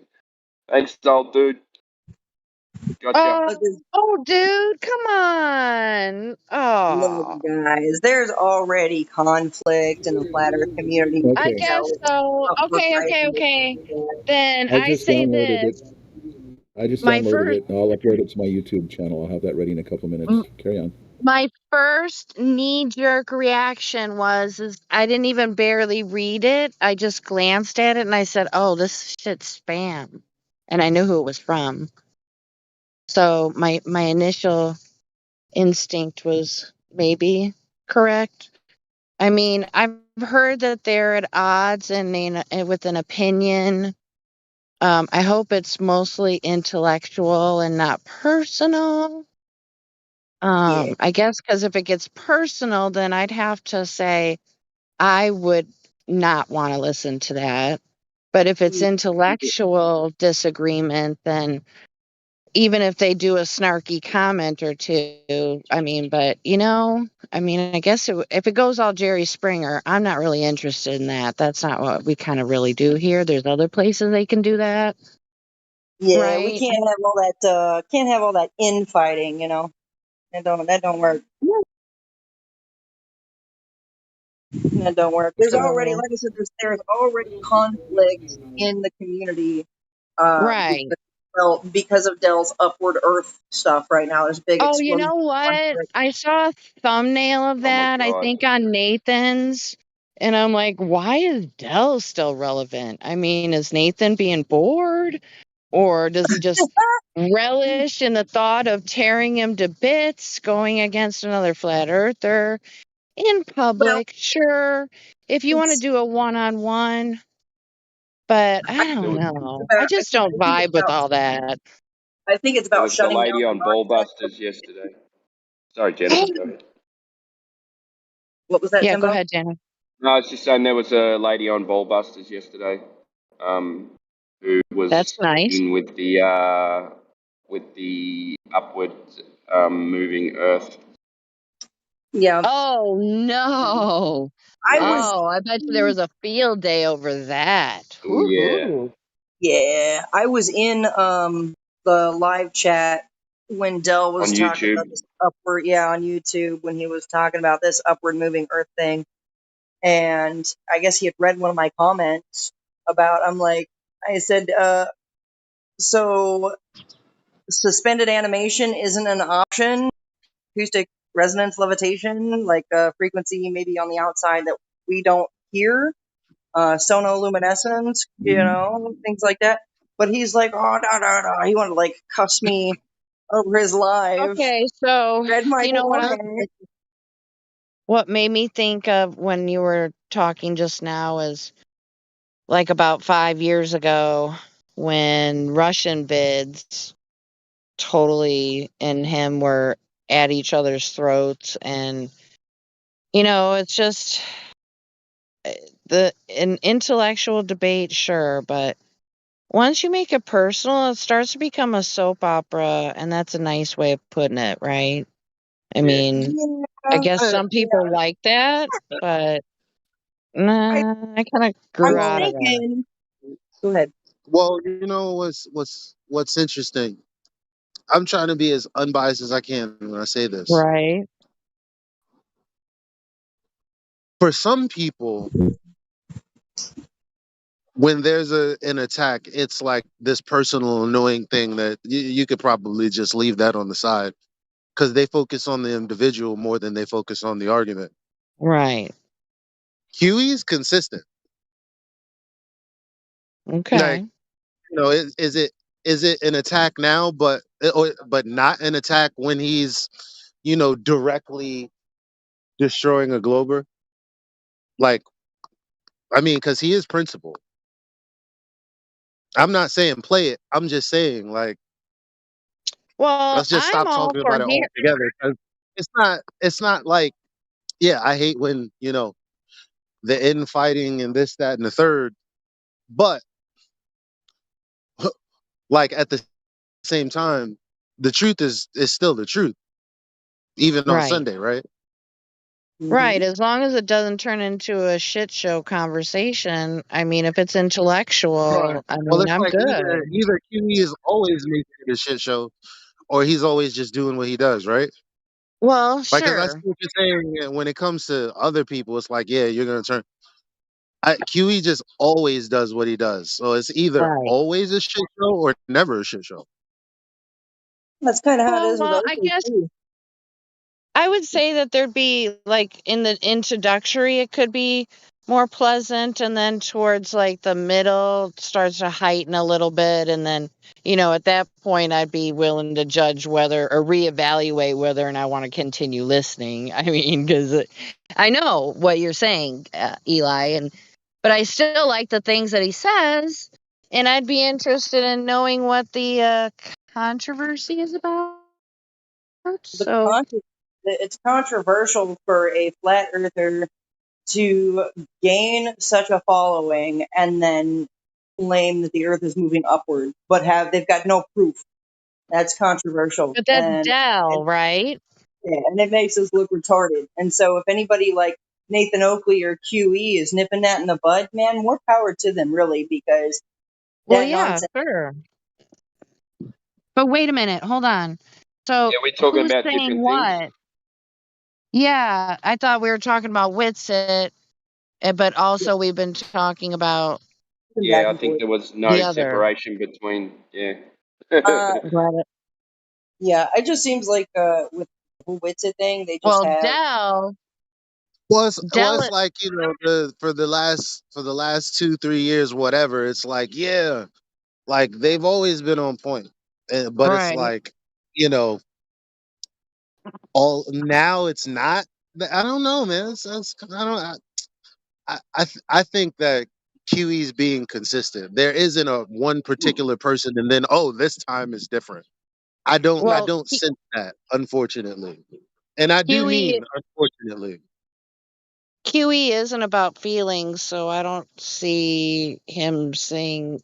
I guess he could say something dramatic to get under somebody's skin. I mean, but I don't know. You know what I mean? So. Usually he's calling people fucktard, baltard, retard, Right. fucking space monkey idiot, Yeah. Yeah, it And gets cringy sometimes. Yeah.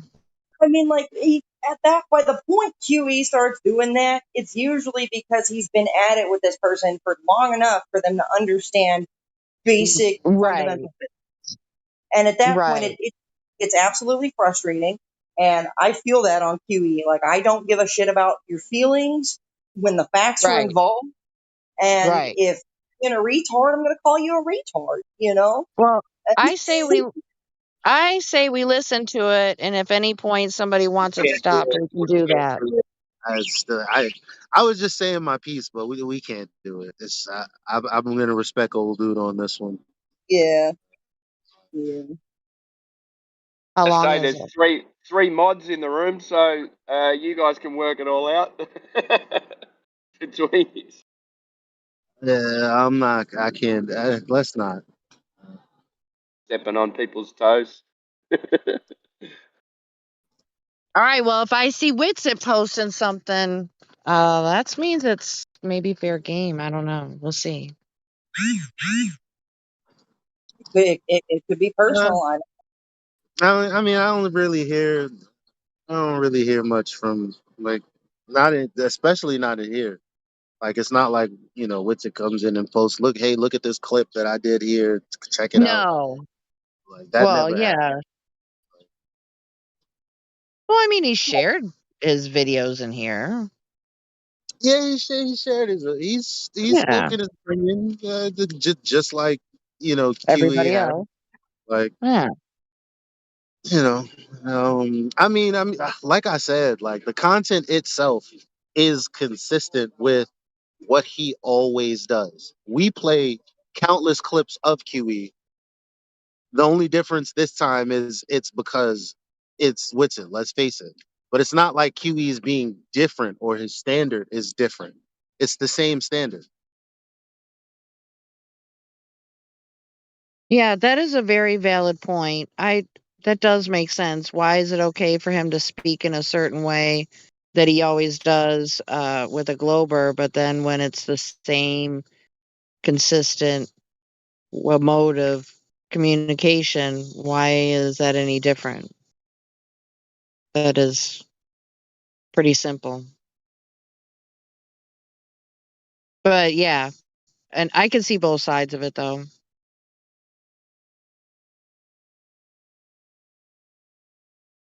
I was looking for the information, not the other parts of it. If I started hearing drama, I wouldn't want to listen to it anymore. That was my Oh, fuck point. it. You want to go in the chill chat or some shit like the side chat? You would have. I I don't mind. I do. Let's go, man. Fuck it. Let's go. Okay. All right. But, We'll listen to somebody a has little to bit of come that knows how to do the bot though. somebody's supposed to be putting it up on their YouTube, I thought. Yeah, Wave Mixer was sorting it out so it could convert it to YouTube. So you'll have to hit up Wave Mixer. I guess it depends on how long it is. I think it's just a small segment, just a little section. Oh, good. Okay. Because when you start like splitting hairs on, and doing commentary on a video, it could take a really long time. Yep. What's it talking about? Does anybody listen to it? I'm assuming an intellectual difference on No, I factual see it. information. It's titled Virtual Photons, and I was there for the Ballbuster show, so I'm pretty sure it's about because typically virtual photons are levied at, I guess, the FED squad or something, and so I guess like Witsit does is like, oh, in the virtual photons, we don't believe in that, but then um damn, what's the effect? When you but then when he's talking about this other effect, it includes virtual Casimir? photons. Casimir effect? Is that right? The what? Casimir? Is that right? Yeah, the Or- Casimir effect. Right. That's basically what I'm assuming it's all about. My brain just hears virtual photons and goes, "Wait a minute, what? Virtual? Like virtual isn't reality. Like a Yeah. simulation." But that's the thing. That's what they. I didn't say forever ago. I was like, I don't know if anybody's on board with virtual photons, and they kind of confirmed that yesterday. So I was like, yeah, I thought so, because Yeah. virtual photons sounds just the way it sounds is like, who said they was into that? So Yeah, like virtual reality is like not reality. right, right. Put on your VR goggles and have your photons because that makes no damn sense. Yeah, that's blowing my head off a little bit. That's why, yeah. So like, Like, are you yeah, serious, bro? I'm with that. I've been listening to these debates. And virtual photons. What? If if I could get in just for a second, so Lawrence Krauss wrote a book about how nothing really isn't nothing, and Uh, he's talking about the vacuum, right? So in the vacuum, they see something, right? Many people call it many different things, but he called it like virtual particles that pop in and out of existence. And Hmm. you know, some people call it quantum foam. Some people call it 0 point energy. I kind of think they're all talking about the same thing. I could be wrong, Dark but matter. the virtual particle is kind of a really weird thing, right? Because there's something there that's measurable, right? I think they call it 0 point energy, and the Casimir effect. And this is like an experiment that they've done hundreds of times, like 50 different ways for, you know, decades, right? So this is a well-established. Maybe it's a demonstration, maybe it's not an experiment, but yeah, they've been doing it in labs, right? But it's like, is it virtual if it's measurable? That's the question, right? Sorry. I just got my outlet to work. I'm hyped. I'm sorry. I'll go on mute. But I think you look. I was gonna say I think you're right, but then again, I'm so exhausted from this conversation because I'm like I don't even. I honestly, I'm not even gonna pretend like I know what the fuck is going on. Truly, I don't. It's like I pay attention to what I pay attention to. I don't look into all of Okay, this. I'm not that interested. but Lawrence Krauss, I mean, I don't know, just some about that man's vibe. It just doesn't sit very well with me. Yeah, he's cheeky, Well, I mean, like extremely. if they're doing something, then I mean, there's no reason to deny that there's something. Like it's like there's no. I don't care what you call it. I don't care what it doesn't. Like I'm like, what's the point at the end of the day? Do what you got to do with the information. Let it be some practical use or no I don't really care. I don't see why I just don't know what's going on, honestly. So, are you at liberty to state each person's position that they are opposed? I mean, Me, well, if you don't, I mean, it's all good. No worries. well. I mean,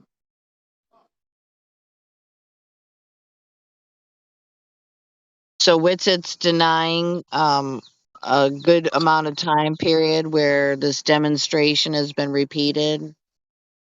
no, Yeah. no, Okay. no.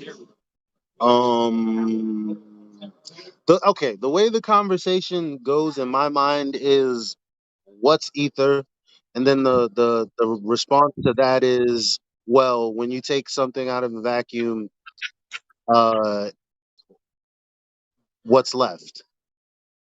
And it's like I. It's like that's not really a response to the question in the first place. But then what's being said is like, you know, I don't, argue against it. So I don't get why it's like, okay, yeah, fine. Nothing can exist. Okay, fine. Okay, great.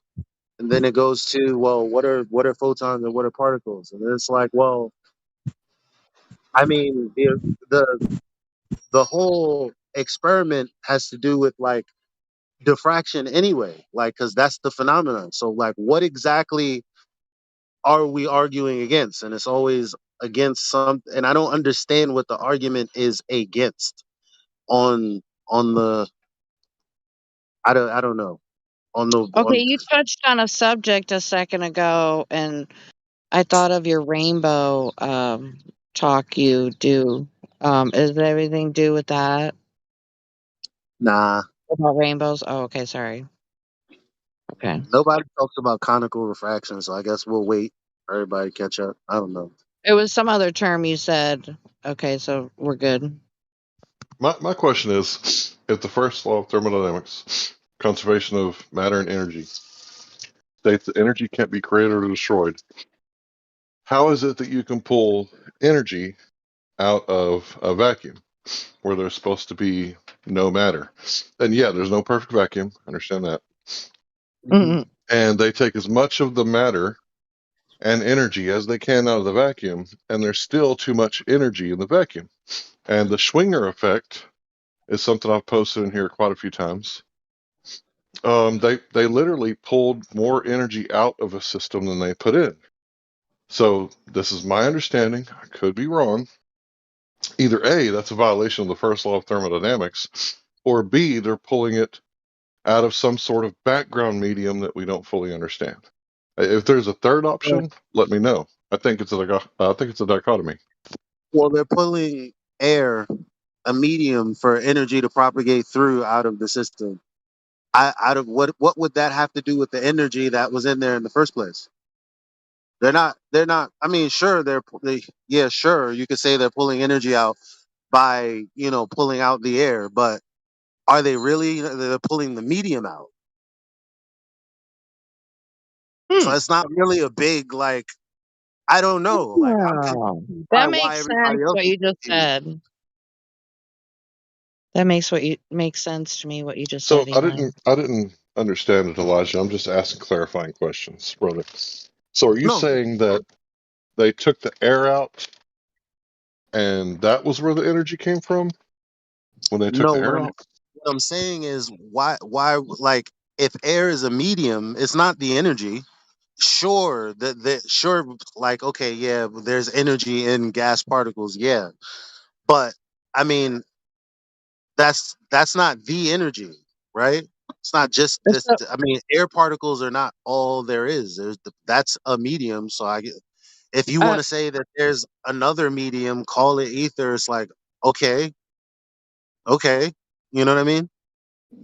so when you say when There's it's still being energy. said, You take the medium out, there's still energy in there. All right. right, With because me? there's not a perfect vacuum, it's a near vacuum. So the near vacuum content is what provides the extra energy when everything's taken out, correct? No, incorrect. Oh, Even okay, though then we can't create a perfect vacuum, we create as perfect of a vacuum as we can, and we look at the energy in there, and there's still way too much energy for, the sparse amount of material left in the partial vacuum. So this right. is 0 point energy. So according to the science, let's call them philosophers, lecturing at the colleges, they call this 0 point energy because no matter what system you have, there's always going to be 0.5 volts, give or take, in any system. Yeah, And this that's. is what the quantum physicists call quantum foam. Okay. Yeah, I mean, I don't know if any of this is intuitive, but I'm like, if you take a medium out, you still like, okay, so like I put heat to water, right? And it boils. And then I remove the water, but I still have the heat. I still have the energy. So that's what I'm saying. They take the air out, the medium, but there's still energy in there. And I'm like, so what? Like, I don't know who's denying that. Like, I don't know what the argument is after that. I guess the argument is you better follow Lawrence Krauss and call it a virtual particle, because if you call it ether, you're a heretic. As far as I can tell, that's the argument, because nobody's denying 0 point energy. No one has. That's what I'm saying. It's like, because I'm basically saying the same thing, like, for example, Nathan said. He's like, okay, you take air out of you take air out of the vacuum. So what? What next? Like, because I think we all have reached the same conclusion on that portion of the statement. And like, I guess it is what it is. Call it ether, call it what you like, call it whatever. It's other claims, I guess. I don't really know, but I know I don't feel like anybody has a problem with saying you take the air out. There's still, because all I've heard was yeah, and that's all I've heard in response to that. I don't hear no, that's not true, or no, this like. So I don't get the argument beyond that. Well, think about this. You got an alternator, right? It's basically an electric generator by Tesla, not the car company, the man. So you hook it up to a bicycle, and you take the wheel off, put the alternator on the back, right? And you start spinning it, right? And it somehow turns that energy, well, I forget what it's called, the physical energy, into electrical energy. How does it do that? like nobody knows. Where does that energy come from? Well, somehow the magnets create an oscillating magnetic field, right? So it's going back and forth like a fan, right? And as it does this over copper spoils that are wound up in a certain way, somehow that creates a current, right? And that current can be harvested into batteries. So how does that work? Like, that's a good question, right? Nobody really knows. They claim it's, it's virtual particles. The magnets are using virtual particles. I guess I'm about to say, I guess what everybody's already been saying.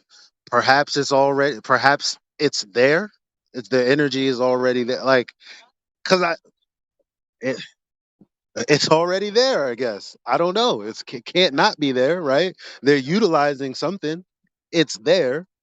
So it's like, regardless of what medium they took away or medium lack thereof, there's still energy there to work with. So it's like, okay, it was already there.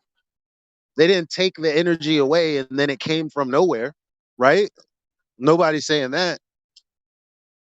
I think that most people would hear what I just said and say virtual particles. You had me until you said virtual particles, because that sounds weird, right? But then if I call it ether, there's another group of people who are like, oh, no, that sounds weird, right? So let's just call it X, right? X. Why not, right? Yeah. Yeah. X is the thing we're talking about. We don't know what it is, but it's measurable. And it's measurable in a vacuum where there's not supposed to be anything in there. It's supposed to be empty. It's like, I got a jar. I took everything out of it, but there's still something in it. What's in it? X. For every show on all. I would say because it's not empty. Like You got it. There's no such thing as an empty say jar. you took everything out of it, but no, you didn't. Obviously, right?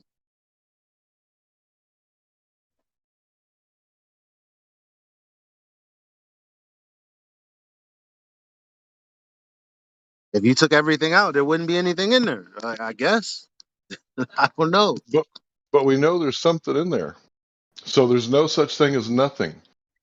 Lawrence Krauss It's is just right like about that. He's right. now check this out. Like, cause this shit fucked me up. There's no such thing as stationary either, but there is, and yet there isn't. But who's willing to bicker about that for the next few years? I hope Hey, nobody. so I know we would think stationary is the earth and stationary is red light, green light, 1, 2, 3. Like that's stationary, but in effect, really, because of entropy, no, nothing's stationary ever at all. Elijah. So it's like arguing about the energy would be akin to arguing about whether things are stationary or not. So I listened to that very short clip. It was 2 minutes and 36 seconds. And Oh, you cheated. so the to me, my takeaway from it is the reason why QE reacted in the manner in which he did is because from what it sounds like to me, QE takes after atomic theory. Witsit does not agree with the academic mainstream of atoms and such. So that's where the spark comes from, I guess. But doesn't he? Like that's the question. It's like if we're No, he looking at was the outright thing, asked.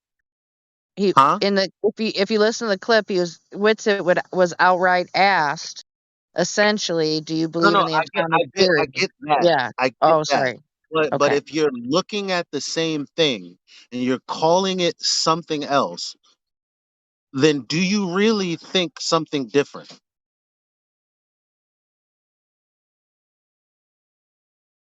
So what was the Well, point in arguing against okay, so something that really is so fundamental I'm different in the first place? I'm guessing on behalf of Witsit, is that there's been a lot of talk that, the Earth is electromagnetic and that maybe it arrives at such in a manner which is different than what we're told. It's not atoms, it's like frequency and vibrations and such. So I'm kind of going with Witsit, and so I'm not on Team QE on this.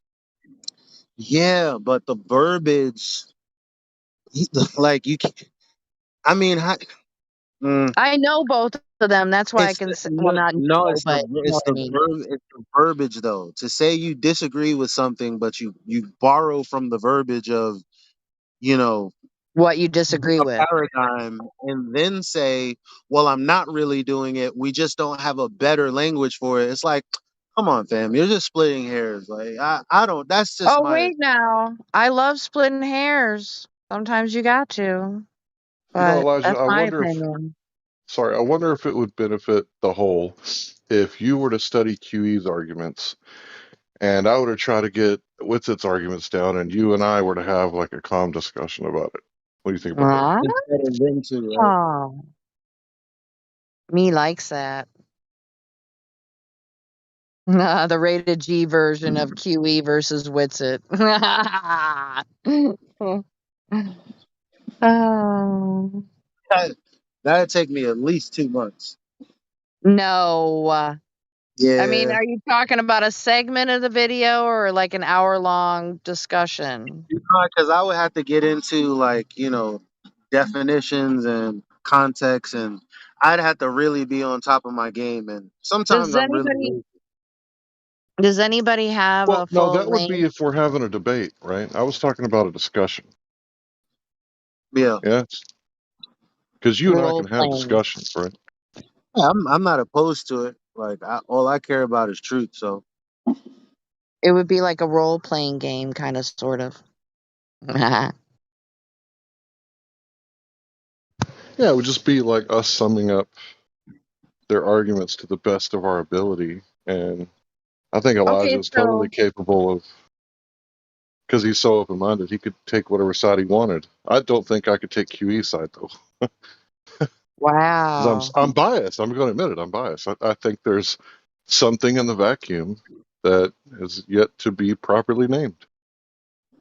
I mean, what? I mean, Nice. but that's the thing. Like this is like a non-issue because the thing that people think QE is opposed. Listen, I'm like, what the fuck is QE opposed to? Like I still fail to realize what that is. It Wait a hasn't been minute, hold on. categorized. So Elijah, I need to maybe listen to more, but to me, what it sounds like he's opposed to is that Witsit does not contend with atomic theory, and hopefully I'm addressing that correctly. So you can, so I Yeah, could post the audio, Elijah, to Livestream 2, but not the chill chat because the bot doesn't have permission to go to chill chat. Okay. Because like again, is the argument really against atoms, gas particles, all of these? Like, is that really the argument? Sounded Like like to me. indivisible parts. Because when you have what is it? I believe intramolecular bonds, that has to do with parts being held together by electrostatics. Correct me if I'm wrong. So I don't Correct. get what the issue really is, if that's the case. You see what I'm saying? Yeah, if you look at the model of the atom from like the 90s when I was in school, it was basically just a little solar system, right? The nucleus was the Yep. sun, and it had like little planets that were like protons, electrons, and neutrons, right? And each Oh, atom you said had a it like different model. that. I'm jumping ship. I don't We know. used to do calculations about it. I remember doing calculations in chemistry class over that. Right, but Yeah. now if you look at the modern concept of the atom, it looks like it's surrounded by electric fields with particles that are not in the same place at the same time, but in different places at the same time, and not Hmm. stationary and not moving, but both at the same time. And it's like, what are we What? talking about here? You What? know, Yeah. so it's like if you're dogmatic about that, like that's fine, but I think it's Oh, more that's a good way to put electrodynamic. it. I guess. I Okay, don't. I'm not trying to be Yeah, unfair to QE I know here. for almost a fact Wait. that QE's Hmm. not rolling with that. Wait. I'm pretty I'm not trying to be unfair to my brother QE, but is he dogmatic about atomic theory? I mean, is that his stick? I mean, is that his pet no. peeve? I Well, mean, atoms specifically, I don't know if atomic theory and atoms is all the same. Like I said, look, I'm not about to sit here and act like I'm not stupendously ignorant on this. Okay, but what I do know is I know for a fact, or I'm pretty sure QE doesn't think that there could be a particle both here and there. I know that. Or maybe I'm wrong. I don't, and or so maybe I'm. he doesn't believe it's in spooky action at a distance. I mean, how many times does QE say, "Don't throw the baby out with the bathwater"? Mm, Meaning, you take an observed phenomenon, but all these other concepts that come after the fact, he's not on board with all of that shit. Because why? Because you have to look at each individual premise or each individual claim on its own merits. He says that every single time this conversation comes up. And if there isn't any science to validate it, he ain't rolling with it. It's his right. work. I think Yeah. that's a good position to have, right? I just wanted to say that I was talking about the atomic theory and not necessarily QE's understanding of it. So I was basically talking about the atom model, right? We know about models, right? I think everybody here is clear on what I mean when I say Yeah. model, like not reality. Hmm. So this model of the atom, this atomic theory, right? I'm using these words on purpose because that's their words about what we're talking about. It's a cool theory, right? And I think that maybe there could be more to it because didn't we like drain George Washington's blood not that long ago because we thought that it would cure his fluid in his lungs? Mm. Old dude. Why Right. can't you trust an atom? Because they make up everything. That's so stupid.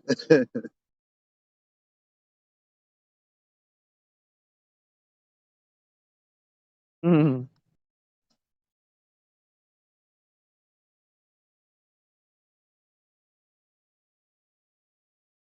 It's like, so, I mean, I don't know. All of a sudden it becomes an argument about the atomic model.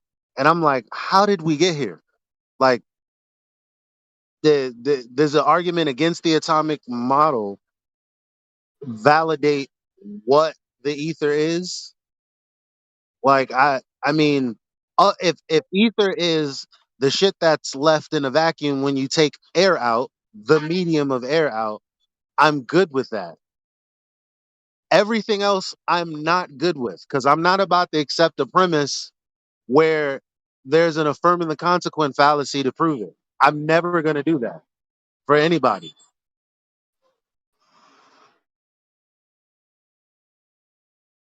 Never, ever, ever, ever going to do that for not a single soul.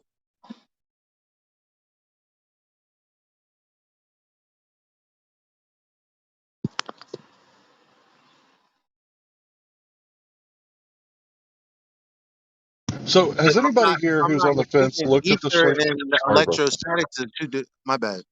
If I'm not mistaken, ether and electrostatics are first of all two different things anyway. Two different conversations.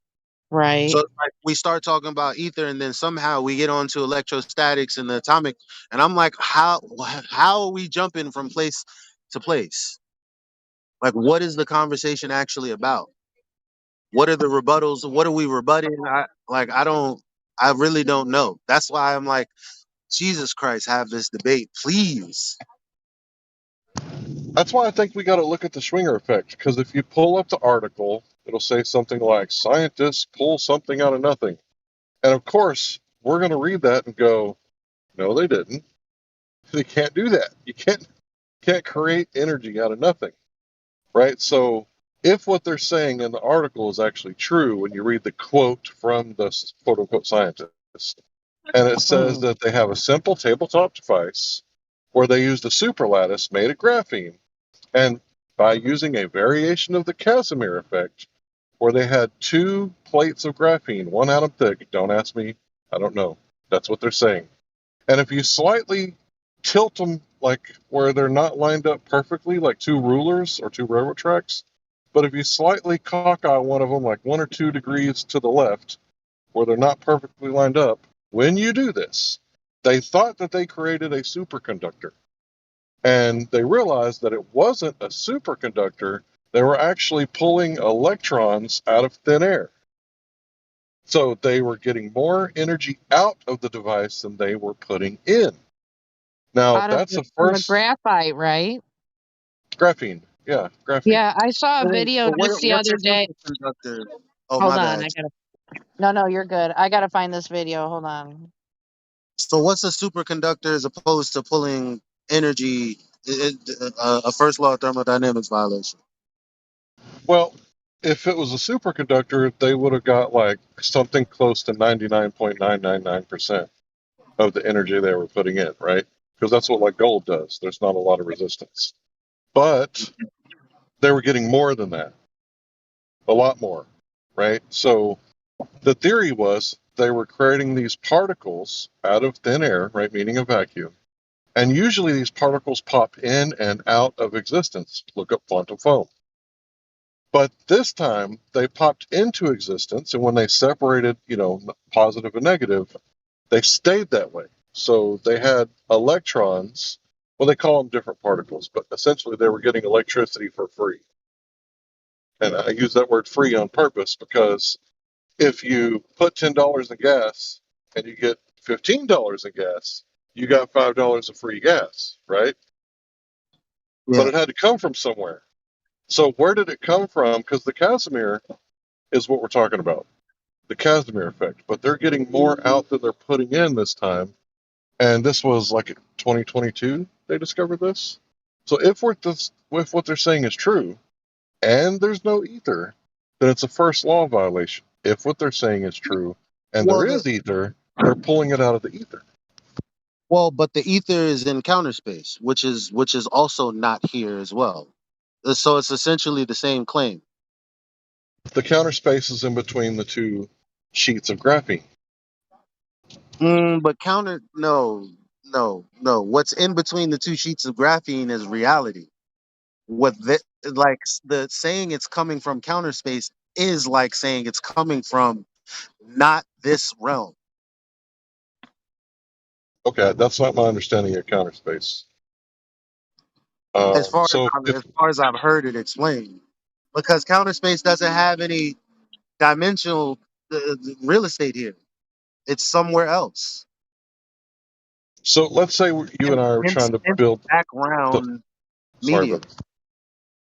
Sorry, hence background medium. Let's say you That's and what I they are trying. mean. Sorry, Sorry. brother. I thought you were done. No, go ahead. Let's say you and I are trying to build the best alternator or generator from scratch, right? And you use thick wire, like 12 gauge wire, and I use really thin wire to make my copper spoil. Mine is going to have more space in between the wire because I have smaller wires, whereas yours is not going to have a lot of space in between, right? Because you're using big coiled wire. So it's not about the size of the wire. Counterintuitive, you're like, oh, I'm going to harvest more electricity. No, it's not about the size of the wire. It's about the amount of counter space in between the wires. So it's the Yeah, but space between is what counter space is, from my understanding.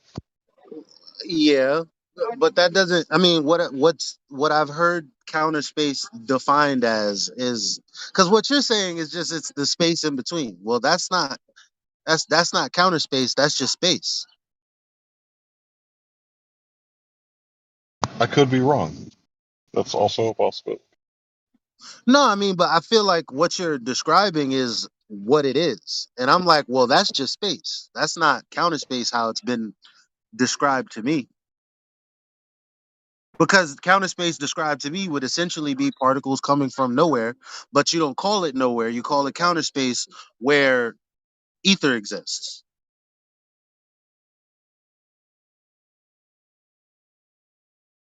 Man, look, as far as I can tell, um, counter space is the Larry, space in between. Yeah, go ahead.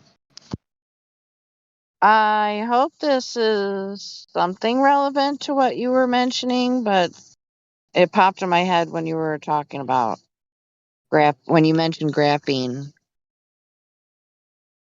I think I saw it on TikTok and I saved it, and I think a bunch of my videos that I've saved, oddly enough, have been deleted.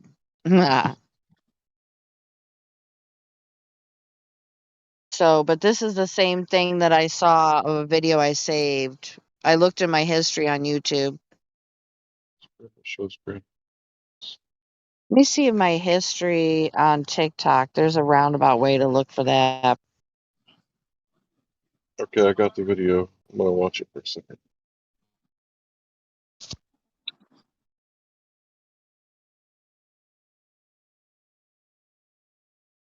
History.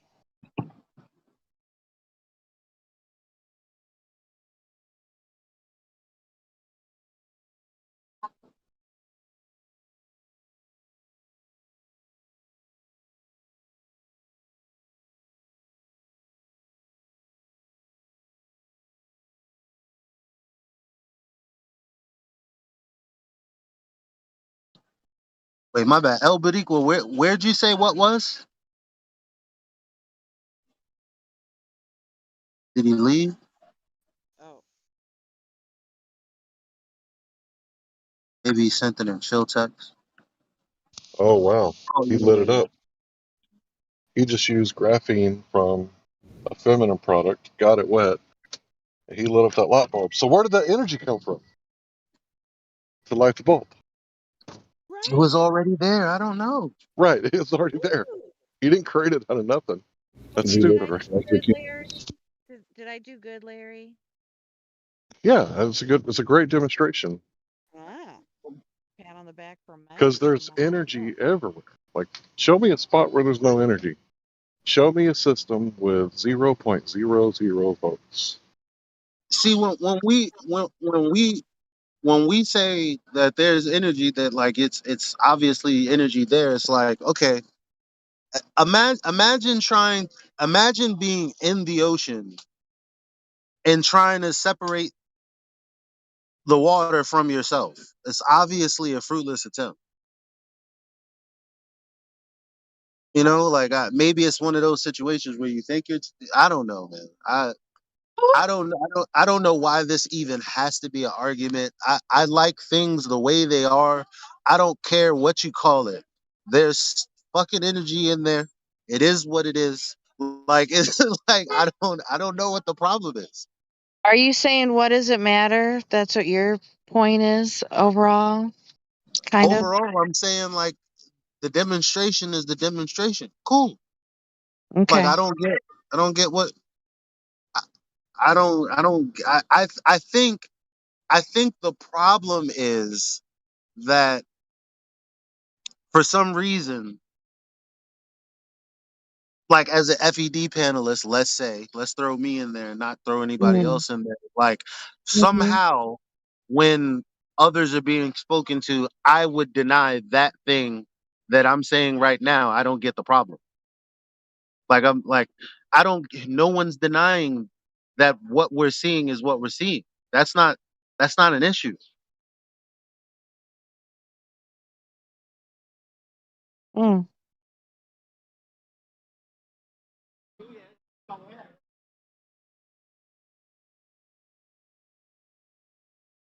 Well, I don't know. This whole um QE and Witsit, I haven't inserted myself or anything to find out in detail what's going on because it doesn't apply to me really. But it's been going on for like 2 weeks, and I guess if that's all the worst of it, I mean, I'm confused. Well, so if somebody And asks me what a photon is, I'm gonna say it's that thing on that photoelectric plate. If somebody asks me what ether is, what am I gonna say? It's energy. Why? Energy is energy. But if we want to say it's ether, whatever. Like I don't know. I don't ether could really be know what ether is. it could be an element. I'm like ether is. If I would say, or maybe if ether is energy, ether is energy. Okay, it's I don't. But there's nothing. There's nothing See, beyond that. There's it's nothing that to. word. It's Hmm? that word, brother. It has so much emotion. It's like the N word in certain places, right? It has so Yeah. much energy packed behind or emotion, right? But if we just said 0.x, if we just kept saying X, I don't think the conversation would get so emotional, you know? Why But I think the emotion comes from The certainty. claiming we say shit we don't say. I don't think it's. I don't, I I think that's where it's coming from. Like I've been called an atomist. What the fuck is that? I don't know. Why am I an atomist? Because I like science and the scientific method. Do I think that's all there is? Of course not. You know what's crazy and who else said that? QE.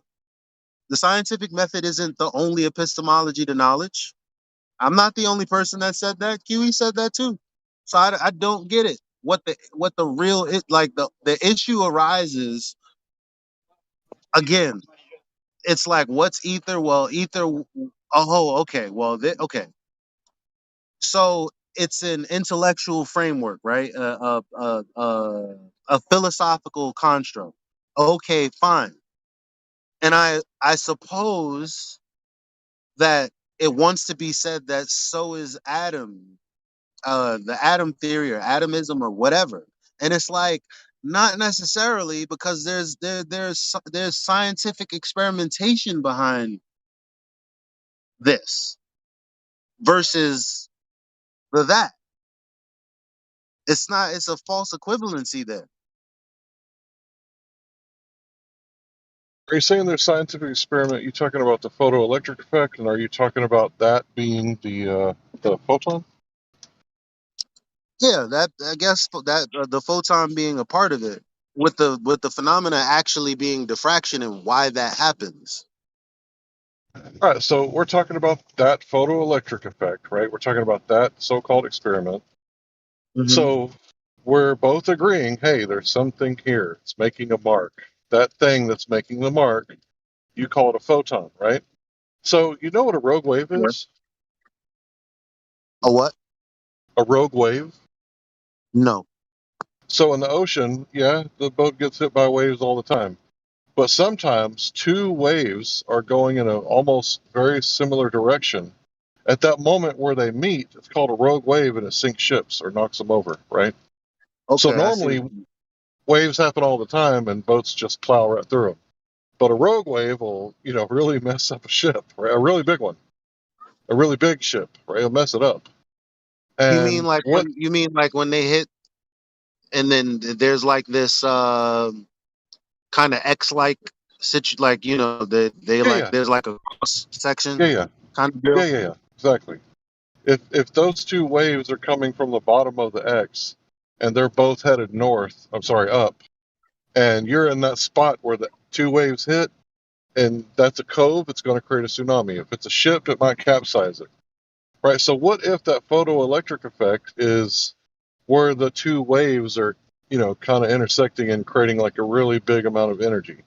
What if it's not like this is all theoretical? Obviously, this is not science. This is just where we're waxing on philosophically about the experiment. And it's a what if.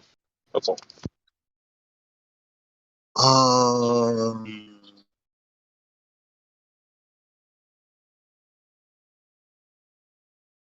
What if? Yeah. if it was a fifth, I don't know. Like, okay, like okay, but like, so that's like, but then I would have to beg the question and say that, well, light is a wave in the first place for these particles to be doing what they're doing. I'm not comfortable with saying that because I'd have to beg the question. Yeah, sure. I mean, I'm not dogmatic about it. I've lost my Me either. I dogmatic approach honestly, when I it don't. comes to light. Right. I don't even fucking know what light is. I know. Well, I know how I experience it, but what I like, I don't know, man. I'm not that deep of a guy. You know what I mean? Like, Yeah, I haven't got it all figured out. It'd be funny if I thought that I did. But, it could be a photon, which is a massless particle, which flies through space at a rate. massless particle? It could also be that. Is that what it is? A massless particle? Like, cause Yeah, that's what they yeah, say. doesn't like QE say mass is any? No. My bad. No, matter is anything.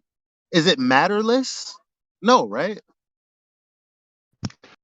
Well, Because light is matter. it depends on what you think matter is, right?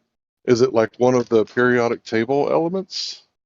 That's what I think Any, matter is. anything with spin, kcals, kilojoules, whatever the fuck QE be saying.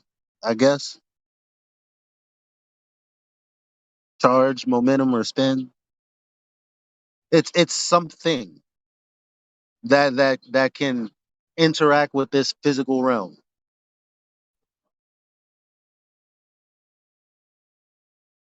And I mean, and we know you could get you could get. I got a little bit of sunburn right now. Because those rogue waves beat your ass up.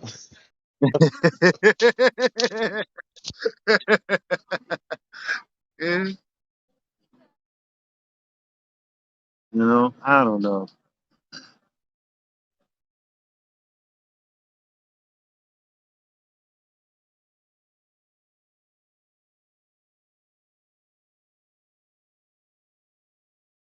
But I do know that upward moving Earth shit. That's just crazy. And it's like it's crazy because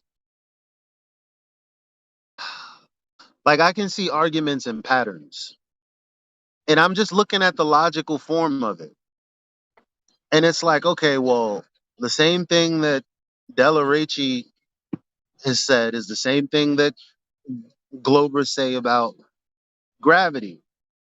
Because what do you have? No phenomena.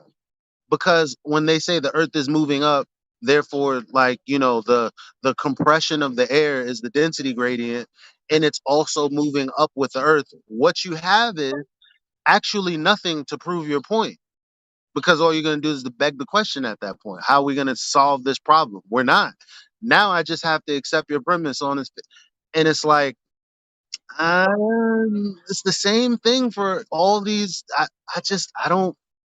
If it's not good for the upward moving Earth and it's not good for gravity, I don't care how intricate it sounds. Either begging the question is good or it's not,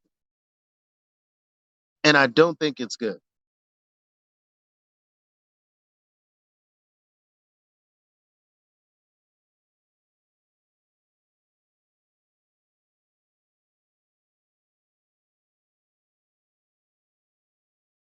Like I one of the things that annoy me most is with some of the people on the ether side, right? Like they'll make arguments that I've heard Globers make. The rhetoric is just different. And sometimes the Globers will call them out. And I'm like, oh shit. Like they just hit you with an argument we hit them with. Like that's embarrassing.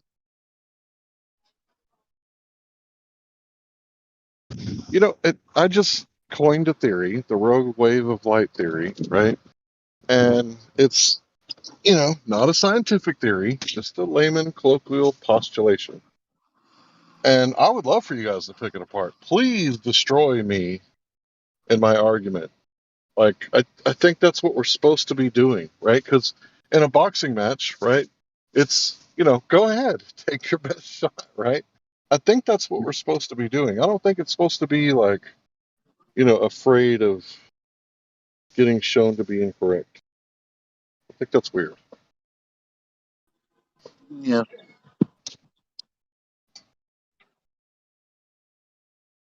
And I'm not trying to do a burden of proof reversing either. That's also what I'm not trying to do.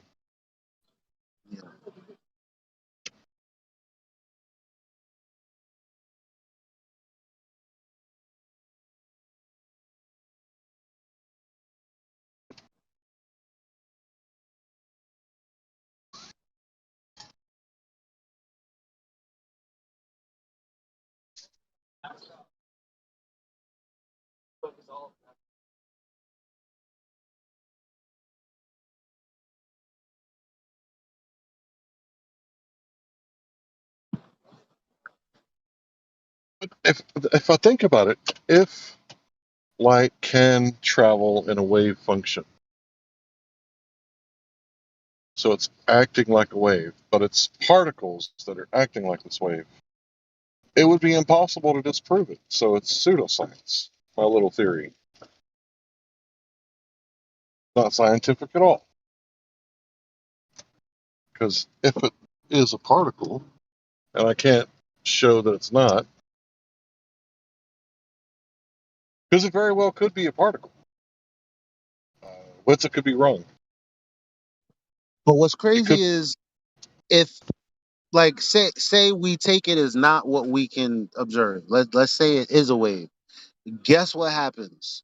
Now we take this thing that we're not sure of, and we move on to the next logical piece, which is what I mean is, like, based off of assumption, we're gonna build something else on top of that, and it's like we already know what the result of assuming the Earth with the radius of 3,959 miles is.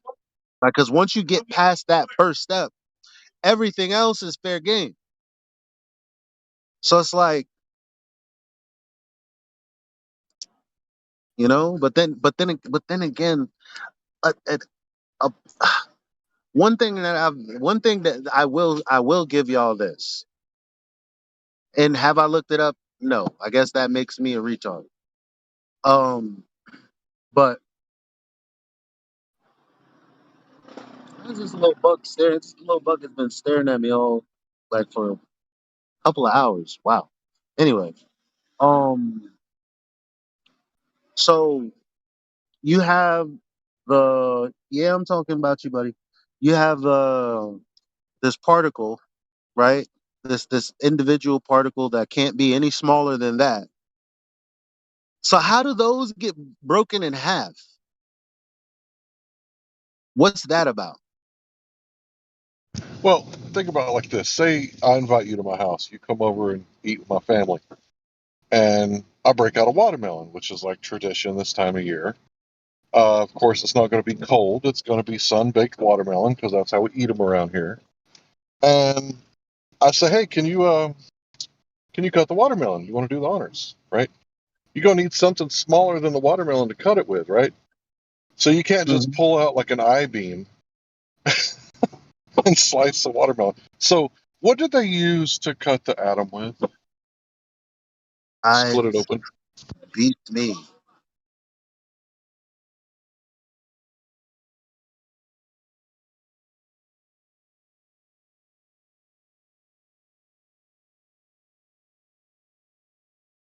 By the way, for everybody out there, if you're not eating watermelon, I don't know what you're doing with your life. I can understand if you don't want to eat the rinds, but if you're a man, you should. And if you're a, member of mankind, you should eat the seeds. Just saying. Really? I do. Well, I eat like the non-black hard seeds. Are you supposed to eat those too, or what? Yeah, I eat it all. Hmm. You can even Now, blend there's up the this rinds. That's dude- really good for men. The rinds, what's that? The green part. Oh Oh man, yo, you're fucking breaking down everything that I've learned coming up. Don't eat that. You're gonna get sick. Like now you're like, eat it. I don't know. Yeah, do some I don't research on know. the benefits of men eating the rinds of watermelons. If I may cut in there for a sec, guys. Go for it. Of course, brother, go. Hey, Larry, and Elijah. While I was in Cambodia, we got a chicken, and the local guy who was touring around with us, a tour guide, ate the head and the feet. So eating the rind of watermelon's pretty cool. Yeah, I was listening to Kent Hovind not that long ago because I think he's the one who started all this.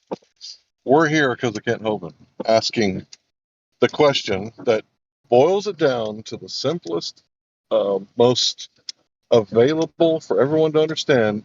What is gravity? Can you put it in a jar and paint it yellow? He's pointing out that it's a concept, right? It's space-time is not something that exists in reality. They're just mathematically describing things. But he said there's people in northern Pakistan, a tribe there, that live for hundreds of years. They live for a really long time, for over 100 years. And they eat the fruit and the seed. And it's like, they don't have cancer. They don't have a lot of the problems that we have. And it's like, well, maybe we should do that. And you start looking into like the benefits of apricot seed and all that stuff. And, it's kind of hard to deny that sort of evidence. But yeah, back to the thing at hand. Light. What is light? And the real answer is that I don't think any of us know. But I think that it would make more sense that it's traveling through a medium. Well, it's a perturbation of the medium rather than it's a particle traveling through space. Because if it's massless, then what is that? A massless particle? It's not made of anything that we can see on the periodic table. So it's what, a field? I think it's what it is. I think it's like my name not that long ago, like a year ago, my name on here was Magnetic Fields.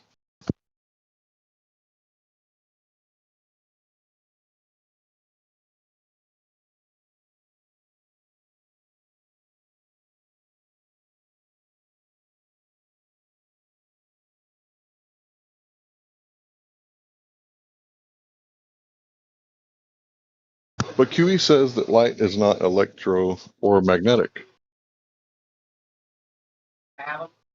Yeah.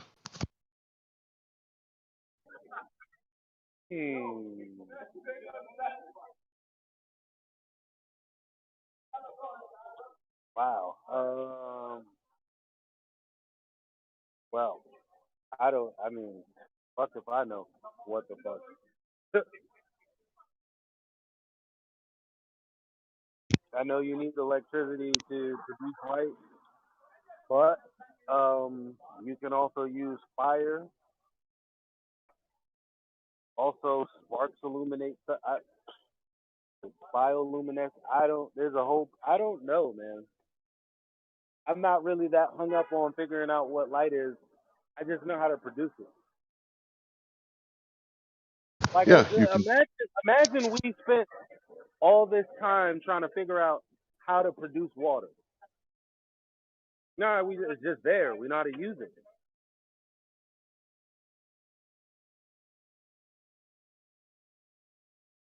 Maybe sometime in the future there will be arguments about water. I don't know, but I don't. I mean, for what?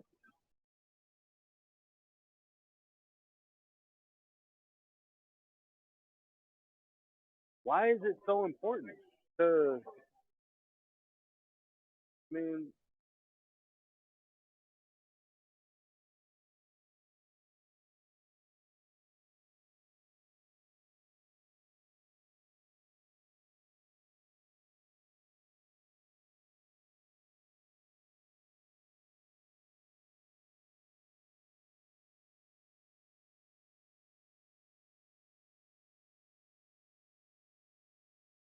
I'll be right back.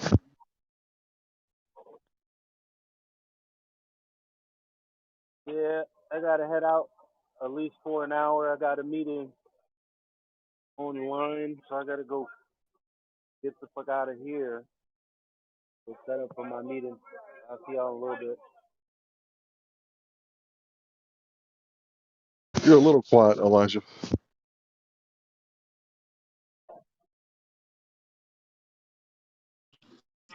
Just saying, I got about 10 minutes to get out of here and go set up for my meeting, so I'll probably be back around 7. Hey, it was a great conversation, bro. I definitely enjoyed it and gained a lot from it. Thanks. Yeah, for sure, for sure. Always good talking to you, Hank, or Larry. Yeah. Yeah, you too, bro. Always good talking to you. Peace.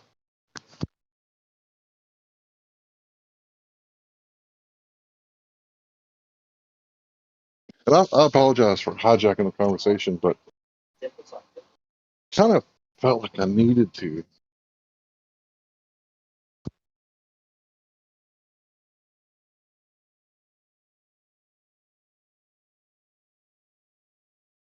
Like, I think it needed to be said. What is X? 0.X. What is that? What do you like to call it? What do you call it?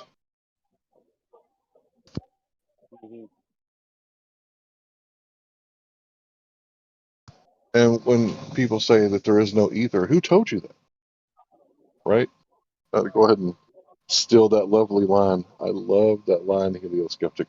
Who told you that?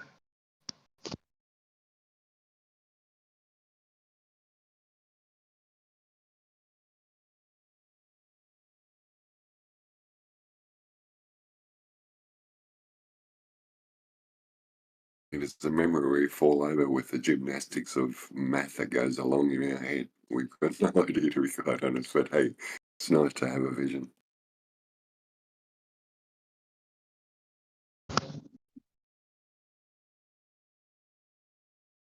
If you think about how light radiates off of things,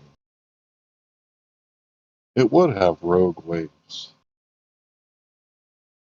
If light is a wave, begging the question, and I'm biased, okay, let's get that out of the way. If light is a wave, and it radiates off of things and perturbates the medium, which is the background, if it did have rogue waves, points where they collided with each other, kind of like what we see in the double slit experiment, you know, where these wave patterns are showing up on the paper, the photon paper. Then the rogue wave of light would look like a particle. And everywhere that it didn't intersect with another wave, then it would just kind of fly under the radar like most waves in the ocean. They go undetected, unnoticed.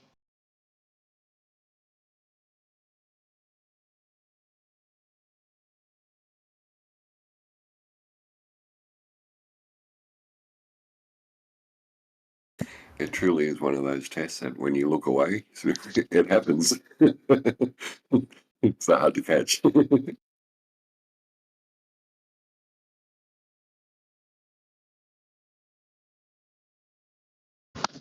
And what if, you know, what if our eyes don't perceive photons that are hitting our eyes? Because anything else that hits your eye, what do? Ow, oh, right? But photons hit your eyes, and because it's massless, it doesn't hurt. We adjust to those things that we don't understand.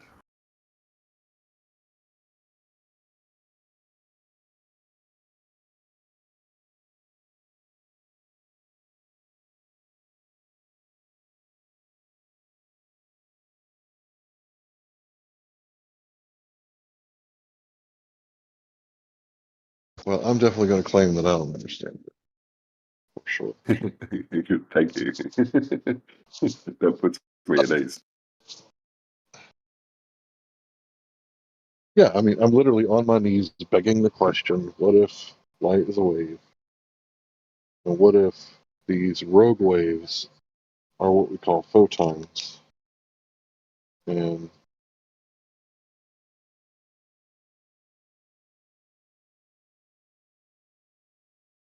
I'm just describing it. This isn't science. I'm not making a knowledge claim. This is obviously philosophical.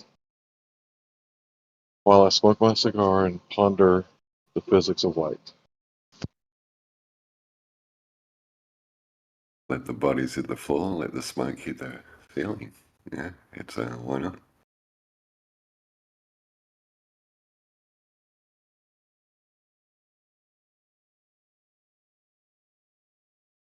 I wish Helio was here. I would love to hear him bloviate.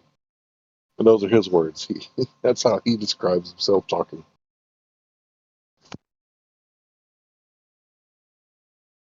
Is Helio still around?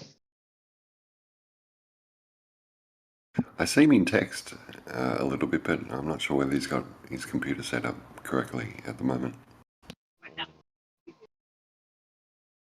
I would totally mail him a laptop.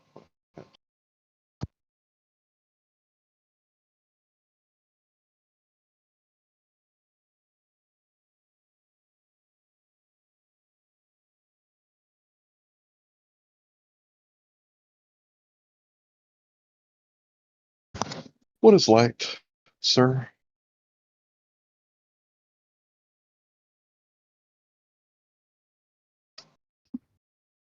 I'm dumbfounded. People don't call me so. So I assume you're not. Apologize. I'm getting a phone call. Yeah, stop swearing at me. What is life? That is a very good question. Life is breath. We unite in sight and we combine with thought. What is consciousness?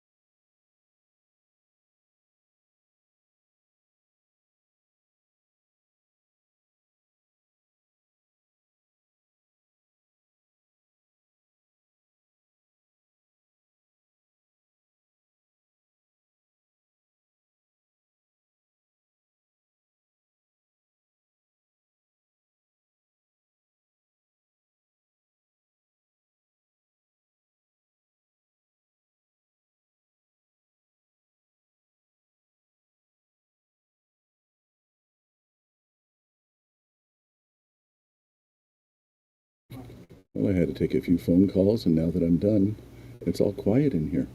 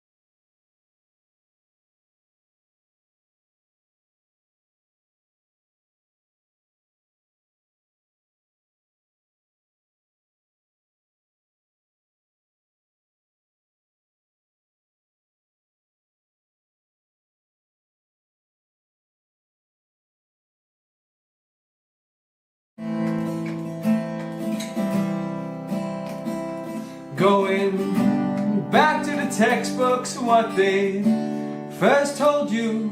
Gotta take another look at her, 'cause it doesn't move. Look across the oceans, look across the land, and please, if you see that curve, can you tell it where I am? They'll try to tell you stories, you need to understand understand Earth's not round, it's just a big flat piece of land. Although it makes no sense, they say we're spinning round. How can this be true when my feet stay on the ground? 'Cause if one day you wake up and see that Earth ain't no ball, and you look in the distance and see there's no curve at all, I said try not to worry, as it does all who've been fooled. They've been ramming it down our throats since the first day we were school. Earth's not moving,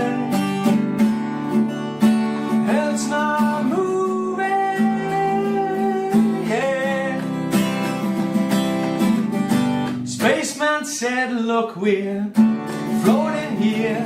I said, I don't think so, dude. I see wires everywhere. You gotta watch your back at these coming lie to you.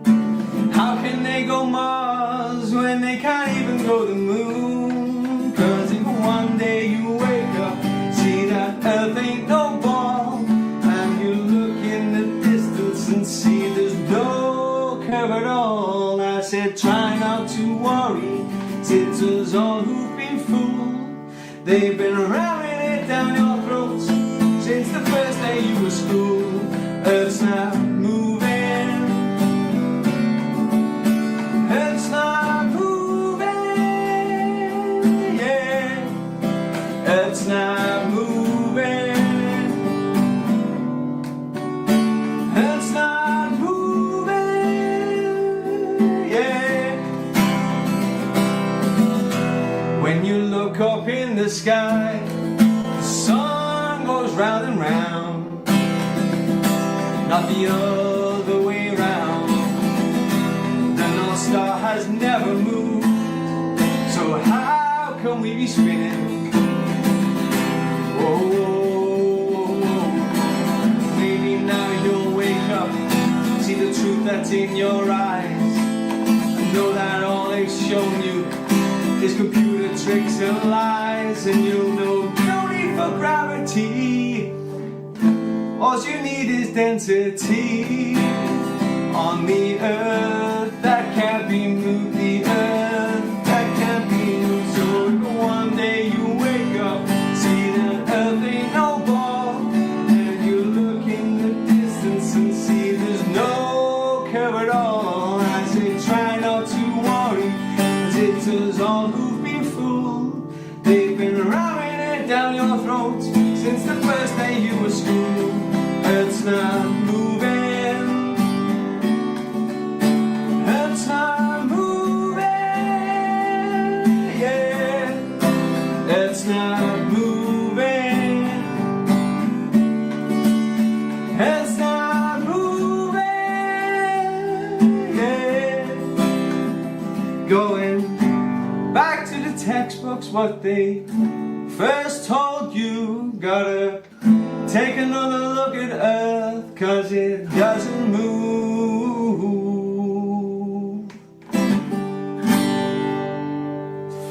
All flat, baby. It's all flat.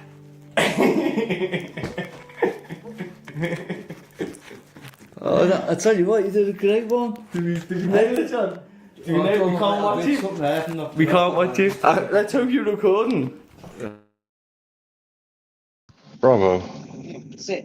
Top notch. Sit.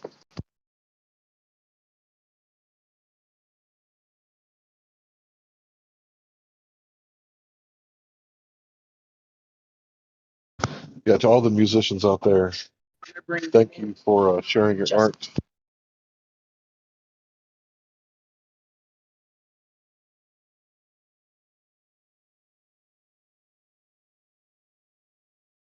Well, that was a recording. It was recorded a few years back. He can't hear you, the person that recorded that. But I've got more music here, if anybody wants to hear. Yeah, if you guys want to listen to music, go ahead, I'll listen. I'll go on mute and start playing my computer. All over this great big world, they told me that we lived on a sphere. Now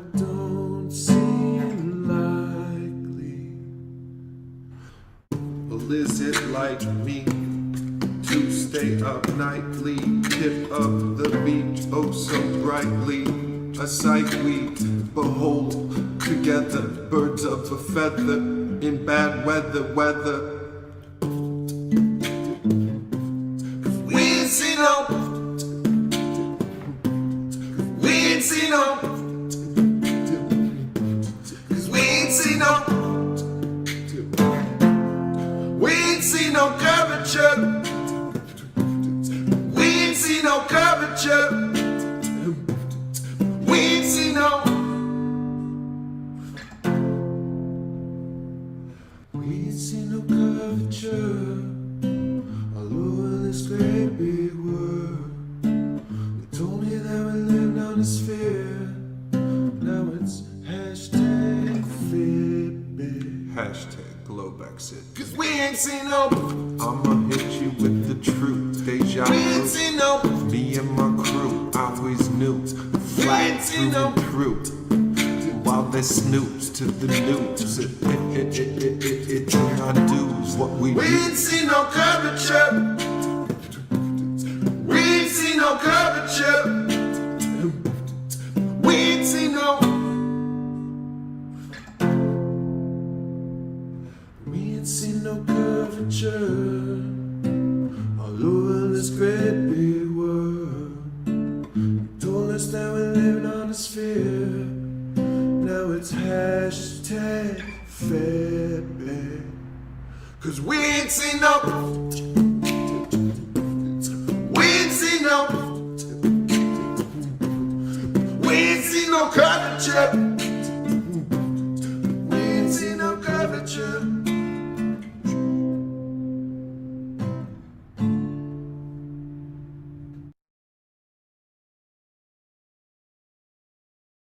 I seen it on TV.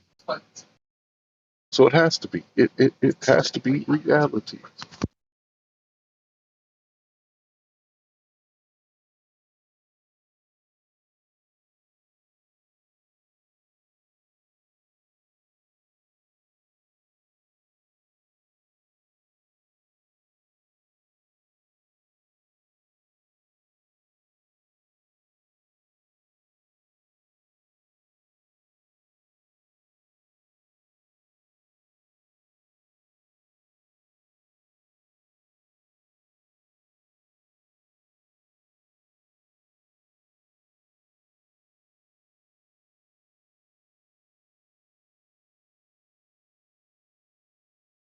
Epic rap battles of history.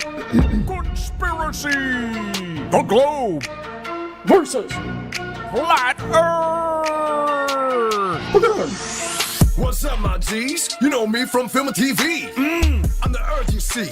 That's Globe with a capital G. Ooh. You kidding me? Flat Earth, that's a thing? Please, that's 1493. Okay. You're a pancake in space, flying breakfast for the thinking debate. Come on, you forgot about astronomy. Oh yeah, the space race. I'm pretty sure NASA got a video of this place. Say cheese, I'm telling you facts, so please get out of my face. Wait, you're calling me a joke in this race? You're a ball in a vacuum of space that somehow holds water to its face. That pancake in space is meant to be whack, created by control flat earth hats. You're a TV show, that's a rap, a cross between the Brady Bunch and a David Blaine mishap. Stop flying about the galaxy, we're bringing the truth back. NASA robs us with GoPro footage of a flat map. Oh man, you just tried to punk a GoPro? Pretty ballsy when I own the high altitude show. And when it comes to showing the curve, I'm really quite known. I even got super slow. You think questioning me will get this cover blown? You're just a grainy telephoto. Shaky ass Nikon glass, can't touch this wide portfolio. I'm lightweight and I can work solo. Call me a skeptic, you just got slayed with one click. P900 zooming in, infrared, that's sick. Recent upgrade, yeah, I'm killing it. Brand new lens, all black, they're filling him. A 125X grateful, zooming in, GoPro, please step back, are you listening? Tight on bolts, and the move through the haze. This is science on display. Who took those pictures? Why did it look so sad? Let me snap you, I'll even use my flash. Snap, snap. I the man. Soy un telescopio anticuado, puedo ver a lo lejos y sé si un bote va por la curva o no. Sí. Right. Sorry about that. Shut it, guys! Let me try talk over your size. I'm Bill Nye, highly qualified science guy. Get hypnotized by my bow tie as I help mankind in this science try. And I'll teach your kids and I'll mold the young wits. That's what we calculated when we calculated this. So, you want some curvature pics? Then sit. Cause class has begun, you nitwits. NASA already gave you fits, proving the curve in one of their skits. Seriously, it's complicated. They can't get far enough back to take a decent picture. They have to stitch it together in Photoshop. It is photoshopped. But it has to be. Oh, Bill, don't bring up the #1 meme. Leave it to the sciencey brother, Neil deGrasse to the Tyson G. Can't find my intellectual equal? That's a common problem for people. But I'm original, not like a sequel. Smooth chocolate, flowing over astrophysical features. I gave Joe Rogan his sellout procedures. Indoctrinated him like a demonic preacher. That's my gig, bro. Cause I'm a one-man mic drop and grab ass show. And your flat earth man had me in stitches. Who's too big for his britches. A singing cowboy mascot who don't even know that he's British. Yeah, that's D to the E-licious.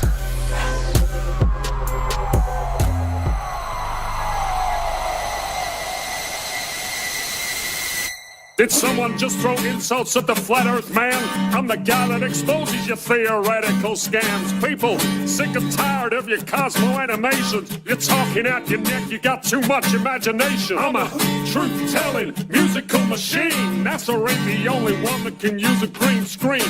I got musical skills that will entertain and educate. All you are is blah, blah, blah, blah, indoctrinate. My truth-telling songs are specifically designed to expose the NASA lies and open some minds. NASA is a joke, man, they belong in the trash. Stealing 50 million a day of our cash. We all sick and tired of your transparent lies. We all sick and tired of your CGI. We all sick and tired of your so-called pictures. You never give us real photos. Ain't that suspicious? Well, that's suspicious, don't you think?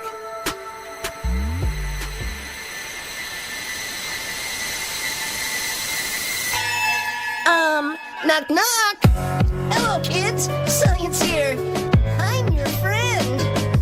If a flatty questions me and you want to win, just call out my name. It's all you gotta do. Bloody Mary requires 3 times, but mine is less than 2.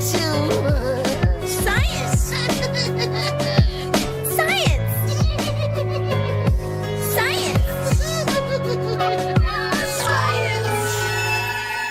Science. There you go, you just won a debate! Don't you feel empowered and pretty great? Remember, kids, you know the globe is real, cause it looks so fake! Fake! Just when I think you guys couldn't be any dumber, you go and rap like that. And totally redeem yourselves! Ha ha!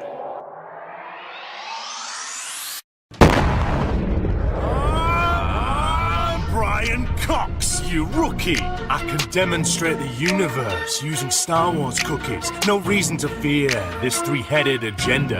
We speak with sugar, but we're toxic like splendor. Don't look behind the flat earth curtain. Nothing to see here. No cultures believed in flat earth. For that, I'm certain. Seeing faraway things. It's refraction from behind the curve. That's what's happening. Their cause is hurting, yet flat tards are taking action and talking, but more like a fad that's passing. Yeah, right. There's no curfew, thought you knew what I'm the brochure. I specialize in hand-to-hand. Paper cuts deep, I'm in demand. Cartoon Earth is not valid, I ask the question in my reflection. YouTube search, all controlled by the power structure that we all know. Can't stop this 5-cent paper from spreading the truth. Don't believe the hype and the global lies they're pushing at you. Read up, get a flat taste. I'm invading your space. Switch to panorama, just now flash smack right across your face.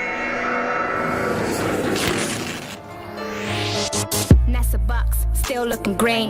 My accolades, pretty obscene. Since 58, I've been on the scene. Got cosmic bling, fun and thing. You were printed at Kinko's, like, last week.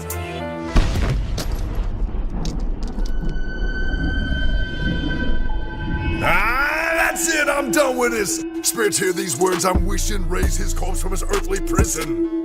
I summon thee, forgive my old English, I'm a bit rusty.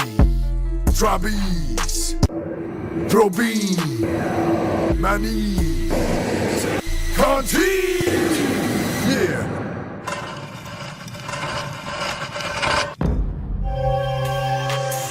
Charles Darwin at your service. You know from the past, my theories were iconoclast, then made an icon at last. My concepts change the world, you see. I'm ahead of my class. I'm the origin of the species. How dare you step in my path? Secondary title didn't go over. Oh well, things digress.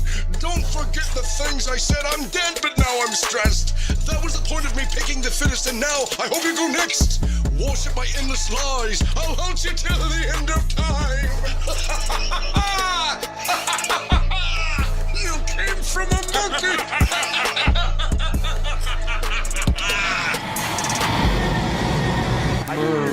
I'd go to the moon in a nanosecond. The problem is we don't have the technology to do that anymore. We used to, but we destroyed that technology. Die, NASA tech, die. Yeah, yeah. Die, NASA tech, die. Yeah, yeah. NASA kill you like that. Destroyed that technology. That's suspicious, don't you think? Hey, everybody say! Stand up! Ignition sequence start. 3, 2, 1. NASA. We lost our technology to go back to the moon, see? We did a techno reset for our unease. Now we have a better tease. Consider Mars, please. Please! NASA! Our astronauts are just actors on strings. From CGI props to green screen. Bubbles in space, pretty routine. We show you, yet most do not see. That's the law we heed. Cause if we own your soul, then we own your belief. Cause if we own your soul, then we own your belief. Cause if we own your soul, then we own your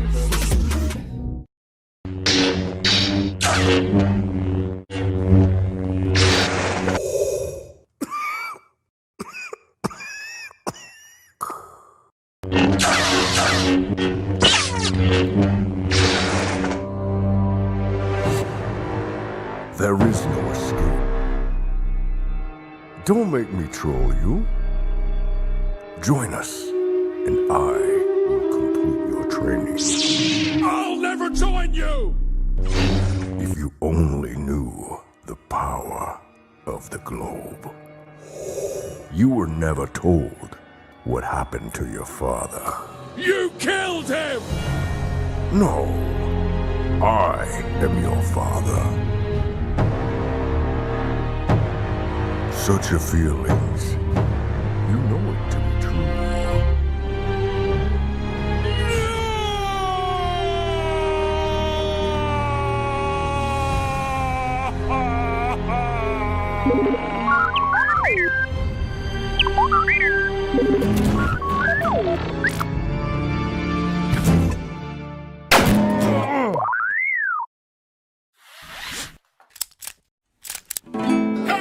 Everybody say! Stand up against scientism. Stand up, it's a mind prison. Stand up, we ain't gonna listen. Stand up, to the bar religion. Stand up against scientism. Stand up, it's a mind prison. Stand up, we ain't gonna listen. Stand up, to the bar religion.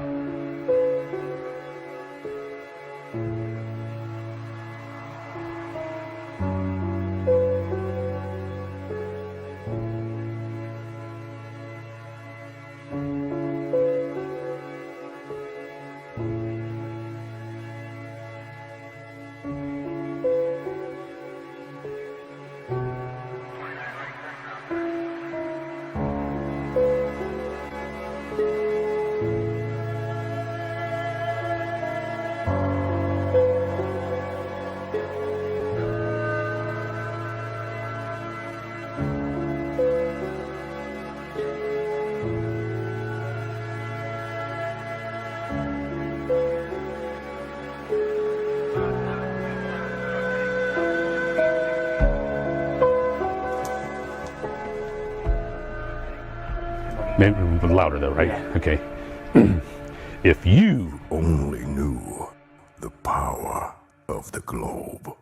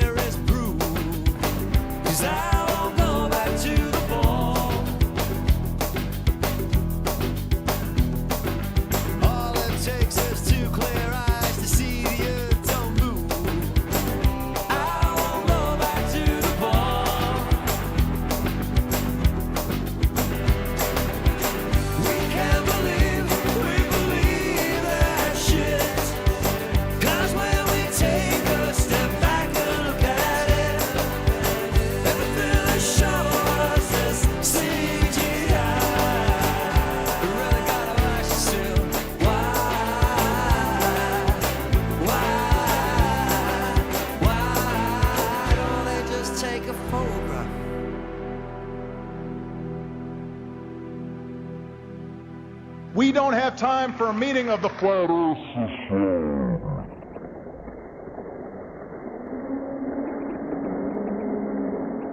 Do you suppose it is beyond us to produce a dual system of astronomy? The stars can be near or distant according as we need them. Do you suppose our mathematicians are unequal to that? Have you forgotten doublethink?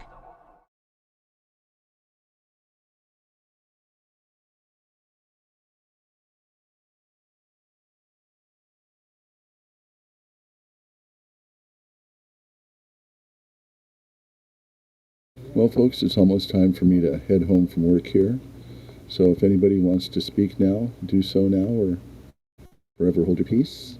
And if nobody talks up, I'm going to put on one last song from our conspiracy music guru to listen to as I head out to my car.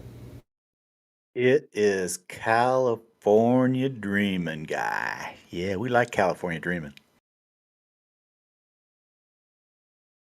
I don't know about California Dreamin', but I got a little Don't Let Them Take Your Mind. Okay. Sounds good.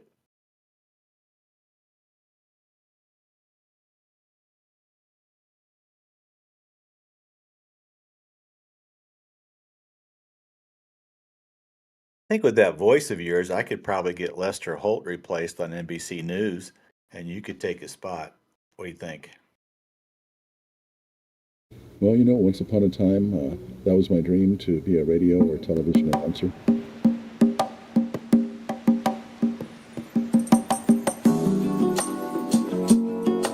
Don't let him take your mind, baby.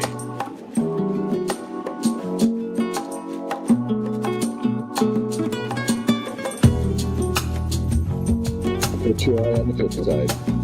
Hey, if anybody wants to sing along, you got my permission. Well, we all believed in that spinning ball. Indoctrination blinded us all. From the very first day that we went to school, they put a globe in your face and that thing looked cool. The teacher explained how it all worked. Of course it sounded so berserk, but who was I to question it? Because I was just a tiny kid. It sounded crazy as could be, but teacher would never lie to me. She was real nice, she didn't know. She too was taught to believe in that globe. I don't blame her, it wasn't her fault. She was only repeating what she'd been taught. I went through life believing that lie. That spinning ball was now in my mind. Don't let them take your mind. Don't let them take your mind, man. Don't let them tell you that you are not divine. Don't let them do it, man, no. Take control of your soul. Take back control. Yeah. Find the truth. Find it all. Find it all, man. Yeah. Don't believe their lies. Don't believe it, man. Let them take your mind. Don't let them take your mind, man. All right, man, listen up. So I'm hurling through space on a road to nowhere. So I live my life without a care, cause I was taught that there ain't no creator. That's what I was told from my educator. So I live my life so selfishly, there ain't gonna be no hell for me. I'll do what I want with no care for others, with no respect for my brothers. Until one day when I woke up and I drank some truth with my coffee cup. I learned that things ain't what they seem. This so-called reality is just a dream. There's deception everywhere that I look. The news, the TV, and in my school books. And pretty soon I'll realize that everything's just a pack of lies, man. Don't let them take your mind. Don't let them take your mind, man. Don't let them tell you that you are not divine. Don't let them do it, man. No. Take control of your soul. Take back control. Yeah. Find the truth. Find it all. Find it all, man. Yeah. Don't believe their lies. Don't believe it, man. Let them take your mind. Let them take your mind, man. Yeah, man. It's deception on a biblical level. It's orchestrated by the devil. Many think that hate don't exist, but that's what he wants, that's one of his tricks. But I found out that that dude's real, and I'll tell you, man, that's a bitter pill. So I questioned everything I was told. I had to question that spinning globe. I had to relearn it all again and get some truth inside this brain. And pretty soon I realized that the globe I was taught was a pack of lies. So I studied as hard as can be. I found the flat earth conspiracy. Man, it hit me like a ton of bricks. The globe I was taught was a devil's trick. Don't let him take your mind. Don't let him take your mind, man. Don't let him tell you that you are not divine. Don't let him do it, man. Don't. Take control of your soul. Take back control. Yeah. Find the truth and find it all. Find it all, man. Yeah. Don't believe their lies. Don't believe it, man. Let him take your mind. Don't let him take your mind, man. I started to connect the dots, and I'm telling you, man, there are lots. I soon realized that the earth was flat. It's not a belief, man, it's a fact. And once I found out that reality, well, it did a funny thing to me. For a while there, I was pretty shocked, but now I know that there is a God. And once you get to that point of understanding, and once you know there ain't no moon landing, and once you know that space is fake, you view your life with a different take.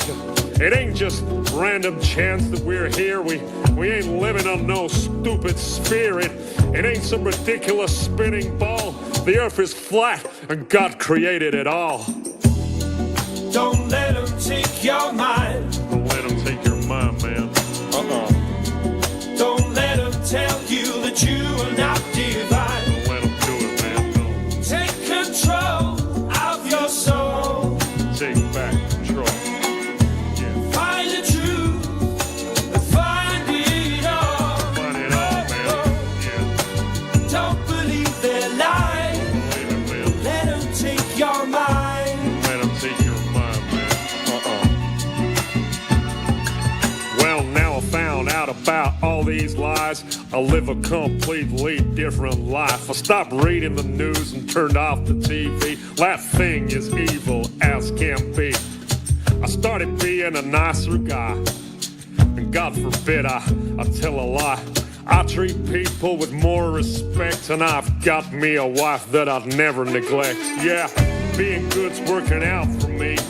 Now I ain't blinded and I can see. I know that there is a God above, and if I'm good, then he'll show me love. I try to live life selflessly to be the best that I can be. I treat people how I want to be treated since my indoctrination was defeated. So don't believe in the devil's lies because it's God he wants to hide. That's why they teach that spinning ball, to make you think you ain't special at all. Don't believe what you're being told. Don't believe that you're evolved. It's all an accident and you are too. No, you're someone special and God made you. Don't let him take your mind. Don't let him take your mind, man. Don't let him tell you that you are not divine. Don't let him do it, no. Take control of your soul. You gotta take back control. Find the truth. Find the truth. Find it all. Find it all, man. Don't believe their lies. Don't believe it. Let him take your mind. Don't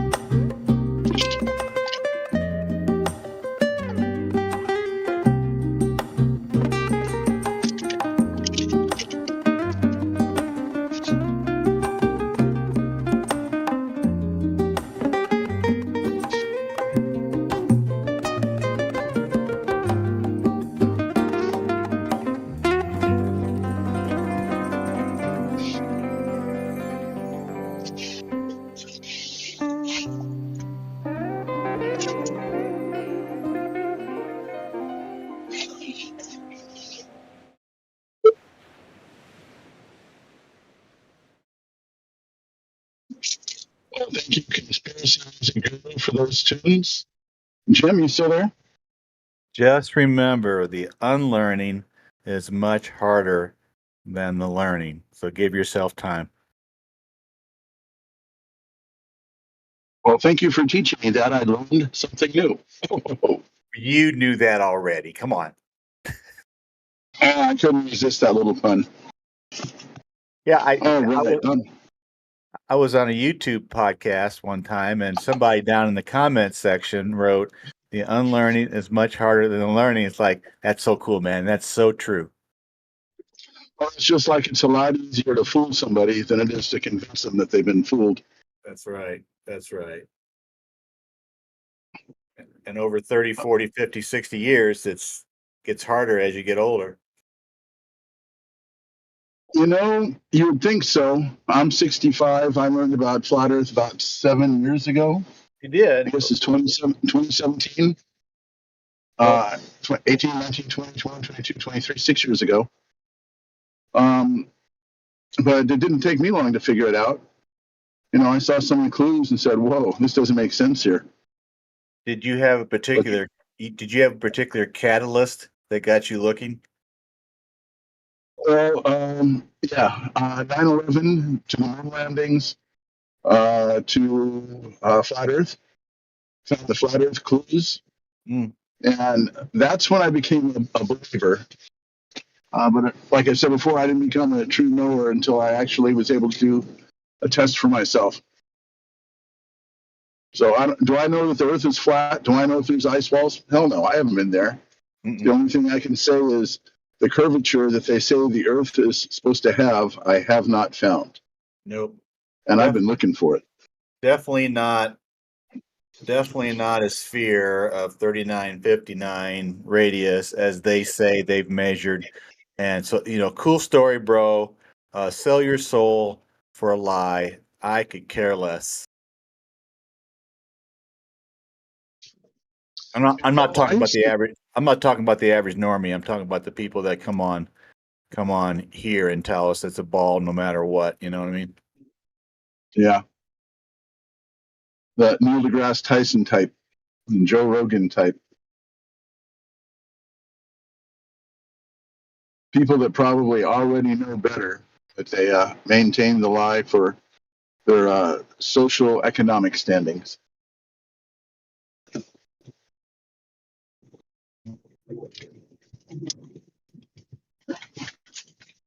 And I need to pop open a nice plastic bottle of ice cold water because it's 91 degrees out there in the sun, and I'm glad my air conditioning is working.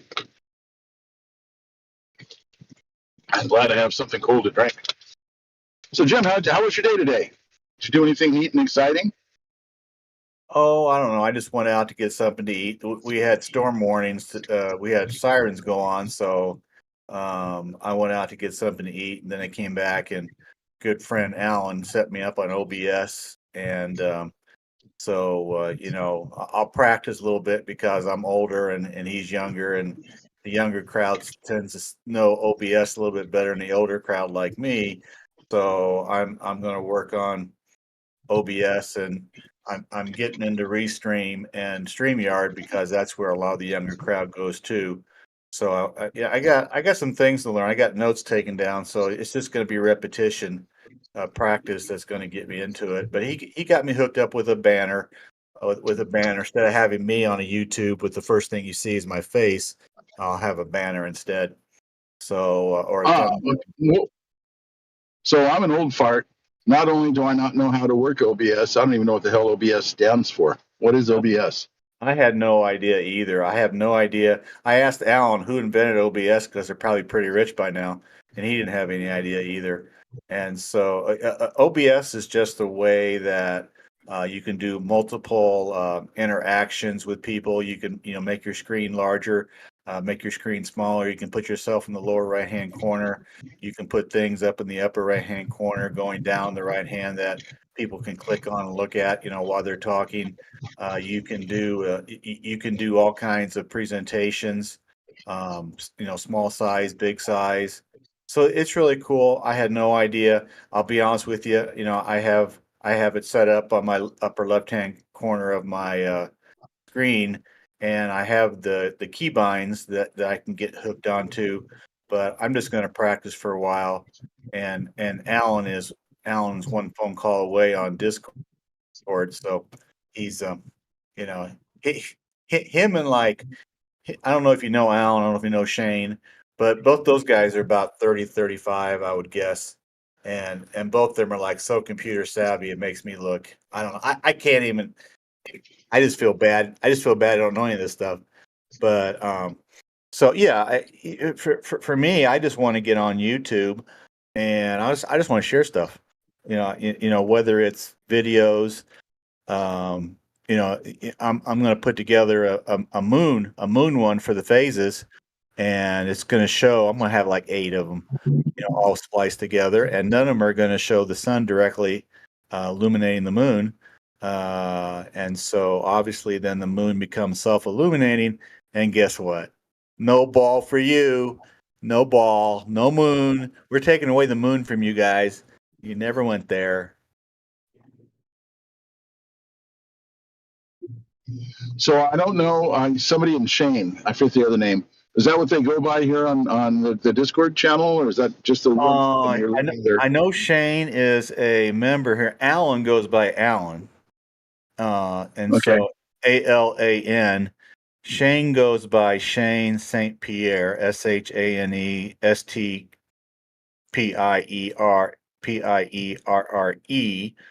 And so I guess if you want to get a few pointers, maybe it's obviously I'm just kind of sitting there, watching them do it for me, and so it's just like, this is cool.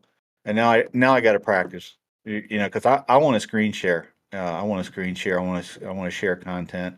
Obviously, I can do it on YouTube on my own, but I like to, if I get into a one-on-one or two-on-two or a discussion on a podcast, I would love to be able to go down to the bottom on StreamYard and Restream and Zoom and share screen, share content. Cool. Well, that sounds like a wonderful idea. I don't know if that's necessarily something I want to get into right now. I've got so many different things that I'm involved with that my wife is not, and she just feels that we're getting further and further distanced. And for her, a pleasant evening of enjoying time together is her sitting on one couch, me sitting in my recliner, and us both watching the TV. And the more stuff I see on TV, the more indoctrination I'm realizing. Yeah. But not just that, I just realized like the hypnotic trance I get sitting in front of the TV. And I remember it used to be, before we had thousands of channels of cable to watch, that you didn't necessarily have to put on something that you really wanted to see, but you just have the TV on with the least not something that you desire, but the least desirable, just to go ahead and fill your time and be occupied with it. Yeah, I think how Go ahead. you think? Go ahead. I think a lot of people have TV on just for noise. I used to sleep with the TV on. It'd be on all night long. Yeah. And then later I started listening to Coast AM. I don't know if you've ever heard of that show with George Norrie. It used to be Art Bell. I haven't, but go ahead. Okay. Anyway, they do, it's, a lot of conspiracy stuff. Originally, several years ago, I think I heard him interviewing Mark Sargent.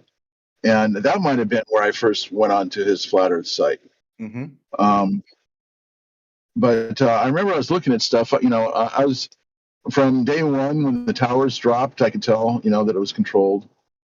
Just all the other pieces of it have come together for me now. But, and I'm lost my train of thought here. I'm watching traffic, trying to figure out if I need to change lanes here. Don't get in an accident because you're talking to us. I have to know. I'll be But I might get some. through online software. That sounds like my buddy Dead Air Dave. Good morning. Good afternoon. Good evening. Hoping it is OBS online broadcasting software.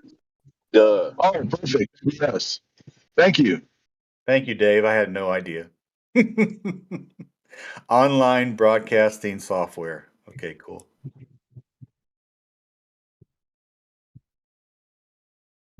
Yeah, I've seen like different people, like when Miggy does his streaming and you can see him there and you can share his screen and do other stuff.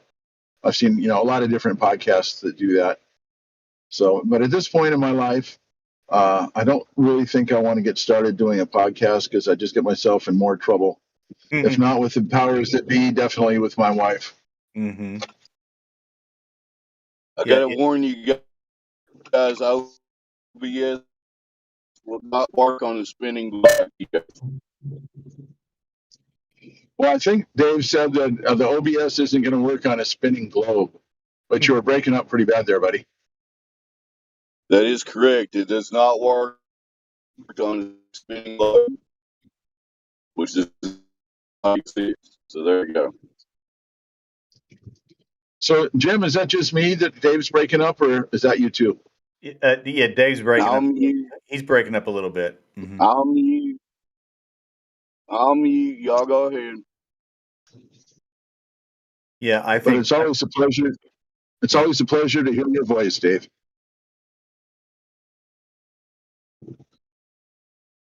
Wave Mixer and I go back to Walter Cronkite, CBS, John Chancellor, NBC, and David Brinkley, ABC. I think that's what the lineup was back in the day. From the desert to the sea to all of California. Oh my goodness. I remember all those guys. If I'm not breaking up, I'm almost 61. So there you go. Wow. And we're all a bunch of youngsters. So we got Wave Mixer, Dave, myself, Sonny, and Flat Earth Professor Dude. We have a basketball team.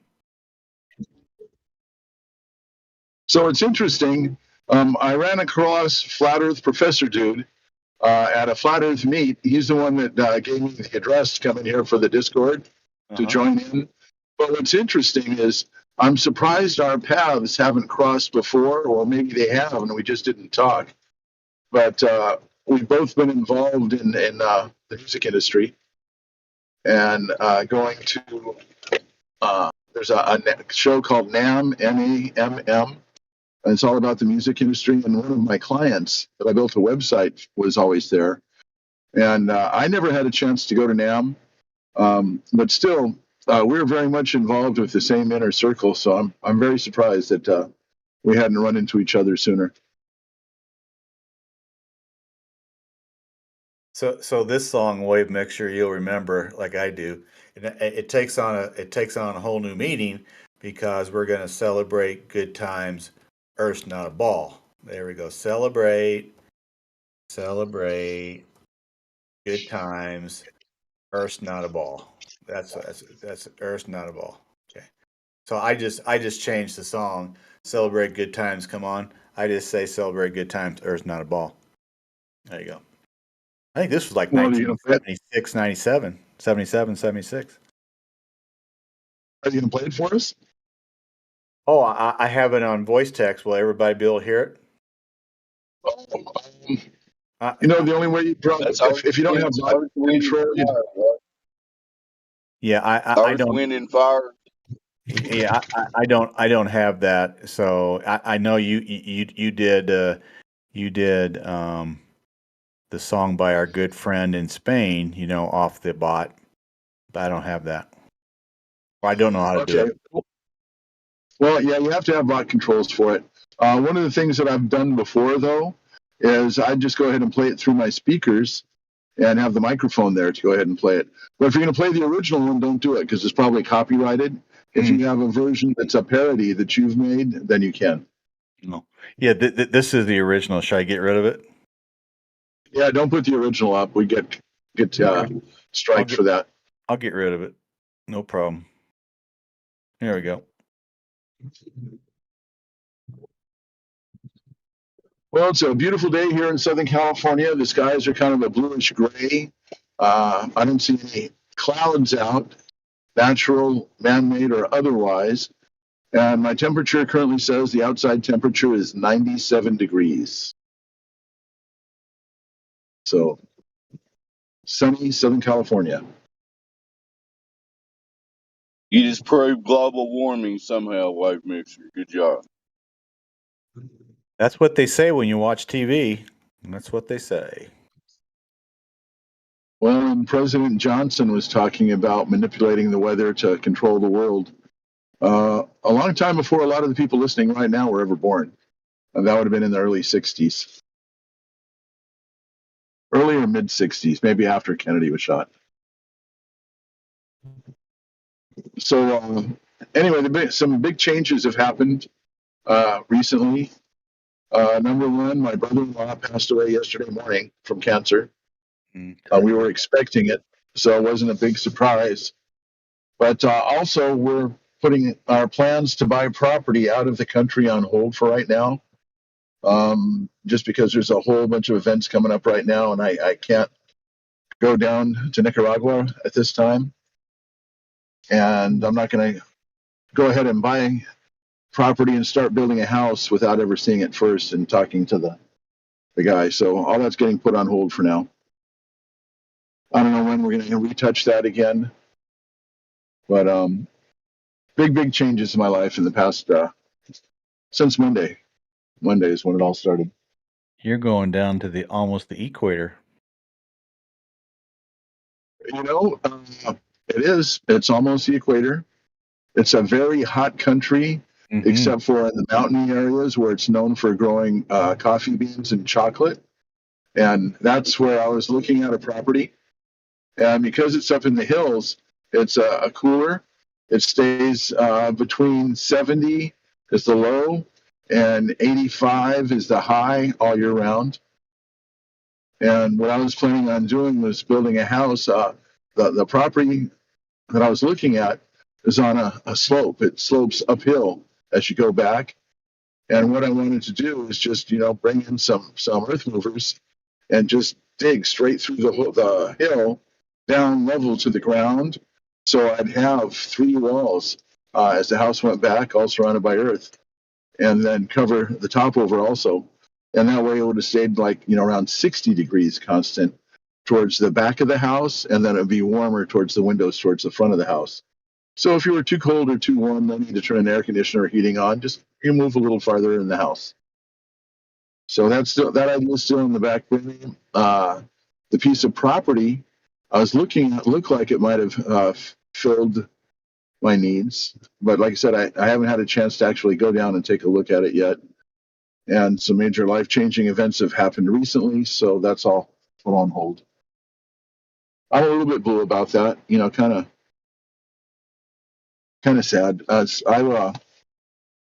65. I don't have a retirement plan. I'm working paycheck to paycheck, just like probably everybody else is out there. And I was hoping to try to put something together to make it a safe landing place when it's time to actually retire. And for right now, we need to stay where we're at because my wife is the caregiver for her 89-year-old mother.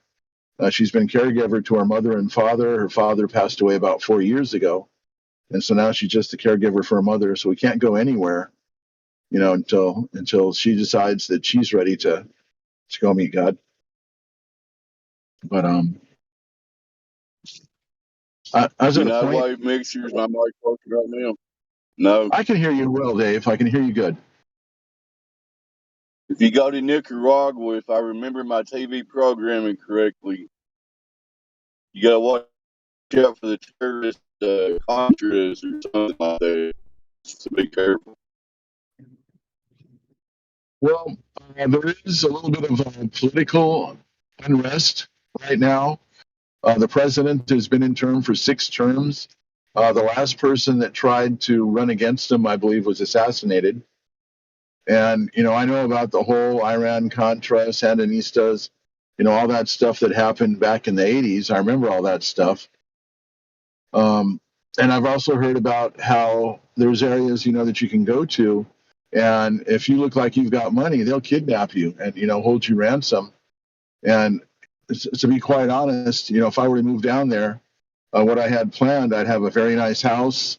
We've got a couple of brand new cars that, we probably couldn't even take down there and drive because it wouldn't be safe, number one. And number two, it'd be advertising like, hey, look at me, I've got money, go ahead and kidnap me. So those thoughts have come through. So we've been trying to learn. We've been trying to learn Spanish, and that's another thing too. Having to go ahead and learn a whole new language at 65 years old. That's not quite as easy as learning was, 30 years ago. And what were you going to say, Jim? Is Ortega still in charge down? Is still the head or whatever you want to call him? Yes, he is. So is it Daniel Ortega or is it a relative of his? I don't know who it is right now. You could probably Google that. Yeah. But I'm driving. I don't have Google handy.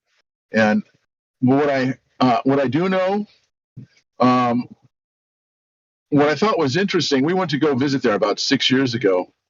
My son's wife's parents were originally from there. And so my son got married. We all flew down there for the wedding. But when we were coming in on the bus from the airport, we stopped off at a liquor store, like a 7-Eleven type deal.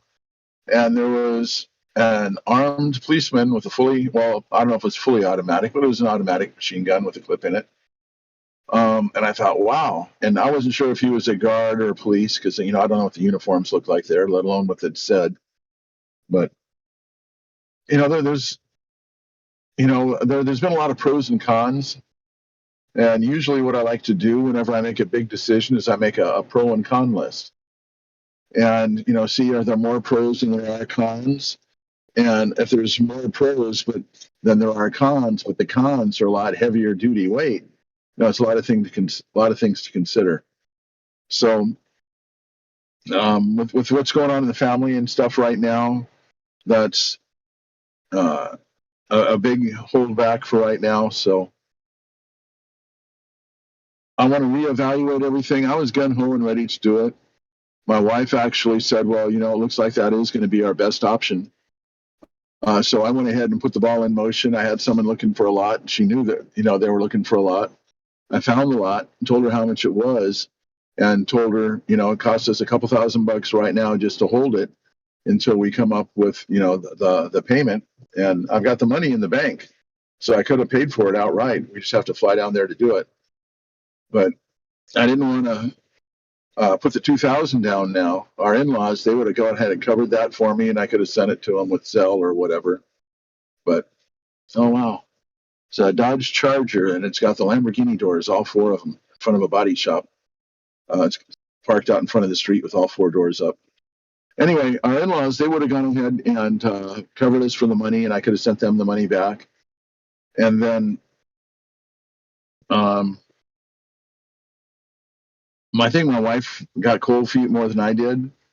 And so I told them, let's just go ahead and hold off on this for right now. But yes, learning Spanish, that's a bitch. I work where there's Spanish speaking techs. So, because we get calls from, mostly around the country, but, some places around the world we get calls from. So, some of the guys, I told them what I wanted to do, and they've been starting to talk to me in Spanish a little bit. I downloaded a YouTube, and I got just the audio on it, and I listen to it on an MP3 player when I'm sleeping. And, she'll say like, hello, hola, hola, hola.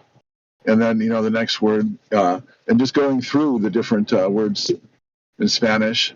Not necessarily words, but most of them are like little sentences. Like, my name is, or I need to find a taxi, or I don't feel well, I need a hospital. Just some important phrases just for beginners. So I've been listening to that while I sleep at night, in the car when I'm driving sometimes. And I fucking feel like my brain's made out of Teflon because the Spanish just isn't sticking very well.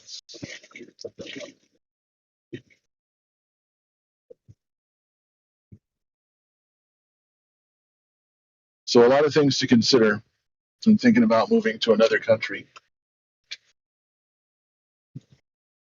But looking at the land and the property there, it's beautiful. It's green. It's a humid climate. They've got like about 80% humidity, and it rains about 6 months out of the year. But that's why it's so green.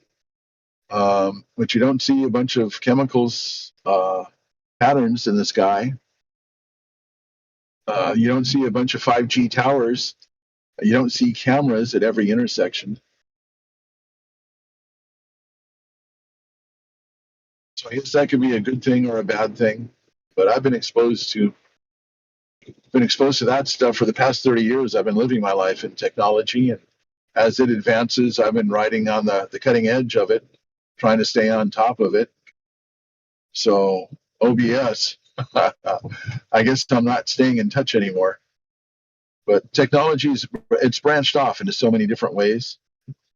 Back in the mid 90s, when I first taught myself how to program websites, all you had to know is HTML. There's a few basic tags, and it was fairly easy.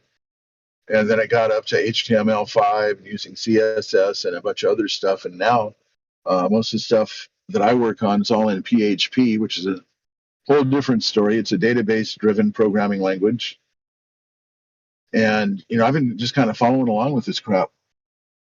And one of the things that I've knew all along, but something that just kind of smacked me in the face, is they say that the internet was built for our defense system. And it was designed to go ahead and keep all of the different missile silos in contact with each other. So if one thing got bombed out, it would go through another way. Well, we've got phone lines that did that kind of stuff. They didn't need to have the internet for that. So they told us how, this is something that they've got a new, better advanced system. So they're going to make the internet available to the public. But the internet was barely a structure, barely a backbone there. You had to have the advent of internet service provider companies and web hosting companies and build everything up on top of it. And I've got a fire truck coming by here with a siren on, so it's going to get loud here in just a moment. So please excuse the noise. Okay. Anyway, so I think, and this isn't Sunday, but I speculate as to whether the internet wasn't actually put together for our nuclear missile systems. It was actually put together as a backbone in a way to go ahead and get everybody together so they could hear our thoughts, what we write, what we talk about, what we watch. IP addresses show everything you do, every place you go. And then cell phones tied into the internet, and just everything all together. It seems like this was something that was very well planned out, and it was given us a different origin and a different reason for being put there than what we were originally told.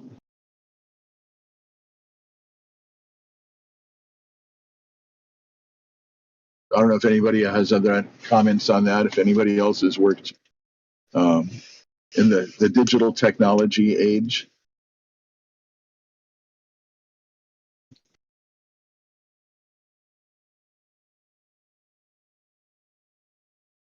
Or maybe my mic is dead, or maybe somebody muted me. No, you're fine, dude. Most of it just listening, I suppose. Well, thank you for the responses, and I heard Dave, dead air, but breaking up air, Dave. But so anybody else out here? Does anybody else work in anything to do with like technology, electronics, broadcasting?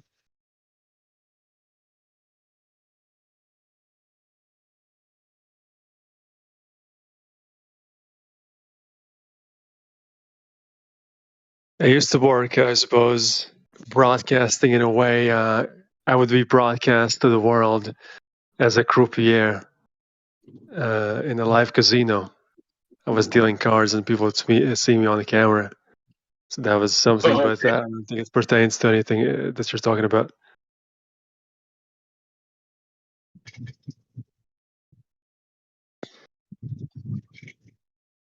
But gambling is so I another was, interesting subject in the sense that they are trying to kind of sell it a little bit and have people on their last dime, just kind of selling the hope and having them fall down the rabbit hole of just spending the money more and more, even though they need it, but they feel like they can win it, but they can't really. Kind of also in that industry, there's a lot of cheating going on by the house, a lot of ripping off. I saw that firsthand. well, that doesn't surprise me. The lotto, and the lottery and all of that stuff. I remember seeing a movie. I mean, it might have been back in the 80s. I don't think I'm not even sure if we had the Powerball. Well, I know we didn't have Powerball and Mega Millions and all that stuff here in California. We might have had the lotto tickets. But what this was all about, there was a game, and it would shoot up a little ping pong ball with a number on it. And it was a rigged contest. And what they do is they'd have access to all the numbers that the people bought, and then they'd put up the numbers that nobody had picked, or just a small winning amount. And then certain key people would be told what the winning numbers are, so they could go ahead and bet on those and win big. And this one person somehow found out about it. And I don't remember if he was like a broadcaster on TV or radio or something, but he was announcing the winning numbers like a couple of seconds before they came up. Winning number 9, and boom, the 9 pops up. So I wish I could remember the name of that movie. What I'm trying to do, I'm getting a collection of a lot of different movies like They Live and other things that might have a truth about what's really going on, but it might just be disguised as fiction. But some of the stuff that could tell the story of what's actually happens. But anyway, gambling. I'm fortunate. I've never really been into gambling. Never really cared for it much.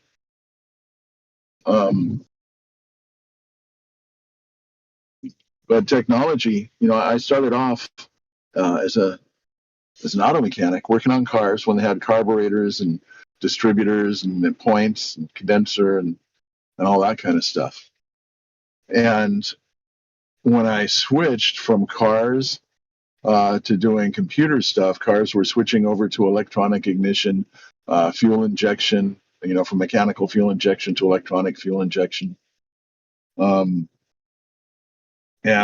one of my other car, I got a fairly quick car I take out to the track, and I don't even tune it anymore, but I have a very good computer geek gearhead, and he puts his computer into my car and taps into my computer and can reprogram it to do some pretty good stuff.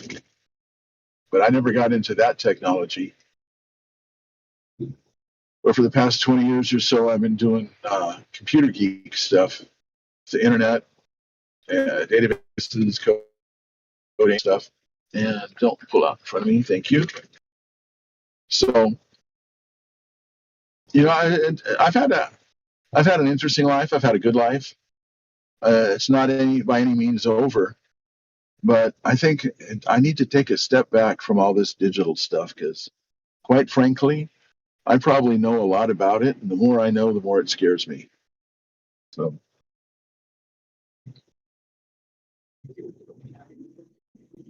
I don't know if anybody listening right now, if you've got cameras on your street corners, but just about every signal here will have 4 cameras, one point at each direction. And there was a movie once upon a time.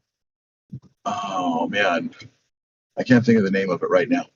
But anyway, it showed about how all of these cameras and systems are tied in together, and it had like an AI type deal. And it's like all that stuff can be done now. And this is a movie I saw maybe 30, 40 years ago. It was within 30 years. But predictive programming. I believe is what they call it. And like there were some episodes of The Simpsons, like one when they were talking about Trump being president before they even announced he was going to be president. There's a couple of other things. I think one had to do with the towers and a plane crashing. There's a few different shows that just bring up something that's not true, and then later on in real life, it becomes true. So sometimes they say fiction is stranger than reality, but in these points, reality is stranger than fiction.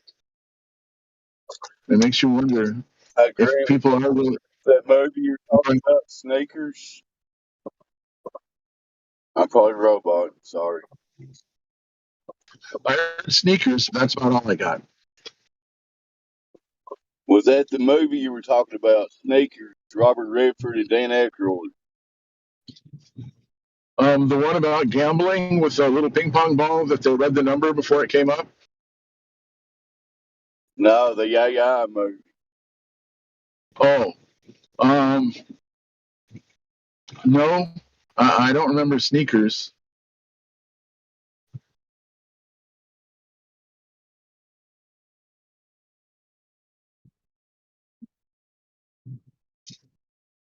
No, but yeah, this one movie was interesting because it's just like the lotto when they show them drawing the ping pong ball.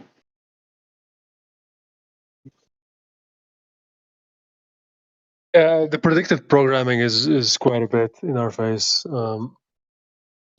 Before this stuff happened with the masks and all that, there was a very famous rapper that made a debut on the Grammys with an album, Mask Off, I believe, Future.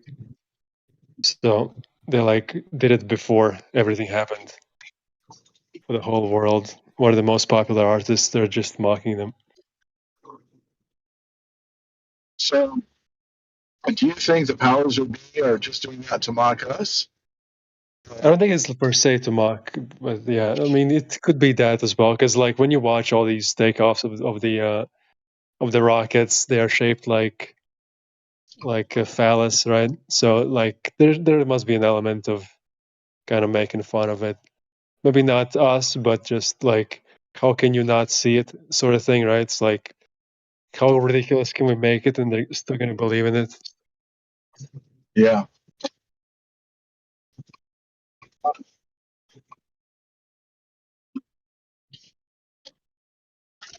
But that's part of the best lie is the one that's so ridiculous, you still believe it. It's like they can convince you of the dumbest thing ever, you're gonna believe anything. If you're gonna believe in the dumbest thing ever, then Like we live on a spinning water ball. yeah, exactly. It's like now that I see it, it's so ridiculous. Obviously we're not moving. What are you talking about? Obviously. I need to step away from the mic, not the keyboard, for just a minute. I'll be right back.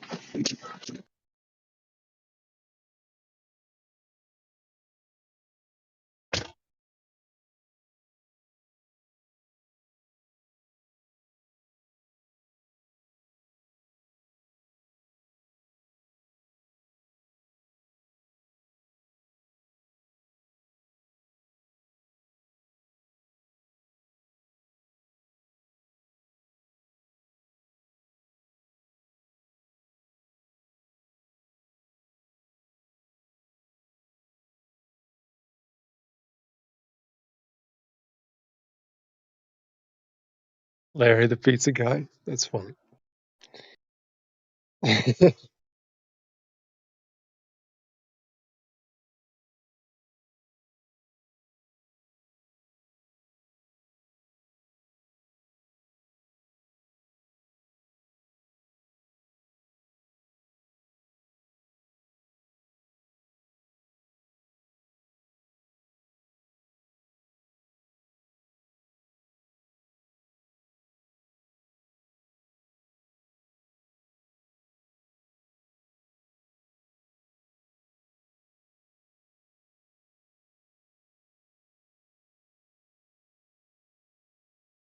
So yeah, belief is a powerful thing. When you just believe something, you don't even think about it. That's insane.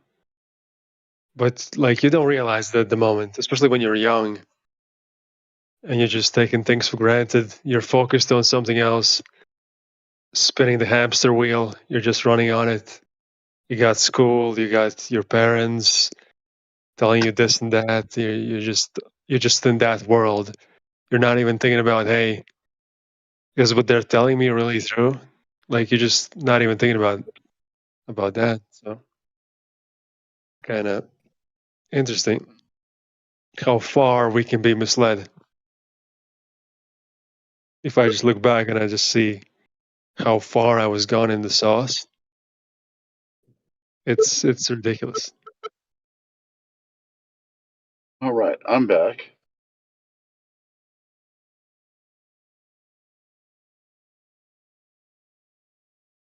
And just talking about how easy it is to believe something when you just like spinning your wheels in spinning your plates in like different things, avenues in life. You don't have the time to sit down and look around, look up, and be like, okay, is it really what they're telling me?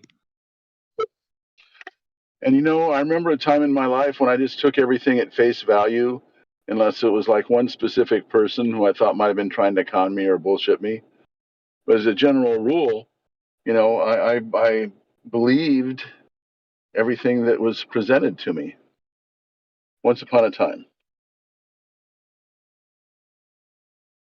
An easier, more innocent time, in a way. Do you ever wish that you could go back to those times? No, it's so much better now. Like I have the perspective. Things like are just better.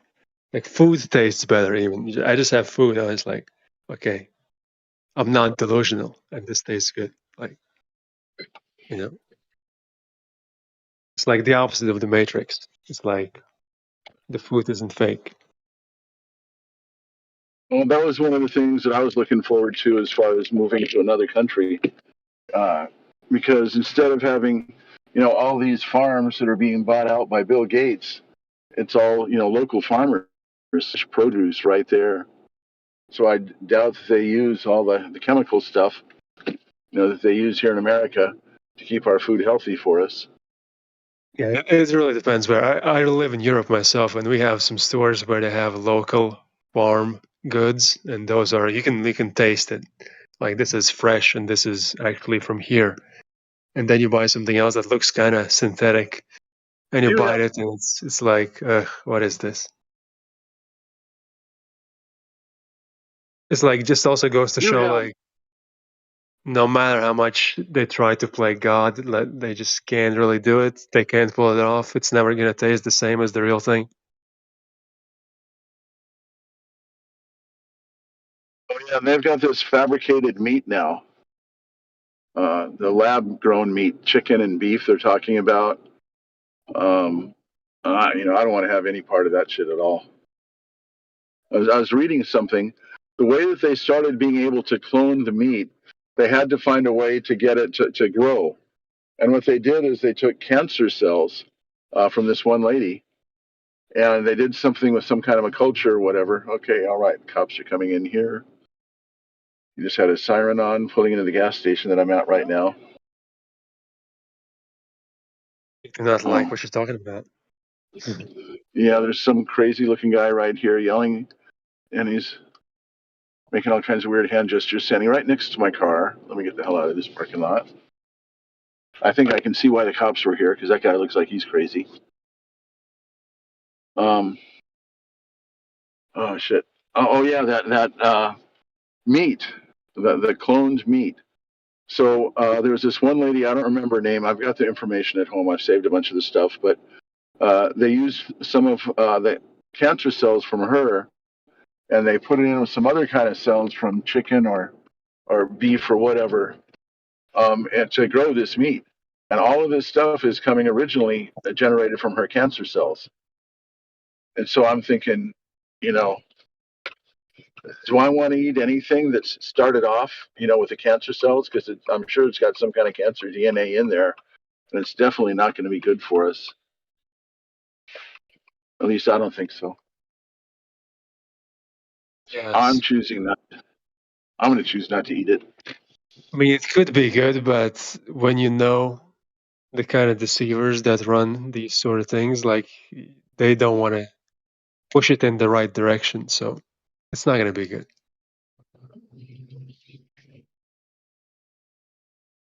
Well, if you take a look at all of the weather conditions that are hurting the farms that we have, how you have to purchase seeds, Monsanto, they have their own seeds that are supposed to be, to help prevent pesticides and help the plant to grow healthy. But the thing is that they don't produce seeds to go ahead and keep doing your crop. Now there's like corn farmers, and there was 2 corn farmers that were, within close proximity of each other.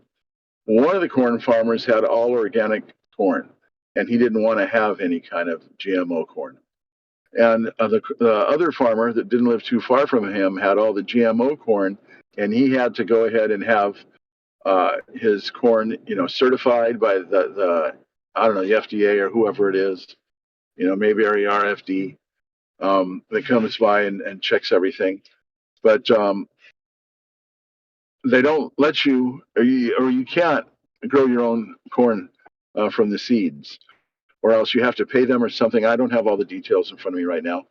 But the bottom line was the guy that had the organic farm, the winds blew from the direction of the GMO farm towards pollinated his plants, and it polluted them all, corrupted them.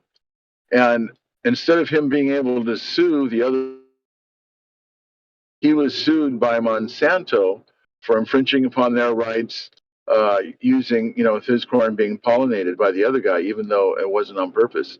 And the fines were so big, it shut him down. And then, you've got Bill Gates that's buying up a lot of farm property as much as he can. Bill Gates owns more farms in the United States than anybody else. So why does a big computer, Microsoft mogul want to buy all the farms? Father was a famous eugenicist. What's that about? I wonder what they want to do with the food. Well, I think be in control of it. Make sure who has it, who they want to have it has it, and who they don't want to have it doesn't have it. Yeah, that was a bit of a rhetorical question on my part. Like you said, that's part of the reason, I wanted to move someplace else. And where I'm at, it's all local farmers and stuff. This one farmer has a pickup truck, and it's got a canvas cover over the back, and it's full of fruits and vegetables. And he drives around like the milkman used to drive around your neighborhood, back once upon a time. We have ice cream men now. They drive around the neighborhood playing the little, jingle music. And what I used to pay 10 cents or a quarter for an ice cream, now they're about $4 each. But anyway, it's all locally grown fruit and vegetables, so you don't have to worry about somebody buying the farm and doing whatever they want to with it. So I've still got mixed opinions. I really don't want to have to learn a totally new language and start from scratch. But I want to live in a nicer, cleaner environment. And where I'm driving right now, I can see, there's one tower and it's got the microwave dishes on it. Look across the freeway and there's another microwave dish over here for the Metrolink. And, microwaves aren't good for us.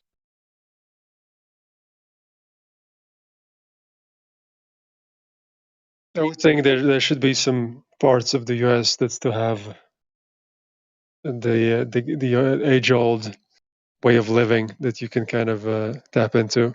So probably not every corner is polluted with all this garbage. So you can probably figure out something in that sense. Well, I've been to 4 or 5, I guess, states here on the western United States, all on the West Coast. But just, looking for affordability and stuff too, When I do retire, it can't be here in the Los Angeles area because it's just too expensive to live here. It's too expensive.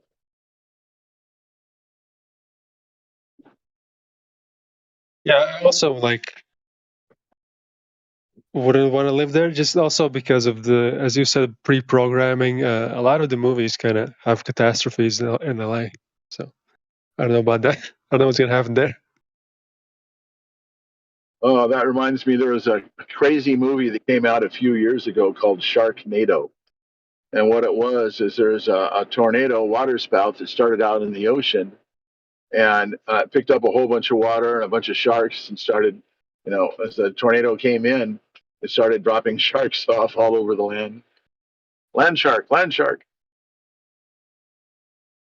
I didn't even see the movie. I didn't see the movie. I saw some of the trailers for it. And the local news station here in Los Angeles, it's just a small, little independent one. It's probably not independent anymore, but it wasn't one of the big networks. And they had some of the actors, doing like the news scene talking about it. So they showed that. I watched that on the news. But we have earthquakes here. I've lived through a few of them.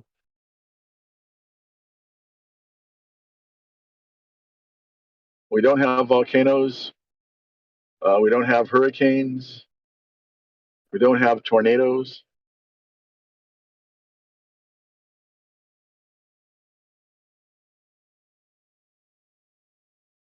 There's wildfires though, right?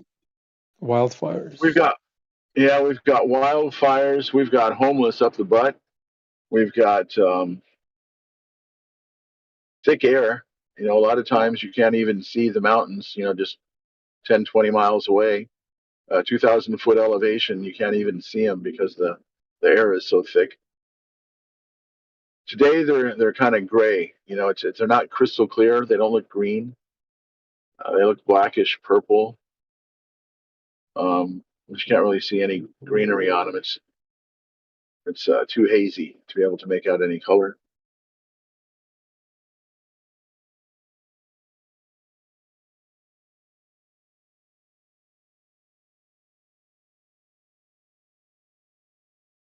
But I do see a big building here, and it looks like a parking structure. And towards the end of it, they've got a whole bunch of cellular antennas. I don't know if they're 4G or 5G, but they've got them painted. So they're right in front of the window for the parking structure. And where it covers over the window, it's painted black. And then where there's like, what is that stuff called? I don't know if it's concrete. It's probably concrete in the background. It's painted beige, like the concrete in the background, so the antennas don't stand out so much. So it's not quite the same effect as having a cellular antenna disguised as a palm tree. We've got those here.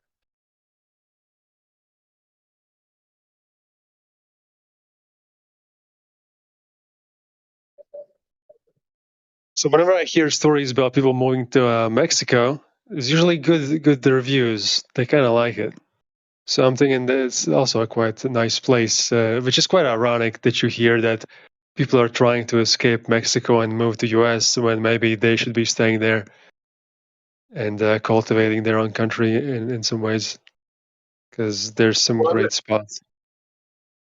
I've been down to Mexico, but I don't know if that's, I've been down to like Tijuana, and I've been down to a little bit farther past Tijuana. There's a city there. I forget what it's called, but I don't think that's someplace I'd want to live.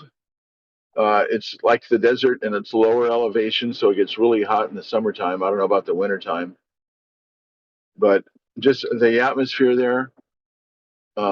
Nicaragua is a lot farther, but we've got family there, whereas we don't know anybody in Mexico.